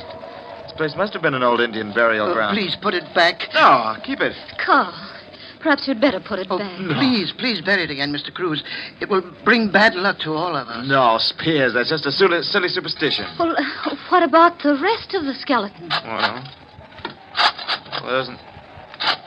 there doesn't seem to be one. No, just a skull. You bring it into the house, will you, Spears? No, partner, I'd rather not. All right, I'll take it in myself. But don't either of you mention this to my brother Arthur. He's terribly scared of things like this, and he's just gotten over his nervous breakdown. Carl, perhaps you should put the skull back. Well, Lucille, you're not being taken in by this hokum about curses, are you? Oh, that sounded like my wife, Mary. She was cleaning the windows. Good heavens. She fell out of the window. Mary. Well, she's unconscious. Please do something. You must do something. I'm afraid there's nothing we can do, Spears. She hit her head against a rock. She's dead.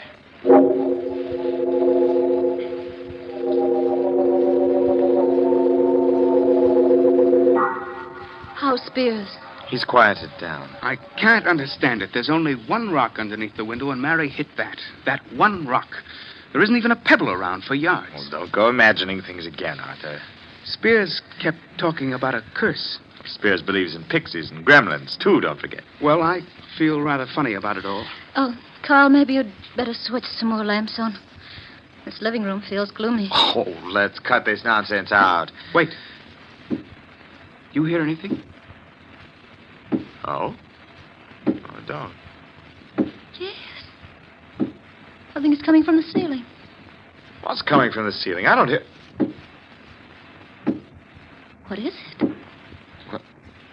It must be the beams. They sometimes do that from the heat. It's not the beams. It's too regular a sound. What room is directly above us? It's an old bedroom. We use it as a storeroom now. It hasn't been open in years. There's something up there. Of course there is. A lot of old things from years back, Lucille. Did you put the skull in the storeroom? Yes, I did. What are you two whispering of? It's coming down the stairs. We'll take a look and settle this. So far. Look! At your feet, Carl. The skull. How did it get down here? It came down the steps.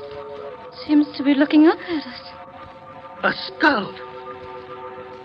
How did it get into the house? Carl found it while digging. Spears said it belonged to some Indian. Spears was right. There is a curse on the house. We'll all be killed. I'm leaving. I can't stand it. Well, Carl, what are you going to do with the skull? Well, lock it up in the closet. Lock it. Carl, you'd better bury it again. No, I can't do that, Lucille. If I do, it means I believe in all this tummy rot about ghosts. Well, then suppose you tell me how a skull could open a door and then come bouncing down the steps. I don't know. Maybe someone's playing a trick on us, dear. What happened to Mary was no trick, Carl. Nor is this, and you know it. Well, whatever it is, I'm not going to bury it. We'll keep it locked up in the closet. Oh, Mr. Cruz. Yes. What is it, Spears? Well, it isn't my place to tell you, sir, but You're referring to the skull, aren't you? Yes, sir. Well, it won't bother us anymore. The whole thing's some queer trick. I've got it safely hidden in this closet. I'm putting a lock on the outside. But the lock isn't going to do any good, sir. It will break through the door, just like the last time. I don't think anything like that can happen again. I'm the only one that has a key to this lock. If the skull wants to break out, you'll have to come to me for the key.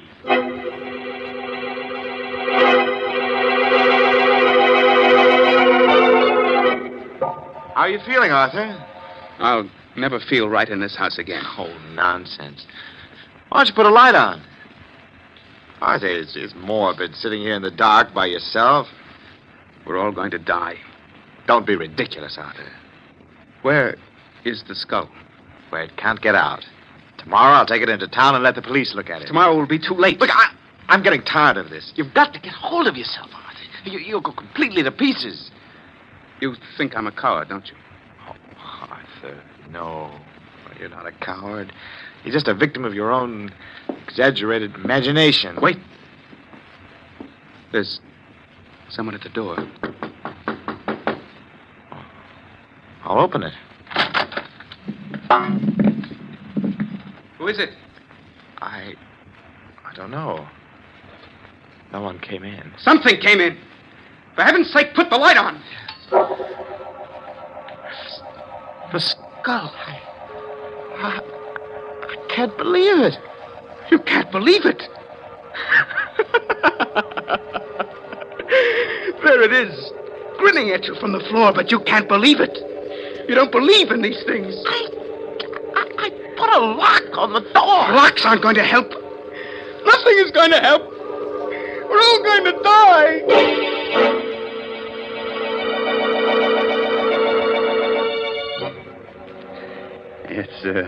It's an hour later now. Arthur has gotten over his hysteria, but he is still terrified. I'm not going to spend another night in this house, Carl. But, Arthur, there's got to be some logical explanation. I'm not in the least bit curious. I just want to get out of here tonight. I'm going to go with him, Carl. Lucille. Well, perhaps we'll bury it again. We'll put it back in the same place we found it. That won't do any good. It's too late now. Don't be ridiculous. If it wants anything at all, it wants to get buried again. I'm sure all this mysterious business will come to an end as soon as we bury it. The house won't ever be the same. Oh, stop it, both of you. You're acting like a couple of scared children. We'll put the skull back where we found it, and we won't be bothered by it anymore. Spears! Spears! Yes, Mr. Cruz. This skull. Let's take it out, bury it in the same place where we found it. Oh, I'm glad you reconsidered, sir. It's the only way.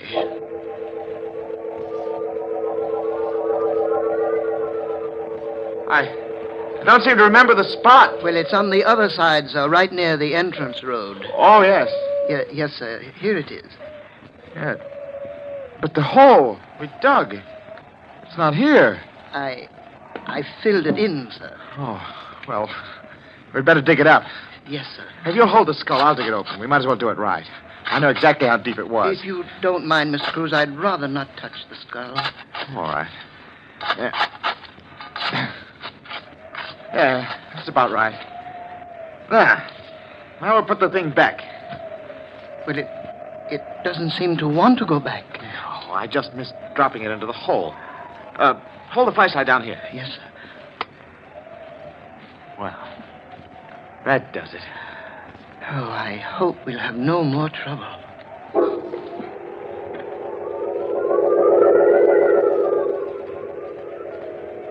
Well, Carl, did you bury it?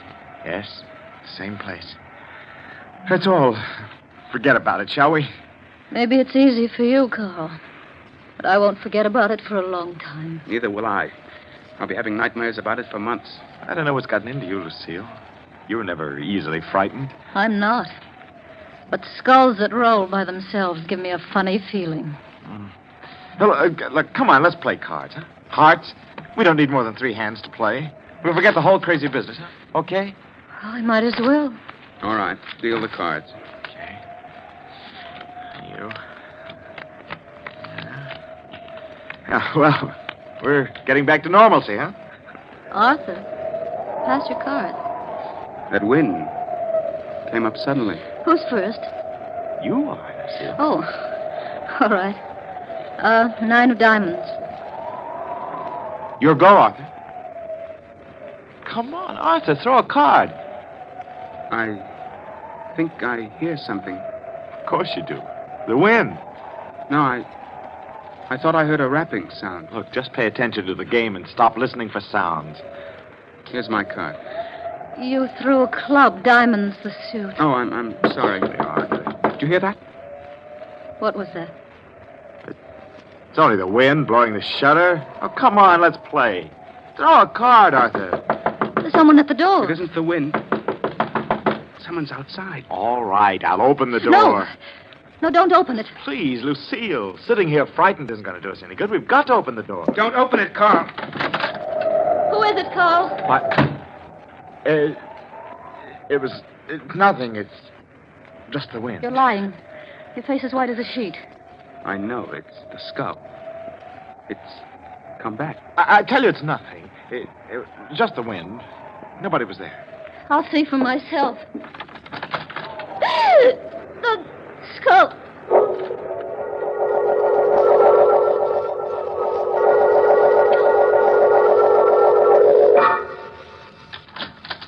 Oh, Mrs. Cruz, I didn't hear you knock. I didn't. I want to talk to you, Spears. Yes, Mrs. Cruz, but it's rather late. You've been up late before. Oh, yes, but it's just that I'm tired tonight. I don't mean to be rude. You've been doing a lot of night work?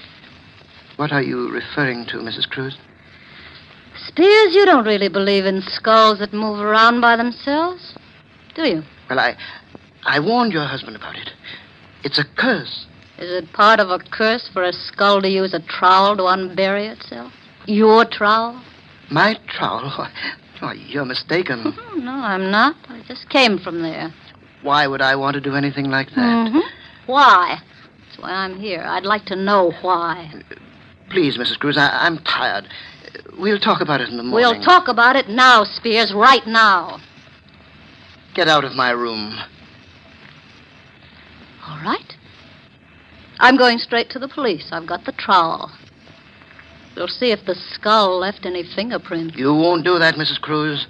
Oh, yes, I will. All right, Spears, just sit right where you are or I'll shoot. Oh, please. Put the gun down. Start talking. Well, it's all a mistake. If you don't start talking, I'll shoot. In self-defense. Did you dig up that skull? Well, I... Did you? Yes. Yes, I did. And you roll the skull down the steps? The first night it was in this house, didn't you? Well, it was only a joke. And you also managed to open the closet. Yes, but I... Whose skull is it? I don't know. You're lying. That skull has something to do with you. I checked up on it. Your first wife disappeared. Perhaps the police can identify the skull. Oh, please, don't go to the police. Well, it was my first wife, Jane. I killed her. I didn't want your husband to bring the skull to the police, so I tried to scare all of you away from here as the safest measure. Go on. Yes. Wait a minute. Who rolled the skull into Arthur's room? It wasn't me. It must have been... That's right. It was me. Perhaps you and I can work things out. I tried to frighten my dear brother-in-law Arthur away so that I can have complete ownership of the entire estate. You see, Arthur is leaving tonight. Yeah. Perhaps we can help each other. No one has to know of our little conversation. No one is going to know. Well, now that we've both accomplished our purpose, maybe it would be the best thing to bury the skull again. Yes. We'll do it now.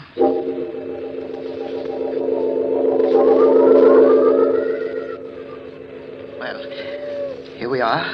Let's hurry. They'll miss me if I'm out here too long. Perhaps we'd better dig another hole. Oh, it doesn't matter. Will you hold the skull? No, I'd rather not. You haven't suddenly gotten squeamish, have you, Mrs. Cruz? Put the skull in the ground and dig that hole. All right. What's the matter? The skull. Look at it. What about it? It's moving. Can't you see? Well, it is just the wind pushing it. Hurry up. There. Yes, there. It's deep enough now. Hand me the skull. Oh, I forgot. You won't touch it. All right, I'll get it myself. What's the matter? My hand. I can't get my hand out. The jaws clamped down. Your hand. Please, help me. You've got to help me. Do something. You've got to do something. It won't let go. I can't. Oh, please, Jane. Jane, darling. I didn't mean to kill you. You're my wife. I didn't mean it. It was an accident. Please believe me. I'll do anything. Anything. Oh, no. No, Jane. Oh.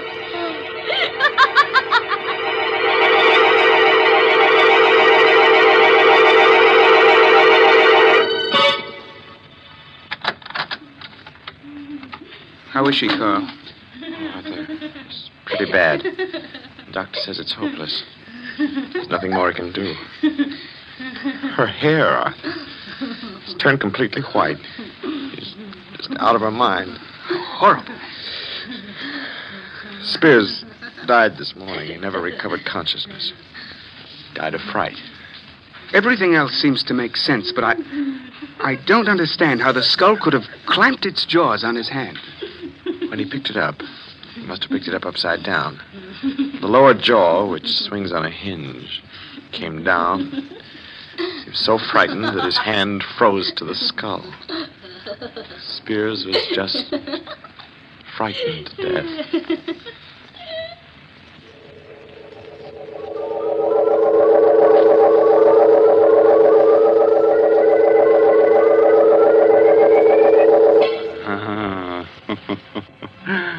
I want that skull. Yes, sir, I want it as a knocker for the inner sanctum door. Good night. Pleasant dreams.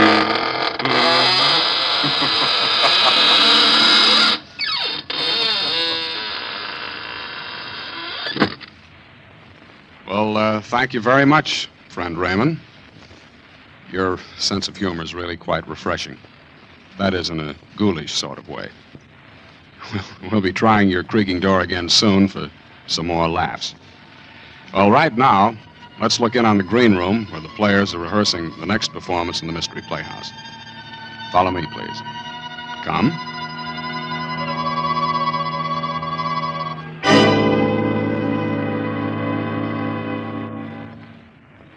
What a crowd. Say, Dexter, how's it feel to be both a spy-catching hero and a prospective bridegroom at the same time? At the moment, it feels like being the 13th sardine in a tin built for 12. The doghouse is always like this. Hey, finish your story, Stanley, about Dexter reporting the German agent. That, what's his name? Quartz. Quartz, yeah. Well, Dexter here figures that Quartz is up to something, so he tips off the FBI. Hey, you guys, take a look at that gal in the black dress. That's fine talk for a guy who's about to get married. Well, go on, Stanley. Dexter's only trying to change the subject. Well, following up Dexter's tip, the federal men trapped Quartz. That was 6 weeks ago. So today, in 3 minutes, in fact, Quartz is going to get quite a shock. Quite a shock. You mean they're going to... That's right. At 6 o'clock, that'll be less than 3 minutes now, Quartz is being electrocuted. You ought to read the newspapers, Lieutenant, and find out about things. Well, when you've just got back from the canal zone, you're likely to neglect the newspapers for the first few days. Hey, the gal behind us. What'd you say, Dexter? The gal behind us. One in the black dress. Oh. Mob's too thick. I can't even turn around to get a look at her. Hey, go on, Stanley. What was this Quartz after? Plans of a new type mortar, wasn't it, Dexter? Mortar? Oh, I can't say. Oh, don't be such a clam. But it's taboo, I tell you. Well, don't get sore about it. Oh, who's sore? Come on. Let's get out of this mob and find some less crowded joint, huh? Oh, take it easy. Let's have at least one drink here, now we finally got to the bar. Ouch! Oh, what the heck? What's the matter, Dexter? Somebody step on your corns? Oh, no, it felt like someone stuck a needle in my hand, but the way I'm wedged in here, I can't even lift my hand to see. Probably a pen scratched you, with all these women about. Hey, Dexter, according to the clock on the wall there, Quartz is being executed right this second. Say, it's kind of close in here. Let's get out and get some fresh air, huh? Take a look in the mirror over the bar, Stanley. That woman behind me. That's what Dexter's been muttering about. The brunette in black.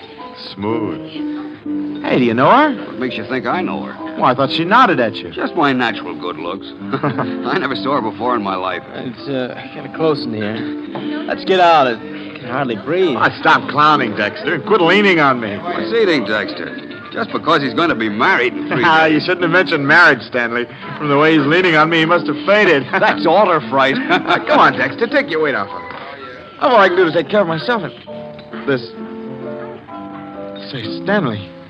He has fainted or something. No kidding. Oh, Dexter's a practical joke. No, this isn't a joke. He's all gray about the lips. Huh? Look at him. I mean, hold him. He's falling. Oh, Dexter! Dexter, what's the matter? Dexter! Lieutenant, is he all right? What's the matter with him, mister? Is he all right? No, he isn't. I think he's dead. Oh, it's impossible. Is there a doctor here? Oh, open his collar or something. Just don't let him lay there. Come on. Right there. Oh, over here, Doc. Back up, please. Let the doctor through. Lieutenant, what on earth's happened? Where's the doctor? Maybe he can tell us. Hey, Dr. Rauber here. Ralph, here, let's have a look. Oh, help me turn this man over. Sure. There. Looks like he's been suffocated. Doctor, is he dead? Oh, yes, he's dead, all right. He can't be. Only a minute ago, he was standing here talking with us. He said something about somebody sticking a needle in his hand. What's that piece of black paper on the back of his right hand? Yeah, What? Don't touch it. Don't touch it. It's thin black cardboard. Perfect circle about 1/4 inch in diameter. With a tiny hole in the exact center. Well, that's a funny. There's a small puncture in the skin on the back of the right hand. Right over the place where this circular piece of cardboard was. A drop of blood caused the cardboard to adhere to his hand. Somebody better call the police. The police? Why? Because it looks as if your friend here has been murdered. But Dexter couldn't have been murdered. I was standing right beside him all the time. No one's to leave. Everybody stay right where you are. And you over there, call the police department and ask for homicide.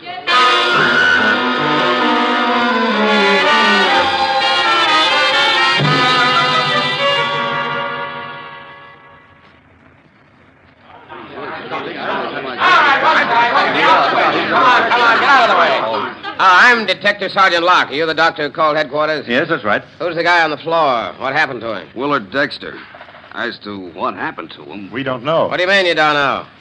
Who was nearest Dexter at the time? Well, the lieutenant and I were with him. And I was behind him, and so was this lady. Oh, you were, huh? How about that, lady? Yes, I guess that's right. Okay, then I want to take you two ladies and you, Lieutenant, and you, mister, aside for questioning.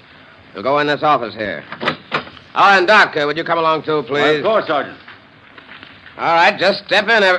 All right, Blondie, you too. Oh, I can't. I got a date in 10 minutes. Go on, get in there. Am I arrested? Are you up? Look, Blondie, you will be in just about 1 second if you don't get in there. Oh, all right. wife, but don't call me Blondie. Hey, Durkin, don't let anyone in here. Right. Now, we'll get a little privacy. Lieutenant, let's have your story first. Well, we were standing in the crowd. Your name?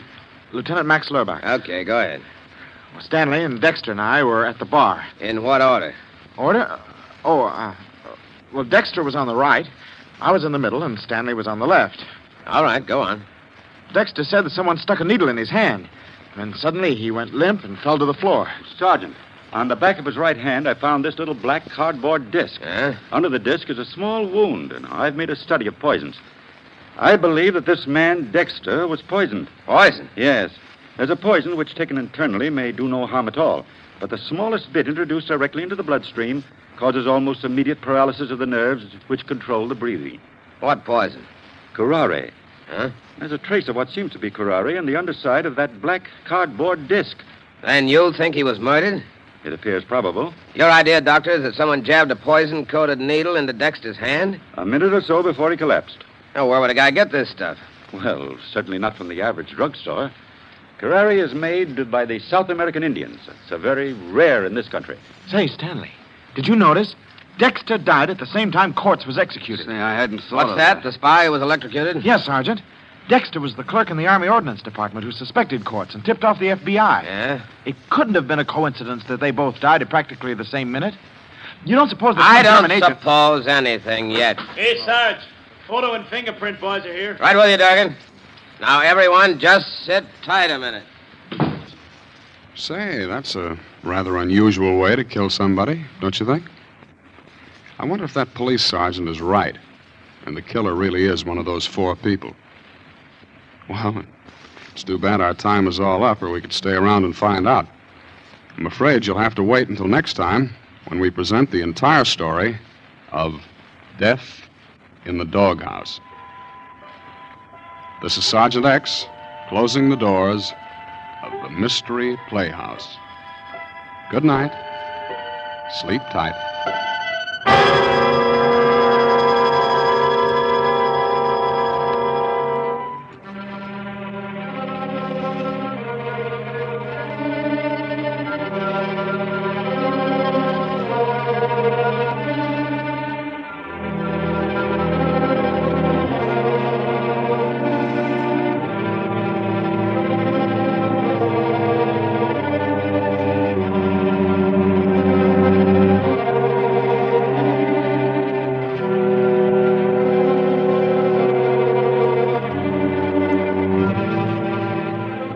This is the Armed Forces Radio Service.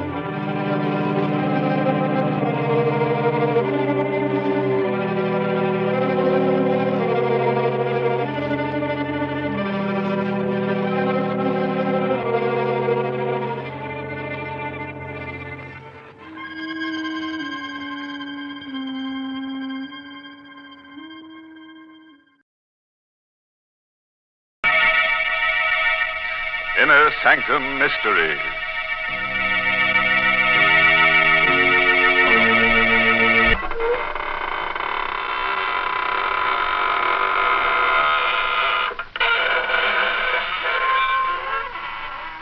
Good evening, friends of the Inner Sanctum. This is your host to welcome you in through the squeaking door to another half hour of horror. Come in, won't you, and sit down. I hope you'll forgive me if I don't get up, but I'm terribly tired.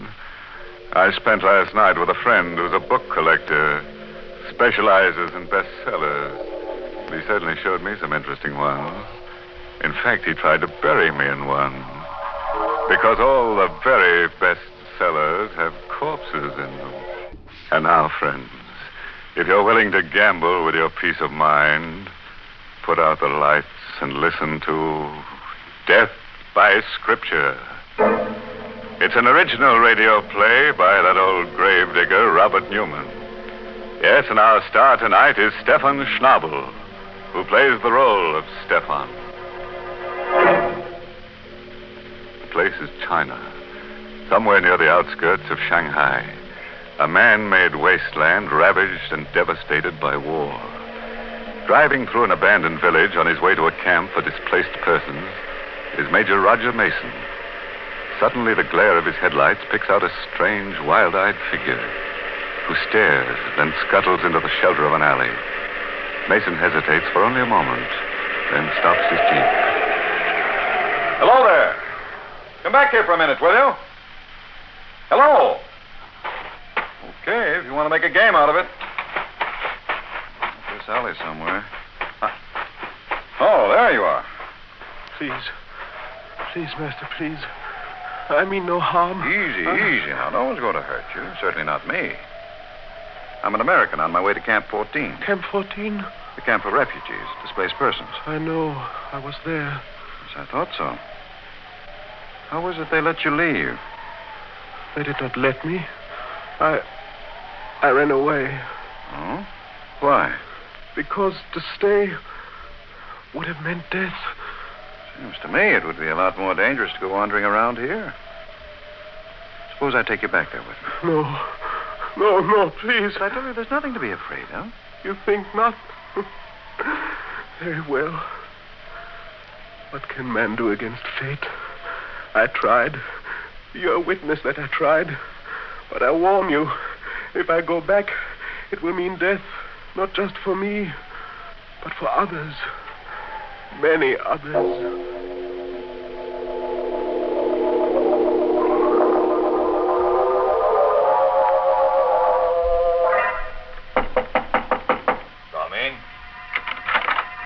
Dr. Kona? Yes. I'm Major Mason. Major Mason, I'm very happy to meet you. Welcome to Camp 14. I'm very glad to meet you, too. I've heard a great deal about you. The job you've been doing here. Oh, Dad. There was not much I could do when we were all prisoners. But now that we have been freed and are beginning to get food and medical supplies, it is almost like a holiday. May I present Miss Mia Singh, who has been assisting me? Major Mason? Miss Singh? I brought someone here with me, someone I picked up on the road, and... Stefan. I did not want to come back. He made me. Well, then he does come from the camp here? Yes, of course. A curious case. We have never been able to discover his last name or even his nationality. We have many kinds here, you know. White Russians, Koreans, Siamese, Burmese. Stefan, why did you do it? Why did you run away? Because I was afraid. Because of this. Another one. That same paper. What is it? We found about a dozen of them scattered around the camp this afternoon. Read it. You have not escaped. There is no escape. Do you recognize this symbol here? Japanese Black Dragon Society. It says there is no escape. And it's true. I tried to escape, and what happened? He brought me back. Our benefactor. Our savior. I told you there was nothing to be afraid of, Stefan. Afraid? Is death something to be feared? It is the one escape they cannot take from us. Death, to sleep, to rest, to rest. He's really in a pretty bad state. Couldn't you put him up in the administration building? That might be exactly what they want. What do you mean? It is not like the Black Dragon Society to warn someone they mean to kill.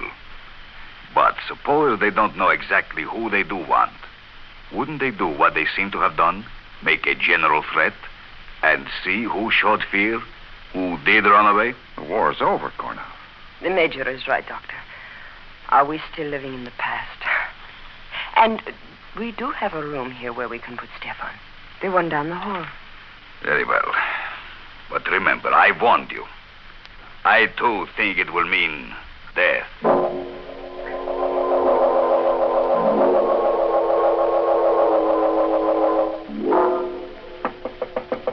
Stefan! Stefan! The door's not locked, Major. Come in. I didn't know whether I'd be disturbing you. Whether you were asleep. Sleep? I never sleep. Never. You're feeling better, though, aren't you? Safer?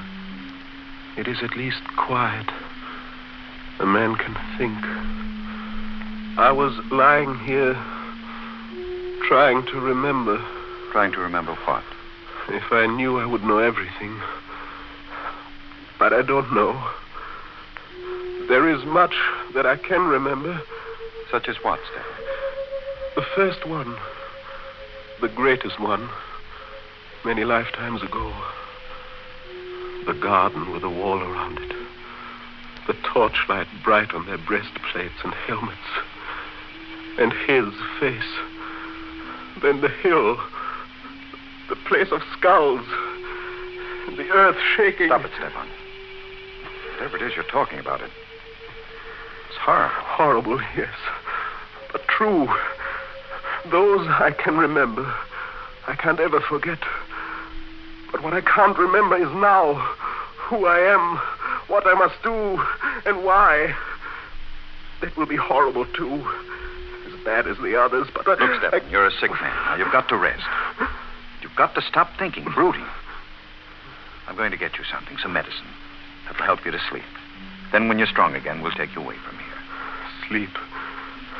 I told you I do not sleep. I cannot sleep. No? We'll see about that. I'll be back in a few minutes. Sleep. He does not believe that it is not for me. Not even the final one, which is dreamless. What's that? Outside the door. This door. But who is that?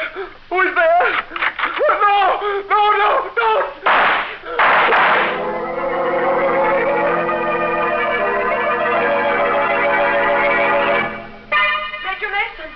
Major Mason, did you hear Yes. Down at the end of the hall there. Stefan's room. Come on, quick. Major Mason, Mia. This way, down here. It sounded like shots, as if... It was. Look. Stefan. No, don't touch him. Let me see. Dead? Unless he's not flesh and blood. 3 slugs right over the heart. Must have been fired right from the door there, and... Good Lord. What is it? His pulse, still there. Where's your searcher? Right next to the office. What there is of it. Here, help me carry him in there. We'll operate immediately.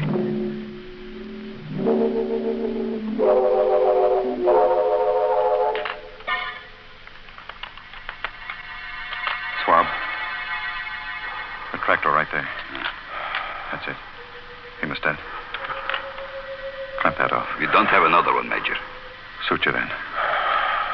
Tie it. How's his pulse? Weak, but steady. Now the swab. That's it. No, I don't dare probe. Forceps. It is almost in the vena cava. No worse than the others. It's absolutely impossible. No one will believe it. But he's still alive. There. The last one. If he does pull through, if he even holds out for a couple of hours, I'll believe anything.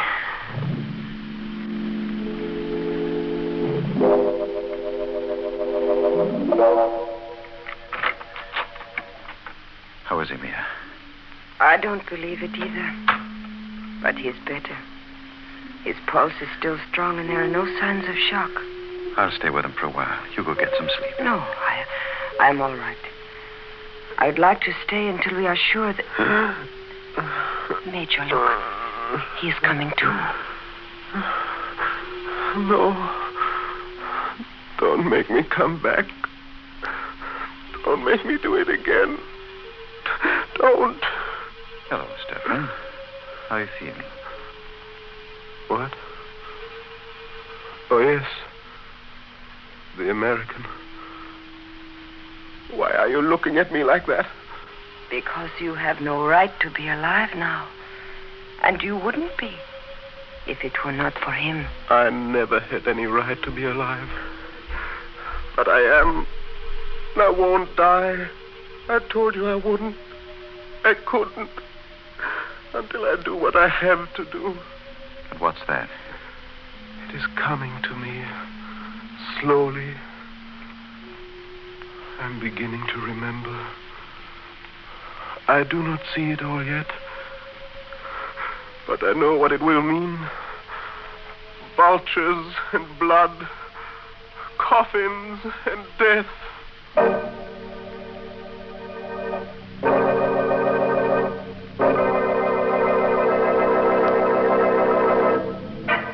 Well, now we're starting to get somewhere.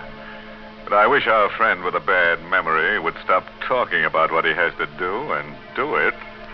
Here we are halfway through our story with only one shooting. And no corpses. If things don't pick up, I'm going to get in there myself and show them how to pour gore.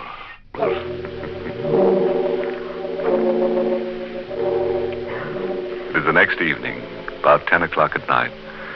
The dust-laden wind still wails around the lonely camp, and the refugees from many nations sit huddled in their rooms. Stefan, his face gaunt and drawn, is sitting propped up in bed in the administration building. You're sure you feel well enough to talk, Stefan? There is pain, but that does not matter. What is it you wish to know, Major? You were shot, Stefan. You know that. Did you see who it was that shot you? Yes, I saw. But that is not important. Does not matter. What do you mean it does not matter? Just that, Doctor. You see, much has come back to me. Not who I am, but what I must do. And I know now that I have nothing more to fear. That I was shot by mistake. Mistake? What the doctor said last night about the Black Dragon Society was quite true. There are 2 men here in the camp for whom the Japanese have been searching for years. Men who have been leading the resistance movement in their own countries. Even now, the Black Dragon Society feels that those 2 men must die. Do you know who they are? Yes. Do not mention their names. Do not even think them. You know who they are, don't you, Mia? One of them is your own father, Ram Singh. And the other is Pao Tung. Is that true? Yes. It is true. Then I think we ought to go see them at once. Make provisions to get them away from here.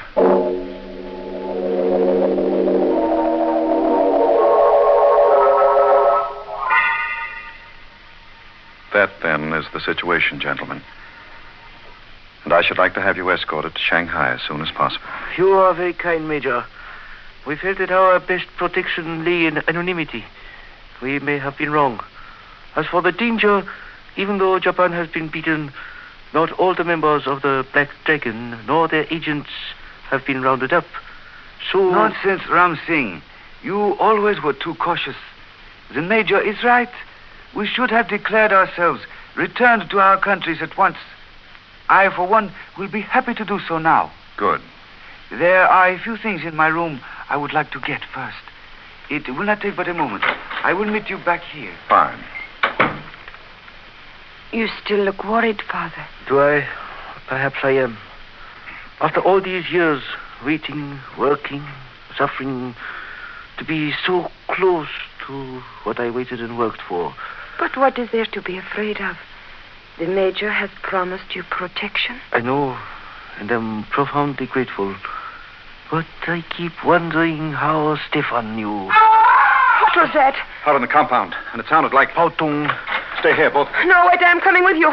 Father, you stay here. Lock this door and do not let in anyone unless you know who it is. Major Mason! Major Mason, where are you? Over here. This blasted dust is so thick. Who's that? Kornloff. You heard it, too? Yes. Sounded as if it came from... There he is. Pao Tung? Yes. Dead? Very. Throat cut from ear to ear. No. No, he just left us. He was only gone a minute. That minute was all somebody needed. Who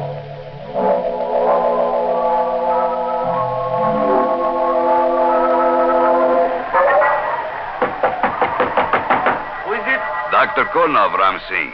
Major Mason asked me to take you up to the administration building. Just a second. That scream out in the compound, was it? Yes. Pao Tung. And was he... Yes. Killed. That is why the Major wanted me to come and get you, to put you somewhere where you would be safe. You are ready? Yes. Poor Pautong, to have lived through so much, waited for so long. Then, is it known who did it? No, not yet. But they are closing the gates. Whoever it was will find it difficult to get away. Will they? I wonder. In this dark, where the dust so thick you can hardly see. Besides, suppose it is not someone from outside. Suppose it is someone from the camp here. Someone who has been here for a long time. Wait. Oh. Dr. Kornoff! Dr. Kornoff, where are you? Dr. Kornoff! Must have lost him as we came through the alley. With his wind. Dr. Kornoff! Is that you? Who is it? Answer me! Tell me who it is! No! Let me go! Let me go!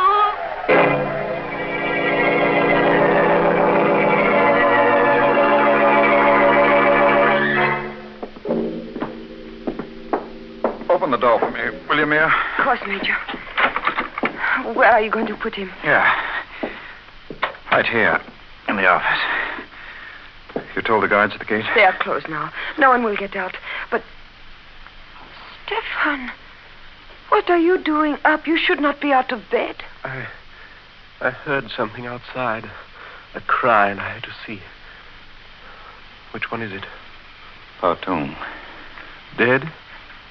Yes. His throat cut. And the other? Your father, Mia.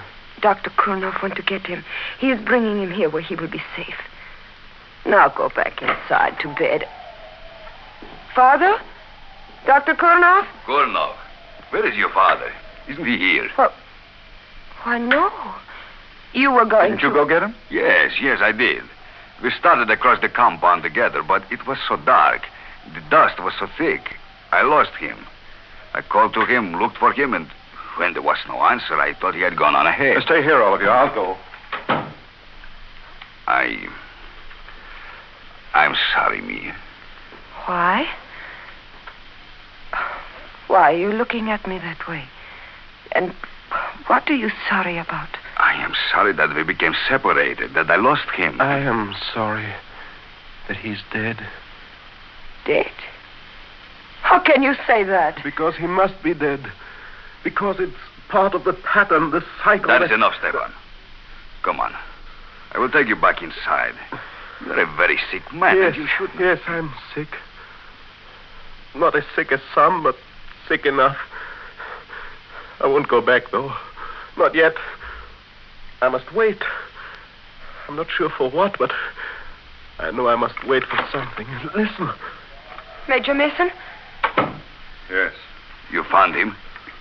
Yes. Yes, I found him. Father. I told you. I knew. He had to be dead. Yes. Yes, he had to be dead. I think I knew it, too. Knew it was hopeless from the very beginning. How did it happen? Strangled. With this. Strangled. Dying out there in the darkness. 2 of them killed within a few short minutes, and we still do not know. That's not completely true, Mia. You mean you know? Your father and Pautong were around here for a long time.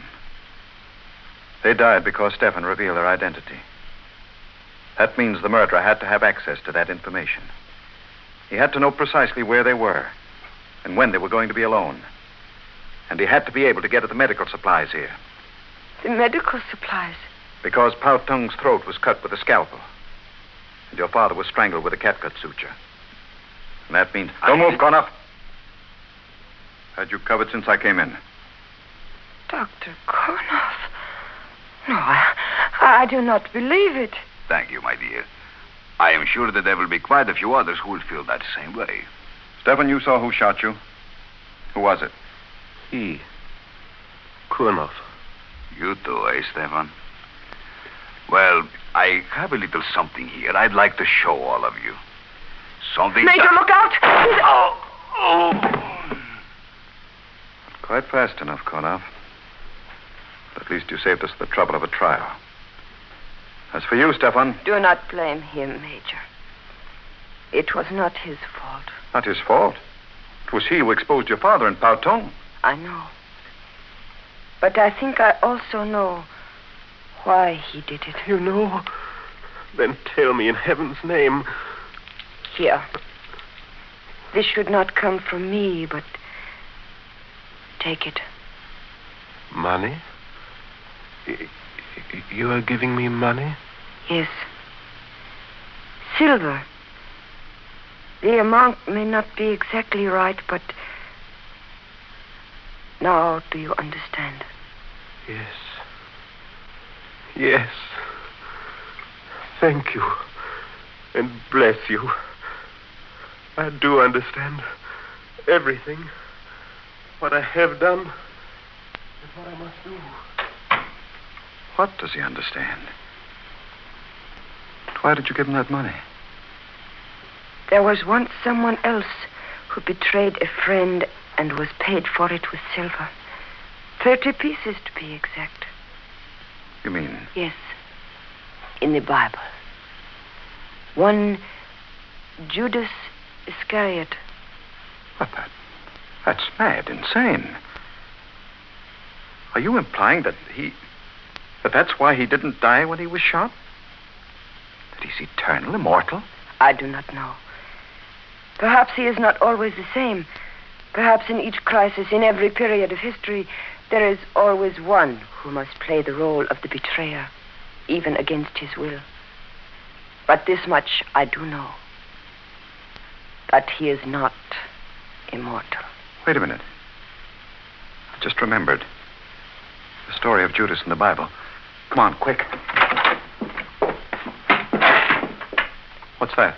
The money I gave him on the floor. And... Good heavens. Yes. Matthew 27, as I recall.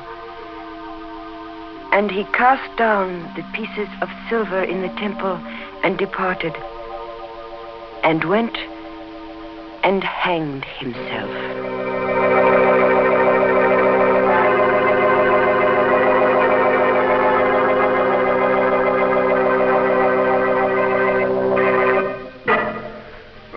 That's the kind of character we like to have on this program. A little slow getting started, but he did deliver in the end. 2 corpses, plus his own. A nice down-to-earth sort of chap who wound up high in the air with a rope round his neck. Yes, we'll have to see that he's back with us again next week. Rope and all. Use the rope? Of course we will. You know our motto. No noose is bad news. I don't like it when people fight, especially grown-ups like Mommy and Daddy. Mommy always told me it wasn't nice to yell at people or say mean things. But most of all, she said you should never hurt people. She said hurting people is a crime. And if you don't believe me, you can just go ask my daddy. But you'll have to wait for visiting day to do that. Physical abuse is a crime. Stop abuse. See your Family Advocacy Program office for help before you hurt someone you love.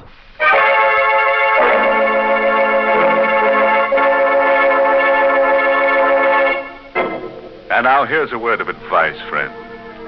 If you should be invited to spend the weekend with a friend in the country, and he should wake you at midnight carrying a lantern and shovel and invite you to go berrying with him, make sure he doesn't mean burying with a U.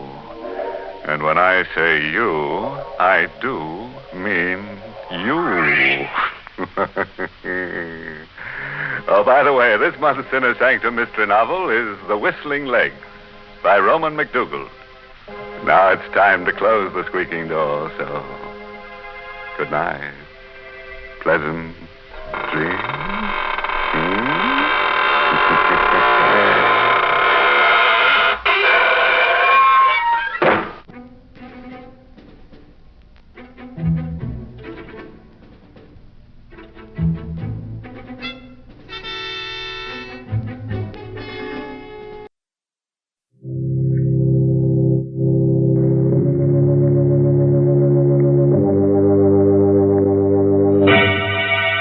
Lipton Tea and Lipton Soup presents Inner Sanctum Mysteries, starring Miriam Hopkins.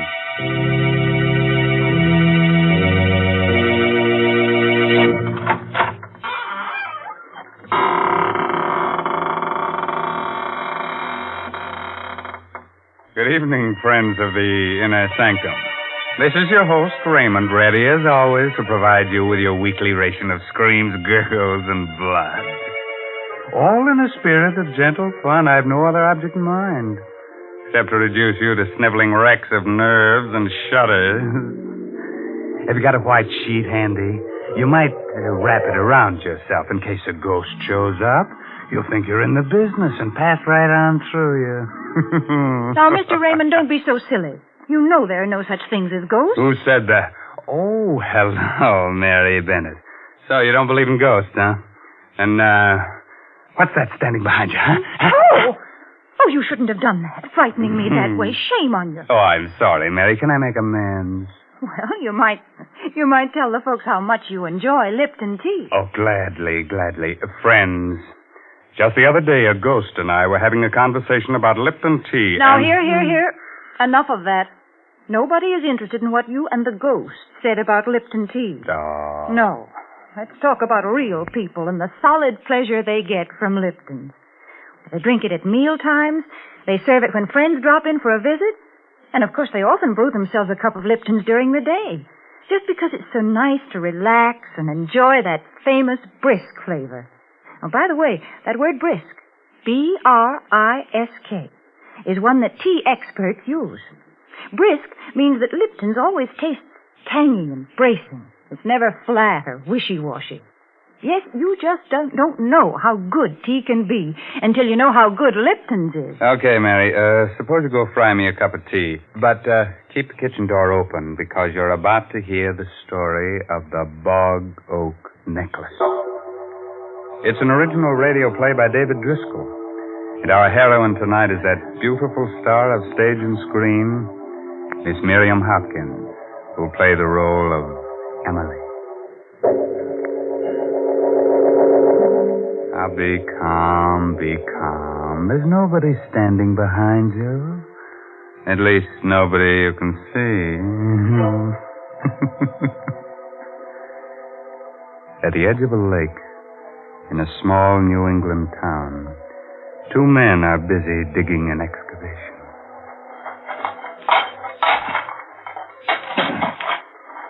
Must have been like a cave around here once, huh? Yeah, old Miss Bristow used to own this property before she sold it to this here city man who's building. There used to be a fine apple orchard right up there.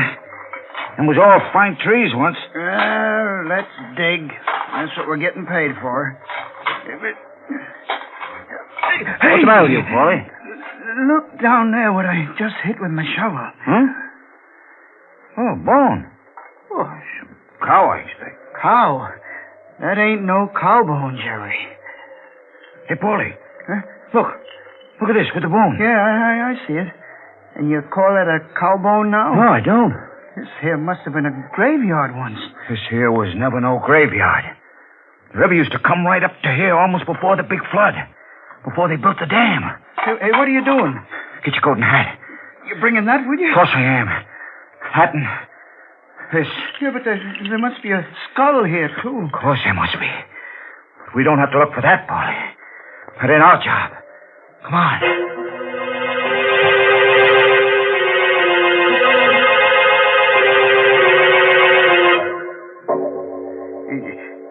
Jerry and me was digging away there, Mr. Warren, down towards the river.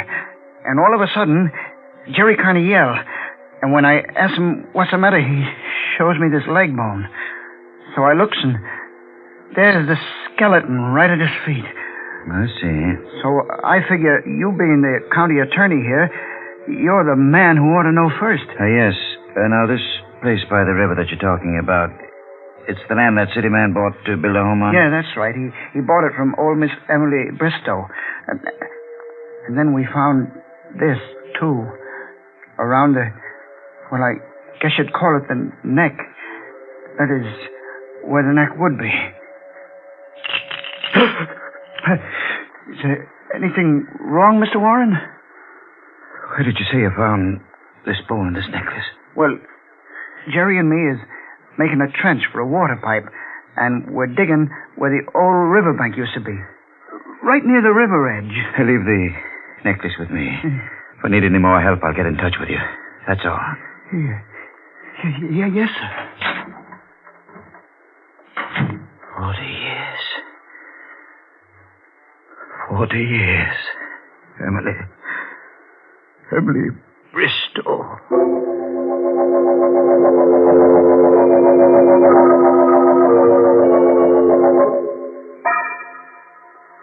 What do you want with me after 40 years, Andrew? Look, Emily. Well, these are old woman's eyes. Look closer. Take that away. Take it away. The bark oak necklace, Emily. Do you remember? Presented to Miss Emily Bristow on her 24th birthday by Andrew Warren. Where did you get it, Andrew?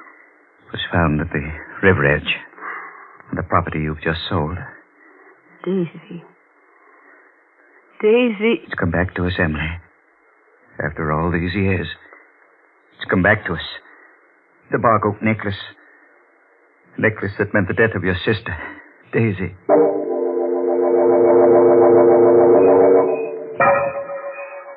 Oh, Andrew. Oh, Andrew, darling. Daisy, there aren't two people anywhere as happy as we are. Of course not. May I tell Emily? Why, yes, I suppose so. After all, she's your sister. She should know. Good night, darling. Look at that moon. Smiling at you. Oh. I'm going to close my eyes, and I won't open them until you're down the road out of sight. Good night, sweetheart. Good night. Good night, sweetheart. Good night, moon. Oh, young ladies shouldn't stand staring at the moon that way. Oh, Emily. You frightened me so. Did I? You had a nice drive with Andrew in the moonlight, I hope. Mm-hmm. Emily. Andrew. Yes? Andrew and we're... Oh, darling. How will I ever stop my heart from beating so? I can't. Let me say it for you. You're engaged. There you are. It was easy, wasn't it? For you? You've no idea how easy it was for me.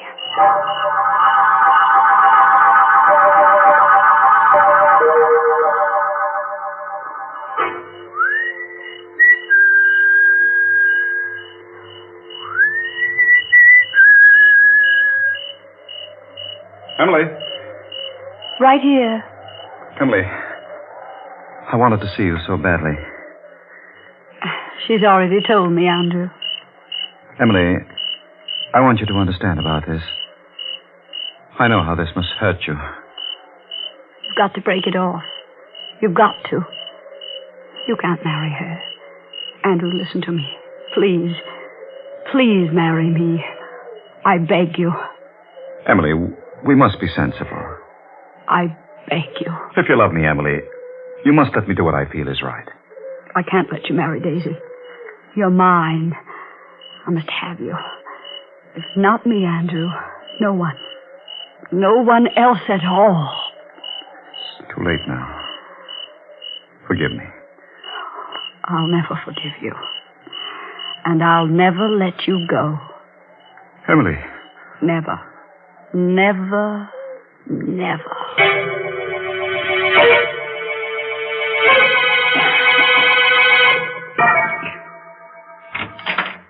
Emily? Emily, are you asleep? Go to bed, Daisy. Oh, Emily, don't be cross. I can't sleep. You can't sleep. No, I'm so excited. Why, Emily, you're still dressed, too. Oh, so I am. What's the matter, dear? Don't you feel well? Oh, I feel very well. Thank you, Daisy. Emily, what's the matter? Why do you use that tone with me? Oh, darling, you're not feeling well, are you? I can tell by the look on your face. Oh, come on. Come on out into the night. The moon is full, and let's walk up to the apple orchard. After all, Emily, even though we're going to be separated, it won't be forever.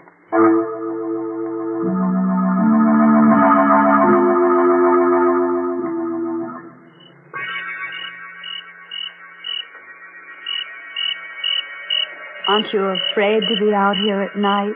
Afraid? Afraid of what? We're at the end of the apple orchard. There's the little patch that goes down the river. I think you'd better go back now. I go back? Well, what'll you do? I'm going to stay here. I wouldn't dream of going back to the house alone. I thought you weren't afraid. All alone? Of course I'd be afraid all alone. Daisy, I don't want you to marry Andrew. Emily? You know what you've just said? Certainly. Why, Oh, Emily, I'm surprised at you. Well, you're jealous. That's right. I want you to write to Andrew and tell him that you've thought it over and that you've decided you don't love him and you're not going to marry him. How dare you speak to me that way? Now get out of my way. I'll never talk to you again as long as I live. Have you thought that you mayn't have very long to live? Emily! Emily, I'll scream. No, you won't scream. You won't scream at all. And do you know why? Down in that little pigeon heart of yours, you're frightened. Frightened? Let go of my arms. You're hurting me. You're out of your mind, Emily. I'll let you go when you promise to write that letter. I promise. I promise, Emily. Now let go of me. As soon as we get back. Yes. And don't you dare breathe a word of this to anyone ever as long as you live. I promise. Now, I think we understand who loves Andrew. Yes. I'll let you go. You don't know how close you came. Come back here, Daisy. You'd run away, would you? Emily, I wasn't running away. Please let me go. Oh, what are you doing with that necklace? Emily, no. I knew I couldn't trust you. I knew I never should have told you. Stop, Emily. You're choking me. I can't breathe. I can't breathe.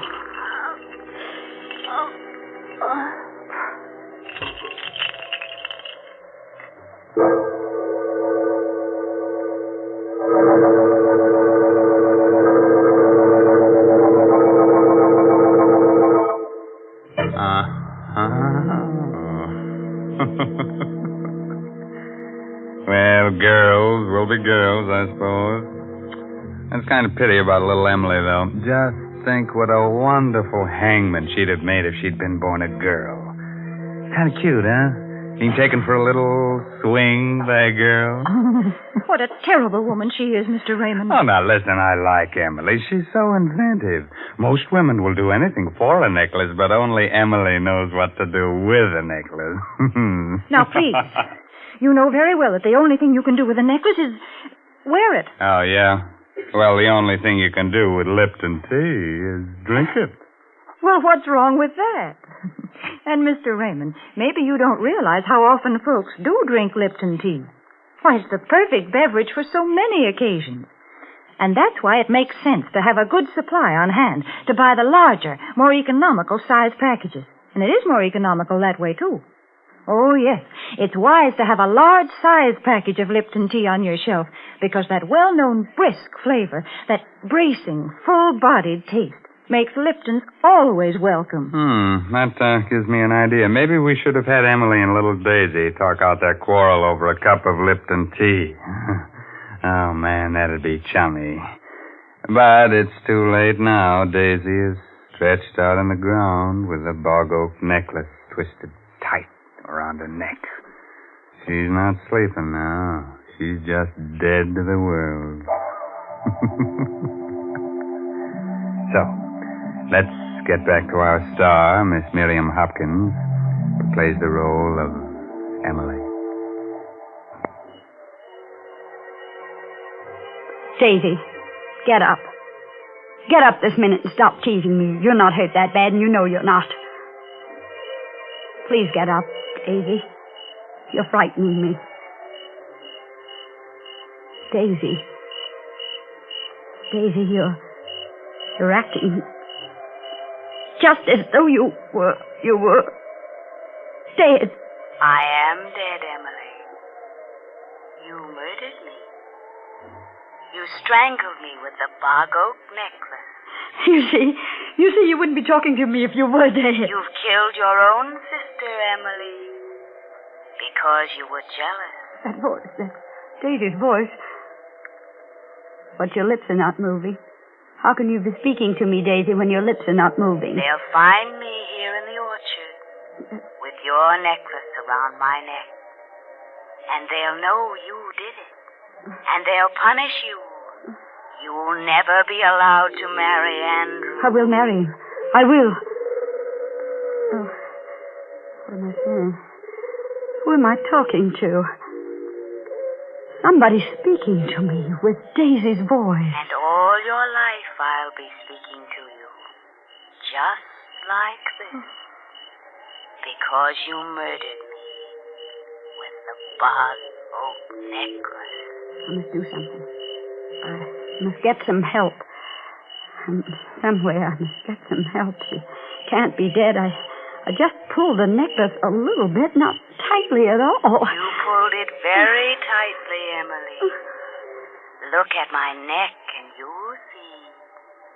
You'll see how tightly you twisted the necklace. Stop it. Stop talking to me. I'll never leave you, Emily. Never as long as you live. You are dead, aren't you? I murdered you. Something dreadful will happen to me. I've got to do something. What can I do? The river. I'm near the river. Stones, yes. With twine. Strong twine wound around the stones, and I could tie the stones to her, and I could throw her into the water from the crag on the hill, and the stones would make her sink to the bottom, and then she'd never come back. Never. And who would know? You know, Emily.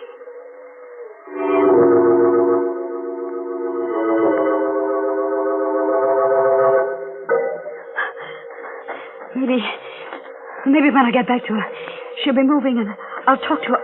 No, she is dead. She is... Oh, I'm running in the wrong direction. It was over there that I killed her. It couldn't have been because she's not there. It was right here.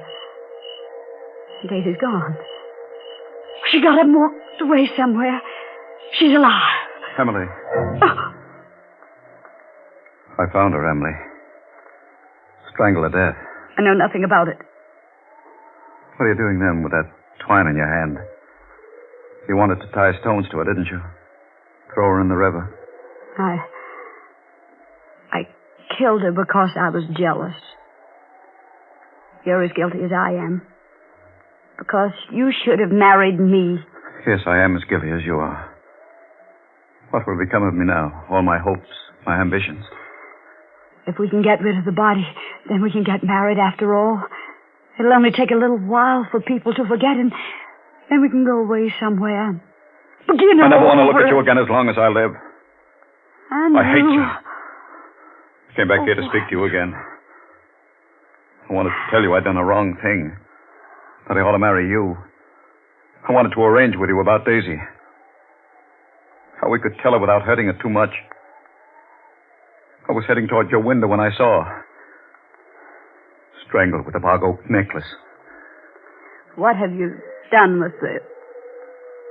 Exactly what you planned to do. Because no woman would have the strength to do it. I had rope in my rowboat. I tied stones to the body. Rowed a bit into the river with it. Dropped it overboard. The plan works, you're safe. If it doesn't, he'll die. And I'll go to prison. I'm going now. The moon is down already. Soon it will be dawn. The necklace. What did you do with the necklace? I left it where it was. Around her neck.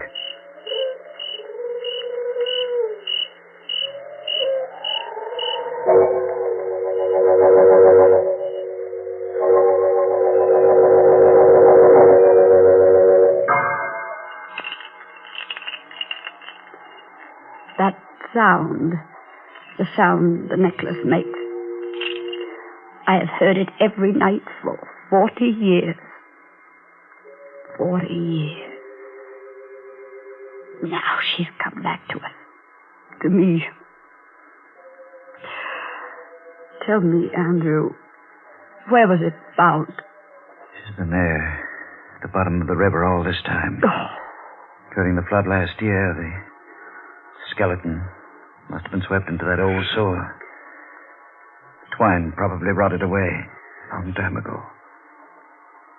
That's the only explanation I can give. Watching! Down there at the bottom of the river, watching! I'm going now, Emily. It's probably the last time we'll ever see each other. I'll leave the necklace with you. It was to you I gave it 40 years ago. Emily. What's that? What? The voice. Her voice. I'm going. Don't leave me, Andrew. Don't leave me. He'll leave us, Emily. He'll leave the two sisters alone. Together. Andrew! We're alone now, Emily. Just as we used to be. You and I and the necklace. No. Come, Emily, let's take a walk as we used to. In the old apple orchard. No. Come. It's getting dark. No, I've not been near that orchard in 40 years. Come, Emily. With me. But I'm old. No, you're young. As young as I am. Come with me. We'll tell each other little secrets, won't we, Emily? Just as we used to. Yes. The crickets will be chirping and the moon coming up. All as it used to be. Yes. And you'll be wearing your necklace. The bog oak necklace that Andrew gave you when he thought he loved you instead of me. You'll wear it the way you used to when you'd steal up there to the orchard to meet him. Remember? When he used to roll to the bottom of the hill and wait for you, and you could stand in the orchard until you heard him whistle. Yes. Emily. Yes. You've forgotten something. Forgotten. The necklace. The bog oak necklace. Oh. Wear it, Emily. Dear Emily. Wear it.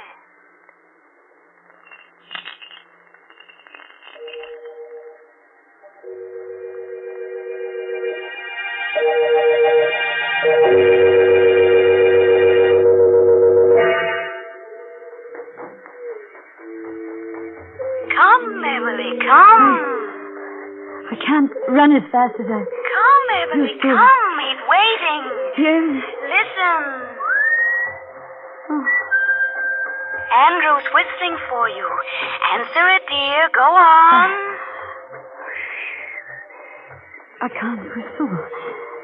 That's strange. You must run faster, Emily, faster. Oh, you must run so much faster. Through the apple trees, bending beneath the branches. He may not wait.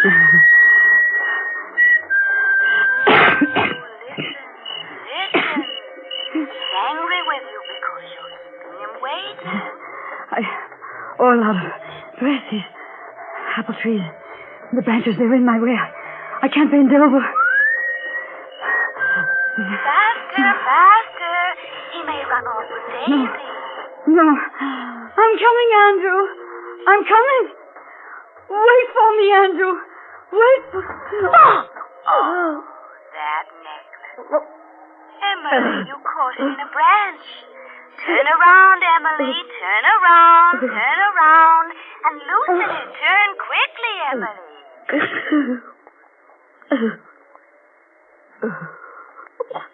That's the way my voice sounded one night long ago. When I wore the bog oak necklace. When I, too, was strangled by the bog oak necklace. Come, sister. Come. It's so cool here in the river.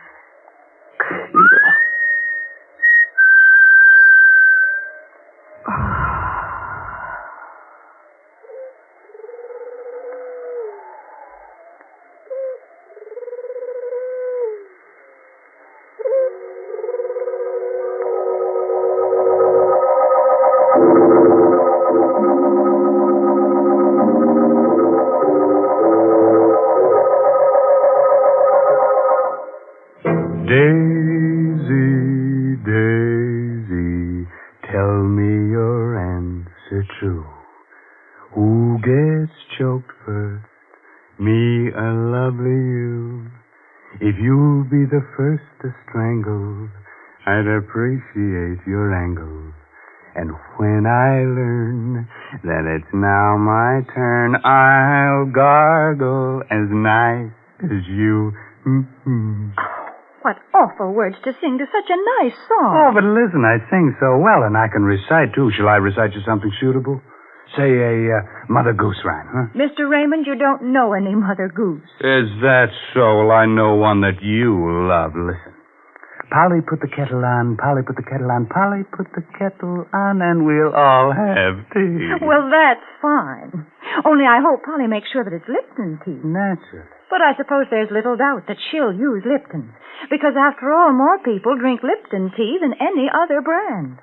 The reason for that is Lipton's famous brisk flavor. Yes, Lipton tea is never flat or insipid.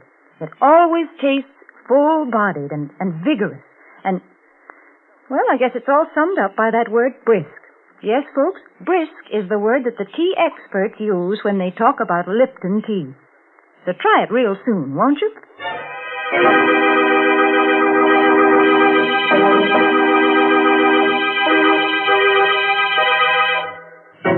They say, of course, I just tell you what the gossip is in the morgues I visit. They say that Daisy and Emily can be seen almost any moonlit night. Skull gently touching skull, floating through the old apple orchard as of yore. If you'd like them in your home, you could use their ration coupon. Outside of rattling a bit when the wind blows, they're very nice and companionable, especially on dark nights. And in the summer, you can always use them for scarecrows in your victory garden. By the way, this month's Inner Sanctum mystery novel is The Outsider by A.E. Martin. For now, it's really time to close that there squeaking door until next week at the same time when Lipton tea and Lipton soup will once again bring you another Inner Sanctum mystery produced under the direction of Hyman Brown. So until then, good night. Pleasant dreams.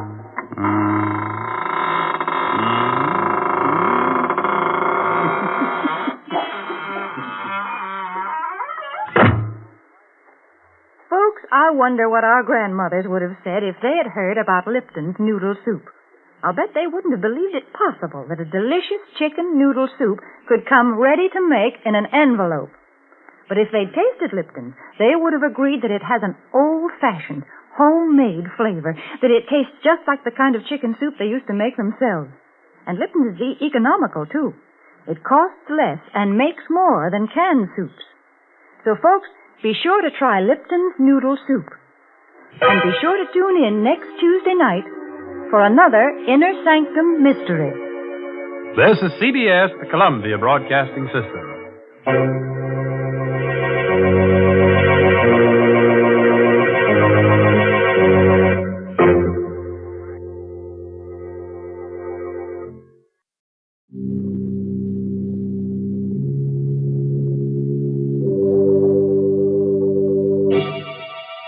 Lipton Tea and Lipton Soup presents Inner Sanctum Mysteries.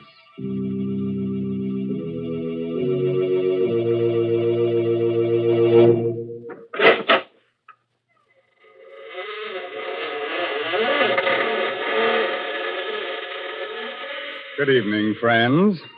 This is Raymond, your host. Welcome again to the Inner Sanctum. Come in, won't you?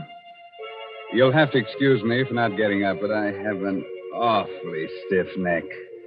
You see, I was out with a certain lady last night who collects very curious things. She spent the first half of the evening telling me how wonderful I am, but after that, well, it's one thing when a girl tries to turn your head. It's another when she tries to twist it off. And now, friends, let me introduce someone who is a real lady. She must be a lady because she wants to reform me. Come in, Mary Bennett. Hello, folks. Draw up a coffin and sit down, Mary. Now, Mr. Raymond, please don't talk that way. It is nice. Why are you always pretending to be so cold-hearted and creepy? Underneath, I'm sure you're a friendly, good-natured sort of man. Yes, you are. Underneath, you're just like everybody else. I'll bet you like to come home in the evening, put on an old jacket and slippers, and then sit down to supper. Yes, sir, and I'll bet I know one of your favorite dishes, too. Noodle soup. Or most all men like noodle soup. That's why Lipton's is so popular. Lipton's noodle soup is real homemade tasting. It's got a grand chickeny flavor, and it's swimming with noodles. Egg noodles, too. You know, Lipton's noodle soup will bring a family swarming to the table quicker than a dinner bell. Mr. Raymond, someday I'm going to take you home with me and feed you a good hot bowl of Lipton's noodle soup. Well, thanks for the invitation, Mary. And now let me invite you to come to the desert and hear the story of Desert Death. It's an original tale written by that spinner of surprise stories, Robert Newman. And our star tonight is Horace Braham.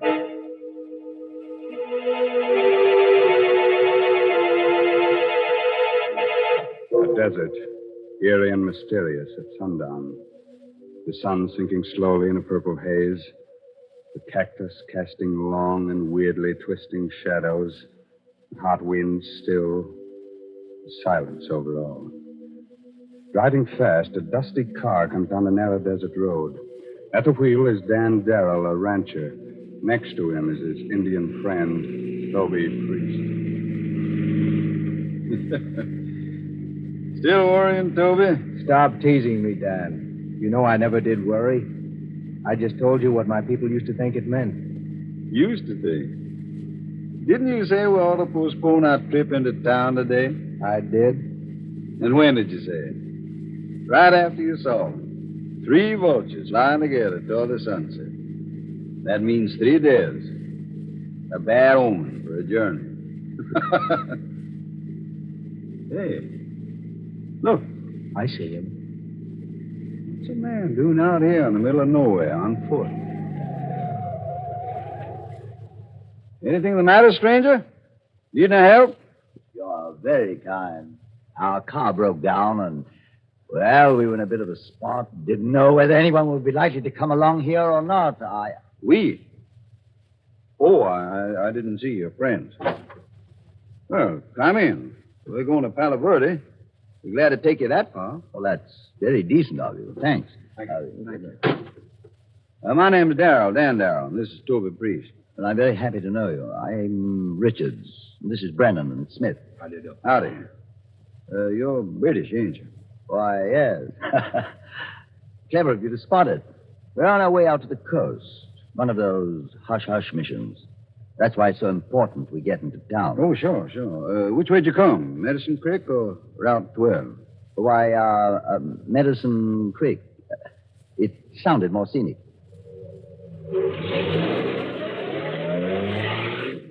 He's lying, Dan. You know that, don't you? What makes you say that, Toby? Use your head. He doesn't look. Mr. Darrell, surely it's considered rude to whisper in front of strangers, even here in America, isn't it? What? Oh, sorry. Yes, I'm sure you will be. But first I must insist on knowing what you were saying. Insist? What you mean, insist? This is my car, and this is I know. A free country. But this is a gun. That's why I can insist. And now, will you tell me what you were saying? I was saying it, so I'll tell you. I said you were lying, that you weren't British at all. No? Then who are we? I think that you're Nazi prisoners who escaped from that camp up near Post City. Oh? And what makes you think that? First, none of your clothes fit you, so they're obviously not yours. Second, you said your car broke down, but there wasn't any car around. Third, you said you came by way of Medicine Creek, and that road's closed. All right. Stop the car and let us get it over with. You mean shoot them? Not so quick, Bernard. We can use them for a while yet.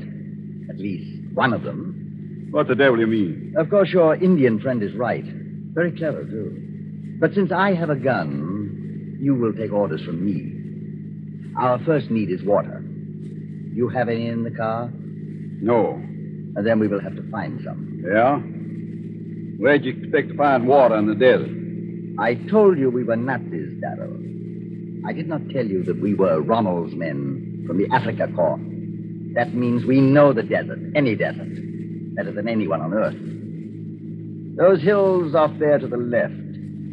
Take the left-hand road at that fork there and head toward them. But do as I say.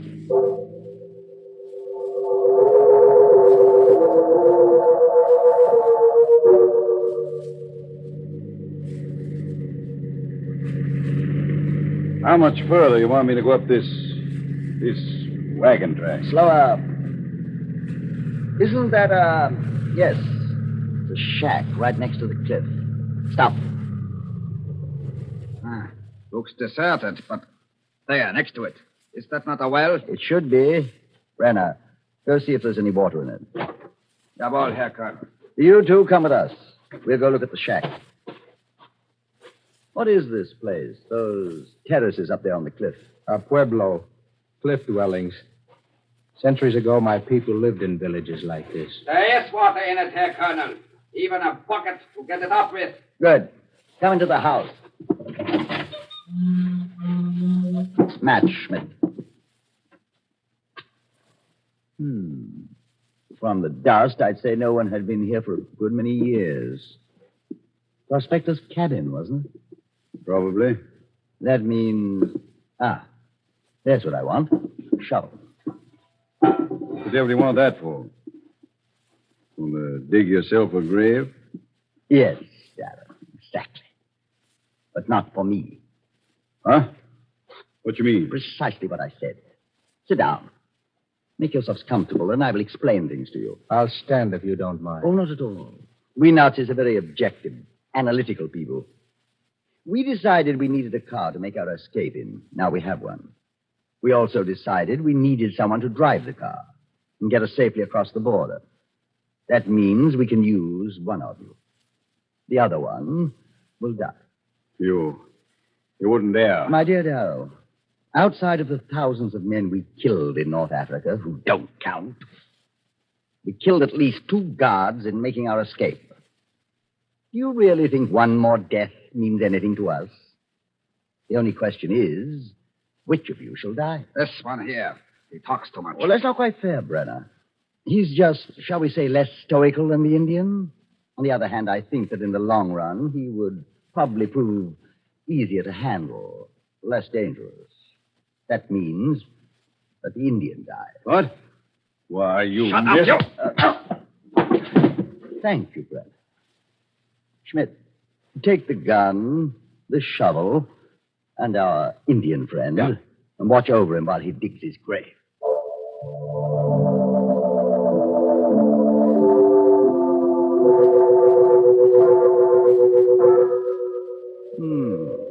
Very nice. Very nice indeed. Of course, I personally would prefer a deeper grave, but that's up to you. The depth is not important. The only thing that matters is that it faces west. That is why I dug it with the head against the cliff. An old tribal custom. Very interesting. Similar to the Egyptians. But of course, they believed in a life after death.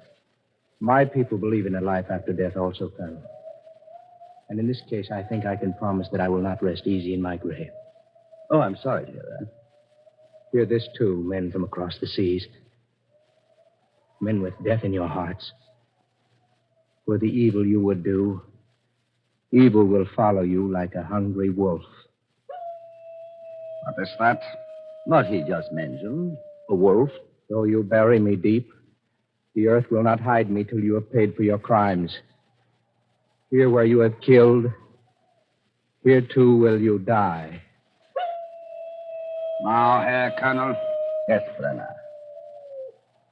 Oh, you can't, you. Very good, Schmidt. I'll take the gun now. Fill in the grave, then meet us back at the cabin.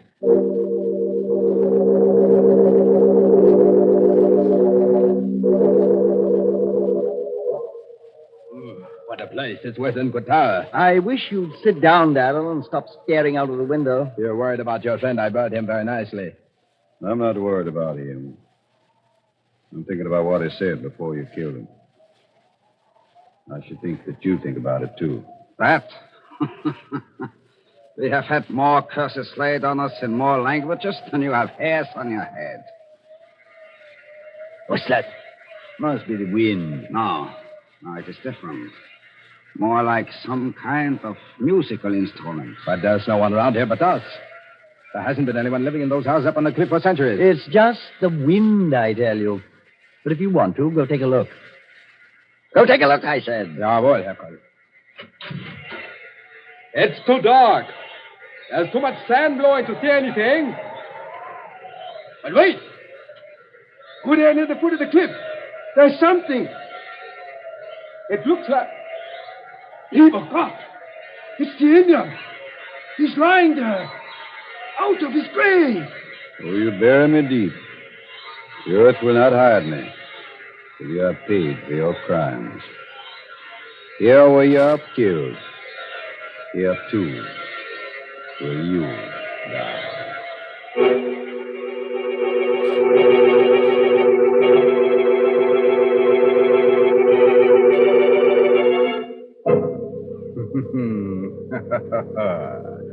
A 100 curses in a dozen different tongues. Perhaps they did mean 3 deaths. If so, who are the others that'll die and who will live? Gosh, Mr. Raymond, this is exciting. What?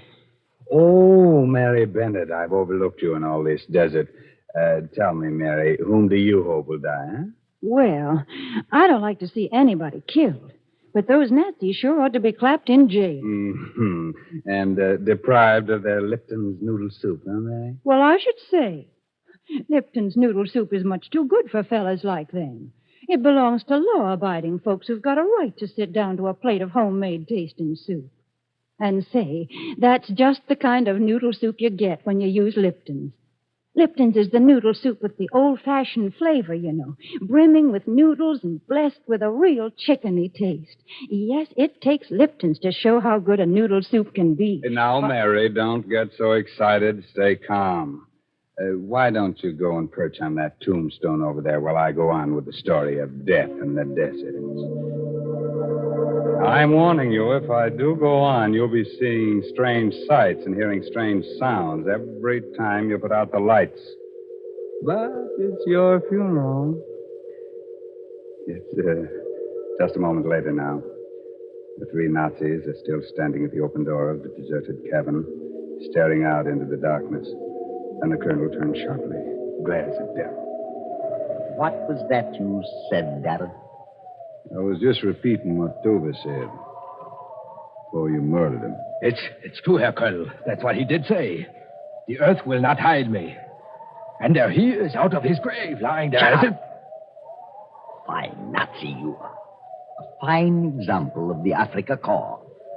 Listening to the ravings of a savage and believing them. Schmidt, where did you bury the Indian? In the sand. Then this wind came along and blew the sand away. And that's all. And that's strange, Mills? Another trick of the wind.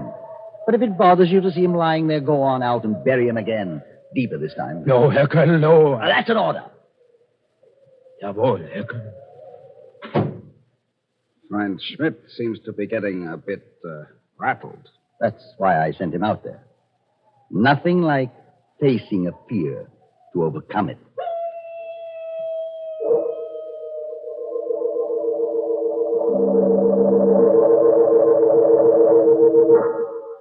Colonel Ulrich, do you not think it is about time that Schmidt came back? He's only been gone about 5 or 10 minutes. I told him to dig the grave deep this time. I know, but I do not see him out there anywhere. Well, how could you expect to when it's so dark and when the sand is blowing like that? Maybe we'd better go out and see what's taking him so long. And you too, Mr. Darrell, if you don't mind. Not at all. Schmidt! Schmidt, where are you? Blasted idiot. Probably wandered off into the desert. Schmidt! Look, the Indian. He is still lying there. He never did bury him. That means Schmidt never even got over there. Must have lost his way right after he got outside. Schmidt! I think you can save your breath, Colonel Ulrich. Come on over here. To the well. Huh? What are you talking about? Schmidt. Dead. Well, why are you looking at me like that, Brenner? Exactly as I said. He lost his way in the darkness, the sandstorm, fell down the well.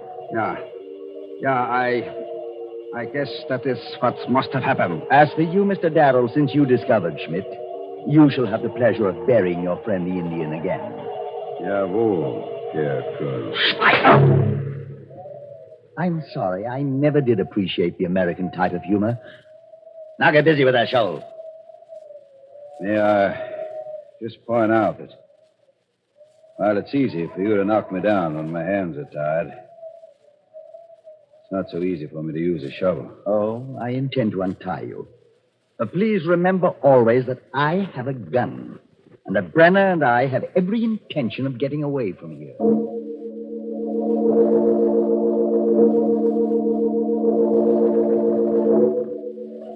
I'm happy to see that you've stopped pacing the floor and looking out the window, Mr. Darrow. That means you've stopped expecting something miraculous to happen that will save you.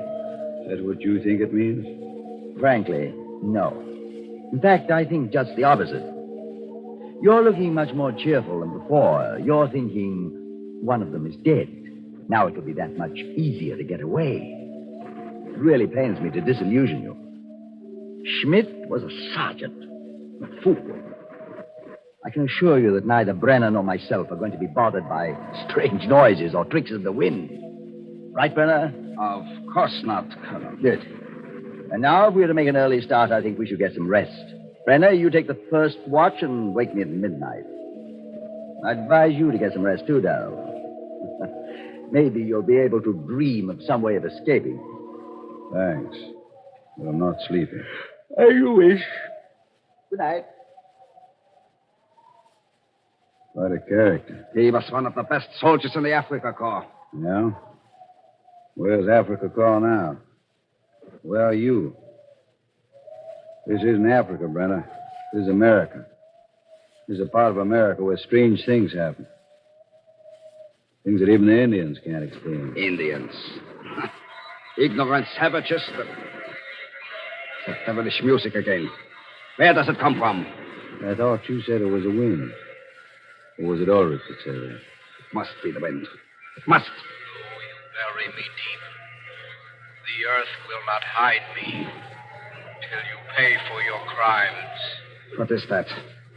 That was what Tova said just before you killed him. Schmidt was first, Brenner. You will be next. I'm waiting, Brenner.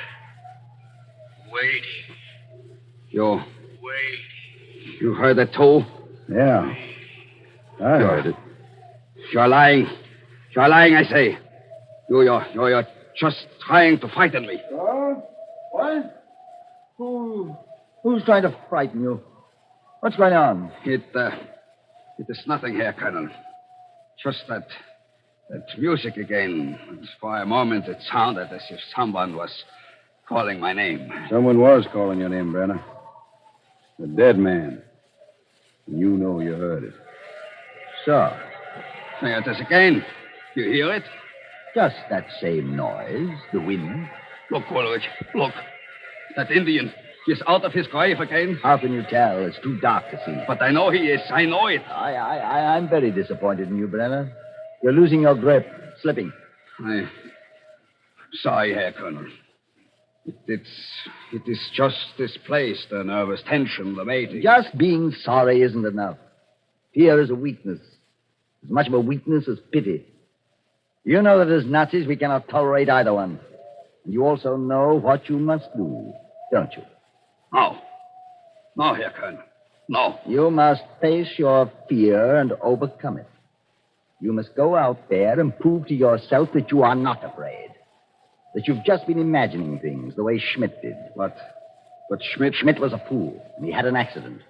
You are an officer, and you will not have an accident. Now go ahead and convince yourself that this is all nonsense. Jawohl, Herr Colonel. But leave the gun with me. What's out there is imaginary, but Mr. Darrell is very real. If I didn't have a gun, he might get ideas. Jawohl, Herr Colonel. Here. I will be back in a few minutes. You're looking at me very strangely, Mr. Darrow. Perhaps now you're starting to understand the fiber of the Nazi character. And perhaps now you're beginning to realize why you can never win this war. Because we allow nothing to defeat us or stand in our way. Any sign of weakness is ruthlessly stamped out. And... God, what's that? Sounded to me like Brenner. Outside, quick. And don't try to get away or I'll shoot you down in your tracks. Okay. Which way? Towards the cliff, where we buried the Indian. That's where he went, and... What's that over there? My guess is that it's your friend, Brenner. Maybe you'd better make sure. It is Brenner. Dead. Strangled. So it was all imagination, huh? Just face your fear and overcome it. Aren't you feeling just a little frightened, Colonel? Yeah. No. There's some rational explanation for everything that happened. Look. The Indian. He is out of his grave again. And that's the answer. He wasn't dead. But this should take care of him. There. And you will notice that even at a moment like this, I look ahead. 1 shot before and 4 now. That still leaves 1 bullet for you, if it should prove necessary. You think of everything, don't you? Yes, my friend, everything. Now get into that car. We're not going to wait until morning. We're leaving here right now. I thought you had everything figured out. You weren't frightened. What's that? What's what? That noise, that music. It's like the music we heard after we killed the Indian. I don't hear anything. Oh, but you must hear it. You must. Listen. It's coming from over there. For the evil you have done, evil will follow you like a hungry wolf. Though you bury me deep, the earth will not hide me till you have paid for your crimes. Did you hear that? Did you hear it? Yeah. I heard it. Here where you have killed, here too will you die. No. You're dead. You're dead, I tell you. I killed you. First Schmidt, then Brenner, now you. But you're dead, I tell you. And the dead don't speak. I can't be really hearing you unless... Mad. No. I can't let that happen. I can't. There's one way. The Nazi way. A way to fool you all. This is why you'll never beat us. Never. Never.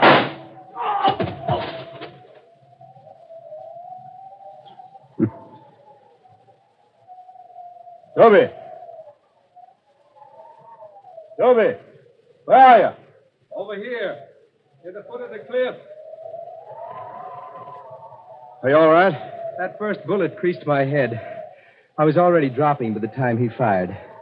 Outside of that, I'm all right. Figured that was what had happened when Schmidt went down the well. I knew it was an accident. I was pretty happy that it was you that buried me the second time. That you put my face against the cliff, left a hole for me to breathe. The first time, well, it was pretty tough until the wind blew the sand off. Yeah, but what about when he shot you again? That ungodly music. It wasn't me he shot that second time.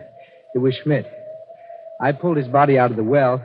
I figured that in the dark, no one would be able to tell the difference. As for the music, that's why I dug the grave here. You see these holes here in that cliff? My people drilled them centuries ago. The wind blows through them. Makes weird music. This bottom hole was blocked up, but I opened it while I was digging the grave. Talking of graves, there's 3 of them we should be digging right now. Just one more thing I'd like to ask you, Toby. What's that? What you said this morning.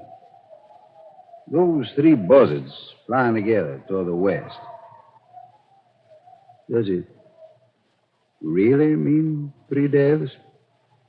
There were 3 deaths. Weren't there, Dan?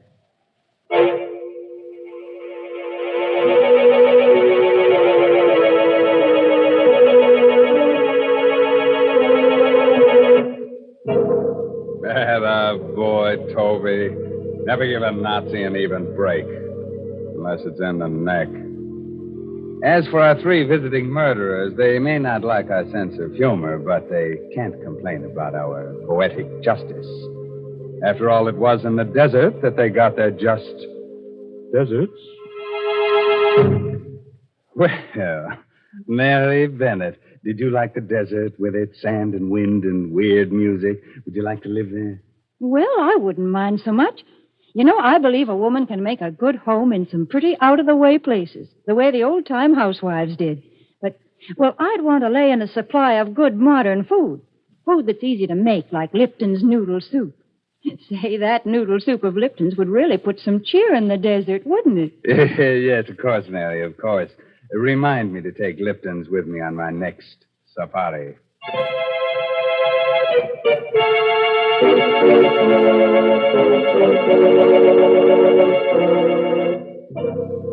We must have a word of advice. Here it is. If you should wake up one of these nights in a cold sweat, convinced that there's something or someone in your room, and if, when you look toward the window, you should see a strange figure silhouetted in the moonlight, then pull the blankets up over your head and don't look out again. It'll be one of our 3 friends from tonight's story, one of the Africa corpses. By the way, this month's Inner Sanctum mystery novel is Puzzle for Puppets by Patrick Quentin. Well, now I guess it's time to close that there squeaking door until next week at this same time. So until next Tuesday night. Good night. Pleasant dreams.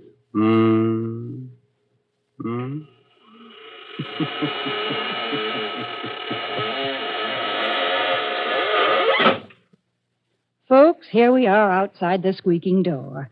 And I guess we're all pretty thirsty after all that talk about deserts. Well, I know just the thing that'll put us back to normal again. It's Lipton tea. Yes, a cup of that brisk Lipton tea would do just fine. And did you notice that word brisk? B-R-I-S-K. It's a mighty important word in tea language. The tea experts always use it. It means that Lipton tea has a lively flavor, never wishy-washy. That's why most folks prefer Lipton's to any other kind. Don't forget, that's Lipton tea. And don't forget to tune in again next Tuesday night to Inner Sanctum.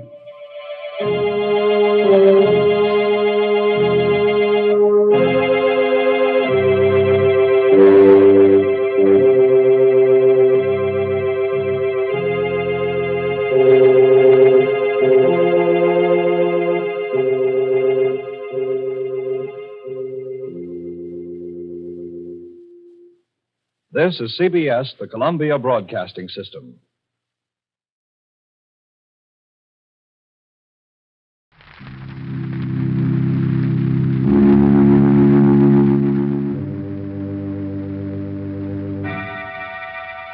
Inner Sanctum Mysteries, starring Peter Lorre, brought to you by Carter's Little Liver Pills.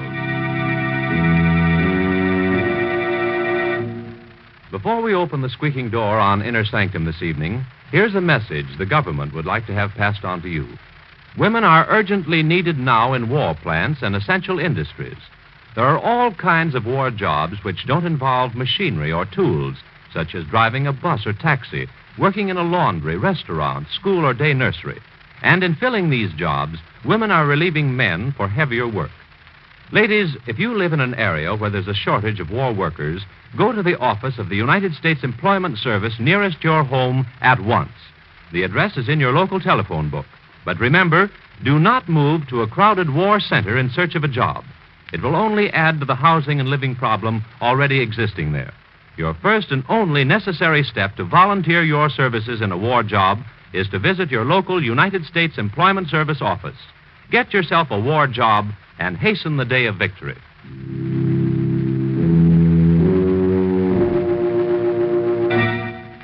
And now we open the squeaking door.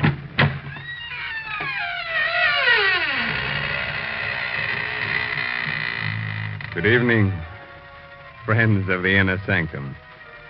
This is Raymond, your host. I'm glad you came tonight because we have a very special guest of horror with us.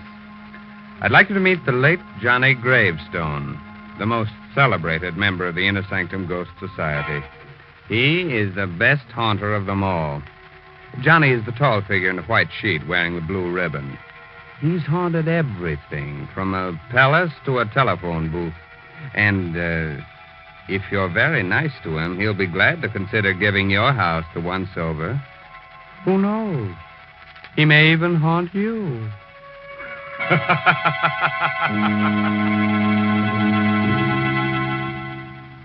Tonight's Inner Sanctum story, The Black Seagull, is an original radio drama by Sigmund Miller and stars Peter Lorre in the role of Richard Blake. It's produced under the direction of Hyman Brown. Inner Sanctum Mysteries are brought to you by Carter's Little Liver Pills. When you feel dull, headachy, sluggish, take Carter's two-way treatment to, first, start your liver bile flowing quickly. Second, get comfortable relief from irregularity.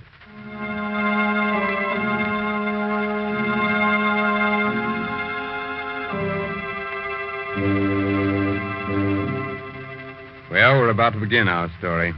I forgot to warn you about the tremblins.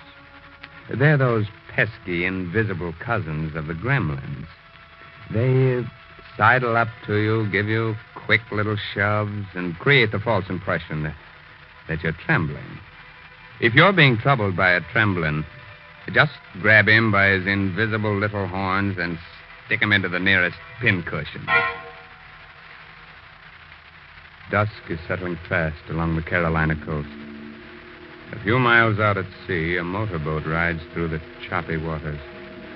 Dr. Griffin and Richard Blake are frantically scanning the horizon, looking for Richard's wife, Barbara, who's lost in sailboat.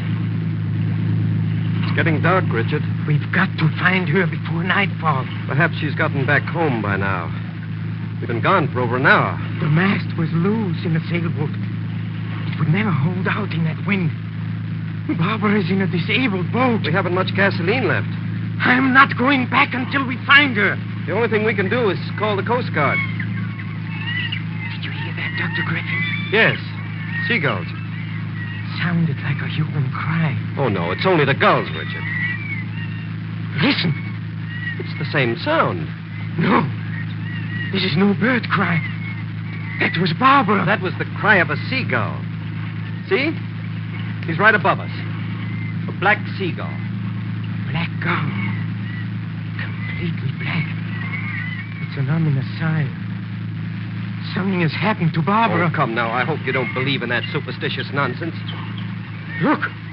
Over there. Do you see it? It looks like a boat. It's Barbara. The mast. The mast is down. We'd better get over there fast.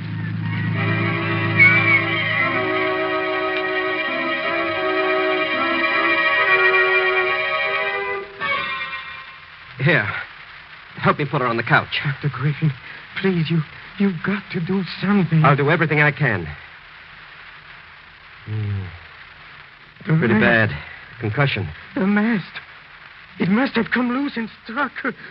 Please, Dr. Griffin, you've got to bring her back. She may come to any second. Or she may never come out of it. No. It isn't true. I wish it weren't. Her skull is crushed. The injury is a fatal one. No. It's only a surface wound. Perhaps an operation. We can get her to a hospital. Look, she's coming to. Please, Richard. There isn't a chance. Richard. Yes, darling. Oh, it wasn't my fault. The mast, it broke in the wind. Don't talk, my darling. I'm so sorry, Richard. Don't be unhappy. You're going to be all right. Dr. Griffin says you're going to recover. No. You've got to hold on, darling. We'll get you to a hospital. You've been so good to me, darling. We've been very happy together. You can't leave me, Barbara. I won't live without you. Oh, you mustn't say that. If you die, Barbara, I don't want to live. I'll always be near you. I'll come back if it's possible. You must. You must come back. You must. If you don't, I'll come to you. No. No, I'll return, Richard. I'll return. Richard, Oh. She's gone.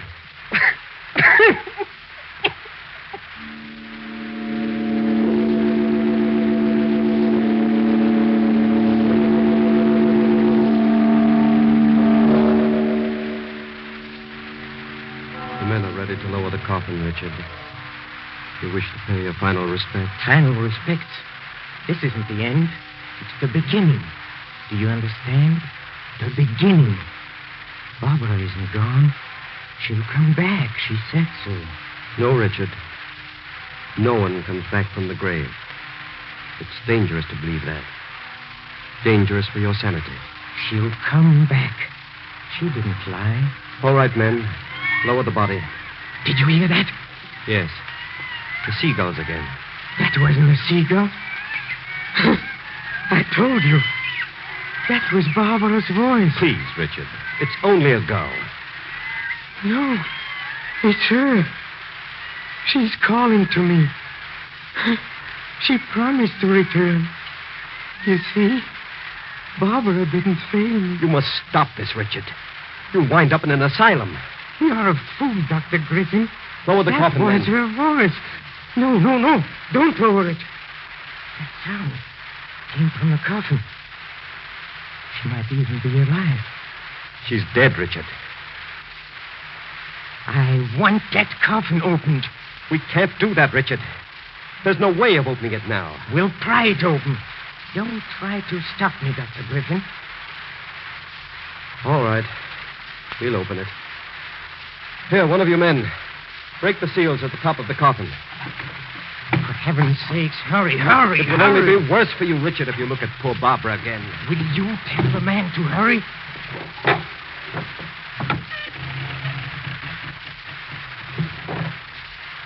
The coffin's opened, Richard. Now you can see for yourself. Look at her face. Her face? You wouldn't believe me. Look at her mouth. As if she had just called my name.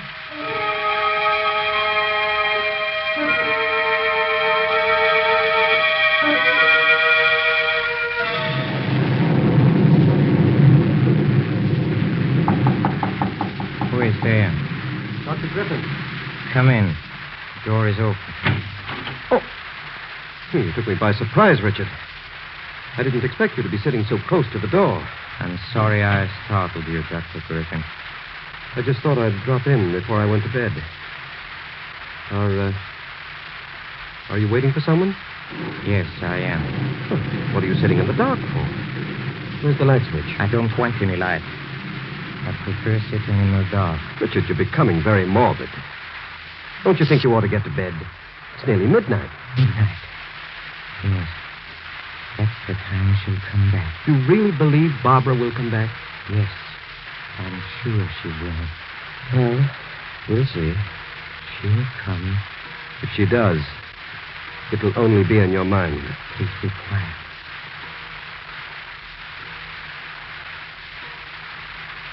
Well? Barbara, you've come. She's here. I know she's here. Oh, darling, you've kept your promise. Richard, stop it. Where's the light switch? Put that light out. It was nothing. The wind opened the door. It was just a coincidence that happened at the stroke of midnight. I didn't close the door properly when I came in. She was here. I felt her cheek on mine. You imagined it. Imagined it. Look, Dr. Griffin. Look at my cheek. My cheek. A teardrop fell on my cheek. It's not a teardrop. It's the rain. The wind blew some rain in through the open door. It wasn't the rain. Barbara was here. If you hadn't put on the lights, I would have seen her.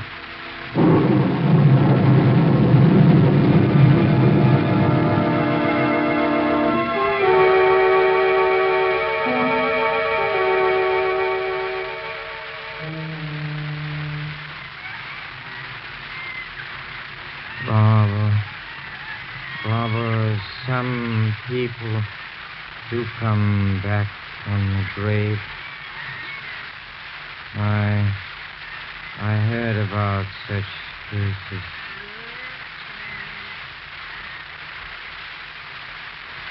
Richard. Barbara.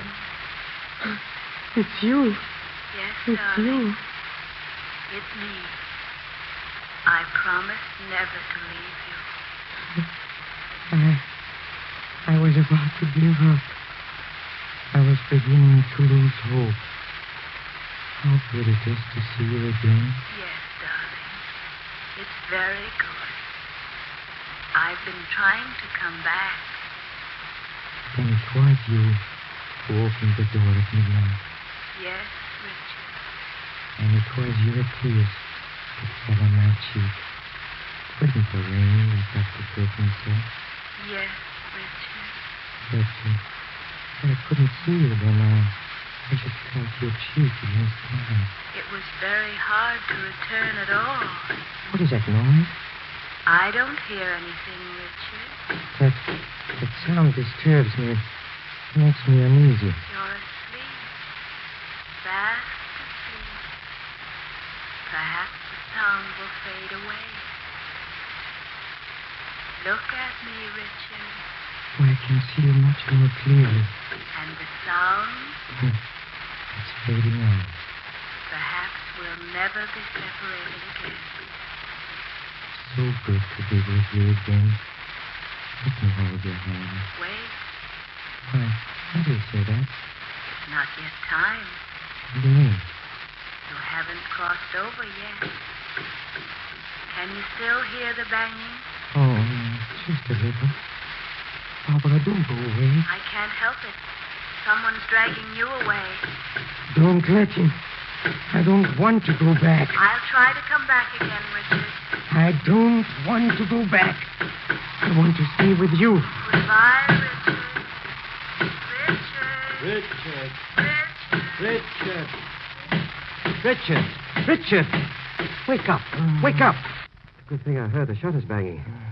I came in to see what was making all this noise. You shouldn't have wakened me. This box of pills. You took an overdose of these sleeping tablets. If I hadn't awakened you, you would have slept on until eternity. Barbara came for me. She was just about to take my hand. Perhaps if she had, you'd never have gotten up. I didn't want to get up. I wanted to be with Barbara forever.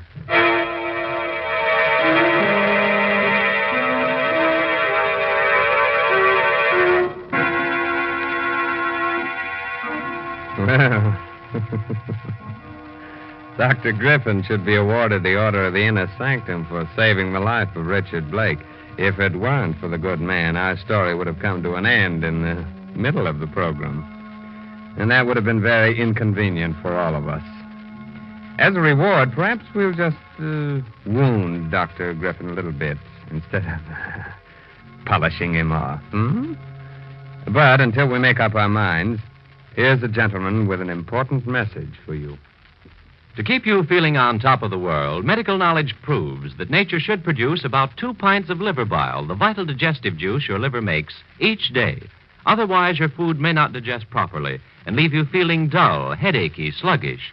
Scientific facts show it takes a 2-way treatment to get the vital digestive juice flowing quickly and to relieve sluggishness without disturbing digestion. Therefore, do as thousands now do. Take Carter's Little Liver Pills. First, because Carters start the vital digestive juice flowing, usually within 30 minutes. Second, because Carters gently help you to that glorious feeling that goes with regularity. Remember, many ordinary simple laxatives don't, but Carter's Little Liver Pills do give this 2-way treatment. So take genuine Carter's Little Liver Pills as directed tonight. Tomorrow, see if you don't wake up feeling glad to be alive. Get Carter's at any drugstore. 25 cents.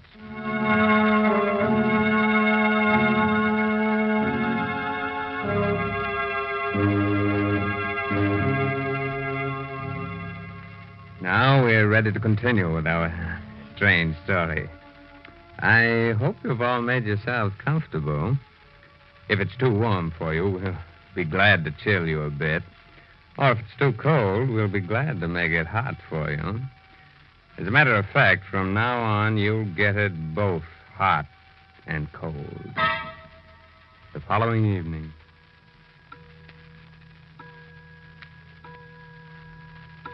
Barbara, you must come back to me. Barbara. Barbara. Can you hear me? Perhaps she can't get in. She said it was hard for her to come back. I'll open the door. Barbara. For a moment, there was a shadowy figure at the door. I did see something. She's here. Oh, it's you, Kitty. Barbara's pet. Haven't seen you since Barbara died. Come here, Kitty. Whom are you looking at?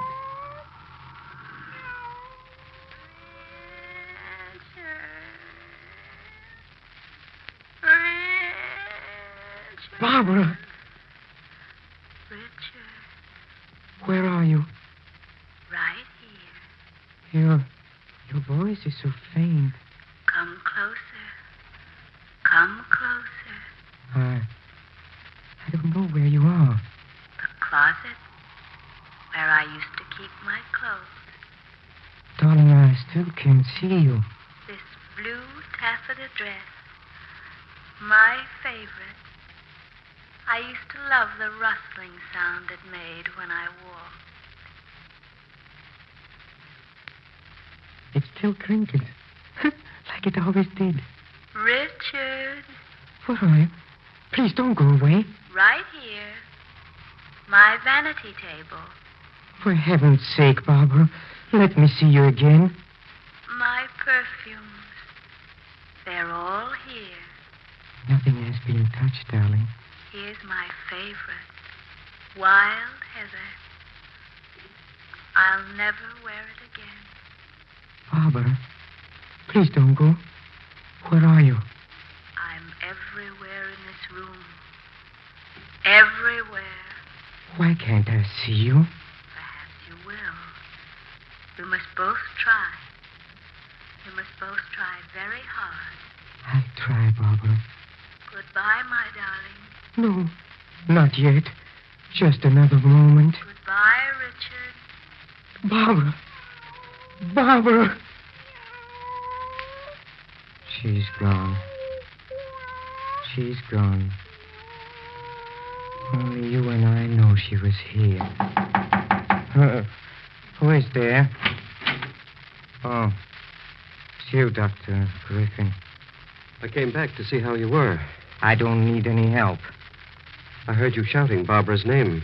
You were mistaken, Dr. Griffin. Barbara's dress. It's lying over the chair. Did you take it out of the closet? No, Dr. Griffin. The perfume's in the air. Oh, yes.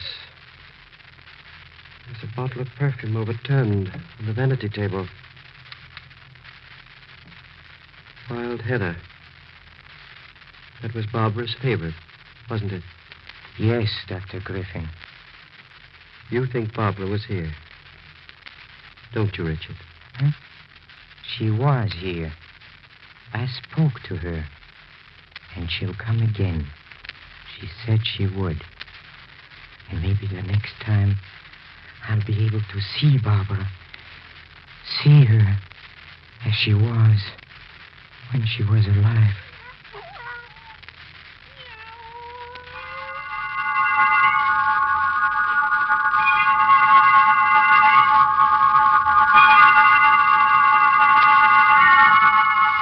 I know you don't want visitors, Richard, but you shouldn't be alone.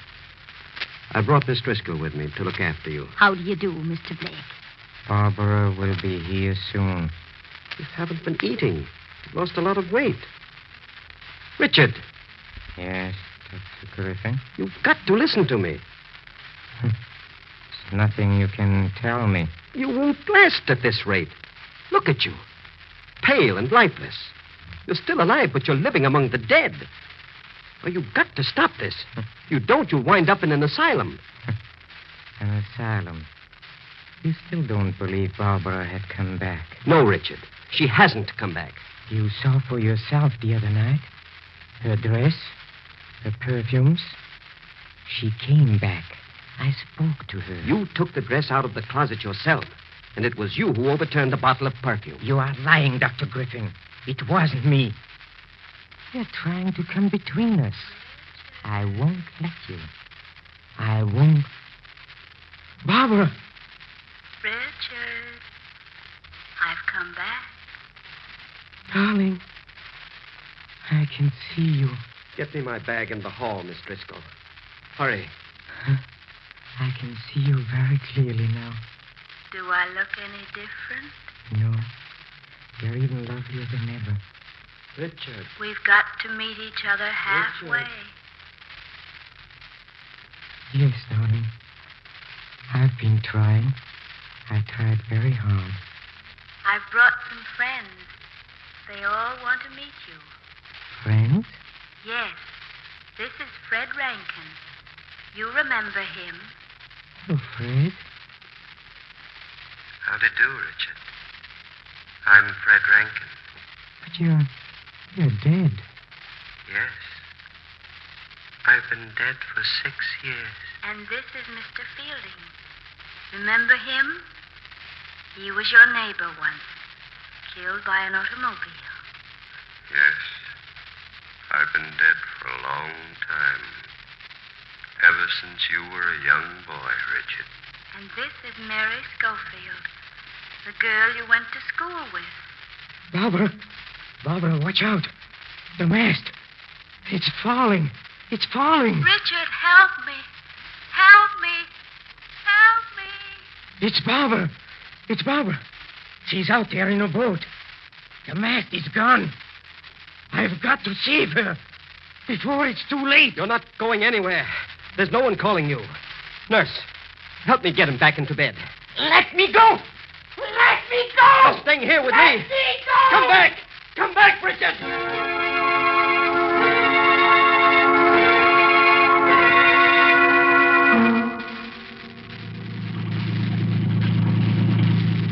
Well, he couldn't have swum very far in a short time, Dr. Griffin. I caught sight of him just a moment ago. Oh, there he is. Yes, I see him. Yes, but he's going down. He's going down. Merciful heavens. Did you see? Yes, he's gone down. But he was holding someone. I could see her long black hair. It's no use. We'll never... You say he was holding someone? Yes. It looked like a woman. She had long black hair. It must have been seaweed. You see things in this twilight that don't exist. Imagination is like fire. A good servant, but a bad master. I guess we had better get back.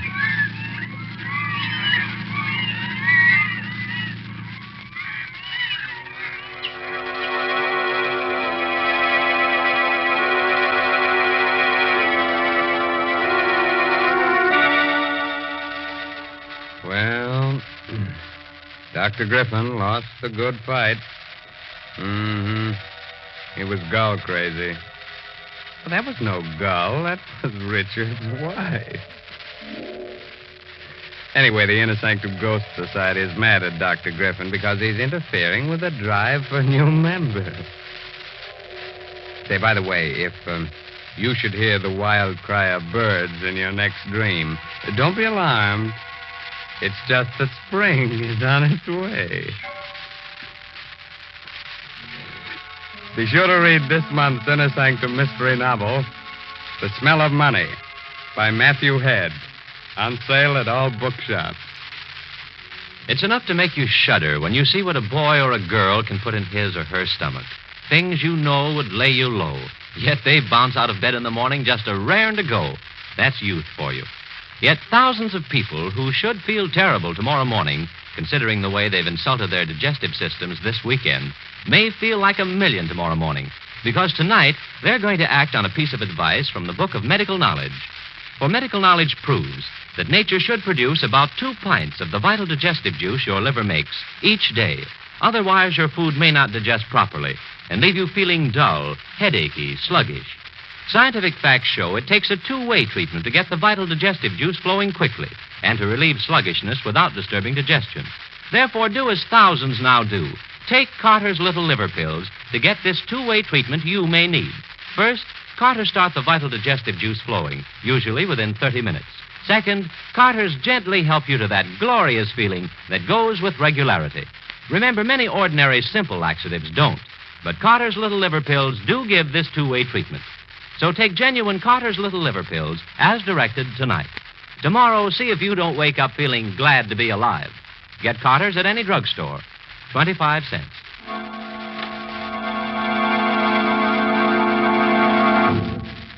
Be sure to listen next week, for lovely Judith Evelyn will be back with us again in a sweet little story, just full of beautiful murder. Well, now it's time to close the squeaking door of the Inner Sanctum until next week. So, good night. Pleasant dreams.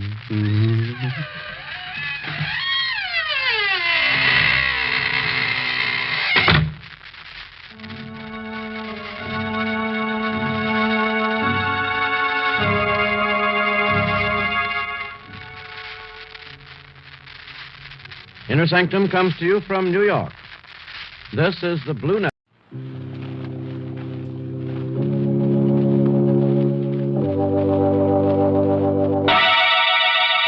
Lipton Tea and Lipton Soup present Inner Sanctum Mysteries.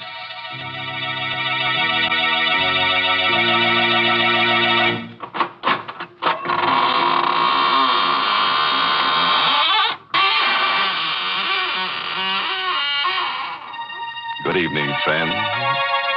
This is your host of the Inner Sanctum inviting you in through the squeaking door. Come on in. Have your picture taken with the corpse. You'll look good next to him. Poor fellow was a photographer. Passed on last winter while taking a picture. Yes, died of overexposure. Awful, isn't it? Enough to make your camera shutter. Well, let's gather around the coffin now for a nice, happy picture. Watch the body. Watch the body. Oh, dear. We'll have to take that again. Someone moved. And I think it was the corpse. Why, that's downright silly. Oh, hello, Mary. You're just in time. Come on, get in the picture. What? Do you think I'd stand next to a corpse? Oh, please, Mary. You can wear your Lipton sterling silver medallion. Then I'll send the picture to my friends in the graveyard. Why, Mary, with your figure, your symmetry, they'll probably elect you Miss Cemetery of 1945. Wouldn't that be nice? Mm? Thank you, but I can do without that honor. And as far as the sterling silver medallion is concerned, it's mighty popular right now. I've been getting hundreds of letters from ladies all over the country telling me how much they appreciate it. You see, the medallion is made of real sterling silver. It's about 1 inch in diameter, and it's decorated with the Chinese symbol for good luck. You can wear the medallion as a necklace or a choker. You see, it's hung on a narrow black rayon satin ribbon. Or you can simply add it to your charm bracelet if you wish. It's just the thing to brighten up your simple silk dresses and your dressy suits. And ladies, here's how you get this handsome medallion. Just send 25 cents and the box top from a package of Lipton's, the tea with the brisk flavor, to Lipton Tea, Box 92. That's Box 92, New York City. You paint a pretty picture, Mary. Now let me paint one for you. Mine is called Portrait of Death. It's an original radio play by that ghastly ghostwriter, Robert Sloane. And our star tonight is Miss Leslie Woods, who plays the role of Miss Snyder. And listen, if you've never sat for a portrait, you'd better not sit alone for Portrait of Death. In the dim light of a misty old art dealer's gallery, a somber portrait has just been sold at auction to a man by the name of Mason. Magnificent painting, isn't it? There's never been anything like it, Mr. Mason. But if you don't mind my saying so, I think you paid a stiff price for it. I couldn't let that woman in the black dress outbid me. Look at those colors. Expression on the girl's face. Yes. The detail in the background. Really is a work of art. Technically speaking, yes. But the portrait has a strange history, Mr. Mason. Strange and sinister. What do you mean? Well, people say it's brought bad luck to every one of its owners. Oh, come now, Fleur. Well, it may be just a story, but at least this much of it is true. The day this portrait was finished, the artist died by his own hand. And the model who posed for him died, too, by her own hand. So that's why he painted her in black. Yes. He knew she was going to die. He even painted 2 graves into the background of the picture, you see? One grave's for him, one for her. Remarkable. Now you know why the painting is called Portrait of Death, Mr. Mason. It meant death for the artist, the model, and, oddly enough, for many of its owners. I'm sorry you bought it, Mr. Mason. I'm sorry you bought it too, Mr. Mason. You shouldn't have taken it away from me. I beg your pardon. Don't you remember me? Oh, yes. Yes, of course. You're the woman I was bidding against. I still want the painting, Mr. Mason. And I beg you to sell it to me at a price I can afford. I warn you, it can only bring you harm. I'm sorry, Miss Snyder. The painting is not for sale.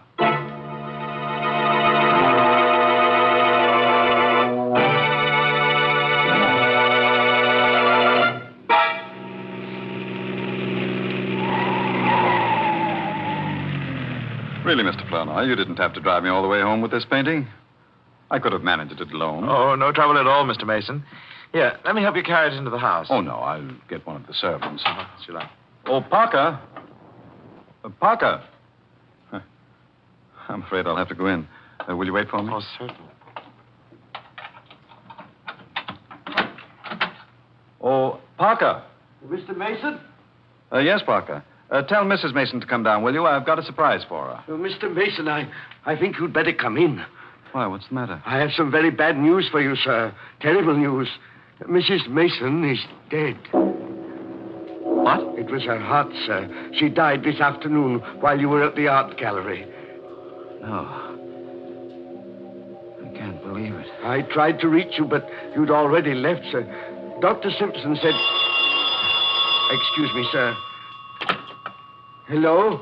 Mr. Mason's residence? Is Mr. Mason there, please? This is Miss Snyder calling. Just a moment, please. It's for you, sir. Oh. Thank you. Hello? Mr. Mason, I still want that painting. What? Don't you think you'd better sell it to me? It can only bring you harm. I'll think it over. Don't wait too long, Mr. Mason. I warn you. Don't wait too long.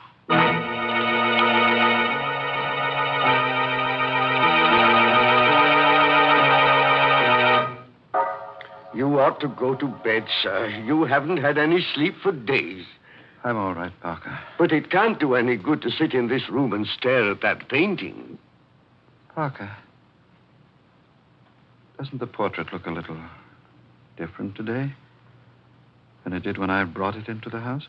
I don't think so, sir. Expression on the girl's face is a little deeper. A little more understanding. The background, Good heavens, Parker. What is it, sir? Look. The graves in the background. Weren't they there, sir? When I bought it, Parker, there were 2. Now there are 3.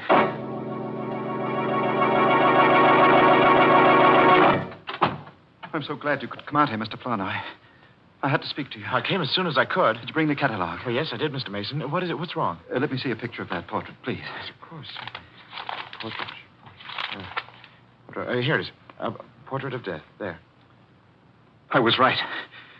There were only 2 graves in the original painting. Well, of course, Mr. Mason. I told you there were 2 the day you bought it. But now there are 3, Flournoy. 3 graves. So what? Come. I'll show you. Oh, Mr. Mason, There are please. 3, I tell you. The third one's been there ever since my wife died. But that's impossible. You must be Think imagining. of yourself, Lorna. Here. 1, 2, 3. Mr. Mason, Why are you looking at me like that? you need a rest. A rest? What are you talking about? Don't you understand? There are only 2 graves in that portrait. The third one is in your mind. You mean there isn't a third grave on this painting? No. You've been under such a strain these past few days. I must be losing my mind. Oh, no, I'm sure it isn't as serious as all that. It's only natural for you to be upset about your wife. I want to get rid of the portrait. I want to sell it.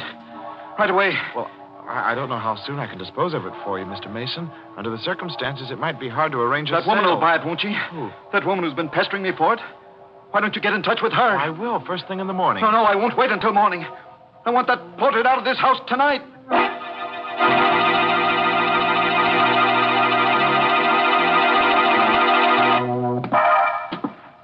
Parker.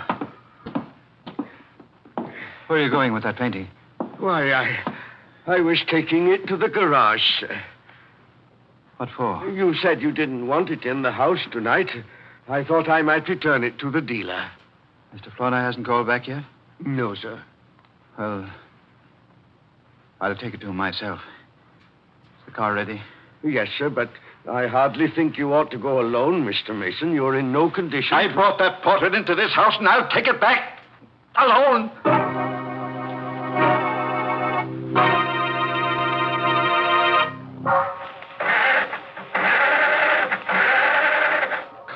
Come on.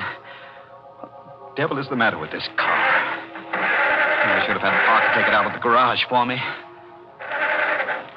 Confound it. I'll get that painting out of here if I have to carry it out with my hands. Portrait of death. You are a portrait of death. You, with those searing eyes, that faint half smile. I'll never see your face again. Not as long as... No. No.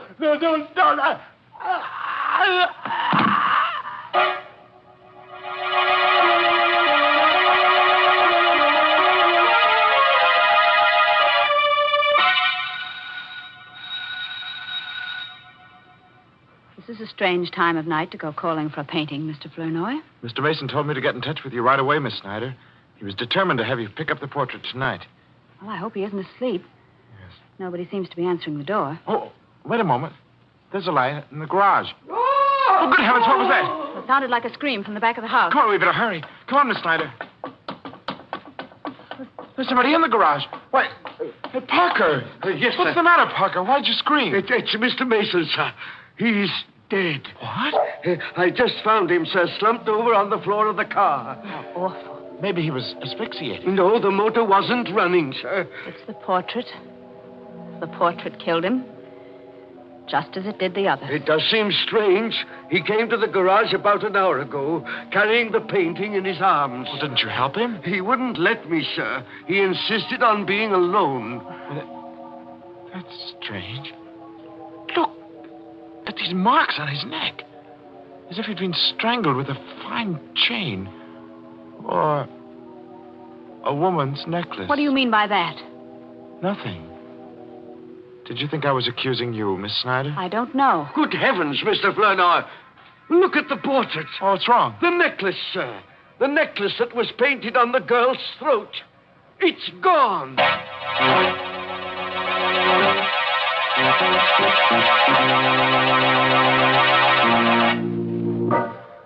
Well, you can breathe a little easier now. Unless you happen to be wearing that girl's necklace.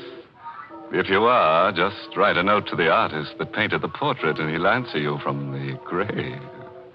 Honest. He wrote to me from the grave the other day. You know what he said?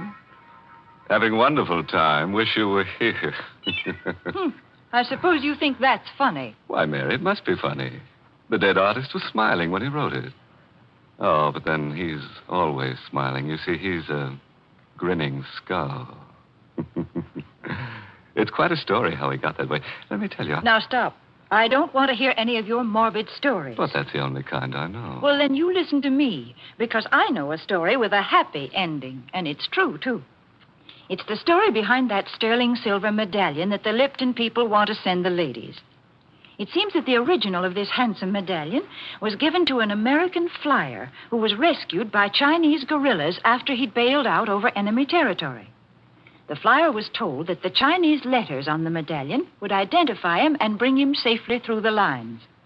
Well, he did get through, and only then did he learn that the inscription said, "Good luck," in Chinese. Now, there's a story to tell your friends when they're admiring your medallion on its smart black rayon satin ribbon. And to get this Chinese good luck medallion, all you have to do is send 25 cents and the box top from a package of Lipton's, the tea with the brisk flavor, to Lipton Tea, Box 92. That's Box 92 in New York City. Well, let's get back to that there cover girl on the Portrait of Death. It's 6 months now since she strangled old man Mason with that necklace of hers and put the Indian sign on his late wife. Parker's still around, though. And so is that character Flanoy, who at the moment is disposing of the ill-fated portrait for Mr. Mason's estate. Mr. Davis, I believe you're the only man in the world who wants this painting, and I really can't see why you want it, knowing its history. Mr. Flanoy, that kind of history doesn't mean a thing to me. Oh. May I take it with me now? Oh, certainly. Parker. Yes, sir. Would you be good enough to help Mr. Davis with the painting? If you don't mind, sir, I'd rather not touch it. I haven't seen it since Mr. Mason died, and I don't care to see it now, sir. All right, Parker. I'll help you, Mr. Davis. Thank you very much. It's a very heavy frame, you know. It's really too heavy. Why, that's incredible. What is it, Mr. Flanoy? What's wrong? Parker, you say you haven't touched this painting since Mr. Mason died? No, sir. Well, look at it. The girl is wearing her necklace again.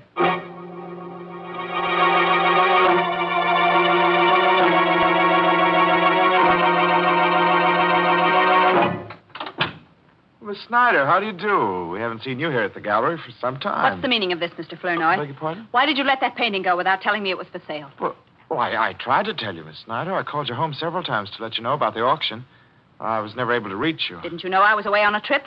No, I Then didn't. why didn't you find out, you stupid fool? How many times have I told you I must have that painting? Well, I'm sorry, Miss Snyder. Never mind. Who is this Mr. Davis? Where does he live and where can I find him? Why, I imagine you'll find him at his home. Here's his card. Give it to me. I don't think you'll gain anything by going up there, Miss You Snyder. keep out of this, Flanoy. I want that painting. And this time I'm going to get it.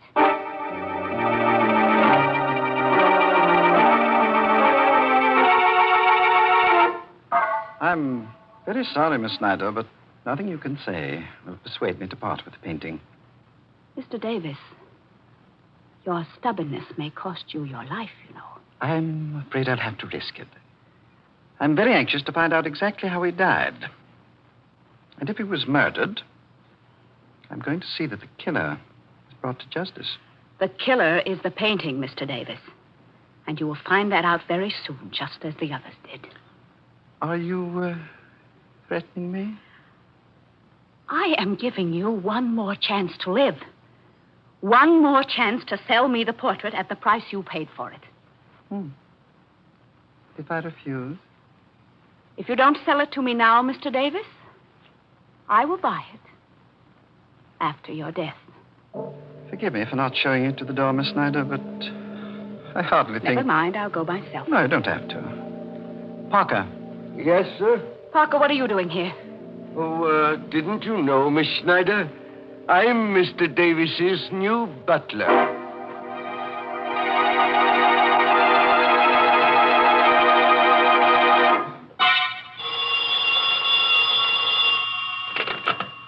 Hayden Art Company, Mr. Flanoy speaking. Mr. Flanoy? Yes, this is Mr. Flanoy. You had better come over to Mr. Davis's house right away. And don't tell anyone you're coming. Huh?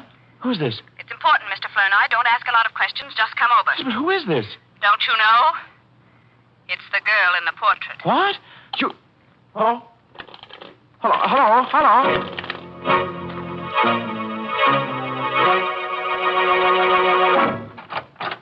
Come in, Mr. Flanoy. I thought it was you on the phone. Why didn't you tell me? I didn't want to mention any names. Come in, will you? All right. What's the hurry? What's this all about? I'll tell you in a minute. Does anyone know you came here? No, I don't think so. Good. What are you doing here? And where's Parker and Mr. Davis? Parker's left. He's gone away. I found a note from him on the foyer table there. Well, what about Mr. Davis? He's in the library. Well- Wait a moment. Don't go in there yet. He's dead. Mr. Davis? Yes, Mr. Davis. It's horrible, Flournoy. His head has been cut off. What do you mean? What happened? I don't know. I found him lying there on the library floor when I got here. He must have been killed with the axe from that suit of armor, you see. The armor's toppled over, and the falling axe must have landed on his neck. It would have to fall from a good height to sever his head, Miss Snyder. Well, the armor was mounted on a pedestal, and you can see for yourself how heavy that axe is. Yes, I see. You don't think I killed him, do you? I don't know. What are you doing here? I received a strange phone call telling me to meet Mr. Davis. When I got here, the door was open, and everything was just as you see it. Have you called the police? No, not yet. Why not? I wanted to speak to you first. You wanted to speak to me with a murdered man lying there on the floor? It wasn't murdered. It was an accident. The portrait killed him. I'll let the police decide that. Now, wait a minute, Mr. Flournoy. You are not going to phone the police until you've heard what I have to say. Go on, say it. I called you because I wanted you to help me. I want that portrait before it's passed on to Mr. Davis's heirs. What do you mean? I may never be able to buy it if it becomes part of his estate. But if you tear up his check and take mine, it doesn't have to become part of his estate. It will be mine, once and for all.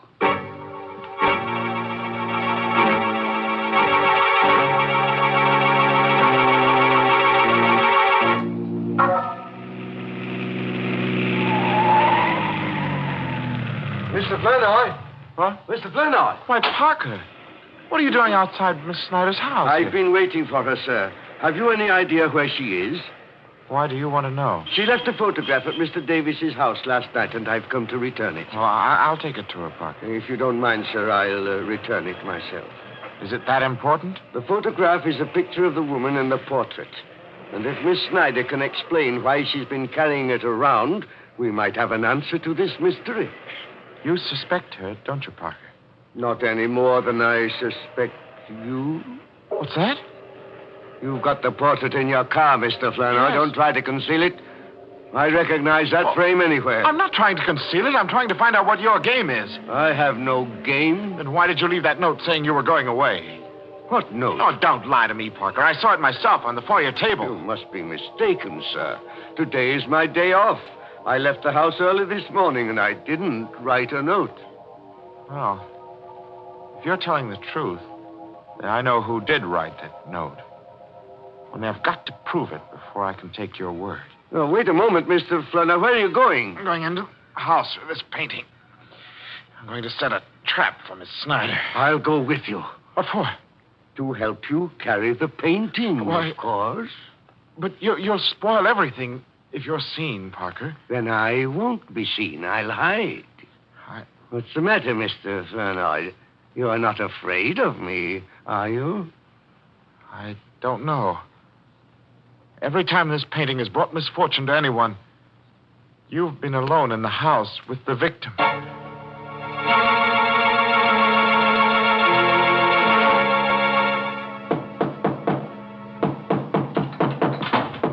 Is that you, Miss Snyder? Yes, where are you, Mr. Flournoy? I'm in your living room, hanging up the painting. I didn't ask you to do that. Take it down. Why? Take it down, I say. I don't want it in my living room. I don't want it in this house. Well, I don't understand. Then why did you buy it? Mr. Flournoy, I have been after that portrait for years. And now that I've got it, I'm going to destroy it. You're going to do what? There is a curse on that painting. There really is. You see, I know. Because I'm related to the girl who posed for it. Well, you never told me that. I never saw any reason to. That girl was a sister of my grandmother. And ever since her death, my family has been haunted by that portrait.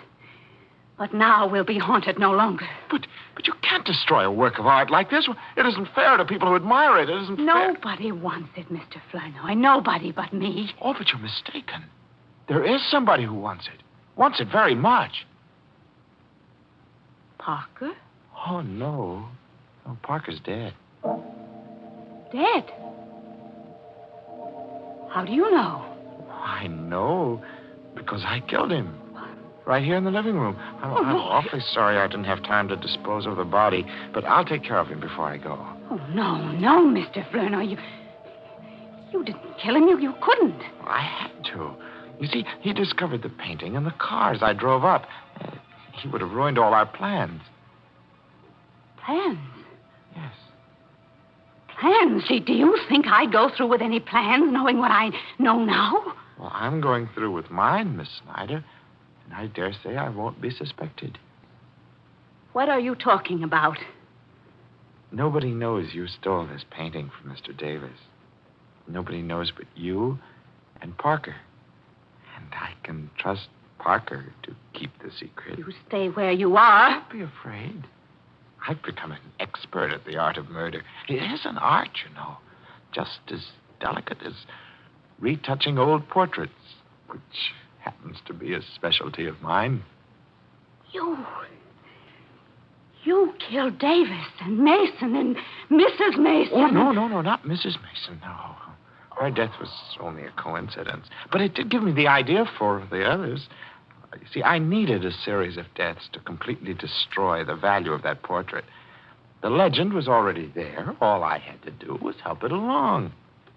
Why? Well, I wanted the painting, Miss Snyder. I wanted it more than anything else in the world. An art dealer's clerk could hardly afford to pay for it. You're insane. Well, we're all a little bit insane, aren't we? Don't you come near me. Don't. Shut up, you. Don't. Shut up. Yeah. The knife is cut. Sure. But if you struggle, don't struggle. You make me miss my mark. You're not on. Still, I can. You crazy devil, be still. No. Portrait. Flower on the wall. Frame. Grew knife into. Now we'll be haunted no longer.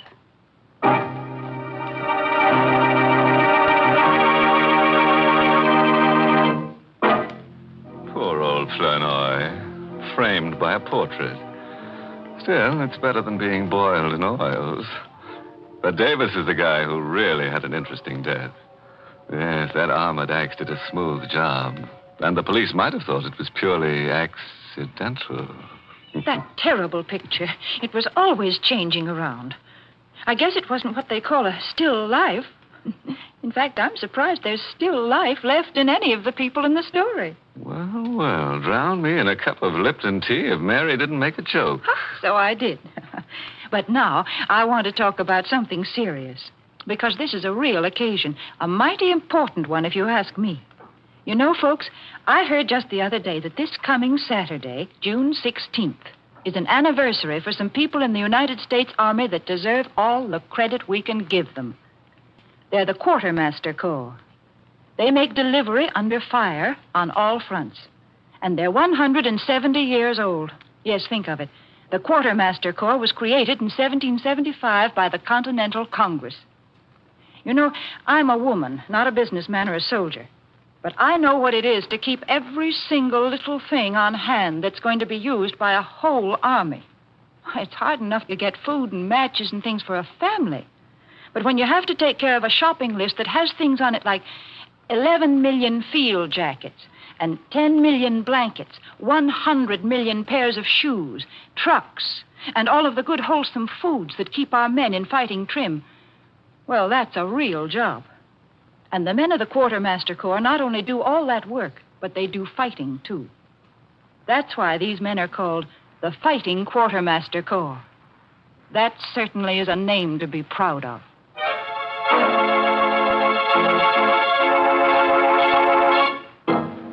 Well, it's time to go back to my slab now and swap a few stories in the smoker of the crematorium. Oh, before I leave, this month's Inner Sanctum mystery novel is Lay That Pistol Down by Richard Powell. Yes, and next week's Inner Sanctum story, directed by Hyman Brown, and brought to you by Lipton Tea and Lipton Soup. Next week's story is just your meat. That is, if you like human meat. It's about a man who's been dead for 6 years. So, of course, his wife doesn't recognize him when he comes home. In fact, nobody recognizes him. So he goes around killing people to refresh their memory. I guess he figures that if they can't remember him, they might just as well remember nothing. Now it's really time to close the squeaking door, so good night. Pleasant dreams.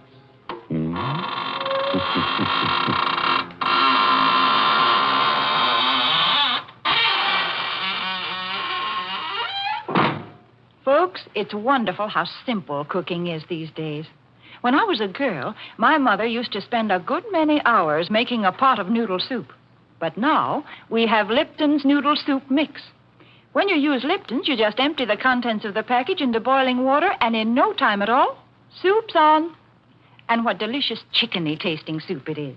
Yes, Lipton's has an old-fashioned homemade flavor, and it's brim full of tender golden egg noodles. Of course, sometimes it's hard to get in some stores these days, but there's lots of good things scarce in wartime. So, folks, don't forget to ask for Lipton's noodle soup. And don't forget to tune in next Tuesday night for another Inner Sanctum mystery. This is CBS, the Columbia Broadcasting System.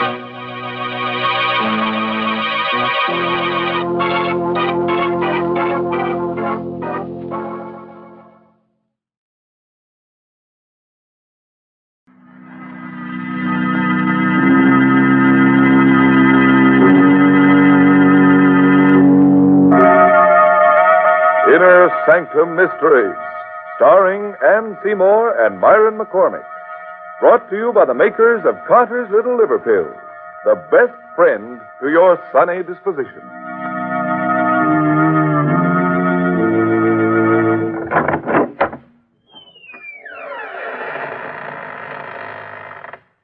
Good evening, friends.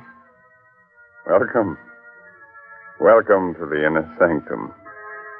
This is Raymond, your host, teller of strange tales. Come in, if you dare. Now, before we begin, a word to those of you who don't frighten easily. It'll be no disgrace if before we're finished you find yourself trembling against your will. Inner Sanctum Mysteries takes great pleasure in presenting two of America's best-known and best-loved radio artists, Miss Ann Seymour and Mr. Myron McCormick. Tonight, these two favorites of the air lanes co-star in The Man from Yesterday, an original radio mystery drama by Milton Geiger, brought to you by the makers of Carter's Little Liver Pills, the laxative with the two-way action. For over 60 years, everybody has known that the name Carter's Little Liver Pills means gentle and efficient help whenever a laxative is needed. Yes, and they know, too, that Carter's Little Liver Pills bring added relief by waking up the flow of a very important digestive juice. So take advantage of this two-way action and ask for Carter's Little Liver Pills.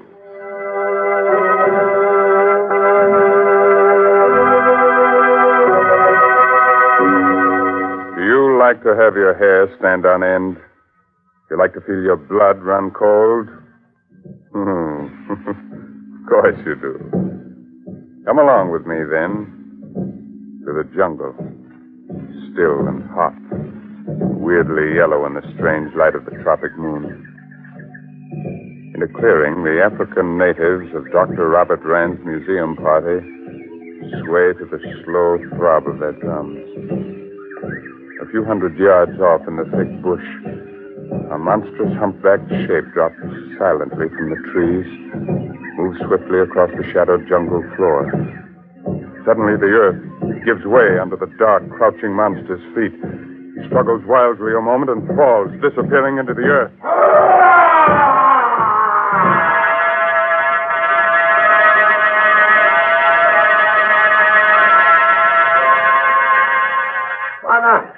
Wanna run? Quick, come quick. Ngagi, come quick. Eh? What's up, Tangala? Is something wrong, Tangala? Wana, you come fast. Bring big gun. Oh, what is it? Ngagi. Gorilla? Where? Old man gorilla. He fallen trap. Oh, you shouldn't go, Bob. You're feverish. Where is he? Where is the gorilla? Sangala show you. Bring big gun. You follow me.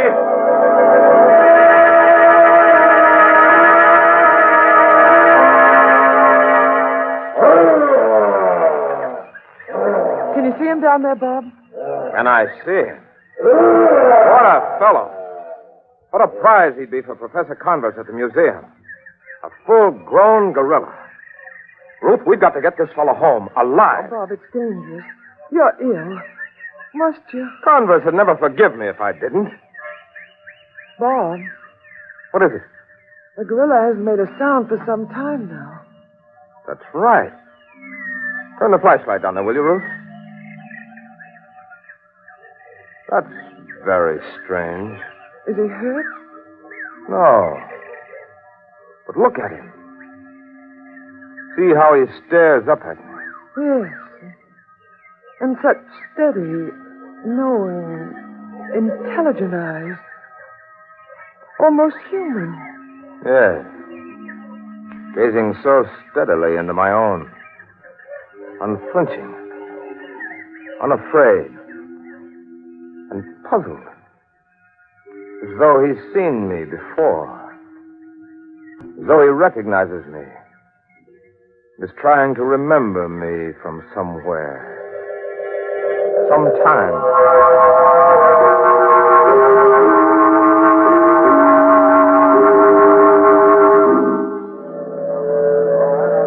All right. Easy, man. All the way. Ah, it's exciting, isn't it? Nerve-wracking, moving a great ape from where he obviously belongs to where he obviously doesn't. All right, hold it, man. Keep the cage from swinging as it comes down to deck level. All right. Lower away. Easy there now. All right. Good. That does it, man. Now cast away the lowering chains and begin closing the hatch. We'll be right up. I'm tired, Bob. A little. But it's a relief to have Ngaji safely stowed away down here. Ngaji. It's a musical name, isn't it? Means gorilla. Well, nothing to do but keep him safe in his cage, keep him from catching cold, and feed him wild carrots and parsley. If it were for anyone but Professor Converse, I'd chuck it all right now. Sorry I started it. I don't like him, Gadji. Oh, he's a gentleman and a scholar. Don't talk playful nonsense about him, Ruth. He's a killer. He is not. I happen to know. What do you mean you happen to know? Have you been around his cage again lately? Well, I've been teaching him a few simple tricks, if that's what you mean. What do you call a simple trick? Well, for example, shaking hands with a lady. Ruth, you haven't. I have, and is my arm torn from its socket? It is not. Ruth, don't you understand? You can't make friends with a gorilla. You can't compromise with the jungle. And Gadji is clever and he's dangerous. He'll watch with those beady little eyes of his. He'll wait with that tricky little brain of his. Until his time comes. Now, don't give him his chance, Ruth. Oh, you're not well, Bob. And so you magnify the dangers and the menace of the jungle and all that bookish stuff. All out of proportion to... Well, what's the matter? Look at him. He's been watching me all the time.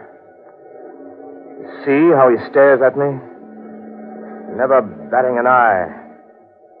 Never moving a hair. Watching me.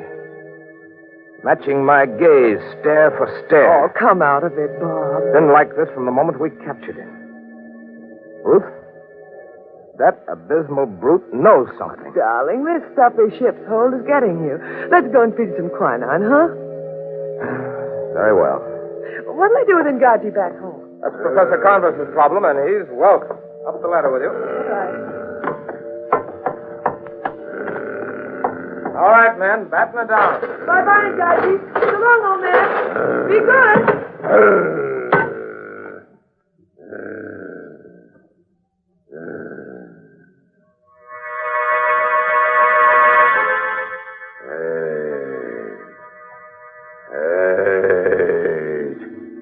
Hey, from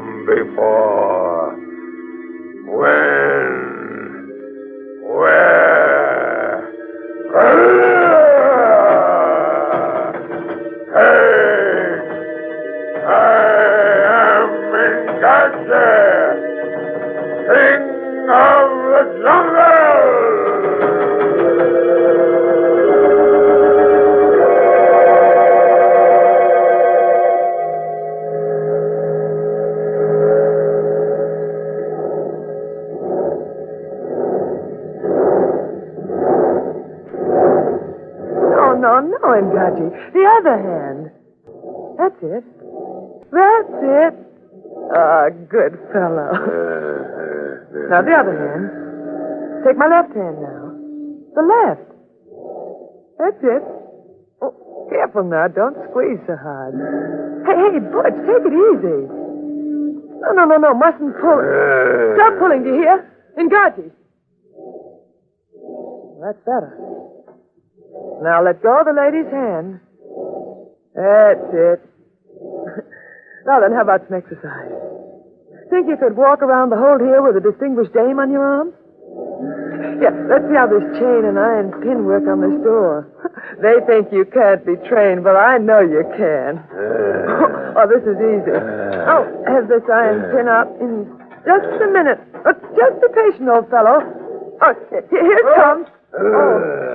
Well, better luck next time. You down there, Ruth? Coming, Bob. I was just having a word with Engadji. Well, hurry. We've got little old New York on our horizon, and I'm high glad.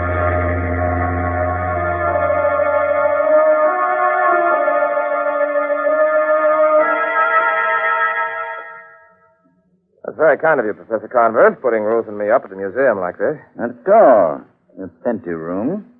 Besides, I want to keep an eye on that fever of yours, because you won't. Well, nevertheless, Professor, we won't impose on your hospitality a moment more than it takes us to get settled again here in America. Yeah.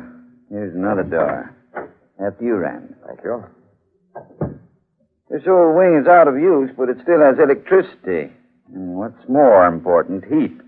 Till the zoo can build proper quarters for Engadji, we'd better keep him in here where the temperature is even. I've been thinking, Professor. These oak doors wouldn't be any problem at all to Engadji if he happened to get on the loose. True. The door closing off this old wing from the new building is really made of iron. I see. So, unless your gorilla is of the armor-piercing variety, it's pretty safe. Here's next to the last door. This used to be our dinosaur room. A huge room. Well, here we are. Royal Suite itself. Ruth, what are you doing in here? I'm talking to Engadji. Hello, Professor. I shouldn't become too familiar with Engadji, Mrs. Rand. Oh, he's quite gentle. You know what he does now? He takes the rings off my fingers and then gives them back. Takes the rings off your fingers. Ruth, come on, let's get out of here. All right. You're rougher than a 500-pound ape. He's a real gentleman. Look at him. Look how he presses his face between the bars. To get a closer look at me. It's been like that. By George, I'll give him a good look at Don't me. get too close, Rand. Now, careful. Well, he doesn't know you well, Bob. Bob! There, you ugly brute. Take a look. Take a good, long look. Well, what do you see? All right, he missed me. Could have shattered your skull with that blow, Rand. Well, it's only because he doesn't know you, Bob. He does know me. He looked into my face, and he saw something. What did he see?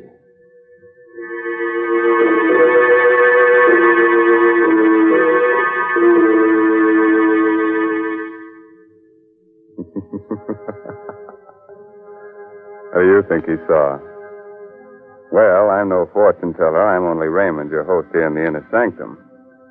But I can tell you he must have seen something. But what was it? That's the big question. Yes, and when that logy, dull, sluggish feeling tells us that a laxative may be needed, the big question is, what laxative will do you the most good?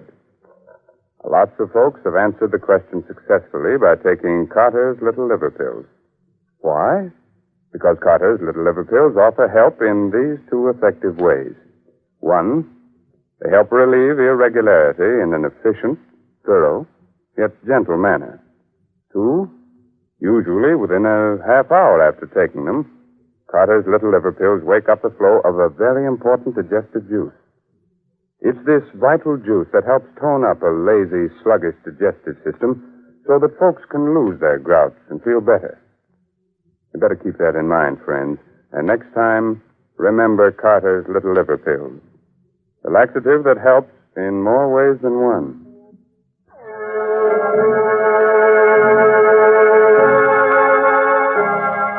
All right. Do you still want to know what the man from yesterday saw when he Looked into Rand's face?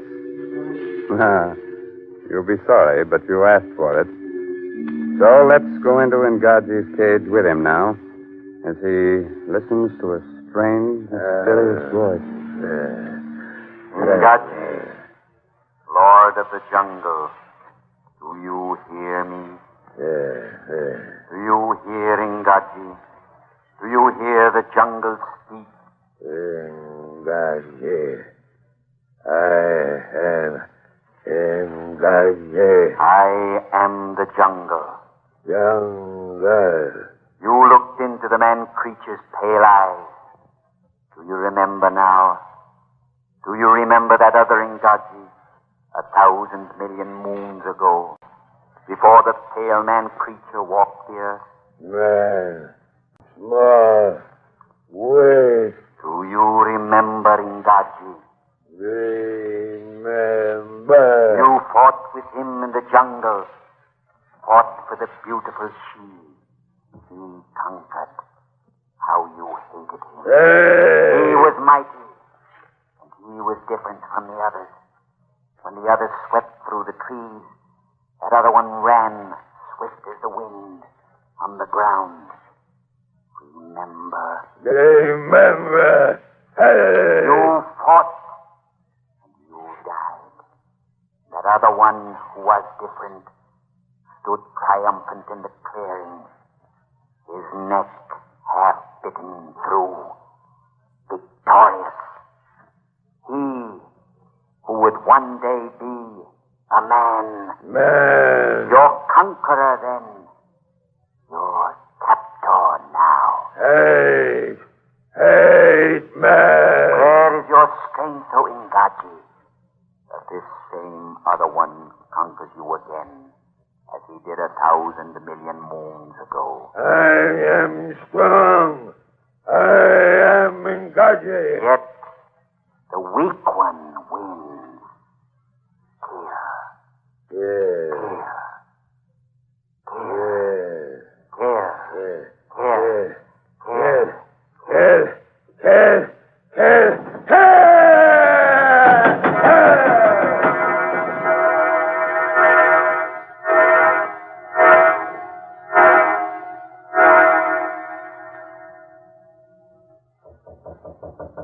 Come in, Rand. Come in.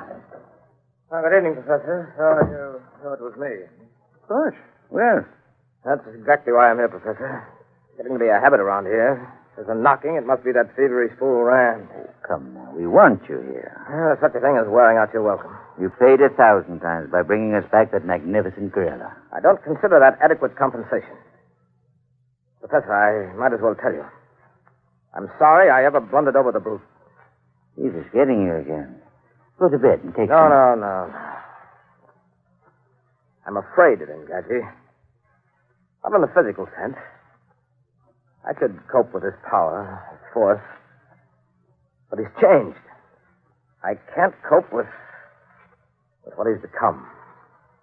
It infuriates and humiliates me that gorilla has something on me. Has me at some disadvantage that I don't understand. It's gotten under my skin. You remember when he struck at me 3 weeks ago? Do I remember? Of course I do. He changed after that.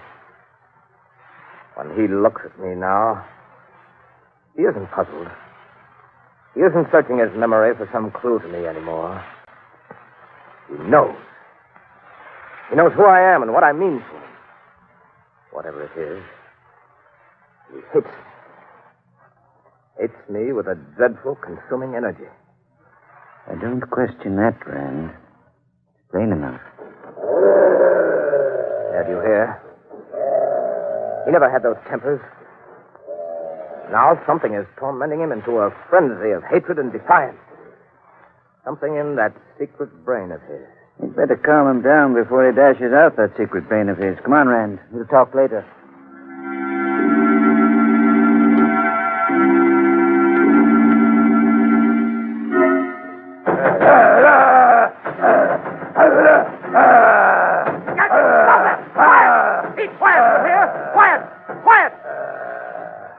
Who did you say was afraid of whom? He's quiet, yes. But look at those eyes. Where have you seen such hatred? Or such tremendous living power? Yes. You've got to admire it at first. You almost think for a moment that he represents the super race. That big, black-haired, purebred gorillas are the dominating people. And on the basis of sheer power, with a certain amount of intelligence and ruthlessness, you think he ought to rule. Then you stop to think. You remember. Yes, he's pure black gorilla and powerful. But after all, he's just a gorilla. Oh, I thought I heard him judge. He's fighting in here. Well, you did. Your precious beast was attentive. You'd catch cold running about barefooted like that, and that wouldn't do. Because Engadji might catch it from you, and that would be the end of Engadji. On second thought, perhaps you'd better run around barefooted. But, Bob, he's worth a fortune. Well, so are you. Now run along back to bed. Professor Converse and I have a chess game to play. Hey, Professor?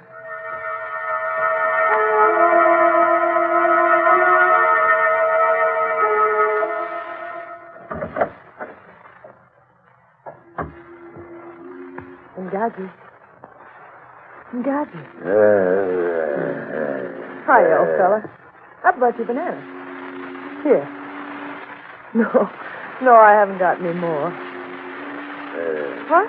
Oh, my hand. Which one? This? Oh, the left. Sure, pal. Take it easy, though. It breaks. That's a good boy. Oh, no. Come on, Gadget. Give me back the rings. Come on. Hand over the jewels. Oh, pick them up, Engadji. Engadji! All right. Get them myself. But you won't hear the end of it. I'll show you. You've eaten your last banana for a month, and don't you forget it. Engadji! What's the matter? Oh, don't you know me? Engadji, stay back! Stay back!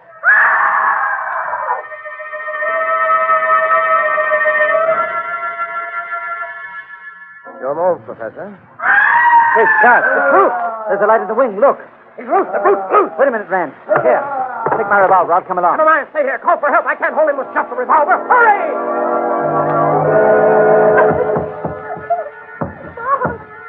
Bob, help me, Bob! Come to me! Ruth, what happened? Are you hurt? That's my answer. I unlocked the cage. He There, opened the door. darling, that's all right. I could just get in here and bar the door before he realized he was free. Can you walk, darling? No, I ran to the door, but I hit my foot and I can't stand, Bob. Put your arm around my shoulder. Hurry. He's breaking through. I let him escape. I let him. That's it, darling. Now hold tight. But you're yourself. You can't carry me too, Bob. Hobble on one foot now. Up. Oh. Come on now. All right, darling, quick. The next room. Quick, in here. Now, the next room.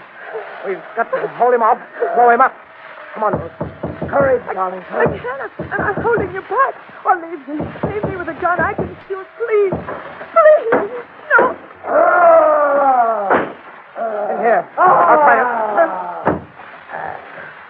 I got him. Quick now, before he recovers. Bob, you can't go on with me. Just one more door. The last door. All right. Can't smash iron. Keep moving. Try to help him, can you? I'm trying. A little further. Just a little further. Here. Bob! What's the matter? Ruth.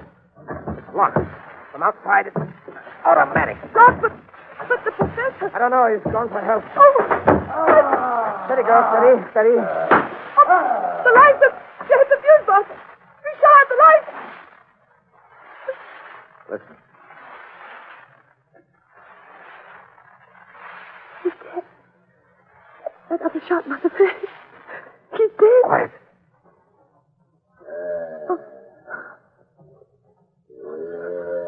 Oh, he's alive. He's stalking us in the dark. How many bullets? 3. Bob, one more for Engadji, and it don't kill him. Quiet. This way. Keep moving.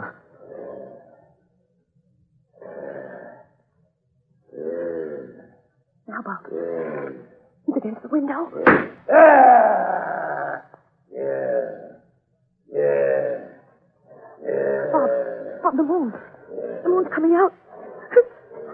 We'll see him, too. And I've got 2 shots left. Perhaps. Simone.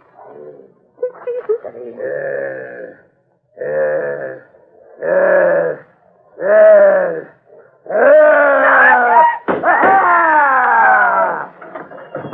Ren, where are you? Ren! Watch your light over here, Professor. Ren. Oh, thank heaven. Are you all right? Did you? Oh, my George. You did.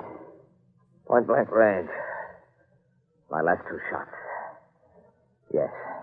In truth? She's a broken ankle. She fainted. She'll be all right, though. Well, Professor? That's the end of poor Ngachi, eh? Is it, Professor? You're certainly dead. Again. Again?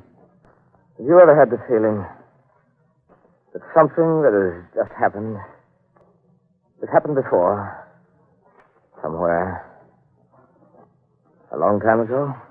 A very familiar psychological phenomenon. What about it?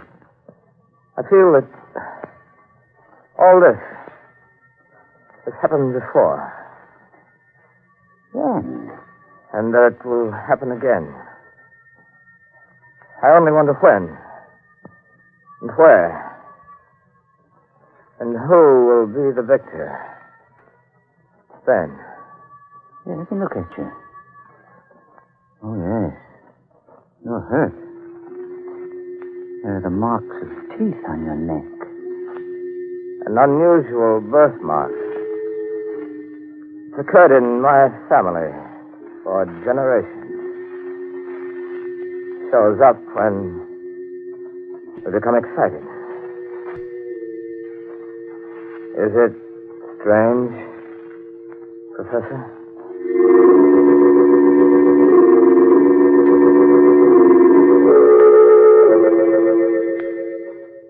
All right, friends.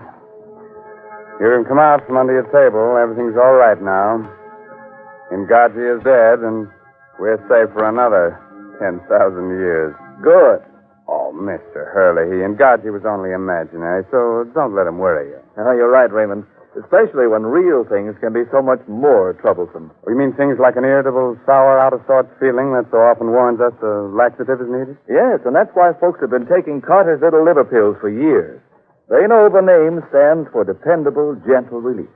Yes, and besides, folks know that usually within a half hour, Carter's Little Liver Pills will wake up the flow of a very essential digestive juice. This juice is all important to normal, proper digestion. So why don't you take advantage of this time-tested, two-way action and ask for Carter's Little Liver Pills? Well, friends, it's time to close that squeaking door to the Inner Sanctum until the same time next week. Invite all your friends to be here with you. It'll give you courage. There's safety in numbers. Well, next week, our ghost artist, pardon me, guest artist, comes with the highest credentials. He was on the horror roll at Spirit School. Fine student. And for anyone who'd like a snap course in exciting mystery reading, let me suggest this month's Inner Sanctum novel, The Murder of a Novelist, by Sally Wood. It's on sale at your favorite bookstore. Now, friends, here's an urgent, serious thought. Remember the Red Cross. It needs your help now more than ever. And also remember you are giving both for Christmas and for America. And your presents are United States defense bonds and stamps. Buy all you can afford today. Well, good night. Pleasant dreams, huh? Attention, armchair detectives. One way to solve a puzzling case is to keep your eyes and ears open. What valuable tip would you get from this conversation? I ought to have been home 2 hours ago. Gotta get this order out, Tom. It's important. But I've stayed 3 nights this week. Well, so's everyone else. Come on, Tom. These days, ground things out. But you fellas don't feel as sunk and low down and out of sorts as I have lately. I can't afford to. There's too much work to be done. So when you get the feeling slowed up and sluggish, why not do something about it? Yeah? What do you suggest? Try Carter's Little Liver Pills. Right. And when you don't feel good, try Carter's Little Liver Pills. They do the work of calomel, but have no calomel in them. For they are simple pills made of vegetable drugs. They wake up the flow of one of our most vital digestive juices.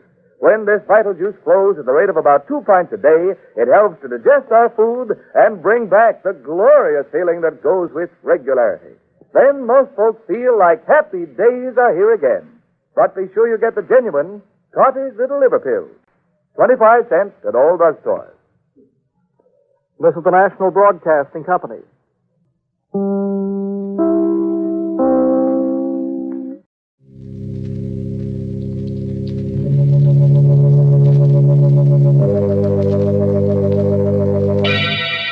Lipton Tea and Lipton Soup present Inner Sanctum Mysteries, starring Wendy Barry.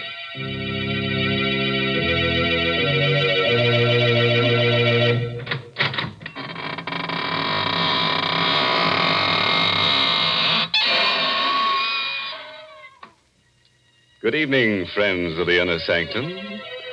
This is your host to welcome you through the squeaking door into a gay little world of homicidal maniacs, vampires, ghosts, werewolves, and assorted forms of sudden and gory death. Friends, if you ever walk through a cemetery at midnight and see a girl whose hair is on fire and is carrying her head under her arm, you know what to tell her, don't you? Just say, keep a cool head on your shoulders, Toots. And run like crazy. I suppose you think that kind of advice will help her. Why, of course, Mary. What else could you say to a girl whose hair is on fire? Wait, I know what you'd tell her. You'd say, my dear, why don't you cool off with a glass of Lipton's iced tea? I declare, you sure think of Lipton's at the strangest times. But you know, folks, come to think about it, this is a strange time of year. The days are hot, and yet the nights are apt to be a bit chilly. Yes, this is the time when people keep cool with a refreshing pitcher of Lipton's iced tea while the sun's on the rampage, and then later, after sundown, a hot cup of Lipton seems to taste just right. And do you know the reason why Lipton's, hot or iced, is always so welcome and satisfying? Well, it's because Lipton's has that famous brisk flavor. That word brisk, B-R-I-S-K, means that Lipton tea tastes fresh and full-bodied. It's never flat or wishy-washy. That's right, folks. You just don't know how good tea can be till you've tried Lipton's. And now, friends, get ready to try a new kind of Inner Sanctum story. It's called The Murder Prophet, and it's an original radio play by Milton Lewis, who copied it from a tombstone. Yes, and our star tonight is that glamorous Hollywood movie star, Wendy Barry, who plays the role of Claudia Dale. All right. Clear the floor and give your flesh room to creep. Ready? Now let's hear Claudia tell us the story in her own words.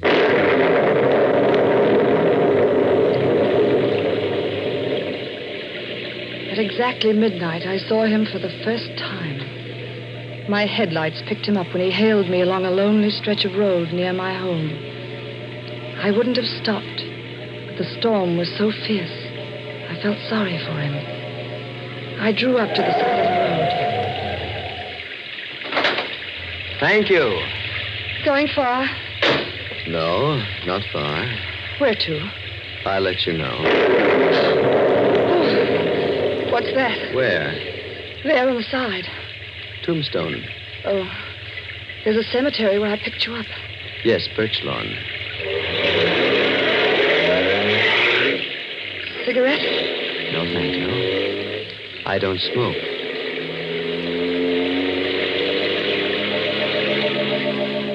He said nothing for a few minutes. In the reflection of the dashboard light, I saw his face for the first time. Sunken eyes, hollow cheeks, mouth set in a queer grin, a skull barely covered with a thin layer of milk-white flesh. With a start, I realized he was staring at me. I've seen you before. Oh, I don't think we've met. No, I know you. Are you sure? Yes. I would never forget someone so beautiful. Oh, really? You're Claudia Dale. Why, yes. You're married to Howard Dale. That's right. But I don't seem to place you. No, you wouldn't. I know quite a lot about you. Do you really? Your first husband was Willard Banks. How did you know that? He died 8 years ago, a suicide. Who are you? You don't know me. Be careful, you're speeding. Oh, I'm sorry. I didn't realize. You're trembling. How do you know so much about me? I just know. Oh, really? I suppose you have second sight or some such rubbish. It is not rubbish. Then tell me where I'm coming from. Pittsfield. You guessed. You went there to visit a sick friend, Martha Wollstone. But you couldn't guess that. You're going too fast. You're losing control. No, I'm not. I'm quite all right. I can go fast if I choose to. I shall go as fast as I wish.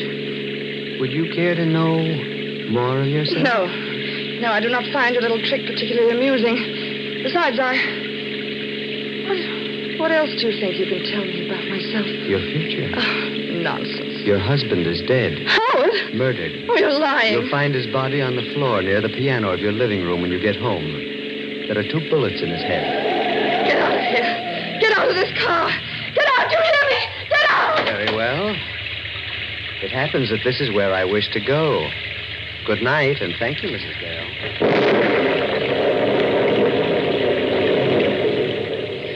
He vanished into the shadows on the side of the road. And then I noticed something white and shining queerly in the spot where he disappeared. I looked closely. It was another tombstone in another cemetery. I raced madly for home, fighting the hysteria that seized me. The nightlight was burning in the living room. It couldn't be true. Howard would take me in his arms and kiss me when I stepped into the house. I rang the bell. No answer. Somehow I managed to get the key in the lock. I ran into the living room. Howard! Don't move. Oh, who is it? Right behind you. I've got a gun. Oh, a gun. Do it in the body. Who are you? Turn around. Oh, you murdered Keep him. quiet. Oh, don't come near me. Sit down. Don't touch me. I said sit down. Oh. Sorry I had to slap you. You're losing control. You don't have to scream for the police. Here's my badge. You? Detective Sergeant Quinn. Homicide. Oh, well, I thought you were... Yes, I know. Drink this. Thanks. Feel better? Yeah, much. Who is he? My husband. Sure? Positive. When was he killed? About 20 hours ago. 4 yesterday morning. How do you know? One of the bullets went wild. Hit that clock on the mantel. Where were you yesterday morning? Pittsfield. I stayed with a sick friend, Martha Wollstone. Here, look at these things. I took them out of his pocket. They all his? Yes. Where's the snake ring? There were no rings. But he had one. It was quite valuable. He was never without it. I gave it to him. All right, now look. Did he wear it on the 3rd finger of his left hand? Yes. There's a mark, but no ring. When did you come here? I drove in behind you. You left the front door open. I think I know who killed him. Who? A man I met on the road coming here. He knew my husband had been murdered. You did, huh? He even said his body would be near the piano. When did you see this guy? Oh, 10, 20 minutes ago. Picked him up on the road. Where? At Birch Lawn Cemetery. Where'd you drop him? At another cemetery near here. He seemed to walk behind one of the tombstones.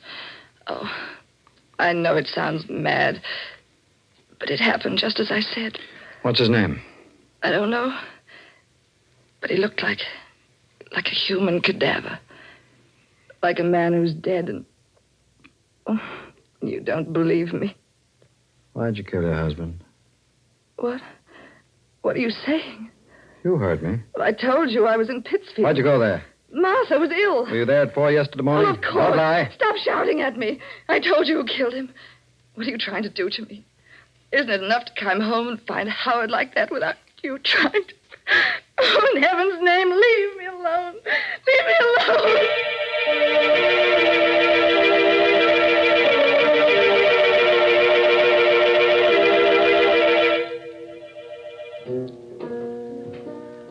Not a scotch, lady? No, thanks. Here, keep the change. I'm leaving. Sit down, Mrs. Dale. Don't go yet. You? Yes. Won't you please sit down? Yes. Didn't expect to find you here. Nor I you. Are they making it difficult? It's a nightmare. You told them about me? Yes. You shouldn't have. They wouldn't understand. Did you kill him? Would you care for another drink, Mrs. Dale? No. Who are you? I'll tell you later. Why'd you come here? To talk to you. I knew I'd find you here. Yes, you knew. You're not so skeptical now. No. What did you want to tell me? That you are the most beautiful woman I have ever seen, and that I love you. I've loved you since I first saw you 7 years ago, when you came here to live with your husband. Is that why you... Why I killed him? Is that what you meant to say? Yes. I'm not an ordinary man, Mrs. Dale, but I'm not a fool. Now, on this card, you'll find my name, address, and telephone. Do you really believe I'd phone you? Yes. There will come a time when you shall want love. Good night, Mrs. Dale. Good night.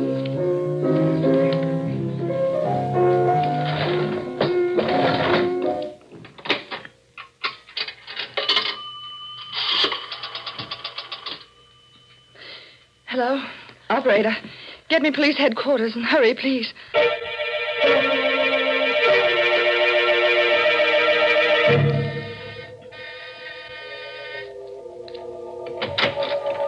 Yes? That's him, Detective Quinn. That's Garth Dragman. Thank you, Mrs. Dale. Do you mind coming down to headquarters, Mr. Dragman? Not at all. Did she tell you that I murdered her husband? Yes. I thought she would. I'm not angry, Mrs. Dale, and what I told you earlier this evening still goes. I'll come along right now, Mr. Quinn.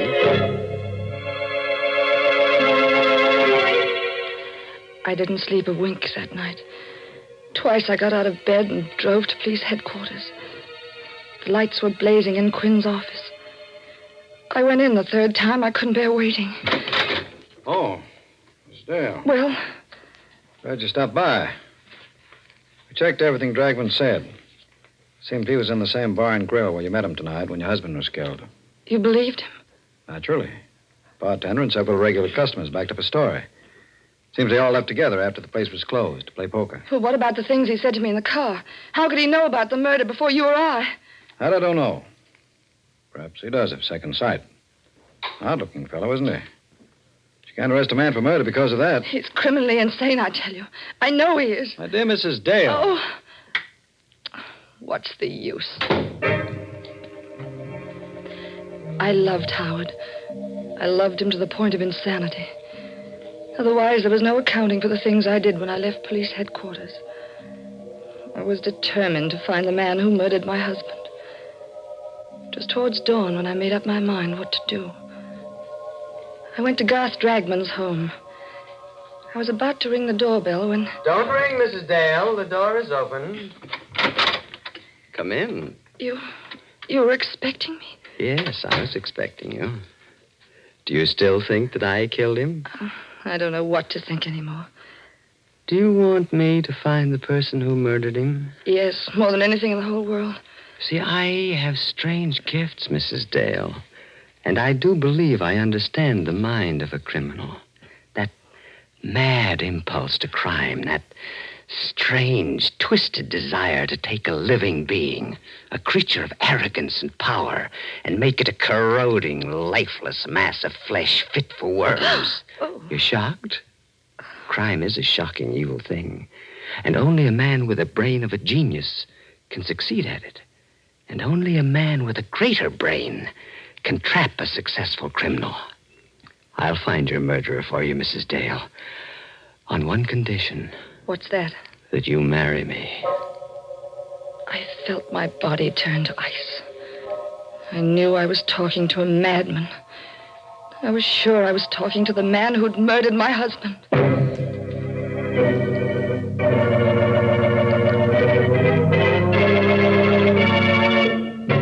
Oh, shucks. It's not so hard to predict a murder. I can do it. It's easy. I predict that there'll be at least one murder every week on Inner Sanctum. Good gracious, yes. You might say it's worth a character's life to appear on this program. Oh, don't feel sorry for them, Mary. Don't forget they can always make a comeback as a ghost on next week's show. In fact, I predict that Claudia's husband will be around one of these Tuesdays. All right, now it's my turn to make a prediction. And I predict that during the coming fall and winter, more people will drink Lipton tea than any other brand. Oh, you said that last year. Yes, and it came true then just as it will now. Folks just naturally seem to prefer Lipton's. If you'd ask a tea expert to explain this preference, he'd say it's because Lipton's has a brisk flavor. You see, that word brisk, B-R-I-S-K, is a technical word. Brisk means that Lipton tea always tastes fresh and tangy. Yes, full-bodied and vigorous, never flat or insipid. So, folks, even if you're not a regular tea drinker, you should try Lipton's. That brisk flavor makes all the difference in the world. All right. Let's get back to the other world now. The world of creeping, crawling horrors. I'll bet you think that Garth Dragman can't really foretell murders. Or do you think that Claudia doesn't have the courage to trap this homicidal Romeo? Or is he the killer? We'll let our star, Wendy Barry, in the role of Claudia, tell you. Go ahead, Claudia. Shock him into the shakes. 2 weeks later, I married Garth Dragman. He was the strangest man I ever knew. He would disappear for days at a time, and then suddenly turn up without warning. He had all the money he wanted, yet I never knew where it came from. There was a closet in his room which was always kept locked and bolted. I knew from the way he acted about it that the closet contained the answer to all the things I wanted to know about him. One night while he was away, I obtained tools and tried to force the lock.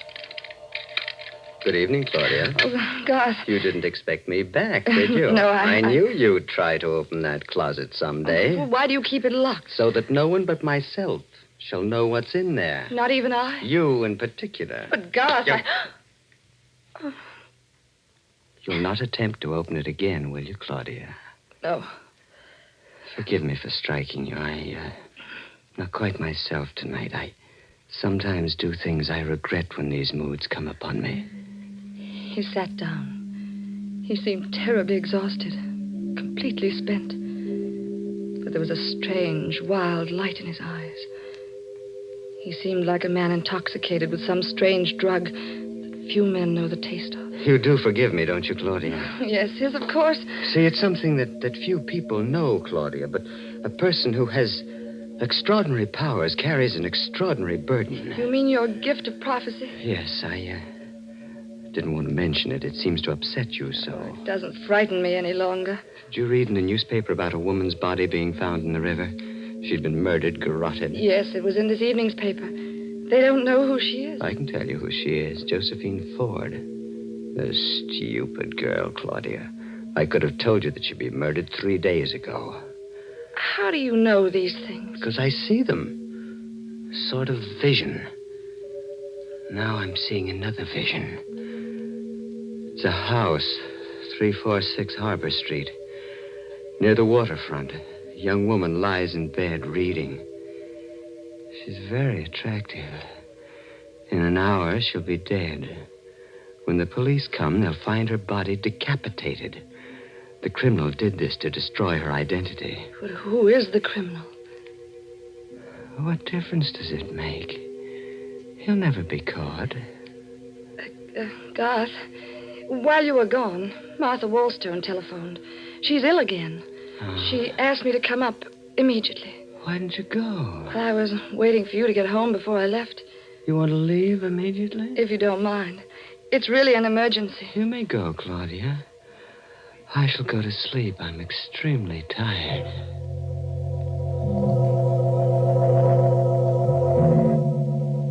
It took only a few minutes to get to the waterfront. I found the house at 346 Harbor Street. I went in. The lamp in the bedroom was burning. I looked at the bed. I fainted. Hey, Mrs. Dale. You think you can sit up now? Detective Quinn. Yes. Hardly expected to find you here. I came because Garth Dragman predicted this would happen. Oh, Mrs. Dale. You still don't believe me? You're a strange woman, all right. You accused this man of killing your husband, and then you married him. I suppose you're going to accuse him of this murder, too. Yes, this and heaven only knows how many others. Miss Dale, do you realize that you haven't got a single piece of evidence to back up your contention? I'll get the evidence tonight. Will you let me have a gun? No. Will you be near my house? I'll need protection. Oh, after all. What must I do to convince you what he is? I've risked my own life. I'm willing to risk it again. He's a monster. You're going to wait until he murders me before you believe what I say. All right. I'll give it a try. I'll come back to your house with you. If you want me for an emergency, smash the window pane. We drove back together. I dropped Detective Quinn on the corner. The house seemed deserted when I came in, but I wasn't taking any chances. I went to the kitchen, got a knife, hid it in the folds of the long-sleeved gown I was wearing. I went into Garth's room. He wasn't there. But the closet door was open.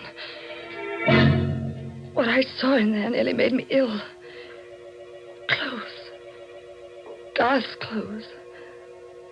Some of them soaked in blood. I forced myself to examine them. Then I found something that made my heart beat faster. A little jewelry case. I'll take that, Claudia. Oh, Garth. Give me that jewelry case, Oh, no. please. No, don't take it. Thank you. Garth. Get away from that window, Claudia. Go on. Oh, don't shoot, Garth. You were so anxious to see what's in that closet. Well, now you have. And perhaps you'd like to see the latest addition to my collection. It's in this box. That box. Yes, Claudia. A hat box. Garth! Sit down, Claudia. What are you going to do? Tell you who killed your husband. You? No. You. You're insane. I've written out a confession for you to sign. What'll happen if I don't sign it? Well, I credited you with more imagination. Would you like to hear it? Yes. Yes, read it, please. Sit over here, away from that window. Yes. I, Claudia Dale, murdered my first husband, Willard Banks, for his insurance by administering poison. My first husband? Yes, Claudia. See, I mean to make this document strong enough to send you to your death if I wish. I've got all the details here, just how you murdered your first husband, how you killed your second. Shall I go on? No. You know it's all a lie. Will you sign it? Of course not. Just what is your game anyway? If you want to kill me, why don't you shoot? You've been very successful before. There's no reason you shouldn't succeed again. Go on, shoot. You put me in a very difficult position, Claudia. You see, you have found out certain things about me. Things that could cost me my life. I will not tell you again to get away from that window, Claudia. I should prefer to see you live because I love you. But I shouldn't hesitate to murder you. You love me? Yes. You haven't taken me in your arms once since I know you. The right time had not arrived. What do you consider the right time? When I feel that you understand me. When I feel that you, who murdered two men, understand the deep and strange cravings and desires that race in my blood. You really believe I'm a murderess? Of course. That's why I love you. Then the time is now. The time? To take me in your arms. Claudia. He still held the gun. He wasn't more than 2 inches from me. I turned my lips up to him. I twisted my body to get out of the range of his revolver. When I felt his lips touch mine, I slowly let the knife slip into my hand. Slowly, caressingly, I drew my hand up towards his neck. Then I plunged the blade in. Claudia! Detective Quinn! Hurry! I'm coming. What happened? I killed him. And here's the proof that he murdered my husband. I found it in the jewelry case he had in his pocket. It's the snake ring that was missing from my husband's body. Now do you believe me?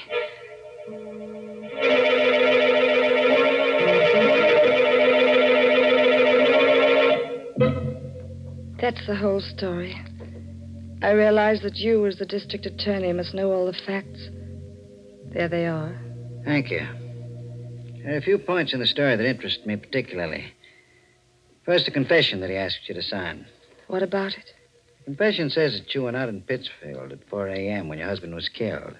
You gave your friend Martha Wallstone a sleeping pill, drove her down here, shot your husband, drove back to Pittsfield, turned Miss Wallstone's bedside clock to 4:15 and wakened her. And you gave her the medicine. She thought it was 4:15 and went back to sleep. Garth was very clever at things like that. He had extraordinary brilliance of the insane. And just one question. Was that the way you murdered Howard Dale? I? Oh, but Garth murdered him. The ring proves it. You never had the ring. You put it in the jewelry box. I can't believe what you say. Garth was a homicidal maniac. He predicted the death of the people he murdered. My dear woman, don't you know yet? Know what? Garth Dragman was a detective working out of my office. That's how he knew about those deaths. He was put on the case because we suspected you of murdering your first husband as well as your second. A detective? Yes. And you're going to die for killing him. It's extremely daring and clever of you to murder him. But you never would have gotten away with it if he hadn't kissed you. He kissed you because he fell in love with you. That poor fool.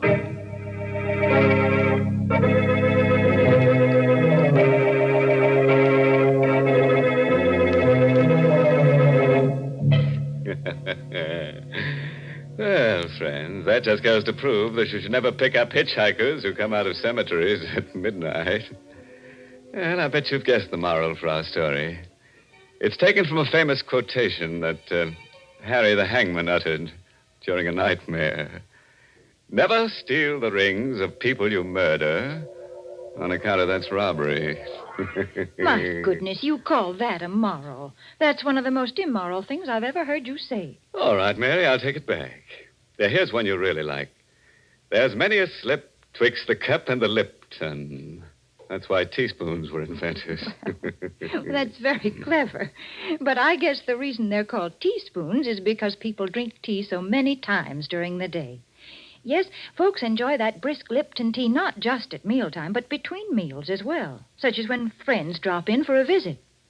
That's why it's a good idea always to keep a good supply on hand. So folks ask for Lipton tea in the larger, more economical size packages. And now here's a cheerful little thought. You can let a man murder you once, but you'd have to be a stiff to let him do it again. Oh, by the way, this month's Inner Sanctum mystery novel is Puzzle for Wantons by Patrick Quentin. Yes, and next week's Inner Sanctum story, directed by Hyman Brown and brought to you by Lipton Tea and Lipton Soup. Next week's story is about a woman with canary yellow eyes, murderous eyes. Everyone she looks at, she wants to kill. And you know what? She keeps a harpoon in her house. Well, well, you never know what's going to harpoon next. And now I'm afraid it's time to close the squeaking door. So, good night. Pleasant dreams.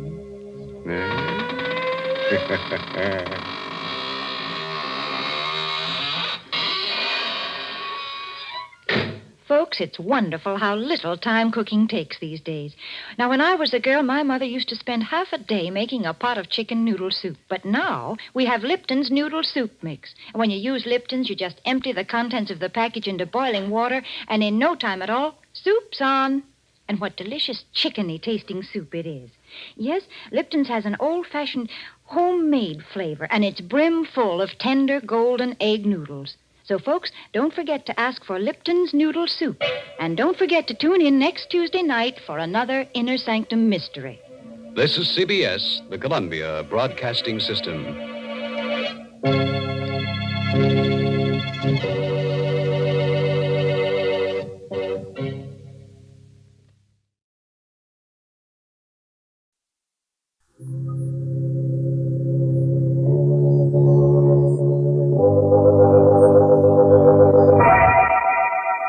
Lipton Tea and Lipton Soup present Inner Sanctum Mysteries.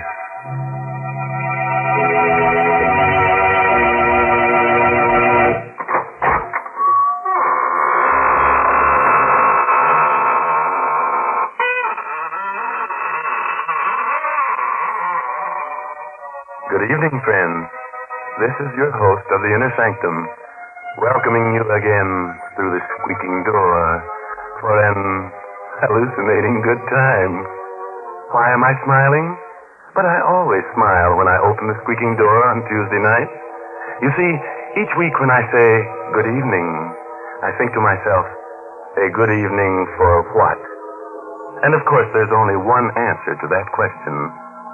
A good evening for murder. A fine thing to say. You wouldn't feel so chipper about it if you were going to be murdered. Why, Mary, there's no bigger thrill than to be murdered.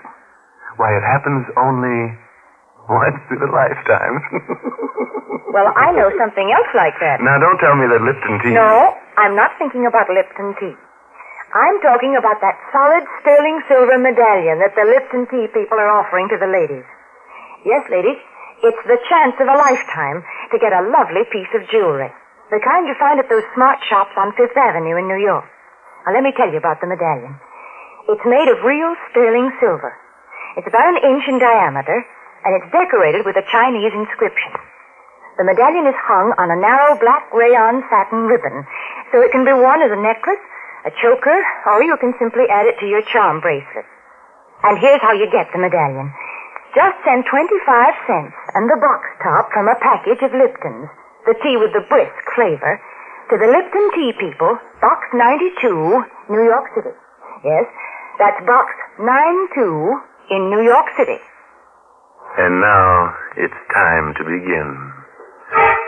Our story is called Dead to Rights. It's an original spine-tingler by Sigmund Miller, and our stars tonight are two radio favorites, Elspeth Eric and Santos Ortega. So relapse in your chair, settle down for a half hour of alarming but charming entertainment. Why not get really reckless tonight? Go the whole work.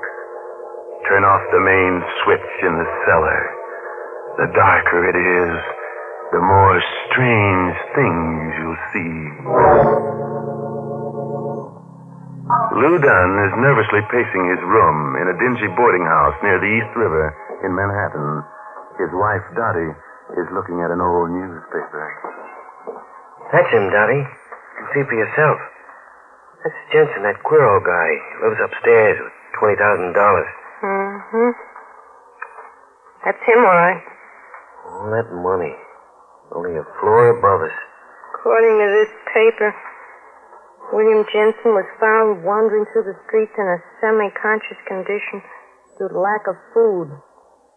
The police discovered $20,000 in $100 bills mixed with crusts of bread in his pockets. He's being sent to Bellevue Hospital for observation. That newspaper's more than a month old.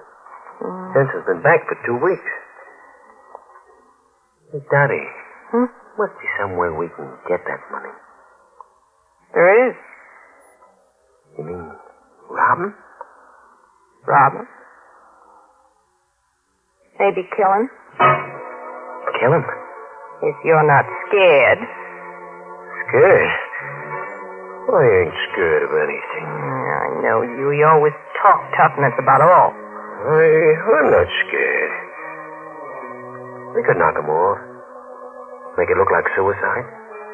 You really want to do it? Yeah, sure. I'd like to put my hands in that 20 grand. Boy, what we couldn't do with that money. It'll be easy. If we do it smart. Very smart. Sure. Maybe you could sort of visit him. Just before he goes to bed. Turn on the gas. That'd make it look like suicide. Then we could go back and pick up the money. Not all of it. We'll leave half of it so it won't look like robbery. Sure. He's a crazy guy. It's natural for a crazy guy to knock himself off. Mm-hmm. When do we do it? Well, if we're gonna do it, we gotta do it right now. We'll never have the guts to do it later. Now, you're sure you want to do it, Lou? Sure I do, Dottie. Mrs. Scully was going to the movies. What time is it now?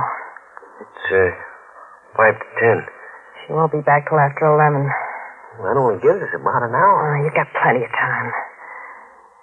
Jensen goes to bed just about this time. You go on up, stay with him until he's in bed. And then, on your way out, you turn on the gas. Not too much, because that'll make a lot of noise. And keep your finger off the spigot. Use a stick or a glove or something. Yeah, I understand. Well, okay. What are you waiting for? You want me to go now? Well, what do you want to do? Die of heart failure worrying about it? Go ahead.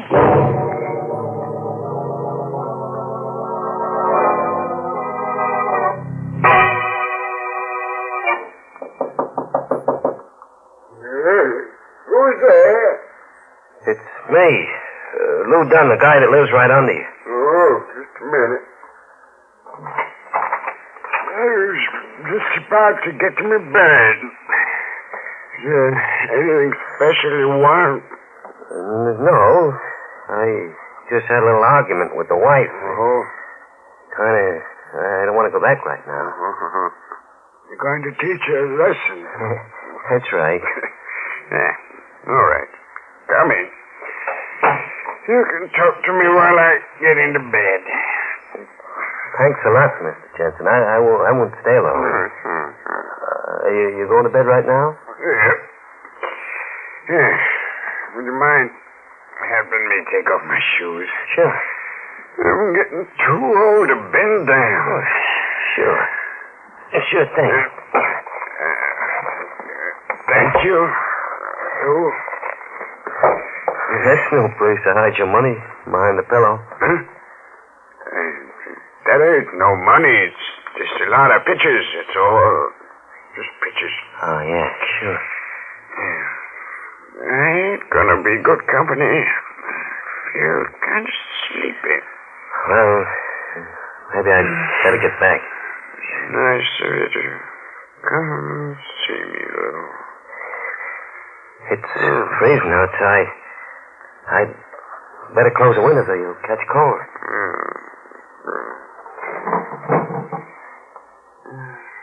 Well, good night, Mr. Jensen.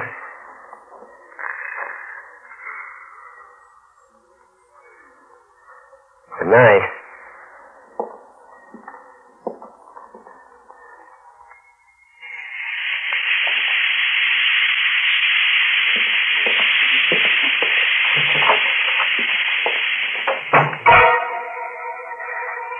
Oh, it's beating like a drum. If I get downstairs without being seen, everything will be all right. Hey, someone's coming up the steps. It's Mrs. Scully, the landlady. It's dark. Maybe she won't recognize me. I pull my hat over my face. Mr. Dunn? I beg your pardon. Well, I'm sorry. I thought you were Mr. Dunn. It's all right. Good night. Good night.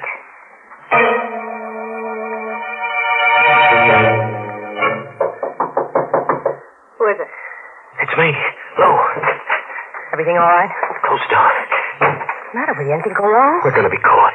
Calm down. Tell me what happened. I did everything you said. Everything went fine until I got outside. I met Mrs. Scully in the hall. I pulled my hat over my face. She recognize you? She called my name, but I disguised my voice. Nothing to worry about. I'm sure she knew it was me. We're going to get caught. Did you come right down here? No. I went outside for a few minutes in case she was watching me. That's good. Now you got to go back and get that money. He's dead by now. I can't go back. You gotta go now before the gas leaks into the hall and everybody knows about it. I can't. I can't do it. All right, I'll go myself. Where'd you say the money was? The pillow under his head. Stay here till I get back. Maybe we ought to forget it. No. Not after we've gone this far.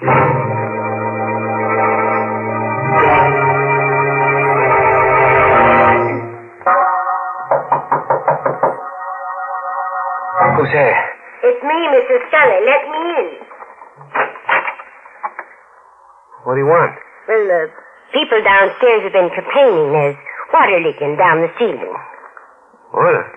Yes. I'd like to take a look at the sink. Sure. Funny. Pipes aren't leaking. Just a mistake, huh? Oh, they must be cranks. Floor's dry. Is that all, Mrs. Scully? No. You're a couple of days over on your rent. We'll have it for you tomorrow. Well, you better. I have to pay the bills, you know. Sure, I promise you. Well, all right. Say, didn't I pass you upstairs on the 4th floor a little while ago? Me? Oh, you must have me mixed up with someone else. It looked like you. Had you billed? I haven't been out of this room for a couple of hours. Okay, Lou, Dolly, Miss Scully. Oh. Hello, Mrs. Scully. Hello, Mrs. Dunn. I was just telling your husband about the rent. Hey, do you smell gas? Yeah. Must be a gas jet open someplace. Well, you'd better take a look at your stove. Don't want any accidents in this house. No, neither do we. Seems to be coming from the hall. I'd better take a look at that empty room. You should have knocked before you came in. You almost gave the whole thing away. Yeah, I know. Had the money right in my hand. I only took half the dough, about $9,000, I figure. The cops question Mrs. Scully, we'll be done for. Yeah, she smelled the gas on me. I almost died in that room. We gotta get away from here. Maybe you're right. I'm getting kind of scared myself. Things ain't working out so perfect. Let's get packed. Okay. We better hurry. No, wait a minute. We ain't gonna pack. We're not gonna stay here. Listen, if we walk out with our suitcases, we'll be giving ourselves away. We just... They found out about Jensen. We gotta stay calm or we're dead pigeons. What should we do? We gotta get out of the house first. We can't go out the front door, not now. Maybe with all this excitement going on, we can sneak out without them noting. I tell you, I'm scared, Daddy. Oh, my. Come on. Now or never. There's nobody at the front door. Oh, that's a break. What's going on here? The cops, they just came in. Quick, get back in the room before they see us. We'll never escape. I'll escape. There must be some other way.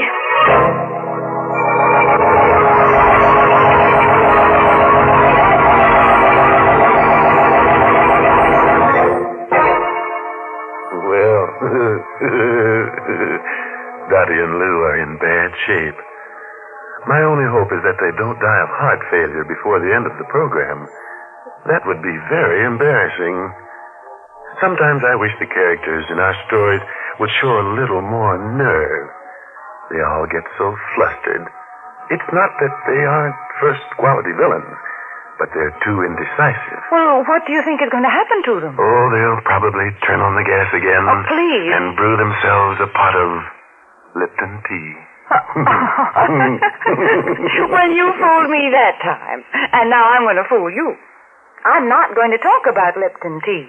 Instead, I'm going to tell you a story. Yes, it seems there's a true story behind that sterling silver medallion that the Lipton people are offering to the ladies. It's really a good luck charm. The original was given to an American flyer by Chinese guerrillas who rescued him after he'd bailed out over enemy territory. The flyer was told that the Chinese letters on the medallion would identify him and bring him safely through the lines.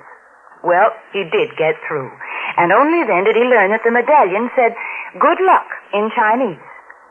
Now, ladies, there's something to tell your friends. And to get this good luck charm, this lovely sterling silver medallion, just like the one the flyer carried, all you have to do is send 25 cents and the box top from a package of Lipton's, the tea with the brisk flavor, to the Lipton Tea People, Box 92. That's Box 92, New York City. Well, now let's go back to our pale and panicky pair of murderers. If you remember, they ran back into their room when the police came in, and since then, they've been trying to figure a way out. Maybe they've got a plan. So let's take a look, shall we? We've got to think of something. How about that back stairway? I don't know where it goes. Well, it's better than staying here. Cops will see us. We gotta take that chance. They're probably still upstairs. Come on. Let's hurry. Slow, Lou. I gotta open the door to get to the back stairway. Open it slow. Oh, the door's locked. You fool. Maybe it's just rusted. It's jammed. Let's both of us try to open it. No use. The cops will be down in a minute. Come on. Let's push it. Get up. It's opening. Just a little bit more. We can just step through. You all right? Like it's cold in here. Stairway goes down to the cellar, I guess. Come on.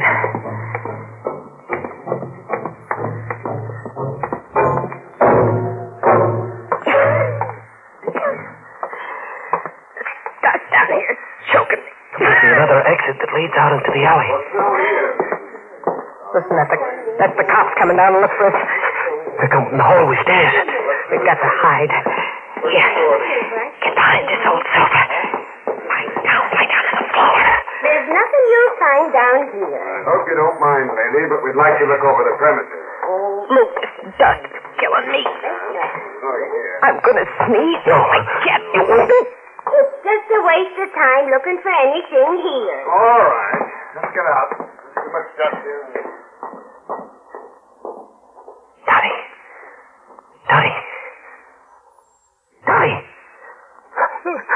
I killed him. Dottie, please get him. Oh, I'm glad you're not dead. You tried to kill me. I had to put my hand over your mouth. You'd have sneezed. We'd been caught. Let's get out of this dusty hole. Get these barrels where we can get out through the alley.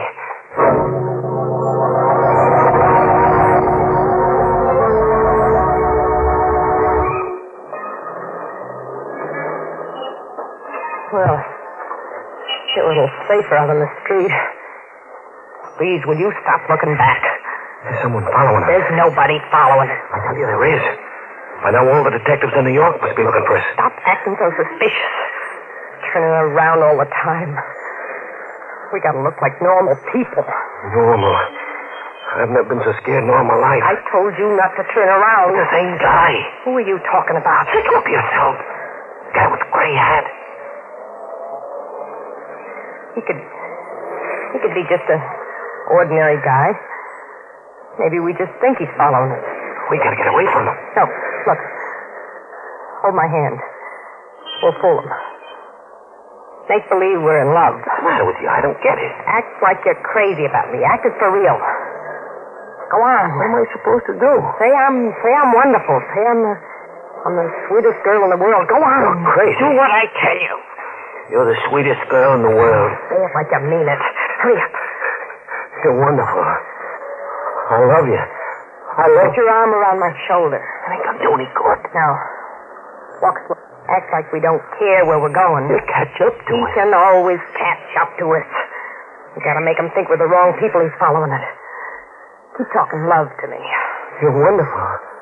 I'm crazy about you. You're wonderful, too, Lou, darling. I've waited all my life for somebody like you. I don't know what I'd do without you. You're still following us? Yes, sweetheart. Look, we gotta figure out something. Maybe we can give him the slip in the subway. Yeah. Look, I'll go in the subway first. You go in the cigar store. He'll follow you. I'll wait for you on the platform. You come down a few minutes after me. Have a nickel all ready. Then as soon as the train pulls in, wait till the doors are closing, then drop your nickel in the slot. I'll hold the door open for you. Whoever's following won't be able to make it. You understand me, dear? Well, what if he arrests me first? He won't. Look, here's where I go down the subway. You go into the store. Kiss me. Okay. Darling? Don't forget to wait until the doors are closing.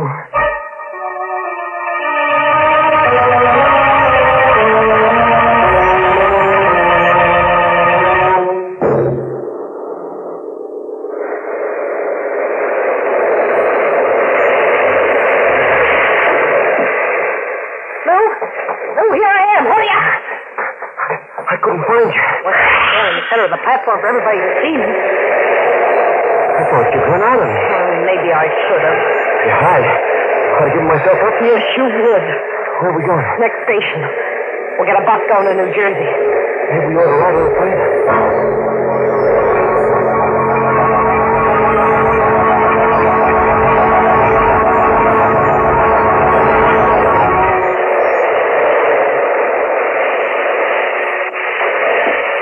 Come on. We're getting off here. What are you hanging around? Wait a minute. We gotta hide this money so they won't have anything on us in case we get caught. Yeah. That's a good idea. We can come back with it later, huh? Hide it right underneath the platform. Yeah, that's a good spot. No one on the station. Let's do fast. Here's the money. I'll hold you while you bend over. Be careful you don't drop it. Now, hold on good. I'm liable to fall. Hurry up before somebody comes along. Yeah. Okay. It's hidden. Let's go. We'll be back for it in a day or so.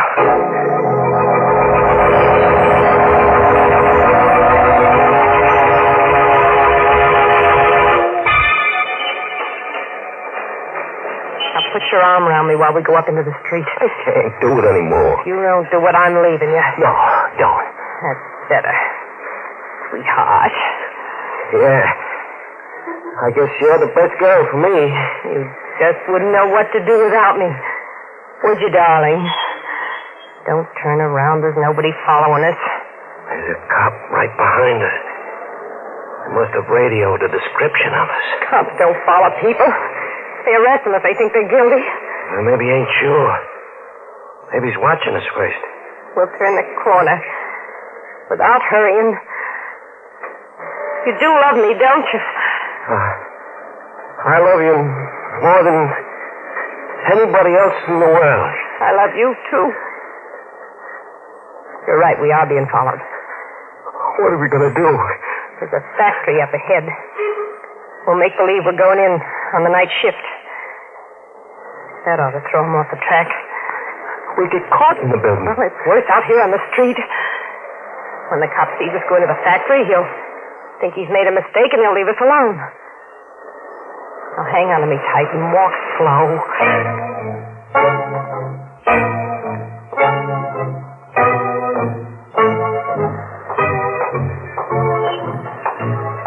Is this the building? Yeah. We'll walk in just as if we belong here. He hasn't followed us in. No, it worked fine. Now we can stay here for a few minutes and then It's the cop. We're caught. Let's take the elevator up. Come on. Floor, please? 16. There's no one on the 16th. It's empty, ma'am. She needs a 15th. Yeah. Hurry up, please. We're very late. In a second. There's an officer coming in. Thank you for waiting. Floor, please? Just take these people wherever they're going. Yes, sir. Watch the door.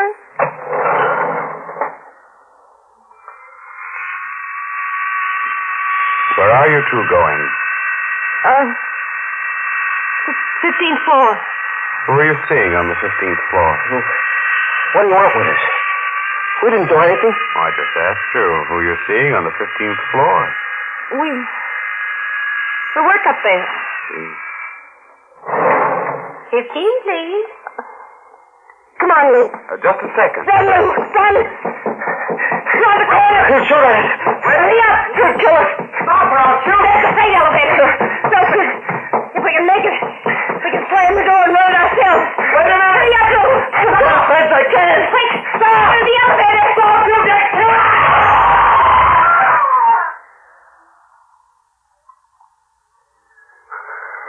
Those poor devils.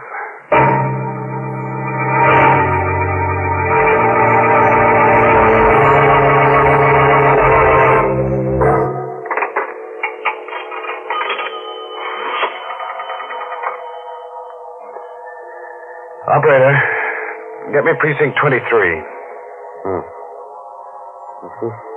Oh, hello, Lieutenant. This is Officer Malone. I want to report a double suicide. Their names are Louis and Dorothy Dunn. Now, I knew they were going to do it, and I tried to stop them. I saw him in the subway station. The man was trying to jump off the platform, but the woman was holding him back. He changed his mind, and they went upstairs. It looked like a lover's suicide pact to me. And I saw them holding each other around, kissing on the street. I followed them from the subway into this building, and when I asked them a few questions, they got frightened and got off on the 15th floor. Well, I did. I tried to stop them, Lieutenant. They ran down the corridor and then threw themselves down an empty elevator shaft. Dead? There's doornails, yeah. Lieutenant, you know, the funny part of it is, they lived in the same house where that old crackpot, Jensen, committed suicide by gas a few hours ago. You know? What? Yeah. Yeah, that sure is an unlucky house.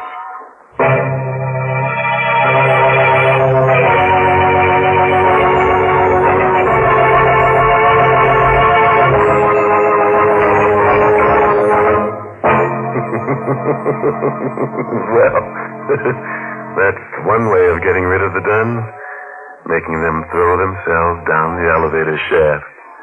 Not a very pleasant way, I'll admit. But business is business. We just don't fool around with characters like that. Well, I can't help feeling sorry for them. Those poor people probably never had a lucky day in their lives. And it's your fault, Mary. You should have given them one of those good luck charms you've been talking about. You know, the medallion with the black ribbon. Yes. If the medallion didn't bring them good luck, they could always hang themselves with the ribbon. Now, you stop that kind of talk. Because Lipton's sterling silver medallion on its black rayon satin ribbon is a lovely piece of jewelry. But you may never own it if you don't act now. The Lipton tea people make it easy for you. Listen, just send 25 cents and the box top from a package of Lipton's, the tea with the brisk flavor, to the Lipton Tea People, Box 92, New York City. The 25 cents includes the full cost of packing and postage.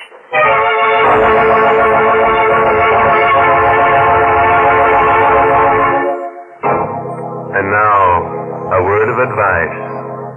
If the elevator service is bad and you're in a hurry, just throw yourself out of the window. Oh, by the way, this month's Inner Sanctum mystery novel is The Red Right Hand by Joel Rogers. Oh, and I must tell you about next week's story. It takes place on the high sea, but it's about a man who doesn't like singing. Yes, singing seems to strike the wrong note with him, and he goes around opening up throats with a knife to find out just what makes that wrong note. So, if you're one of those guys who sings in the shower, just cut it out before next week's killer does it for you.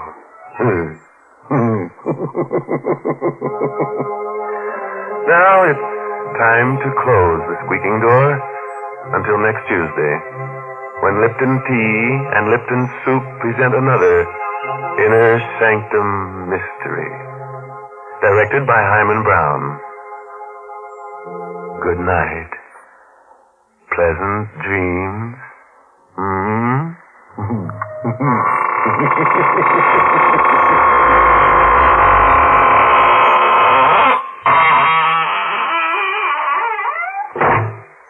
Folks, it's wonderful how quick and easy cooking is these days. I guess lots of you remember when it used to take half a day to make a pot of chicken noodle soup. But now we have Lipton's noodle soup mix. And what delicious chickeny tasting soup it is. Yes, Lipton's has an old-fashioned homemade flavor, and it's brimful of tender golden egg noodles. Lipton's is economical, too. It costs less and makes more than canned soups. Of course, sometimes it's hard to get in some stores these days, but there's lots of good things scarce in wartime. So, folks, remember to ask for Lipton's noodle soup. And remember to tune in next Tuesday night for another Inner Sanctum Mystery. This is CBS, the Columbia Broadcasting System.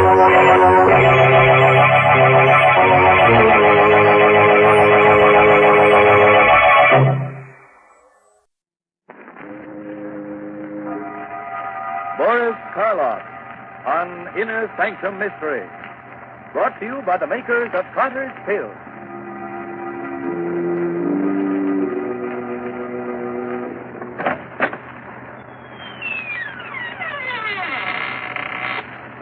Good evening, friends. Let me welcome you once more to the Inner Sanctum. This is Raymond, your host. Come in, won't you, and sit down? No, I'm not being polite. I'd prefer you to sit, you see, because within the next 5 minutes, you're going to be so weak in the knees that you won't be able to stand.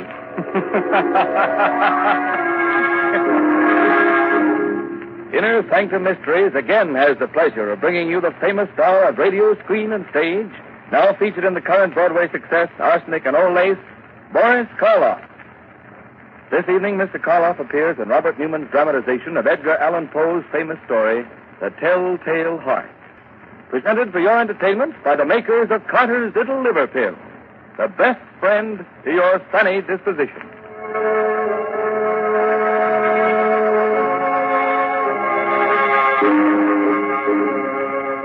And now our story. A story based on a tale by the greatest master of the macabre that ever lived, Edgar Allan Poe. The story of a man who could hear not only every sound on earth, but even things that don't exist. So, turn down the lights, call in a friend or neighbor to keep you company, and listen to Boris Karloff as Simon in The Telltale Heart. It's early evening. The sun is just setting behind a range of low hills. On top of the nearest hill is a huge rambling building surrounded by park-like grounds. A road winds from its gates down to the little village below. Down this road comes a man. He's tall, gaunt, his hair snow white. He's so busy with his thoughts that he doesn't see the small, dark man who sits by the roadside. But just as he is about to pass him... Good evening. Huh? Oh, why, good evening. Nice evening, isn't it? Nice?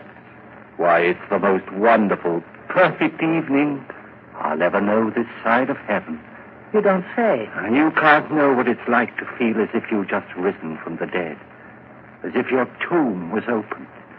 And you were told that you could return to the world that you knew and loved. Can't I? You can't. You see, my name is Simon. I was a musician. 2 years ago, I went stone deaf. Suddenly. Completely. Do you know what deafness means to a musician? It's like dying. Or worse. Like dying and knowing that you're dead. Oh, I went to doctors, but they could do nothing for me. But finally, one of them sent me to see the doctor who has the place up on the hill here. Dr. Adair? Yes, Dr. Adair. He kept me with him for 6 months, and now I'm going home again. He cured you? You can hear? Hear? Listen. Listen hard, and tell me what you can hear right now. Nothing very much. The wind? Crickets? Crickets and the wind. Do you know what I can hear? I can hear the grass growing, the sap rising in the trees. I can hear the stars moving in their courses. I can hear things that no man ever heard before. Now do you know why I said that this was the most wonderful evening that ever was? Yes, Simon. But I knew why before. You see, I just left the place up on the hill myself. You left there? You mean... When I was taken there, I was blind. Oh, your eyes, yes. I hadn't noticed before, but they are strange. Shall we walk on together? Simon? Just where did you plan to go? Well, I've been thinking about that for weeks now. All the weeks when I couldn't leave my room. I must get used to being able to hear again. Gradually. From my window, I could see an old mill just this side of the village. Yes, it's deep in the woods, deserted. There's moss on the water wheel, and the door hangs open by one hinge. You mean that you can see it from here? My eyes have become as good as your hearing. You thought of going there, living there? For a while, until I was ready to return to the world. Oliver, why don't you come with me? Then when we are both ready, we can go back together to the world. Yeah. I could do that. Think of what it's going to mean, how much we're going to be able to help people. You with your sight and I with my hearing. Help them? Yes. Yes, of course. All right, Simon. We'll go to your old mill.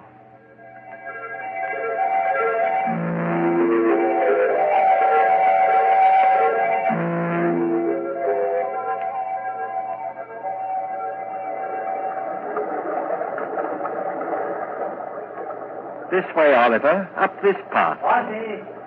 What? Someone's coming. The farmer, he seems to be looking for something. Good evening. I'm looking for my cow. Have you seen her? Well, what kind of a cow is she? A brown and a white one with a crooked horn. Wait. I hear her. She's grazing in a field on the other side of the woods. Hear her? That's almost a mile from here. I have good ears. Good? You must have ears like a fox. What? That field, that's the squire's. How did you get there? You think someone took her? Who would? Well, it's the squire's land, but he's the richest man around here. Why should he have taken my cow? Wait a minute. Let me see. Yes. Yes, I do see someone with your cow. He's just leaving her. You can see that? Right through the woods? I have good eyes. Who is it? What's he like? Is he tall, wearing a brown jacket? Yes. I knew it. It's the squire. He's trying to steal my cow. I'd better go get her. Thank you very much. Perhaps I'll see you both again. Perhaps. We'll both be staying around here for a while there in the old mill. Why did you tell him that, Oliver? Did you really see the squire taking his cow? I saw what he wanted me to see. What do you mean? He hates the squire because the squire's rich and he's poor. But what? Never mind, Simon. Shall we go on to the mill? Here we are. And it's just the way I knew it would be. Quiet, peaceful, no noises, just sound. And even those are dulled by the waterfall. Yes, it's just the way I knew it would be, too. Dark, dank. The home of the rats and spiders. We'll be happy living here with them. Happy with rats and spiders? Why? Because they're like me. Rats see in the dark, and spiders spin webs. I don't understand you, Oliver. Must you always see the worst, the most evil side of everything? Always. But why? Don't you love people? Don't you think that this is a good world? A good world when I was blind for more than 2 years? But whose fault was that? What difference does that make? I was blind. And did anyone care that I was? No. Love people. I hate them. But, Oliver, that's wrong. You've no right to hate anyone or anything. What's that? What? It sounds like wings, like... Yes, there it is, there. A swallow. Why, it's frightened, trying to get out. Why, it's beating itself against the wall and... Oh, poor thing, it's hurt itself. Fallen to the ground. I'd better catch it. Is it badly hurt? No, I don't think so.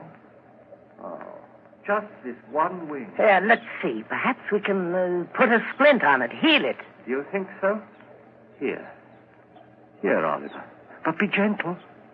It's still terribly frightened. I will. Oh, Oliver! What are you doing to that bird? Doing... Blood, you've crushed the swallow, killed it. So I have. You killed it deliberately. You think so? I told you we all have some badness deep inside us. Even you. Here you are ready to believe the worst of me, that I'd wantonly crush a harmless little sparrow to death and... Simon. What is it? I don't know, but there's something in your face. Something that wasn't there before. I don't know what you're talking about. I'm going up to bed. Simon! Simon, wait! It wasn't he that was blind. It was I. Why, he's bad, evil, clean through. He's like one of the spiders he loves so much, lurking here and spinning cunning webs to catch innocent people in. And what he saw in my face just now, there was something there. Something that wasn't there before. Death. Why did this have to happen to me? I was so happy just a little while ago. I loved everyone, the whole world. And now I have to kill him. And here I am, friend, Raymond, your host in the Inner Sanctum, who also loves everyone. So, Simon has decided he must murder his companion. Not because he wants to, but in order to keep him from spreading the hate and evil he seems to love. That's a charming idea. But if Oliver's eyes are as good as he says they are, good enough to see death in Simon's face, how will he be able to do it, Quite a problem, isn't it? Well, Raymond, everyone has problems. It's the answer that counts. It certainly does, Mr. Hurley, in a mystery drama. Yes, and in a domestic drama, too. If you don't believe it, listen to what Agnes Vale says to her husband at the dinner table. Oh, Bob, you haven't said a word about the cake, and I baked it especially for your birthday. After 30, no one wants to be reminded of birthdays. Oh, that's silly. Besides, a person's only as old as they feel. Well, if that was the case, I'd be about 60. You mean 90. No one could save up the grouch you've got in only 60 years. If you felt as irritable, low, and out of sorts as I have lately, you'd be grouchy, too. Of course I would. Anybody would. So the thing to do is not to feel that way. What can anyone do about it? Very simple, my dear. Try Carter's little liver pills. Right, and when you don't feel good, try Carter's little liver pills. They do the work of calomel but have no calomel in them, for they are simple pills made of vegetable drugs. They wake up the flow of one of our most vital digestive juices. When this vital juice flows at the rate of 2 pints a day, it helps to digest our food and bring back the glorious feeling that goes with regularity. Then most folks feel like happy days are here again. But be sure you get the genuine Carter's little liver pill.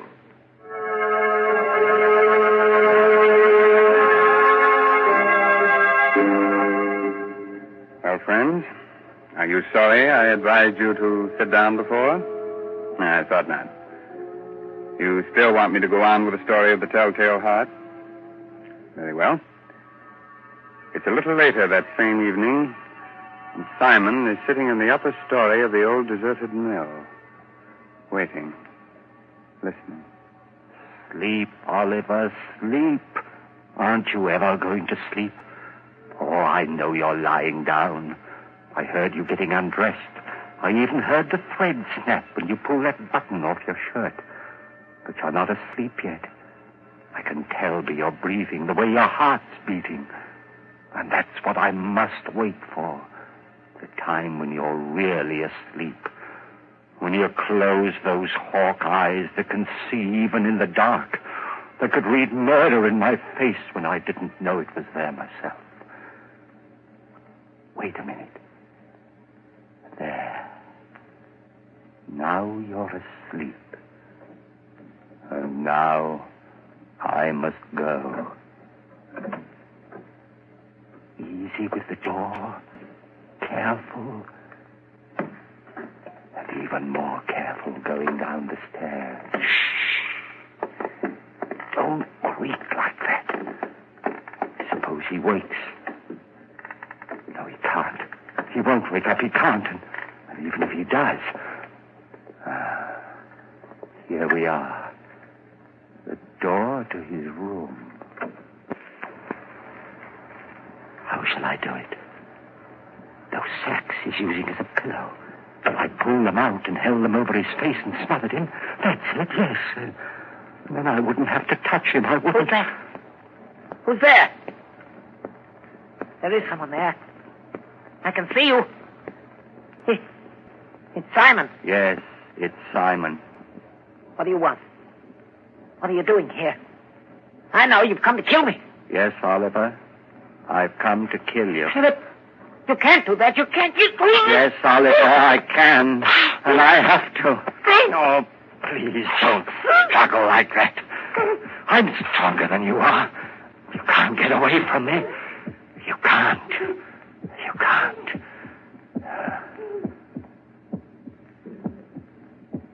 That noise. Hear it? It's your heart. Beating, pounding, driving the blood through your veins. It's beating more slowly now. Slower and fainter. Running down like a tired clock. And I'm not going to let you go until it's stopped. So don't struggle. Don't struggle, please. Just a few seconds more. I can hardly hear it now. Just a faint, throbbing murmur. And now, even that's gone. Yes, it stopped.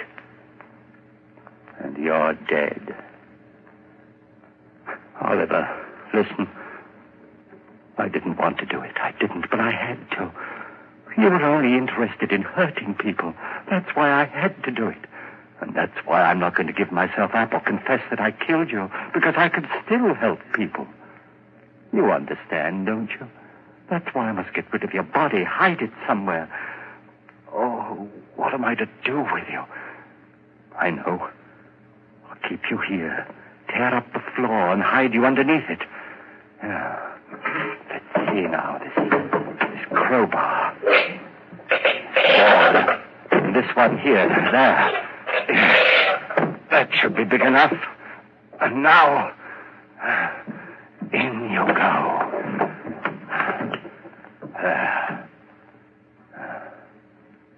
Goodbye, Oliver.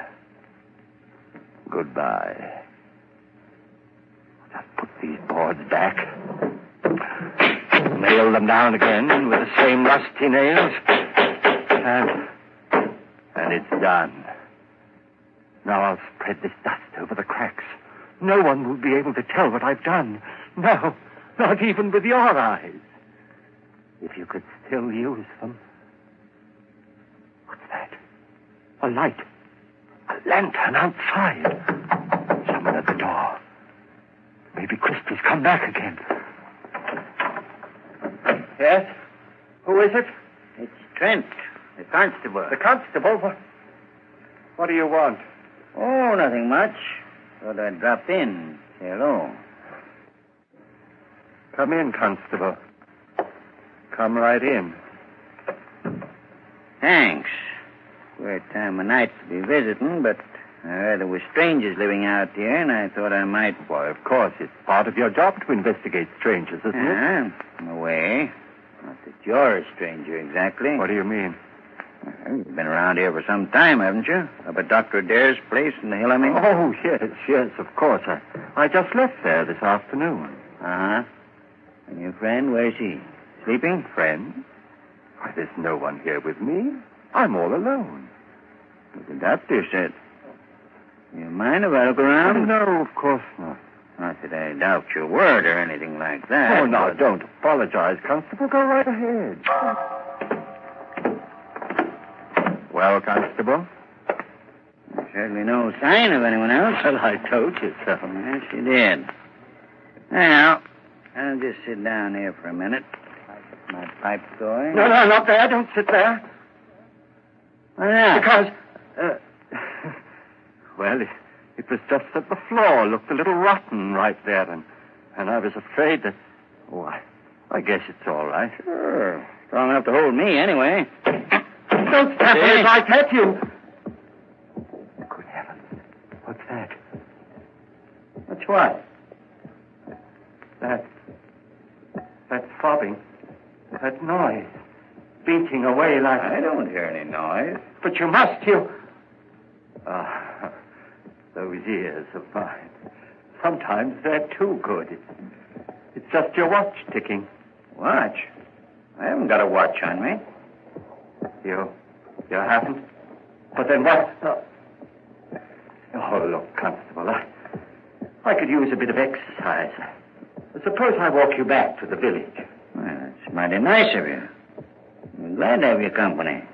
But there's no hurry, is there? Just let's sit here for a while. I don't want to sit. Constable, will you come now? Now, this minute. If you don't, I don't know what I'll do. Hey, you have gotten yourself into a state. Is anything the matter? No, of course not. It's just that I get nervous, restless, and you won't mind if I walk up and down right here, will you? It'll make you feel any better. Go ahead. Thank you. This floor, it is noisy, isn't it? It isn't noisy enough. Constable, this lever here, I've been wondering about it. What's it for, do you know? Why, yes. I think it opens the sluice, starts the middle wheel turning. It does? Then let's try it. See if it still works. There. Yeah, still works all right. It's quite a racket, too. Still not loud enough. Still. Constable, for heaven's sake, will you come now? Leave here with me. If you don't, I'll go back. Look, there's no need to get so excited. I'm not excited. I'm perfectly calm and quiet. Will you come now, right away? But I told you. I know what you're doing. Sitting there, pretending you haven't heard, making me stay here and listen to it, beating louder and louder and louder. All right, I confess. I killed him. I killed him. His body is right underneath you under the floor. I killed him. And that noise you hear is his heart. The beating of his telltale heart.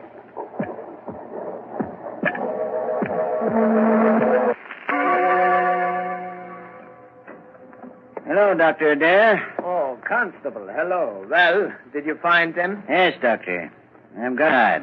Some of my boys will be bringing the other one, Oliver, along in a little while. Bringing him? What's the matter with him? Well, sort of. They were in the old mill by the river. Simon had evidently tried to kill Oliver, but he hadn't done a good job of it. He nailed him up underneath the floor. And when we got him out, he was unconscious. He's still pretty weak. I see. Bring Simon in, will you? Sure. All right, Simon. In here. Yes, Constable. Now, turn him around so that he's facing me. That's it. Well, hello, Simon. Hello, Doctor. Simon, why did you run away from here this afternoon? Run away? I didn't run away. I left. What need was there for me to stay when I was cured? Oh. And what you did, or rather tried to do to Oliver? That was wrong. I know it was wrong, but I had to do it. He was bad, Doctor, bad. He hated everyone, wanted to hurt them, and I couldn't let him. You know, it's strange, Constable. 2 men, both mental cases because of a sudden affliction. But while Oliver's blindness made him hate, Simon's deafness filled him with love for all mankind. Deafness? You mean he's deaf? But when you talk to him, he answers you. Yes, he reads lips. That's why I had you turn him around, so he was facing me. But he's stone deaf. He will never hear again. What's that you're saying? Deaf? But I'm not deaf. Why, there's no one can hear better than I. No one. I heard everything when I left here. Things no man has ever heard before. The song of the swan. The breathing of the fish. Why, I even heard the beating of Oliver's heart. After I'd killed him. Yes, Simon, of course. I'm not deaf, I tell you. I'm not. I'm not.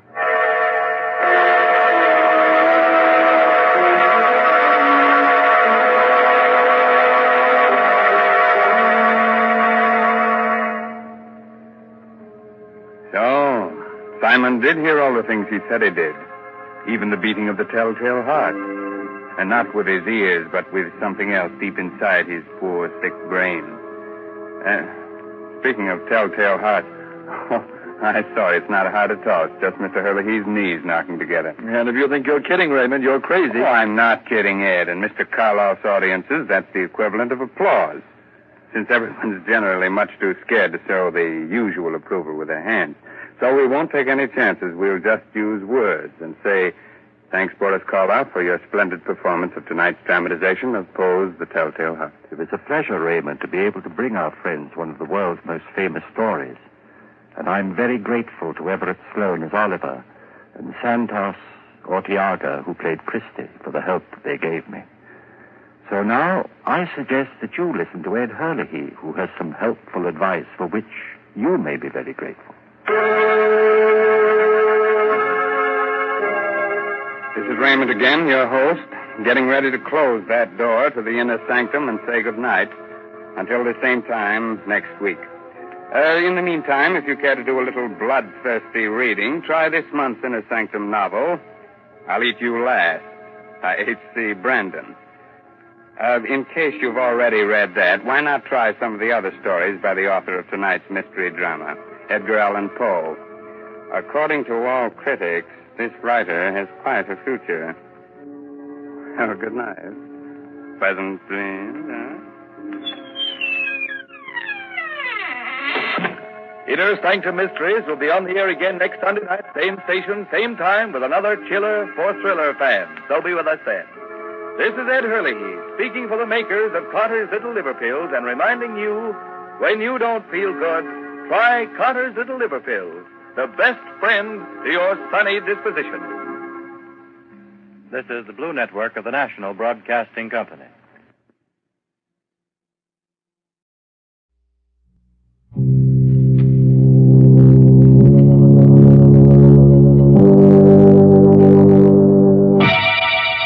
Lipton Tea and Lipton Soup present Inner Sanctum Mysteries.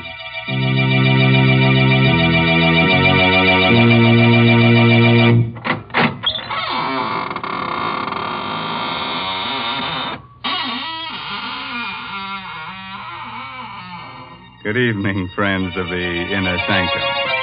This is Raymond, your host, at the squeaking door. Come in, won't you? Well, you're shivering. Cold? Oh. Well, don't let it throw you. Just remember that many are cold, but few are frozen.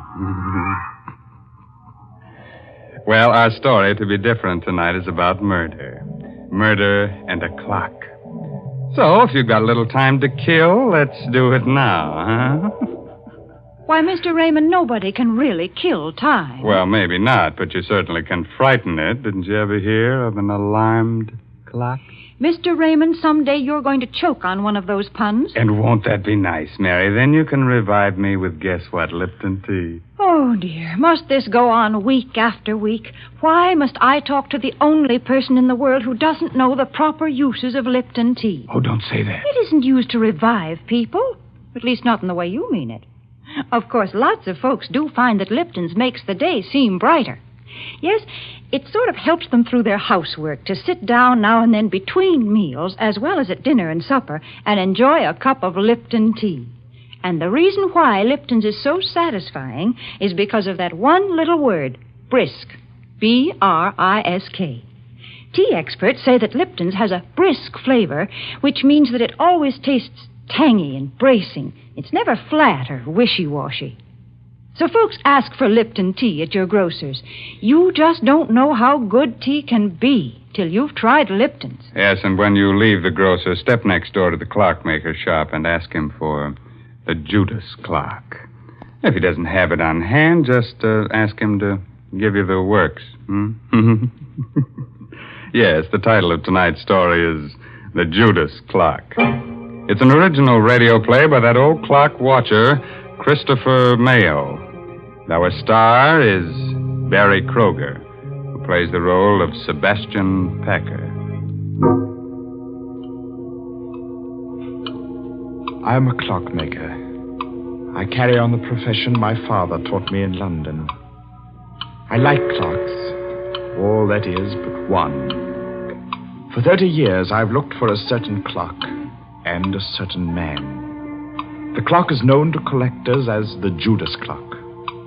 The man I swore to kill when, as a boy of 14, I closed my father's glazing eyes and wiped the froth of blood from his lips. Last night, I found the Judas clock. Tonight, I may have found the man. I'm told you're an expert clock repairman, Mr. Packer, madam. Yes, I suppose I am. Well, I have a clock. Rather, my husband has, and it hasn't run for years. Would you have a look at it? Well, can't you bring it in? Oh, heavens, no. It weighs 500 pounds. Oh. One of those huge marble things. Italian Renaissance, I'd say. Marble? Italian? Well, can you describe it further? Well, it's rather unusual. Black marble. Heavily carved with biblical characters. The ivory face has a beautifully etched scene on it. But it's a gruesome one. Gruesome? What kind of a scene? It's a picture of a man hanging from a tree. Judas! His face is positively ghastly. The Judas clock.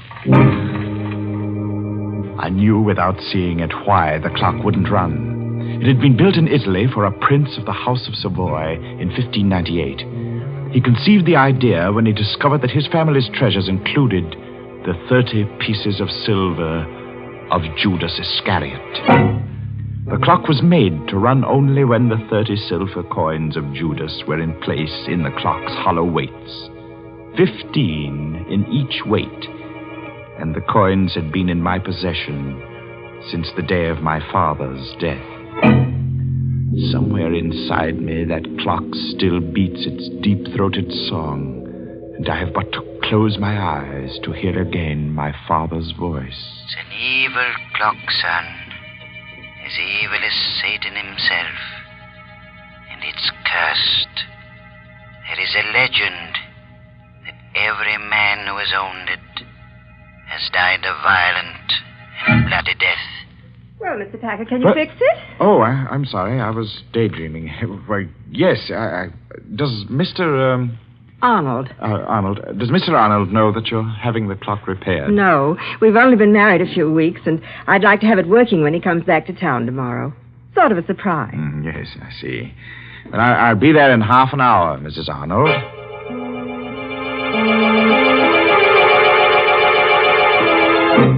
So last night, I went to the Arnold house and found the Judas clock again. I started to work. Foghorns from the East River sounded much as I remembered they did in London. And suddenly, I was back there on a fateful day about a fortnight after the clock had been uncrated by my father. I was in the shop when the man from Scotland Yard stepped in. He walked straight to the clock and stared at it. Good afternoon, sir. Does the clock interest you? Very much. When did you acquire it? A cousin bought it at an auction in Italy, and I'm displaying it for sale and consignment. My name's Pettibone, Scotland Yard. I've been looking for this clock for a month. It was stolen in Italy. Stolen? Yes, Mr. Packer. And worse, murder was done. Afraid you're involved in a bit of something here. Murder? I'm taking possession of the clock in the name of the Crown. I shall never forget the look of horror on the detective's face a moment later. He laid his hand on the clock's carving, and it froze there, while his face drained white and his eyes bulged. He opened and closed his mouth soundlessly and crumpled to the floor with his hands to his throat. He was still and twisted and very dead. Mr. Pettibone had died of a heart attack the moment he took possession of the clock. I helped Father drag him into the stockroom. Father wanted time to think, so I went to my room. I dozed off only to wake hours later at the sound of angry voices. Well, Cousin Andrew, you've done me a fine turn, haven't you? I've told you I didn't mean to kill the old girl. It was an accident. Don't talk so loud. Boy will hear us. You killed her as soon as you learned she'd made out a will in your favor. Then when you thought it was safe, you sold all her furnishings and sent the clock to me to sell. Very well, I did. And you're in it to the ears. I'll go to the police. And how will you explain poor, stiff Mr. Pettibone lying in your stockroom all this while? Besides, Timothy, there's nothing to fear now Pettibone's gone. He was the only one who suspected me. Now, you're the only one who knows. I'll crate this cursed black monster tomorrow, and you leave with it. And will you also crate Mr. Pettibone? I have a plan. Here, sit down in this chair, right here. I'll show you how we can solve the whole thing. My young heart beat with a wild dread as I listened. I could only see Cousin Andy's back, but I could see Father seated dejectedly in the chair near the Judas clock, his head in his hands. It was midnight. All the clocks in the shop began striking the hour, and louder than all the rest was the chime of the evil clock. If only then I'd known, I might have done something, but the slow strokes beat on. 8, 9, 10, 11, 12. And before my horrified eyes, the heavy marble piece leaned slowly from the wall and crashed across my father's back. And Cousin Andy stood facing my father as the clock crushed his frail form and choked him. He made pitiful little sounds, his eyes begging for life. And the murderer just stood, his back to me. And watch. Thundering sinners, you die hard. Cousin Andy ran from the shop crying for help. He would claim an accident. I raced into the shop. My father was dead. I choked back my tears, and I closed the poor, staring eyes. I took the coins of Judas from the weights of the clock and ran from the shop, the blood-stained pieces jangling merrily in my pocket.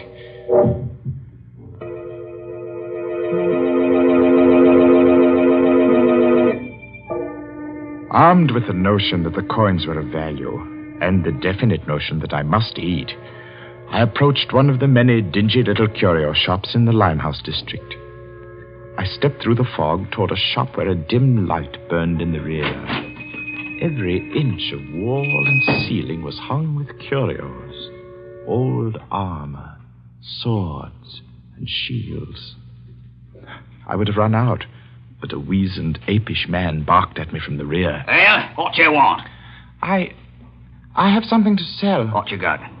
I have the 30 pieces of silver that belong to Judas Iscariot. I'll twist this scrawny neck off you. Pulling me leg, eh? Oh, no, sir, I'm not pulling your legs, sir. Here they are. Blimey. Silver right enough. Where'd you cop them? Oh, I didn't steal them, sir. They belong to my father. A likely tale, that. Will you buy them?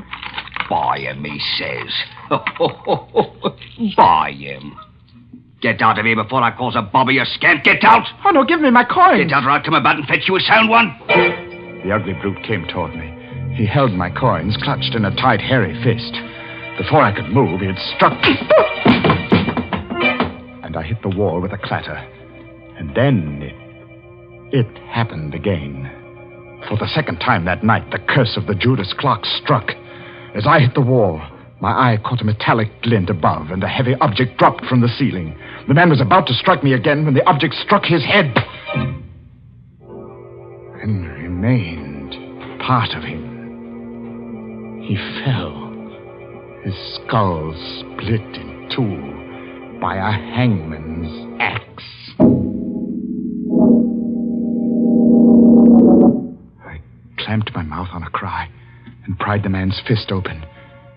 The fresh blood made it hard, but I recovered the coins. And I stumbled in panic through the shop and out into the night. And the fog of London never swallowed a more frightened and lonely boy.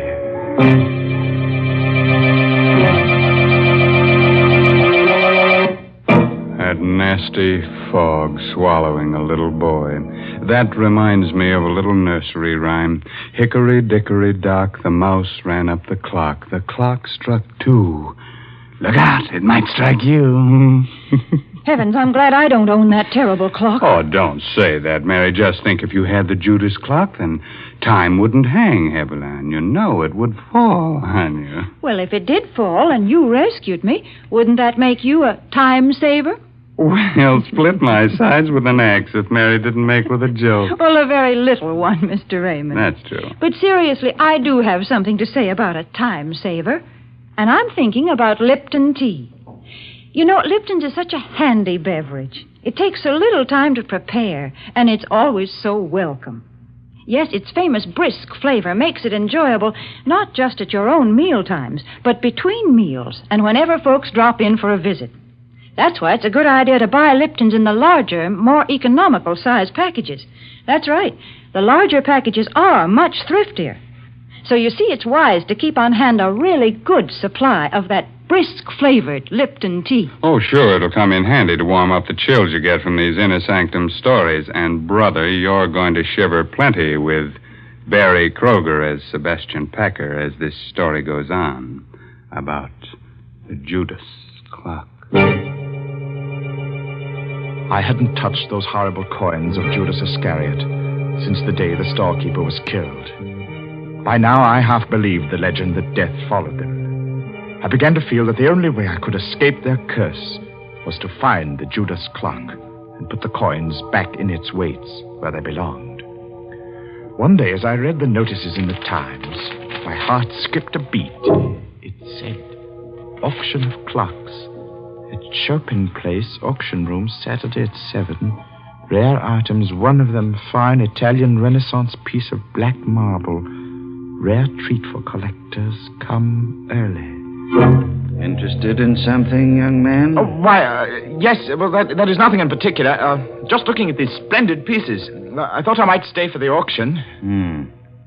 Look about. Auction won't start for a bit yet. I sauntered toward the black clock. My hand had scooped all the coins from my pocket. I would have to work fast and noiselessly.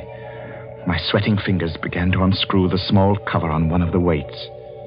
I would soon have the coins put back. As I thought. No.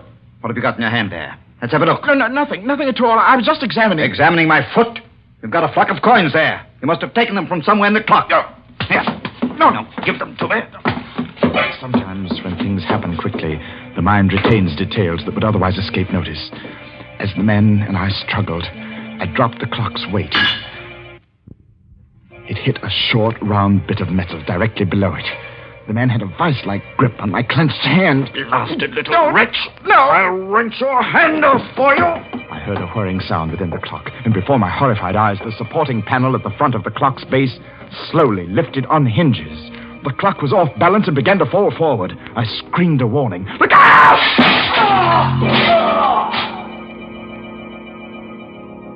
The auction man was dead, mashed to a pulp of bone and blood beneath the clock, as my father had been. I ran to the door and out into the street. I was right back where I'd started. Only now I knew that my father had been murdered by Cousin Andy.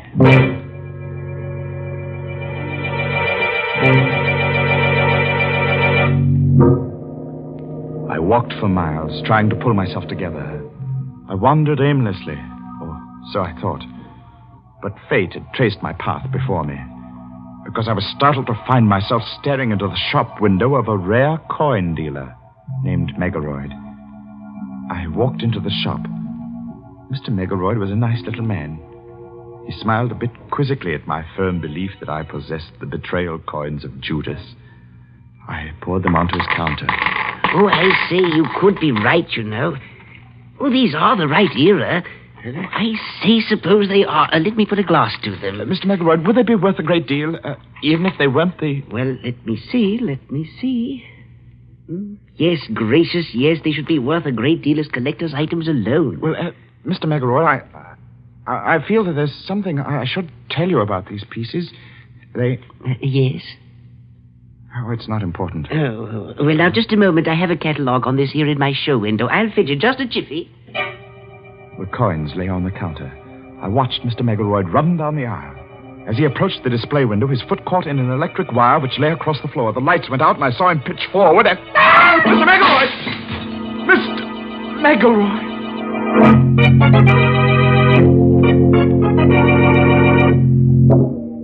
The street light peered through the broken plate glass and played across a grotesquely sprawled form in the show window. I needed no more light than there was to see what had happened. The upper half of the heavy plate had broken and dropped flat against the solid lower half. There was no need to ask how he was. No guillotine could have done a neater job. Mr. Megaroyd had no head. Who else but death can own the coins of Judas?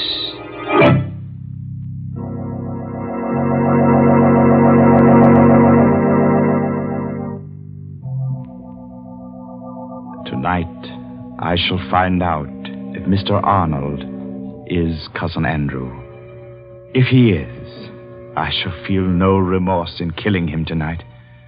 Because while working to repair the Judas clock last night, I discovered how my father's accidental death had been well-conceived, diabolic murder. When the right-hand weight reached the floor of the clock on the 12th stroke of midnight, it tripped a trigger which collapsed the base of the clock and caused it to fall forward. My father had died on the 12th stroke of midnight. Have you finished, Mr. Packer? No, Mrs. Arnold. I shall have to come back tomorrow night. What time do you expect Mr. Arnold tomorrow? About 11, I'd say. Will you be finished by then? Well, I think so. I'll have to take these weights to the shop with me, though. Something has to be added to them. Well, of course, Mr. Packer. Mr. Arnold will be so surprised to see the clock running, won't he? He'll be very surprised, Mrs. Arnold.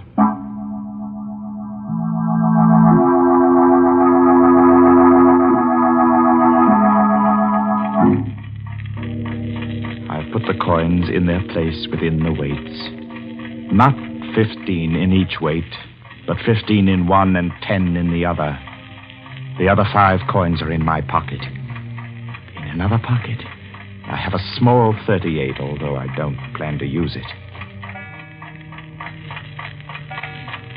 8 o'clock, and I have a 30-year-old date to keep. Good evening. Oh. Mr. Packer? Yes, but I'm closing now. I see you are. My name is Arnold. Just came in from Chicago. Sorry to spoil your little surprise. Or my wife's, rather. You surprised her instead? Yes. She had to confess. I wanted to go out, so she had to tell me about engaging you to repair the Judas clock. You don't want it repaired? By all means, I insist. It's a splendid idea. But what I came for, really, was to tell you that you and I have much to talk about.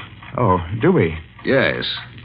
But look, close your place and bring along whatever you need to fix the clock, and we'll talk about it at my place. I'm all set. Let's go.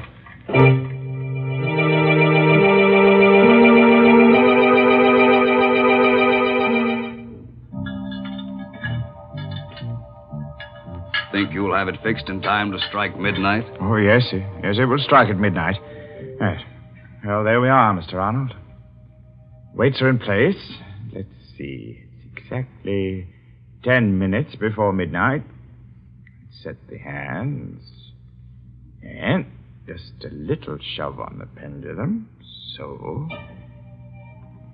And the Judas clock ticks again. It's an evil clock, son. Evil as Satan himself. The Judas clock wakes from a 30-year sleep. Hey, Cousin Sebastian. Cousin?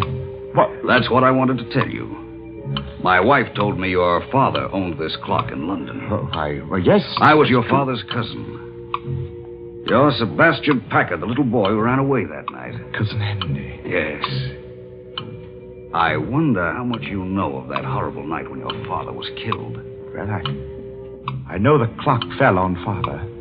I heard the sound from my room, and I was so frightened. I ran down the rear steps in time to see them carry Father away. He was all covered up. So that was why I didn't find you in your room afterward.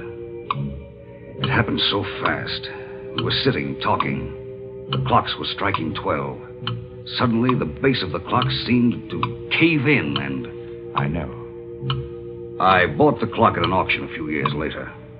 Had it all fixed. It's good and solid now. I saw to that. Yes, sir. Well, I suppose I'll run along now, Cousin Andy. Nonsense. Let's make up for lost time and get acquainted. Well... Come now. I have some fine old port from England here. About... Sit down a while. No, not that chair. No? This one's a lot more comfortable. It's a funny thing. When you work with clocks, as long as I have, you get to philosophizing about time. That's so. How? Well, here I sit by the big clock, just as my father sat 30 years ago. You know how many seconds ago that was, Cousin Andy? No. Do you? Well, 315,360,000 seconds in 10 years. That'd be 9,460,800,000 seconds in 30 years. You've got quite a mechanical mind, Sebastian. Here, try this port. Thank you. Here's to Father.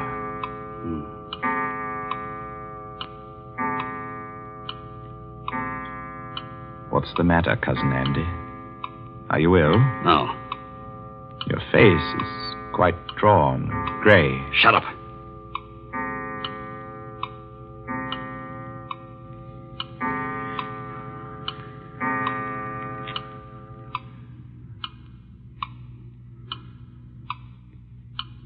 Well, Cousin Andy, it's late. I guess I best go. You know, you do look awfully sick. Oh, don't get up, old man. Sinners, Here, sit down and relax. Take my chair. It's the more comfortable. Why, you're shaking like a leaf. Now, just sit quietly. I'll see myself out. Thundering sinners, Good night, Cousin Andy. Oh, Sebastian! Sebastian! Get it off! Sebastian, in heaven's name! Poor Cousin Andy. You're choking to death. You die hard, too, don't you? It was just a matter of timing. I set the hand a minute fast and the weight didn't touch your clever little spring device till just now because it's lighter by 5 pieces of cursed Judas money.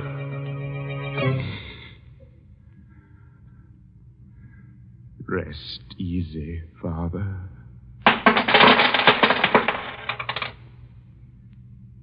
And he cast down the pieces of silver in the temple and departed and went and hanged himself.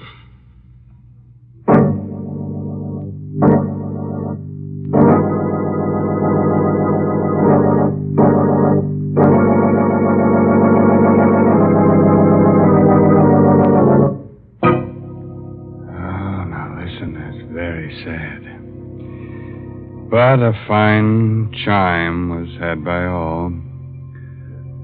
Anybody want to buy a large grandfather clock? I'm in the market for a sundial myself. A sundial? My, they are old-timey. Say, Mr. Raymond, if you're afraid of clocks that tick, why don't you try to get hold of one of those old Egyptian water clocks? Oh, Mary, now you're going to tell me that when tea time comes around, the water begins to boil in the clock? Well, that would be quite an invention. But no, Mr. Raymond, right now I'm not going to talk about Lipton tea. Instead, I'm going to tell our listeners about an important job that lies ahead. A fight that's far from finished. Yes, the battle for Japan. Our government says that this Pacific War will be one of the most bitter and difficult in history. Never before has a nation fought so far away from its own shores. And to support this fight, we at home must work even harder at our home front activities. We must keep on buying more and more bonds, and we must hold on to them. And above all, we must stay on our war job until the job in the Pacific is over.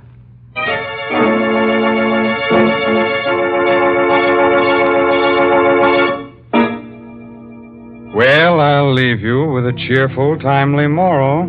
Oh, that goes with tonight's story. No extra charge. Now, you can figure out how many seconds you've lived. All right, that's your pastime. But you can't figure out how many you've got left. That's just sometime. You know what I mean? Well, I'll see you in just 604,800 seconds from right now. Well, that's next Tuesday night at 9 o'clock, of course. By the way, this month's Inner Sanctum mystery novel is The Lucky Stiff by Craig Rice. Well, now it's really time to close that there squeaking door until next Tuesday night when Lipton Tea and Lipton Soup bring you another Inner Sanctum mystery directed by Hyman Brown. So until then, good night.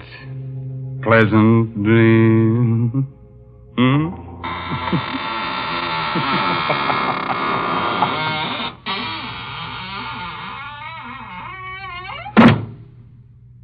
Folks, if you'd like to give the boys overseas a real taste of home, then why not include a package or two of Lipton's Noodle Soup Mix the next time you send them a box of food? Yes, Lipton's has the same homemade, chickeny taste as the soup you make right in your own kitchen. That's why it's a thoughtful, welcome little gift to send Lipton's. And as you know yourself, Lipton's Noodle Soup makes a grand snack. So remember, send a package or two to your boy. And remember to tune in next Tuesday night for another Inner Sanctum mystery. This is CBS, the Columbia Broadcasting System.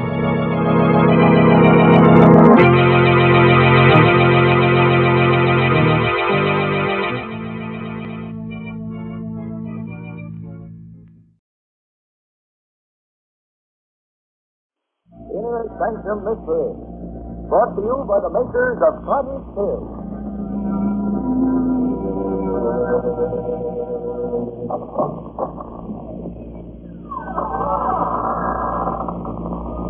Good evening, friends. I'm Raymond, your host. Remember? Won't you come into our Inner Sanctum? Oh, it's very gratifying that you had the courage to come back. I was afraid our story last week might have been too much for you. But, since it wasn't, suppose we see what you think of tonight's tale. The story of a strange, weird voyage that makes the ancient mariner look like one of the rover boys.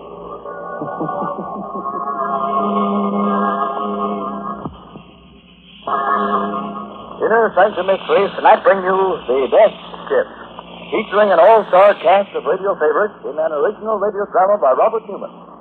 Presented for your entertainment by the makers of Carter's Little Liver Pills, the best friend to your sunny disposition.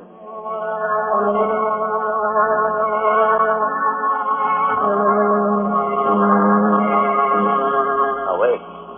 A question before we begin. Do you really know anything about the sea? The sea that covers 2/3 of the Earth's surface? It's a place of storms and sudden death.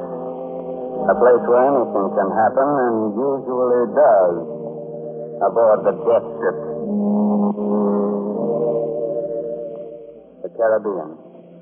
Vast blue home of the Gulf Stream and the mysterious Sargasso Wild.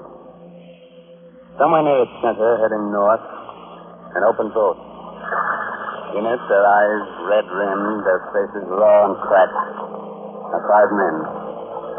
One of them glances astern. There, trailing them, is a menacing, triangular black skin. Captain Pike. Aye? What is it, Colgate? He's back. He's following us again. That shark.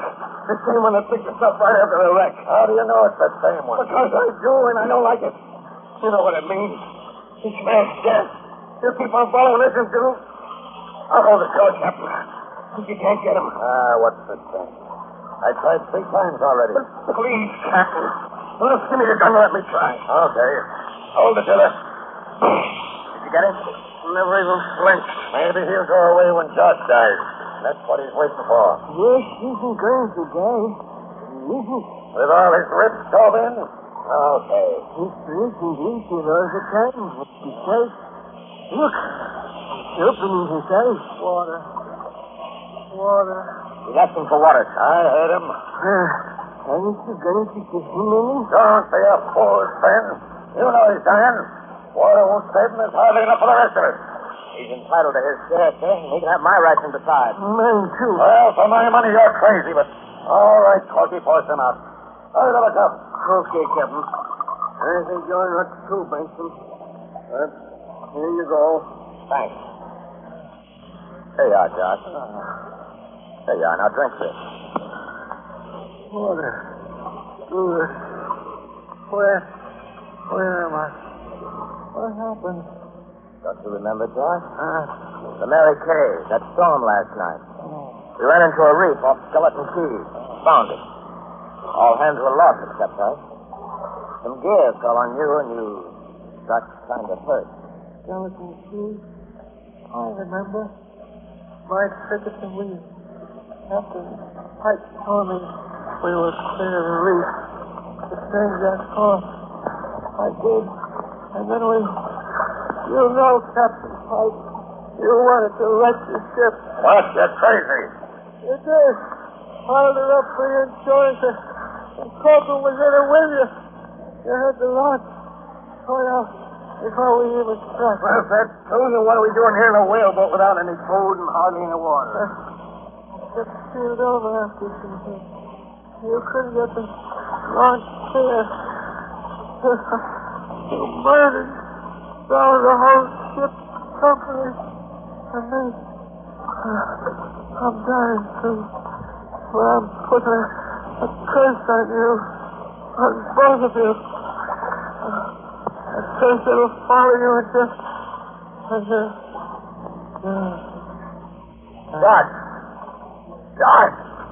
Poor Josh. He's dead. Okay. Heave him over the side. What? We can't do that, Captain. That's shot. What do you want to do? Keep him here? I said heave him over. Listen, Captain. He was my pal. We shipped together for years. You bloody fool. Look over there. You see that black cloud? There's a squall coming. What chance do you think we'll have of living through it unless we light the ship? He's right, Captain. It is a squall, and And look. Look, they're running ahead of it. A sail, a ship. A ship. You're right. It is a ship. A ship coming this way. We're saved. We're saved. Signal to him, Benson. Wave to him. Ahoy there! Ahoy! Wait a minute. Before they get here, let's get something straight. What Josh said about me wrecking the Mary Kay. He was out of his head, see? Out of his head? Delirious. If you don't think so, well, I just as soon they found 3 dead men here as one. You mean it? What do you say, Sam? I don't know. He was just thinking there was something funny about that ship. Funny? Funny how? Look at the way she's laughing, falling off. Right, that's so. But there was no one at the helm. But there is. You can see him. But can you see anyone else? Any crew? Listen, getting aboard her is our one chance. Put out those oars and start rowing. Aye, aye. Come on. The doors go.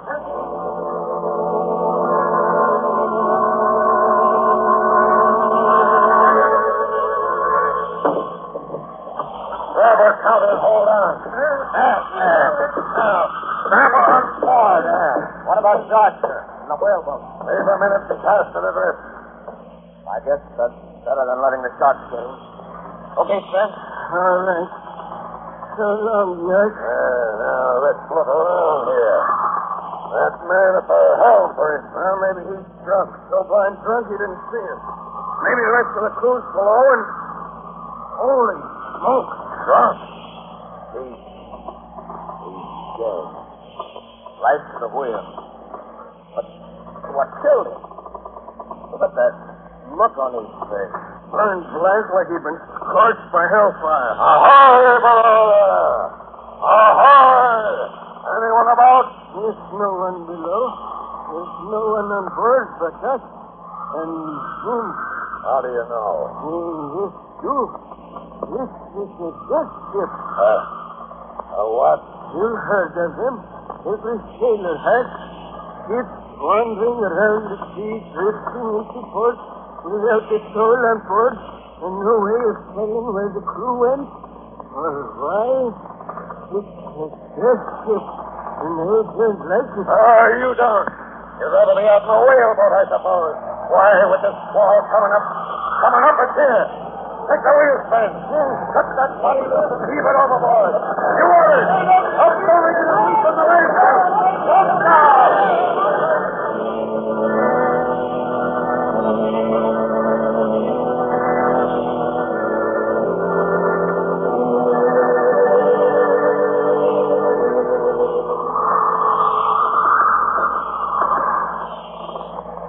Easier now, is she, Sven?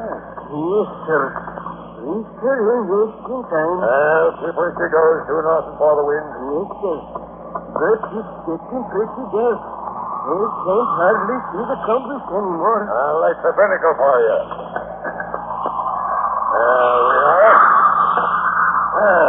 So we got a ship under us again. Good ship, too, from the feel of her. And just in time. We just swamped shore on the whaleboat. Piece of luck, all right. Maybe so. But we told you isn't like it. They'd like to know what happened to the crew and what killed the man we found at the wheel here. Well, as soon as Corky and Benson get back, we'll take a look below. Pass Lawson on deck, sir. Okay, Benson.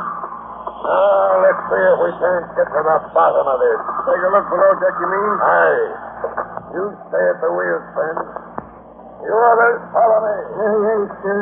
Due north.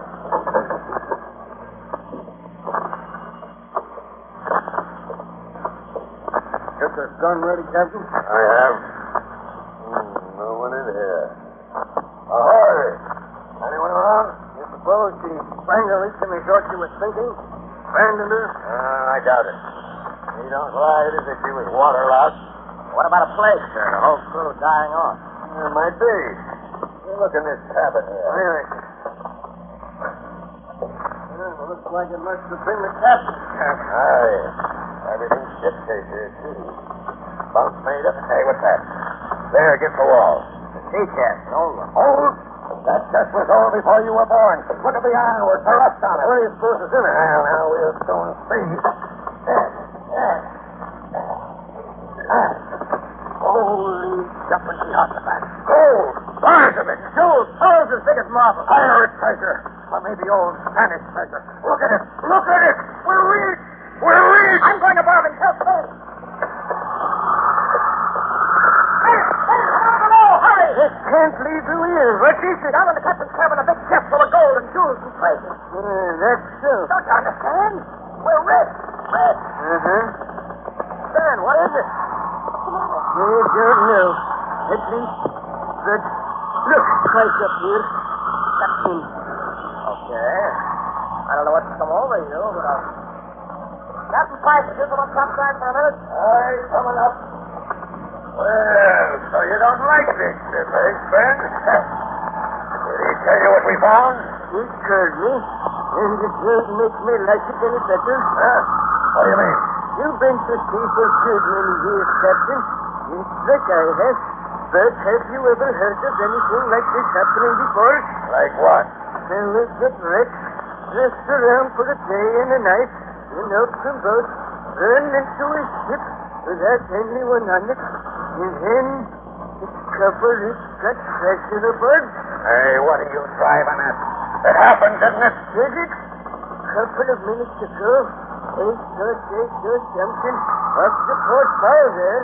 Saw something? What? It was too dark to be sure, but it looked to me like a whaleboat with 5 men in it. And somehow, I got the feeling that those 5 men were us. What? Yes, Tom. They don't think we're really here on board this ship at all. They only think we are. We're really still out there, tossing around in the whaleboat. At least, our bodies are. And then they got a hunch that we're all dead.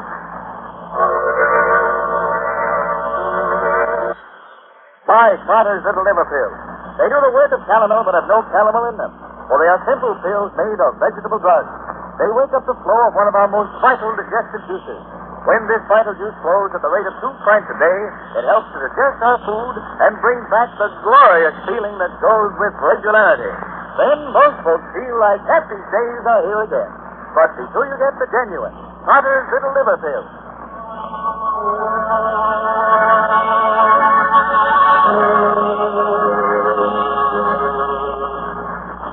Well, you want to go back to sea again on the death ship? Very well. But if our course from now on is one that's never been sailed before, don't blame me. It's just a moment later now. The 3 men are still standing in the stern of the death ship. It scuds north through the darkness. Old Train at the helm, Captain Pike, calm Benson staring at it. Yes. You think we're all dead? Wait till I tell this to Coffert. Tell him to stop figuring out how much that treasure's worth because he'll never spend it. Because we're all ghosts. Then, why don't you go below and lie down for a while? I'll take the wheel. You think you're crazy. All right. It takes us days until I to think about this whole business. It just don't make no sense. Like what? We still don't know why this ship was abandoned, what happened to the crew away, and we don't know what killed the man. We Unless to the wheel. Well, no, we don't. Captain Pike, just come soon. The logbook. Hey, wouldn't that make you tell us something? You're right. Finding that treasure got me so head up I never thought of that. Now, we'll go down and read it right now. Oh, sure you don't want Benson to take the wheel, Ben? No, Captain. I'll finish up this trick. You can take over at this place. Okay. Come on, Benson. All right. Go look for the logbook and see if There's St. Chris, eh? Well, we'll see.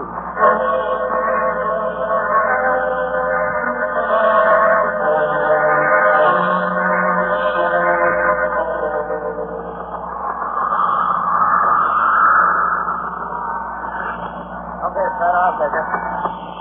Due north, huh? Yes. Well, did you find out anything from the log? That sure did. What a yarn. I'm listening. Finish.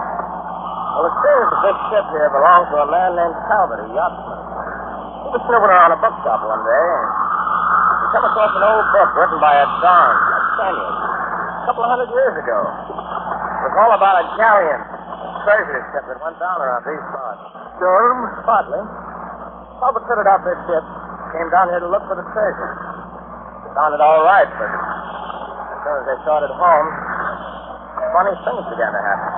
Funny things? Yeah. Two of the crew tried to break in and get Talbot's guns, and he had to shoot him. He shot another one when the guy went for him with a marlin spike. Then he realized he'd have to do something drastic. So he and his mate dumped the last 5 men into the whaleboat, set them adrift. That left just the two of them, Talbot and the mate. And then? Well, the last entry was made day before yesterday. At least it's the beginning of an entry, but it trails off into a blot. Mr. Talbot, it must have been him we found last to the wheel. But we still don't know who or what killed the mate. No.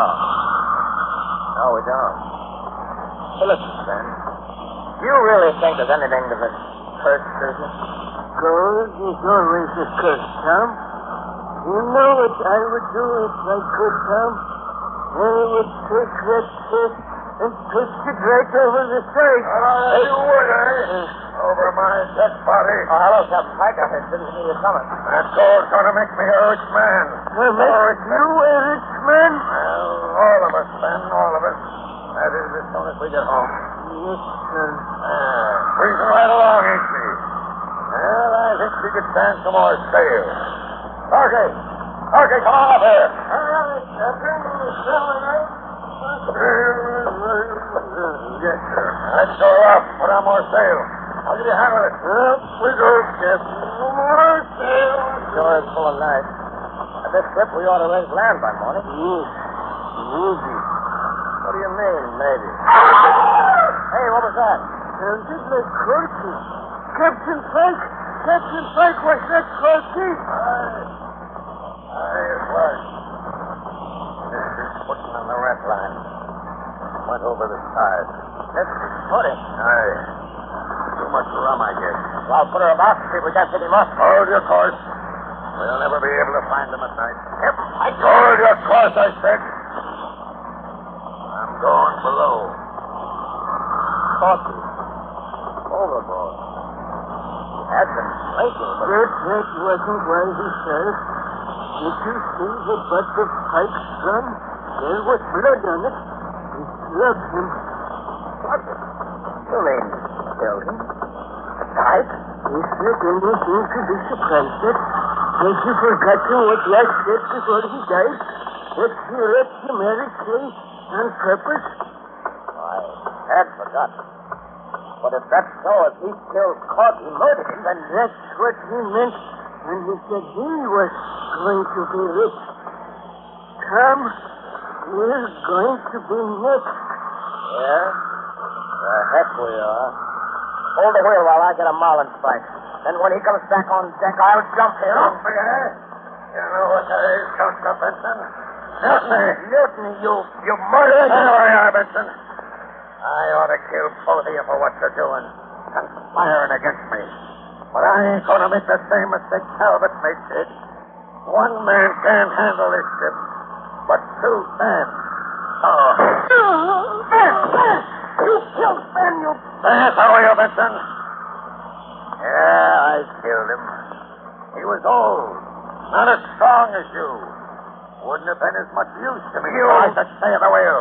And all that cost, due north.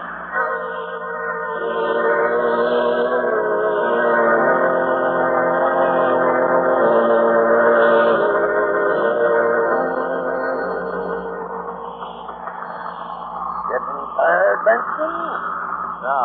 Well, that's good. Won't be long now. Almost 3 bells. Sun will be coming up in a minute. When it does, I got a hunch we'll get a landfall. And then? What do you think? I don't think. I know. You'll kill me. Take her in by yourself. Smart boy, Benson. That's just what I'm going to do. The Dons couldn't get the gold home, neither could Talbot, but I can, and I'm going to. Look, there's the sun.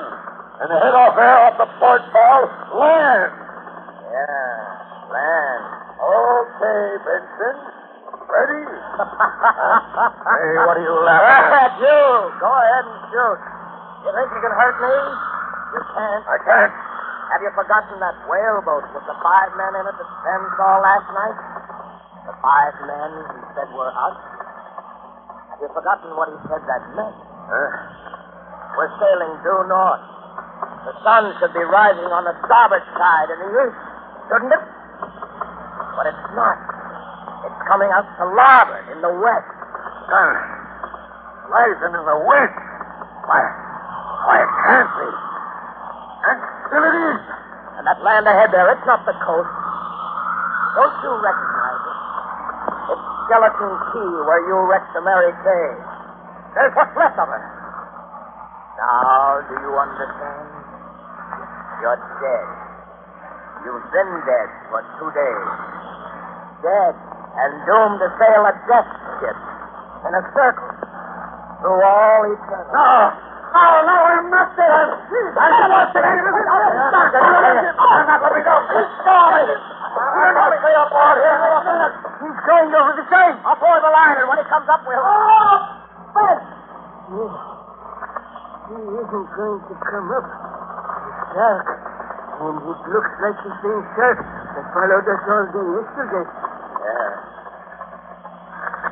Well, that was smart work, Sam. I thought I saw you move once or twice. I had a hunch you weren't dead. Wasn't dead? Aren't we both dead? Heck no. Does that slug through your shoulder feel as if you were? Well, no, but what you just said to Pike... A trick so I could get his gun. Trick? There ain't no trick about the sun. It's rising in the west instead of the east. No, it's not, Sam. As soon as I saw it, the whole thing came to me. You remember that body we found lashed to the wheel? The mate? You know what killed him? Lightning. Lightning? Yeah. Struck by lightning during the storm when the Mary Kay went down.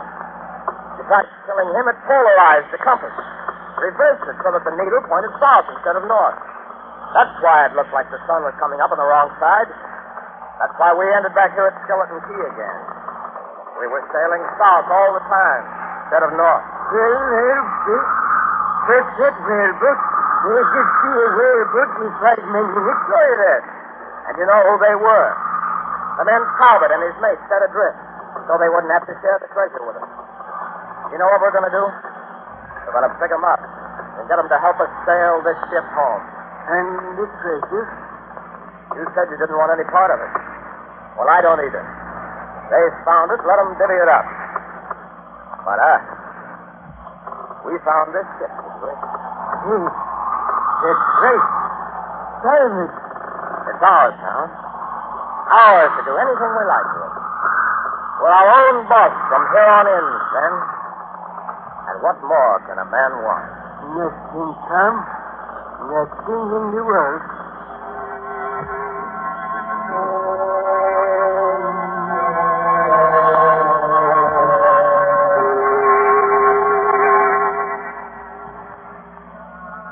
And that was the story of the death ship.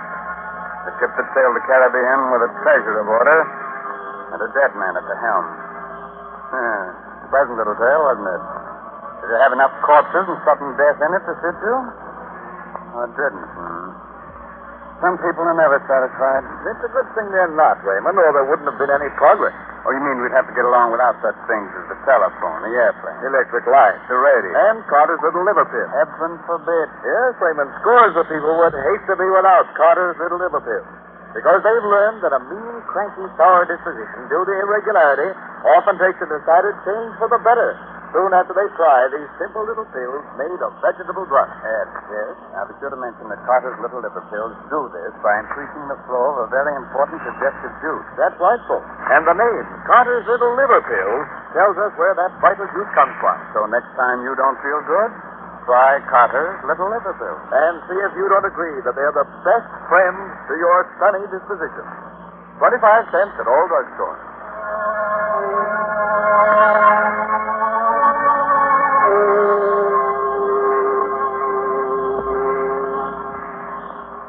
This is Raymond again, your host, getting ready to close that door to the Inner Sanctum and say goodnight until next week, when our guest will once again be Paul Lucas.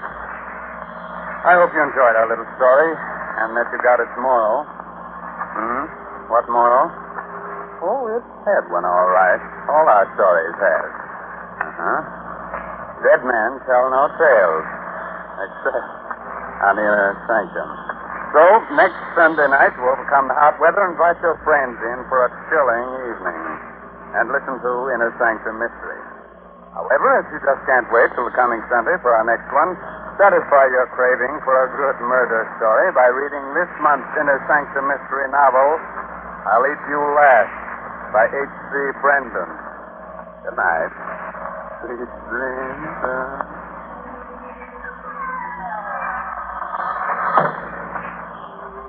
Featured in tonight's cast were Arthur Vinton as Captain Pike, Myron McCormick as Tom, and Gilbert Mack as Fred. Original music by Lou White. Inner Sanctum Mysteries will be on the air again next Sunday evening, same station, same time, when we will again have the honor of bringing you the popular and gifted star of stage, screen, and radio, Mr. Paul Lucas. Be sure to listen in. This is Ed Hurley reminding you, when you don't feel good, try Carter's little liver pill.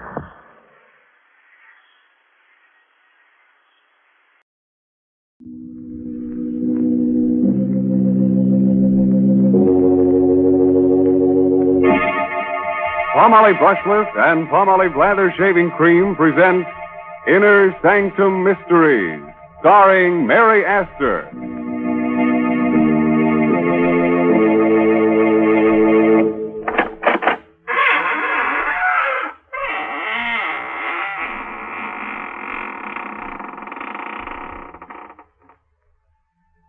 Welcome, friends of the Inner Sanctum.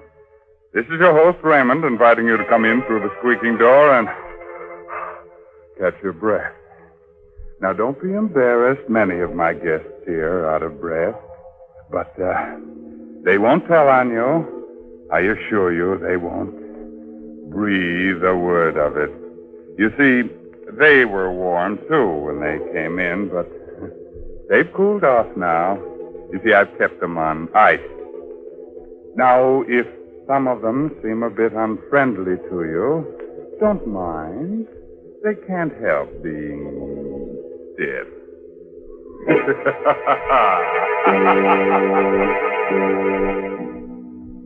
Tonight's Inner Sanctum story, The Silent Hands, is an original radio drama by Robert Sloan and Robert Tallman and stars Mary Astor in the role of Nina Kohler. Miss Astor is soon to appear in one of Metro-Goldwyn-Mayer's 20-year anniversary pictures, Meet Me in St. Louis. Tonight's Inner Sanctum drama is directed by Hyman Brown. Men, Inner Sanctum Mysteries ask you to shave with Palmolive Brushless or Palmolive Lather Shaving Cream. Either Palmolive Brushless or Palmolive Lather Shaving Cream gives you a clean, comfortable shave every time, free from razor burn, or mail the carton top to us, and we'll refund your money.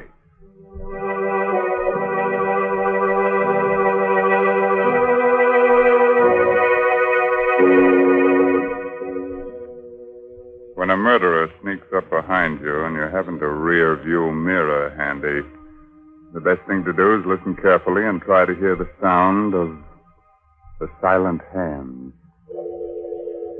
High up on the bluff, overlooking a West Coast harbor, police cars feel their way through the fog on their night patrol. They're on the lookout for a mysterious woman in white who has already strangled 3 men and pushed their bodies over the cliff. Attention all police cars. Attention all police cars.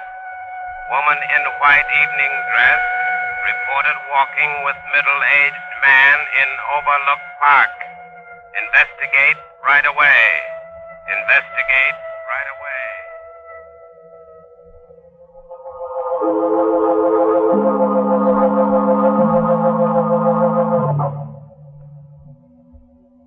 Michael, Yes, Nina.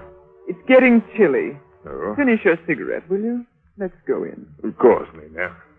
Here, take my coat in the meantime. Put it over your shoulders. Thank you. What? Trembling? What's the matter? Nothing, just nerves, that's all. Michael, What, dear? my bag, it's gone. Are you sure you had it with you? Oh, yes, positive. Oh, well, it must be around here somewhere. Go on ahead, Nina. I'll find it for you. No, Oh, all right. But be careful of the cliff. Now, don't you worry, dear. Go on ahead. I'll catch up with you in a moment. Don't be long, Michael. Don't be long. I won't. Always losing a bag.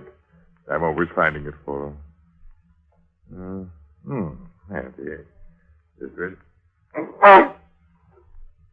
Let go of me. Let go of my neck. Don't. No. Please. Don't push me over.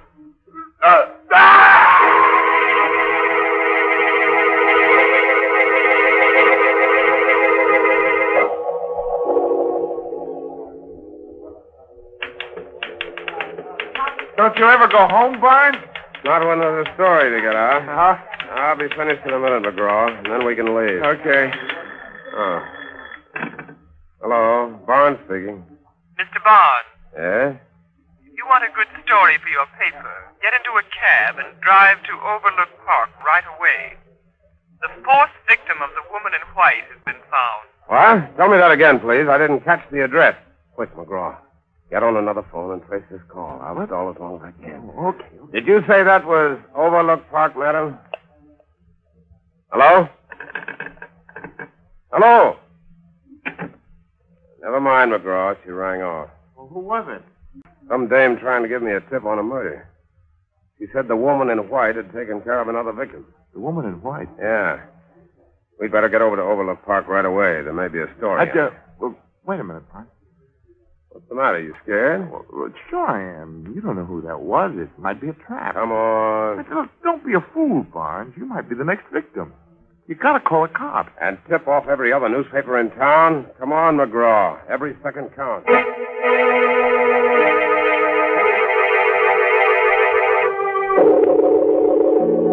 Holy mackerel. That dame was right. Look down there on the rock.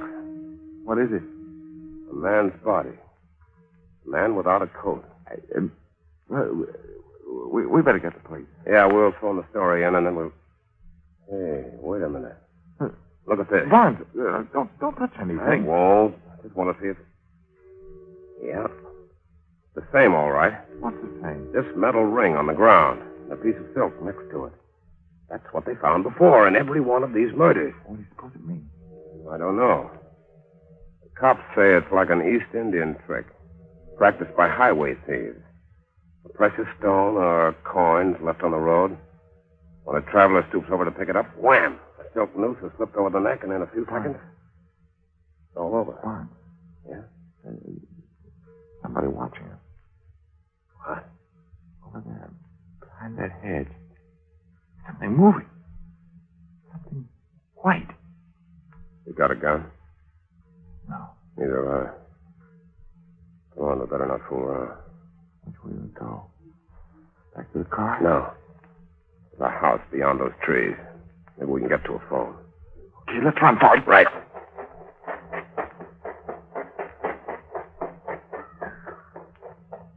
What the devil's that? Sounds like some kind of a tropical bird. You mean here in the park? This isn't the park, gentlemen. Oh, That tropical bird you hear is in the aviary next to the house.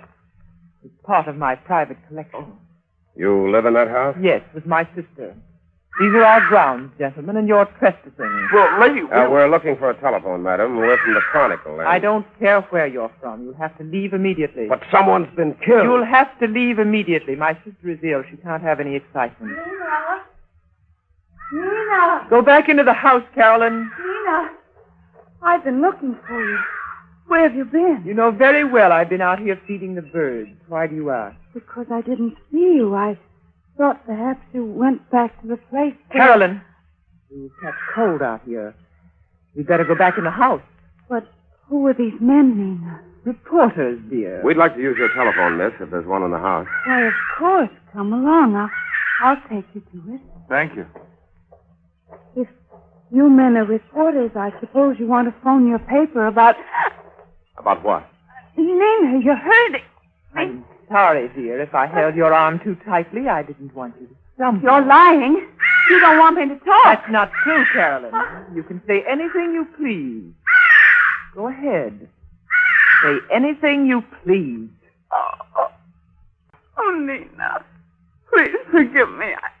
I didn't mean what I said before. I'm just upset because you've left me alone so much tonight. But I haven't left you alone, dear. I've been in the house with you all evening. Don't you remember? Oh, yes, of course. You've been with me all evening. In the house. Carolyn. I think you're strong enough now to take these gentlemen inside and show them to the phone. I'm going to stay out here for a while and speak to the birds. Yes, Nina. This way, please. Now go along, McGraw. I'll be with you in a minute. Okay, I'll put the call through. Are you staying behind just to watch me? In a way, yes. You're a fool. Well, maybe I am. But these birds you've collected fascinate me. Especially the gaily colored ones which were brought over from the Orient. Oh, are you a fancier? In a manner of speaking. At least I know that the creature with the yellow bill and the green eyes is a very rare species. I had to write a story about it once. Indeed? Yes. It's found only in certain parts of India. What if it is? You've been to India, haven't you? Never. You're lying. I'm not accustomed to being spoken to like this. But you are accustomed to lying. Only that alibi about not being out of the house tonight won't stand up. Won't it? No. That dress you're wearing is torn. And the piece that's missing from it is in my pocket. I found it out there on the cliff, near a metal ring and a bit of silk. Now you're lying. I have the evidence right here in my hand. Give it to me. Not so fast. Let go of my hand. Let go. Open it. Open it. I'll dig my nails into you. Wait a minute. Wait. I'll open it. There.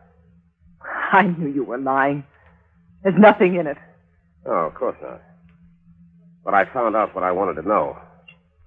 For a woman, your hands are abnormally strong.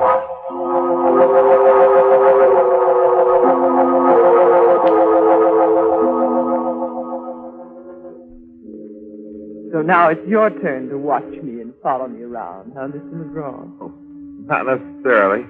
Your friend must think I intend to run off before the police arrive. But he's wrong. I have nothing to fear from the police. Of course not. Don't stand there and grin at me. I'm cold and miserable. If you had any manners, you'd take off your coat and offer it to me before I freeze to death. You can have my coat. Hey, thank you. Wait a minute. Where are you going? Back to the house. There's a police car there now. Well, good. I'll go back with you. Just a moment. What's the matter? My watch. I've lost my watch somewhere along the path. Who are you kidding? I just saw you throw it over in the grass. Here it is, right over here. What's the devil? Where'd she go to? Where'd she... Oh!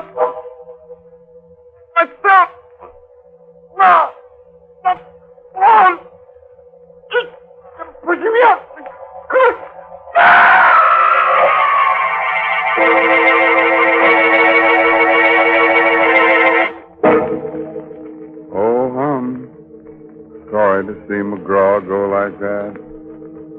a nice boy. But, you know, it's his own fault in a way. He never should have tried that jump without a parachute. He may hurt himself someday, like the fellow who, when shaving, gives himself a good case of razor burn. Men, when you torture your face with razor burn, don't just blame your razor blade. Instead, try Palmolive Brushless. That smooth, easy to spread, won't clog your razor shave cream. You see, Palmolive Brushless literally lubricates your skin, so your razor just glides along without tugging, scratching, or scraping. Yes, mister, even the toughest beards glide down and wilt when you use Palmolive Brushless. And your face is cool, comfortable, not drawn or dry. So why don't you quit bothering with a shaving brush and try Palmolive Brushless? You buy Palmolive Brushless in the big money-saving victory jar, and we'll guarantee you a clean, comfortable shave every time. And we know you'll sing goodbye forever to painful razor burn.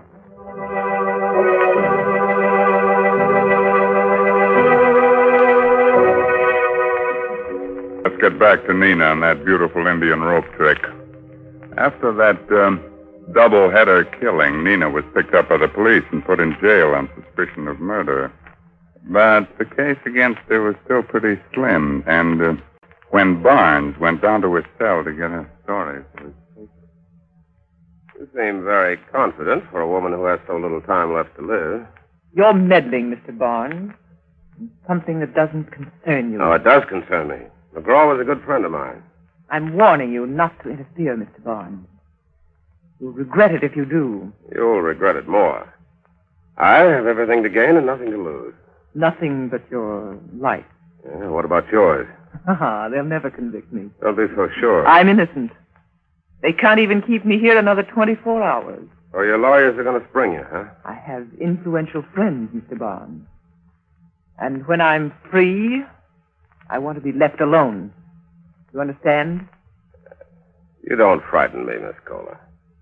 I'll get the goods on you if it's the last thing I ever do. If you try, it will be the last thing you ever do. Miss Kohler, the sister's... Oh, thank you. Nina, you're free. You're free, darling. Yes, I know. George told me he was getting out of writ. You see, Mr. Barnes, I have influential people. Well, they won't always be able to help you. No? Come along, Carolyn. I have so much to tell you. Yes, dear. Mr. Barnes, you've got to help me. What? It's a matter of life and death. Come to the house tonight at 10 o'clock.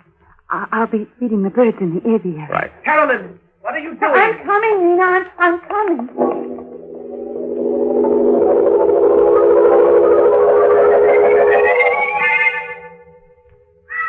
Miss Kohler. Miss Kohler. Oh, Mr. Barnes, thank heaven you're here. I was afraid you wouldn't come. You said it was a matter of life and death. It is. It is. My sister's been lying to the police, and she's made me lie for her, too. What do you mean? Well, that night you were here, that night Michael was killed, she told you she was in the house with me all evening, but she wasn't. She was out with him, walking through the park. Why didn't you tell the police? I couldn't. I was afraid of what she might do to me.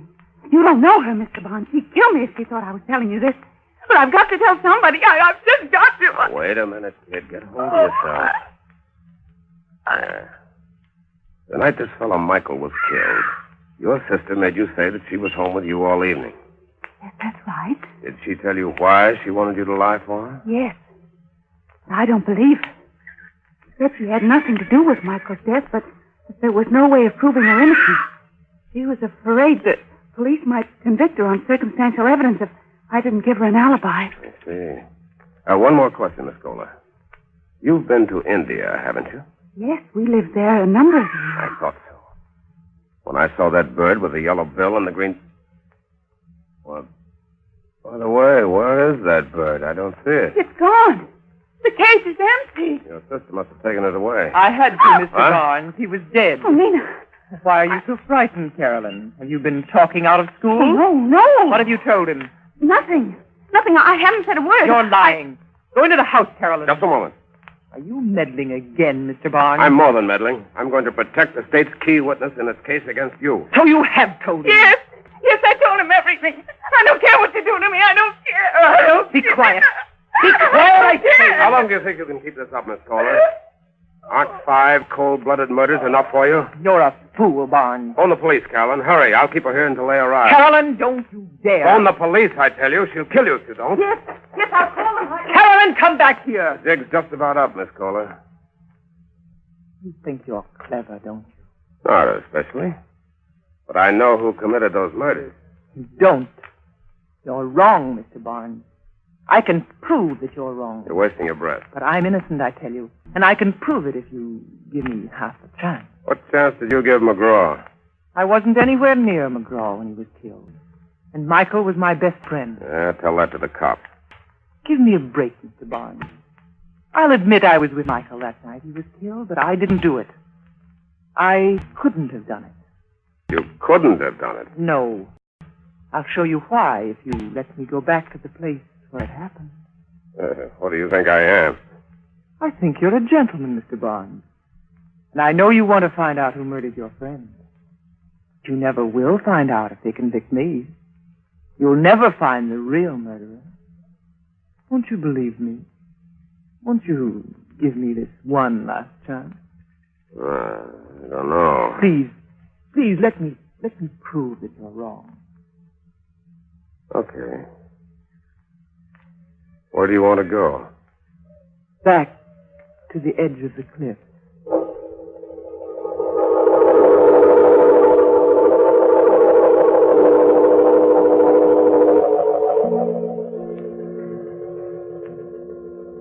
Michael and I were standing just about here, Mr. Barnes. Yes, go on.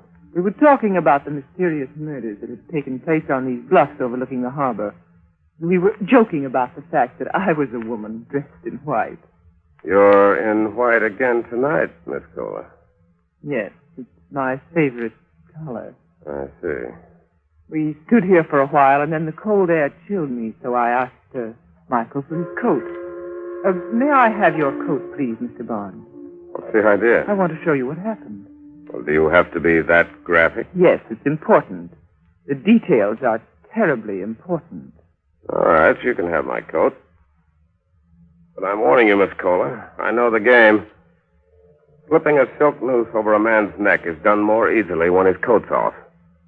That's why all the victims were found in their shirt sleeves. But Michael was the only one I knew. I couldn't possibly have had a motive for killing the others. They're complete strangers to me. That's not much of a defense. Psychopathic murderers often kill without a motive. They do it for the thrill it gives them, whether they know their victims or not. All right, continue with your story, Miss Kohler. Well, after I put on Michael's coat, I started toward the house. Yes? And then I missed my bag. Yes? I guess I left it near the edge in this, over there somewhere beside that rock. Good heavens. What's the matter? Isn't that another bag over there? Where? Beside the rock. Get it, Mr. Barnes, and bring it here. What? Bring it here. Oh, no, you bring it here. Oh, all right.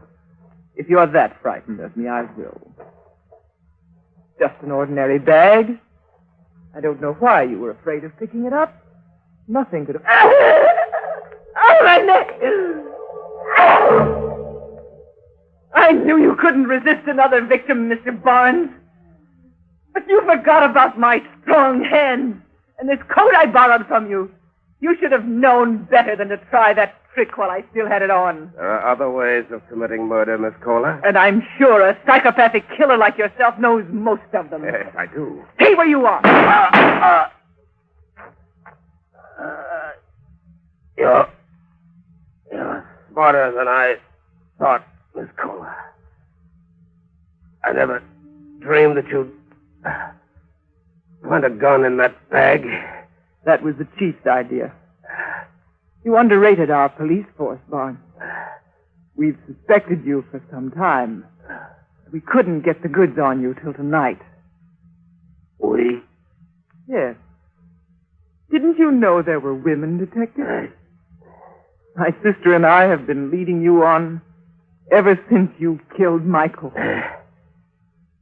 And all the time I was figuring I could pin the rap on you.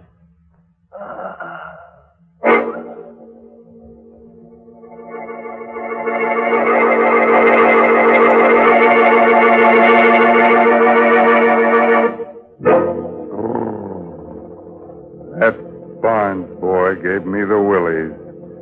And that, of course, leads to the gimmies. Well, look here. Here's Laptop with the wanties. I want lots of lather. I want lots of lather. Okay, you men who use a brush when you shave, you want lots of lather. And you'll get lots of lather simply by using Palmolive Lather Shaving Cream. For an honest whisker wilter, millions of men prefer it. In fact, more men use Palmolive than any other lather shaving cream. Here's why. First, Palmolive Lather Shaving Cream gives lots and lots of lather. He-Man lather with millions of moist bubbles to blitz your beard. Second, Palmolive Lather lubricates your razor, speeds your shave, and leaves your skin smooth, cool, comfortable. So, if you're a lather and brush user and want to avoid razor burn, get Palmolive Lather for a smooth, easy shave that you'll whistle your way through. Get Palmolive Lather Shaving Cream knowing it's going to leave your skin smooth, your face clean and comfortable, or your money back.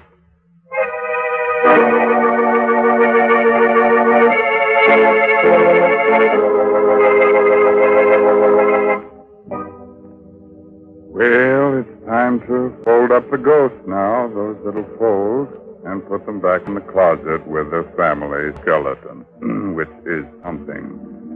But remember, the next time you're out in the park on a foggy night, keep your shirt on. And keep your coat on, too. Although silent hands are liable to give you a pain in the neck. By the way, this month's Inner Sanctum mystery is Said the Spider to the Fly by Richard Shattuck. Well, if there's no more business to scare up, I guess I'll turn on the darkness. Thanks. So, until next week, when Palmolive Brushless and Palmolive Lather Shaving Creams bring you another Inner Sanctum mystery. Good night. Pleasant dreams.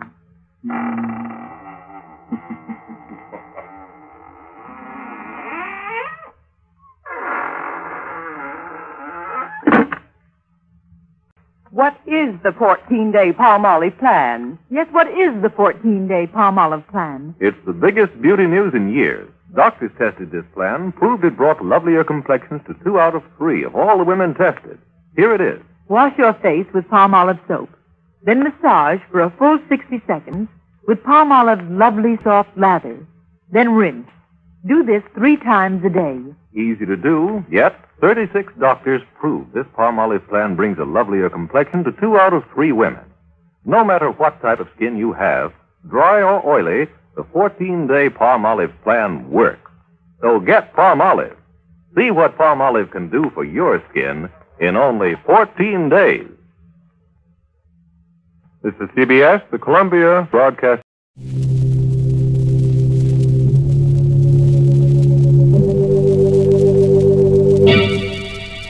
Lipton Tea and Lipton Soup present Inner Sanctum Mysteries.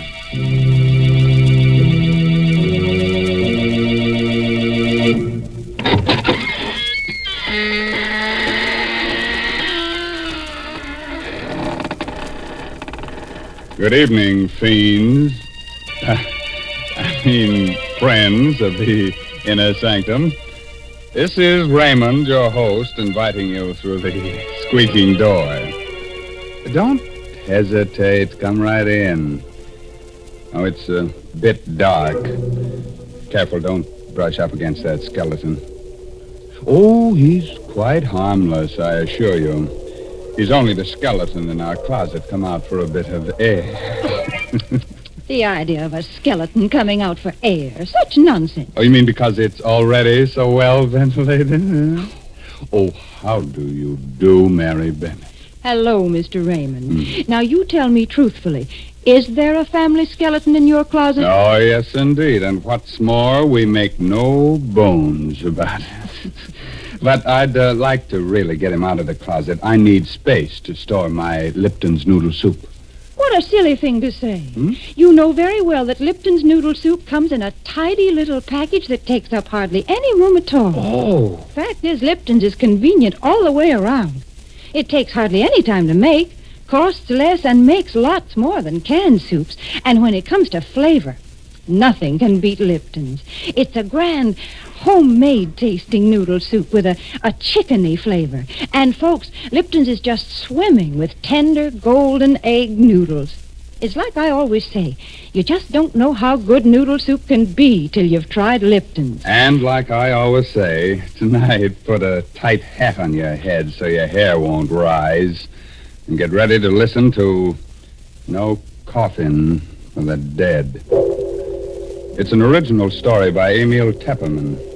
And our star tonight is that famous radio actor Les Tremaine, who plays the part of Tom Archer. Along the swanky East River Drive, all is quiet, except for the footsteps of two men who hurry toward one of the many tall apartment houses.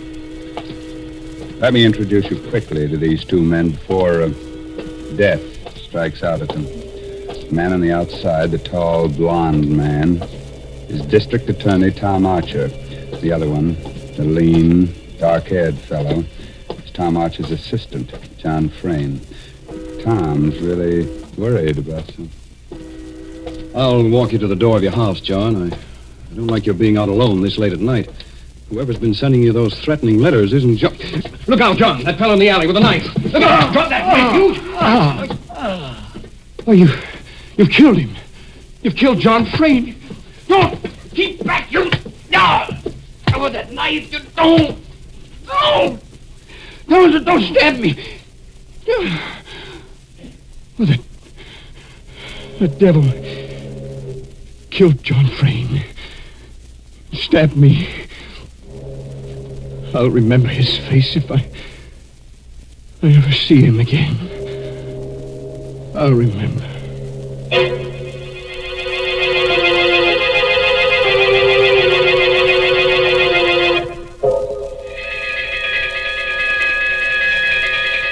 When I began to regain consciousness after that attack, I was lying on the ground at the mouth of the little alley near John Frayne's home.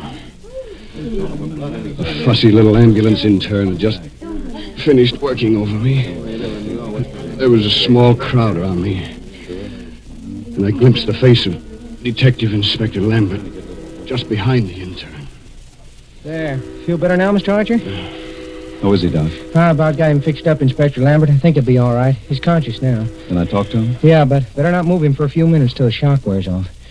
How are you, Mr. Archer? Well, pretty good. I feel like a mummy with all these bandages. Yeah, both hands. What did they do? Jump you with knives? Oh, we were passing the alley. John and I... John? What happened to John Frayne? Speak up, Inspector. What happened to John? Now, take it easy, Mr. Archer. John's dead. They got him in the back. Right through the heart. Oh, merciful heaven. John? Did you get a look at the killers, Mr. Archer? Could you identify them? Well, there was only one man. He came out of the alley. He stabbed John, and then he swung at me. I didn't have time to go for my gun, so I caught the blade in my bare hands. He ripped the knife away and stabbed at me. I don't know how many times. 6 stab wounds, Mr. Archer. You're darn lucky none of them hit a vital spot. That was a brave thing, grabbing the knife with your bare hands. Probably saved your life. That's the mistake the killer made, leaving me alive. I've seen his face. I'll catch up with him, if it takes the rest of my life.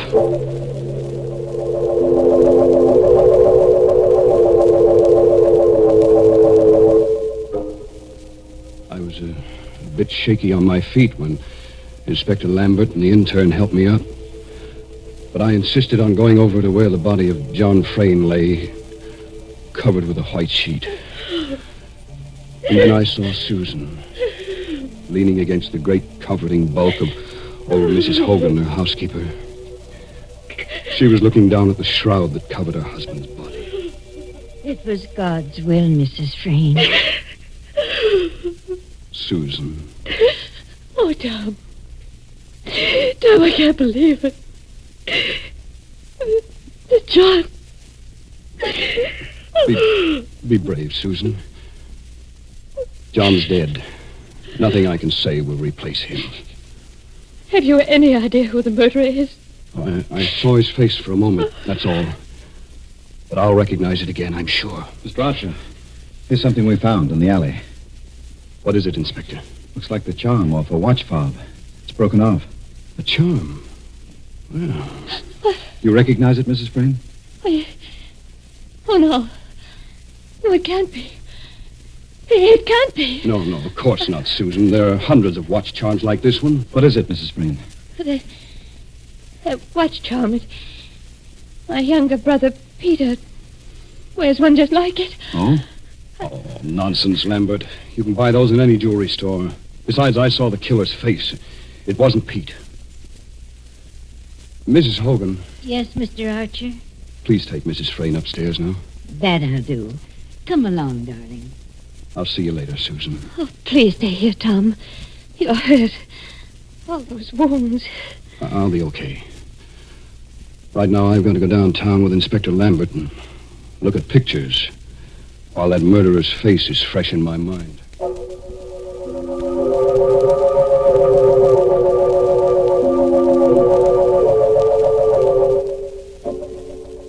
At headquarters, I looked through hundreds of pictures in the Rogues Gallery. It was just 2 hours before I came upon the photograph. Lambert, this is our man. You're sure? I'm positive. I'll never forget that face. Turn it over. Let's see the name, quick. Right. Bart Hogan. Good heavens. Bart Hogan? That would be the son of old Mrs. Hogan, the Frayne housekeeper. Lambert and I both remembered the case of Bart Hogan. It went back 5 years before John Frayne had married Susan. Bart Hogan had lived with his mother, both working for Susan's father. One day, Bart Hogan had snatched up a kitchen knife and attacked Susan's father with mad fury. Only John's lucky arrival had saved the old man. John subdued Bart Hogan. The mad youngster had been committed to the state asylum for life. But he had escaped 7 months ago. Nobody had heard from him since then. Until tonight. Great Scott. So that murderous kid has come back after all these years to get his revenge. I'm going back to the Frayne house. I want to talk to Mrs. Hogan. You think you might know where our son can be found? Who knows? I'll talk to her anyway. By the way, Mr. Archer. Yes?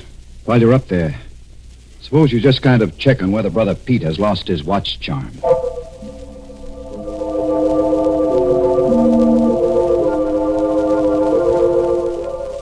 The Fraynes occupied a top-floor duplex in the riverfront apartment house. I took the elevator up, and Mrs. Hogan admitted me. I'll take your hat and coat, Mr. Archer. Thank you.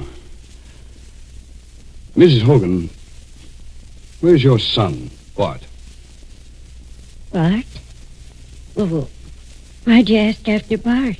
Have you seen or heard from him since he escaped from the state asylum? What makes you ask that? Mrs. Hogan, there's reason to believe that the person who attacked us in the alley is your son, Bart. Oh, no, never say that, Mr. Archer. I'm afraid it's true. No, it couldn't be. I swear to you, it couldn't be Bart. Why not? I can't tell you why. But it wasn't Bart, I'm sure. What makes you so sure? You know where he's been hiding since his escape? You know where he is now? Oh, heaven help me. If you know where he is, you must give him up. But he didn't do it. He didn't. Believe me, Mrs. Hogan, I understand how you feel. But it'd be far better for Bart to go back to the state asylum than to be hunted for this new crime. If he didn't do it. Mr. Archer, if I prove to you that Bart couldn't have done it, would you let him be? Not make him go back to the asylum? Well, I don't know what to say. You see, I was downtown just now, and I recognized the picture of the man who attacked us. It turned out to be your son. There's very little chance that I was mistaken. But if I prove he couldn't have done it? How can you prove it? Well, come, I'll show you.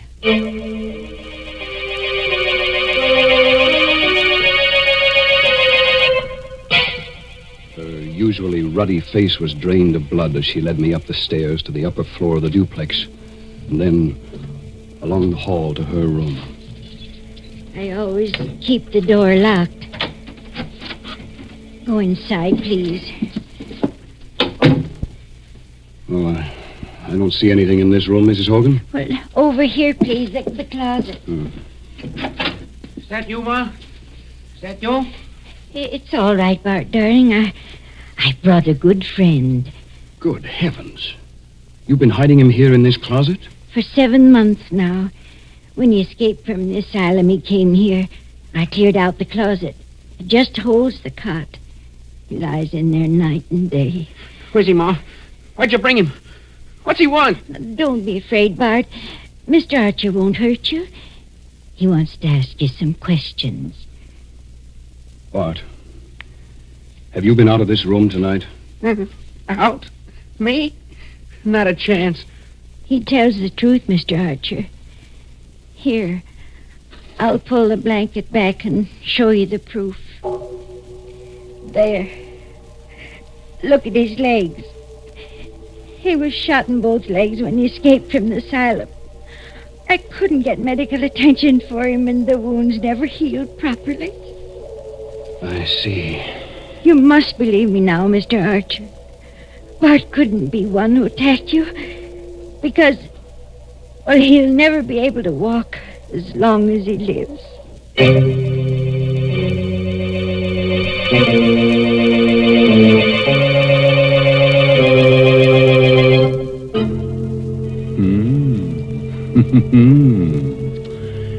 Well, now, if Bart Hogan didn't do it, and mind you, I said if, then who did kill poor John Frayne? Well, whoever killed him must have been a rather cheerful person because he took life so cheerfully. Cheerful indeed. Mr. Raymond, you've always had such gruesome thoughts on your mind, you wouldn't recognize something cheerful if you met right up with it. Oh, now, Mary, aren't you being a bit unfair? No, I'm not. You just don't know what folks like. But you listen to me, because I'm going to make a suggestion that'll please everyone. All right. Folks, if you want to give the boys overseas a real taste of home, why not send them a package or two of Lipton's noodle soup? It's so easy to do. You don't even need a request slip. You know, a bowl of hot soup makes a mighty good snack for the boys. And when they receive Lipton's noodle soup mix, they're getting that old-fashioned kind of chickeny-tasting noodle soup. So send a package or two of Lipton's to your favorite serviceman. That's a terrific suggestion. And here's another thing that pleases me. There seems to be plenty of murder ahead in tonight's story. You remember that pretty little girl, Susan? Well, looks like she's next on the murderer's list. How about that, Tom? Come on, tell us more. And don't spare the gore. When I entered the living room on the lower floor, a few minutes later, Susan and Peter were there with Arnold Matson, the lawyer. I tell you, this is a serious problem, Susan, and we've got to find an answer to it. There is no answer, Mr. Matson. Oh, Tom, thank heaven you've come at last. Hello, Susan. Hello, Peter. Hi. You know Mr. Matson, of course. Of course. I understand, Mr. Archer, that you narrowly escaped the same fate as poor John. Well, I was lucky. Those bandages must be a nuisance. I can stand them. Bandages are better than a shroud. By the way, Peter, that looks like a new watch charm you're wearing. What, this? Oh, I lost the other one someplace, so I bought a new one. What of it? Oh, nothing. Mr. Matson, when I came in, you were saying something about a serious problem. Exactly. As you know, Susan's father left an estate of $1.25 million in a trust fund to be paid to Susan on her 23rd birthday. Yes, I know. And she'll be 23 next month. But there's a proviso in the will, Mr. Archer. In order to receive the inheritance, Susan must be married and living with her husband on that date. Please, Mr. Matson, I don't want to talk about the money. Yes, but don't you see? You'll lose it all. The will distinctly says that you must be living with your husband. If not, then the money goes to 8 charities, except for $50,000 to Peter. I don't care. I don't care what happens to the money. Without John, it doesn't matter. Well, Peter, it'll be a break for you. What do you mean by that, Matson? Well, there's no need to become enraged, Peter. I only pointed Oh, you out... filthy rat. I'll show you what I know. Look out. Take it easy, Pete. Let go of me. Let go of me. All right. Take your hands off me. Why are you all looking at me like that? You look as if you thought I killed John. Well, say it. Why don't you say what you think? Better cool off a little, Pete. This is no time for a scene. Yeah? For that matter, Tom Archer, what about you? You'd like to marry Susan yourself, wouldn't you? Why, you rotten little... You better cool off a little, Tom. This is no time for a scene. No, I'm sorry. Yes, Peter, you're right. I would like to marry Susan. You know that, don't you? Yes, Tom, I know. Duh. You two look at each other like a couple of puppies in love. I'm going to get a drink. And nuts to the 50,000. Right, George, I've got it. Got what, Mr. Madsen? The solution to our problem. What are you talking about? That's it, don't you see, Susan? You can marry Tom Archer here, and then you'll be able to legally claim the estate on your birthday. Well, that's a pretty callous thing to suggest, Madsen. Callous? I'm a lawyer. It's my duty to protect my client. I couldn't do it. Of course not. Look here, Susan. Is there anyone else in the world who would benefit by John's death? I don't know. I can't think. Oh, what's the difference? Are you still looking for clues, Archer? You know who the murderer is, young Bart Hogan. Why look further? Bart Hogan? Madsen, how did you know about Bart Hogan? What? What do you mean? Well, I've just come from Inspector Lambert's office. There was nobody present when we found Hogan's picture. How did you know about it? Well, it's really quite simple. I phoned headquarters a little while ago, and Inspector Lambert told me. Archer, Madsen! What's that? Peter! Archer, come quick, in the kitchen. Come along, Madsen, quick. Yes. You stay here, Susan. All right, Pete, take it easy. We're coming. Down the hall, the kitchen. Get hold of yourself. You open the door. I can't. Look, go ahead, Archer. Open it. Good heavens. It's Mrs. Hogan. She lay on the kitchen floor on her back, with blood all over her clothes. The blood came from a gaping knife wound in her throat, and the knife lay on the floor alongside her. I found her that way. Her body's warm. She was killed within the last 10 or 15 minutes. Then the killer's running loose somewhere in the house. Susan! She's alone! Good heavens. There, on the floor. Susan, darling. Is she dead? No, she's only fainted. The shock. Oh. It's all right, Susan. What happened? Was it Mrs. Hogan? Yes. Who? We don't know. But the killer's in the house. That madman is liable to kill us all, one at a time. I have a revolver. Let's search the house. Right. Madsen, you go in the kitchen and stand guard over that knife. There may be fingerprints on it. Very well. Peter, you stay here with Susan. Here's my gun. Don't be afraid to use it. Wait just a minute. What is it, Madsen? Has it occurred to you the killer may be one of us? One of us? What are you looking at me for? You were out of this room for quite a while. Why, you are... I'll kill you! Look out, the gun! Drop that gun, Peter! Drop it! That's better. I'll take the gun. He was going to shoot me. Sorry. I lost my head. Susan, I'm sorry you have to go through all this. Everybody's on edge. There's a killer loose in the house, and we've got to find him. Yes, Tom. I know you'll do whatever's right. I'll try. You two. You can both stay here with Susan. I'll search the house myself. Madsen, call the police. Yes, but how can you hold the gun with your hands all bandaged? You can't pull the trigger. I'll use it as a club. All right, now. Don't move out of this room till I return. Be careful, Tom. You mustn't let anything happen to you, too.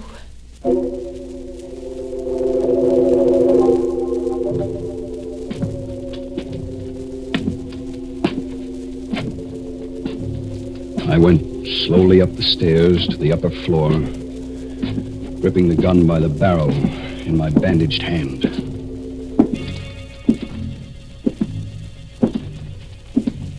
At the end of the hall, I stopped before the door of Mrs. Hogan's room. I opened the door with the keys. Inside the room, the closet door was open. Bart Hogan was still lying on his cot. He must have been expecting me. His eyes were wild with terror. He had a long pencil clutched in his right hand, the only weapon he could find to use against me. His left fist was clutched into a tight ball. He watched me, stiff with fear, as I moved slowly toward him, across the room. Keep away from me. I had no time to waste on him. I swept aside the fist that clutched the pencil. Help! And brought the revolver butt down hard on his forehead. Help! I went over to the window, opened it. Then I went back to the bed and pulled the sheet, pulled it away, lifted him. His weak and withered legs dangled uselessly. I carried him over to the window, rested him against the sill. He opened his eyes. He was recovering from the blow. I didn't wait. I pushed hard. He went toppling out of the window.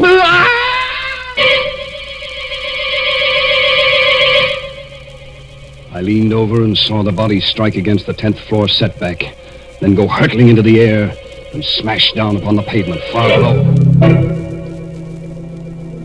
There wasn't enough of him left to perform an autopsy on. They'd never know his legs had been no good, that he hadn't been able to walk. Everything would be easy sailing from here on. Susan would marry me to save the estate. $1.25 million. Oh, I'd been clever enough. When I called out that fake warning at the mouth of the alley, I myself stabbed John in the back. Then I slashed myself up. They'd taken my story at face value, Lambert and the others. I'd guessed that Mrs. Hogan was hiding Bart, but just as a precaution, I'd stolen Peter's watch chain and dropped it at the scene of the crime, in case I should need another suspect. But when I found Bart couldn't walk, it became necessary to kill Mrs. Hogan, too, for she was the only one who could tell the police that Bart hadn't been able to walk.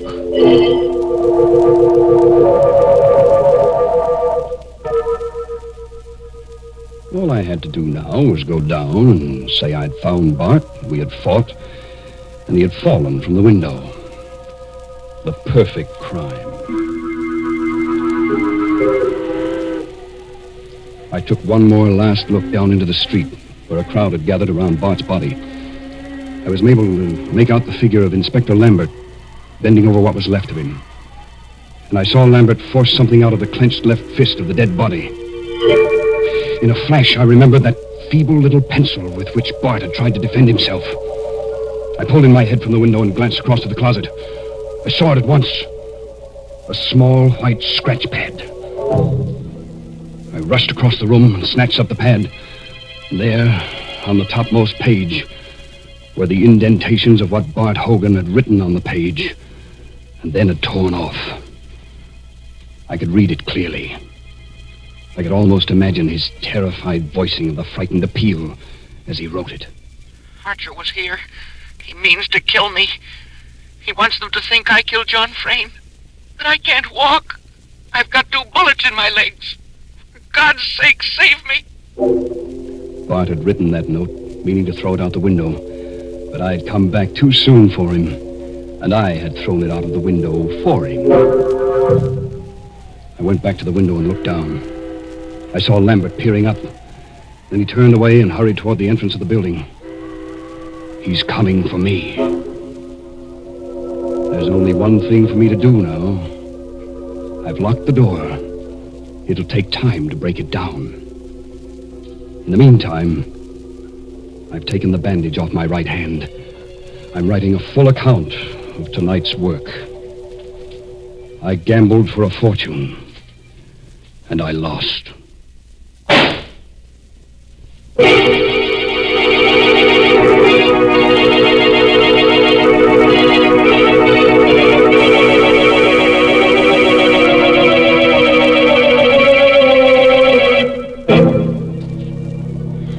Oh, dear. And I loved that boy so. Yes, sir, he seemed like such a nice young man.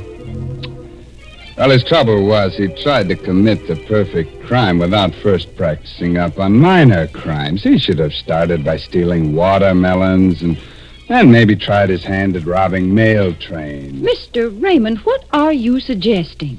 And just when I was getting ready to tell people to send a bowl of soup to the boys overseas. Wouldn't the soup get cold by the time it arrived? Oh, of course not. Why, Lipton's noodle soup mix comes in a flat package. You simply send it along to your favorite soldier. And he'll be pleased by your little gift because this noodle soup is just like a taste of home. So enclose a package or two of Lipton's the next time you write to him.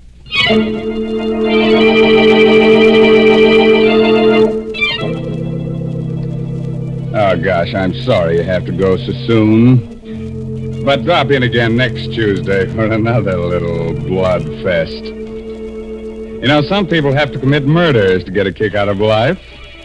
Others get their satisfaction from listening to Inner Sanctum. But, word of advice. If you've got to commit a murder, please don't get yourself caught. Because if you do, you'll surely get a free ride with the only person never bothered by backseat drivers. I mean that they're hearse drivers.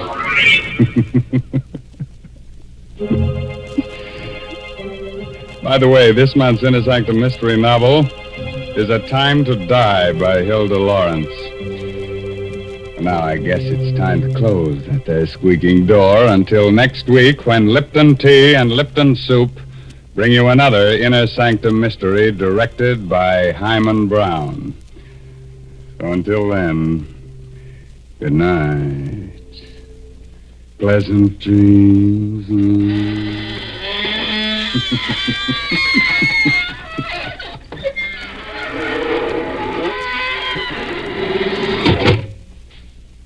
Folks, here we are outside the squeaking door. And I guess we're all pretty shaken up after hearing about those murders. But I know just the thing that'll put us back to normal again. It's Lipton tea. Yes, a cup of that brisk Lipton tea would do just fine. And did you notice that word brisk? B-R-I-S-K. It's a mighty important word in tea language. The tea experts always use it. It means that Lipton tea has a lively flavor. It's never wishy-washy. That's why most folks prefer Lipton's to any other kind. Now, don't forget, that's Lipton tea. And don't forget to tune in again next Tuesday night to Inner Sanctum. This is CBS, the Columbia Broadcasting System.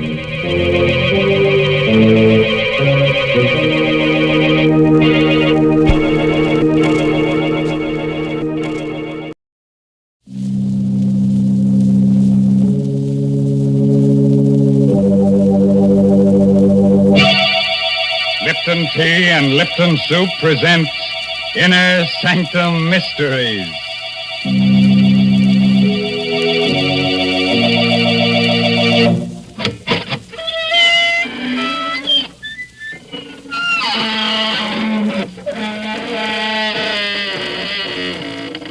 Good evening, friends of the Inner Sanctum. This is your host, Raymond, inviting you once again to join our scary company. Please come in, won't you?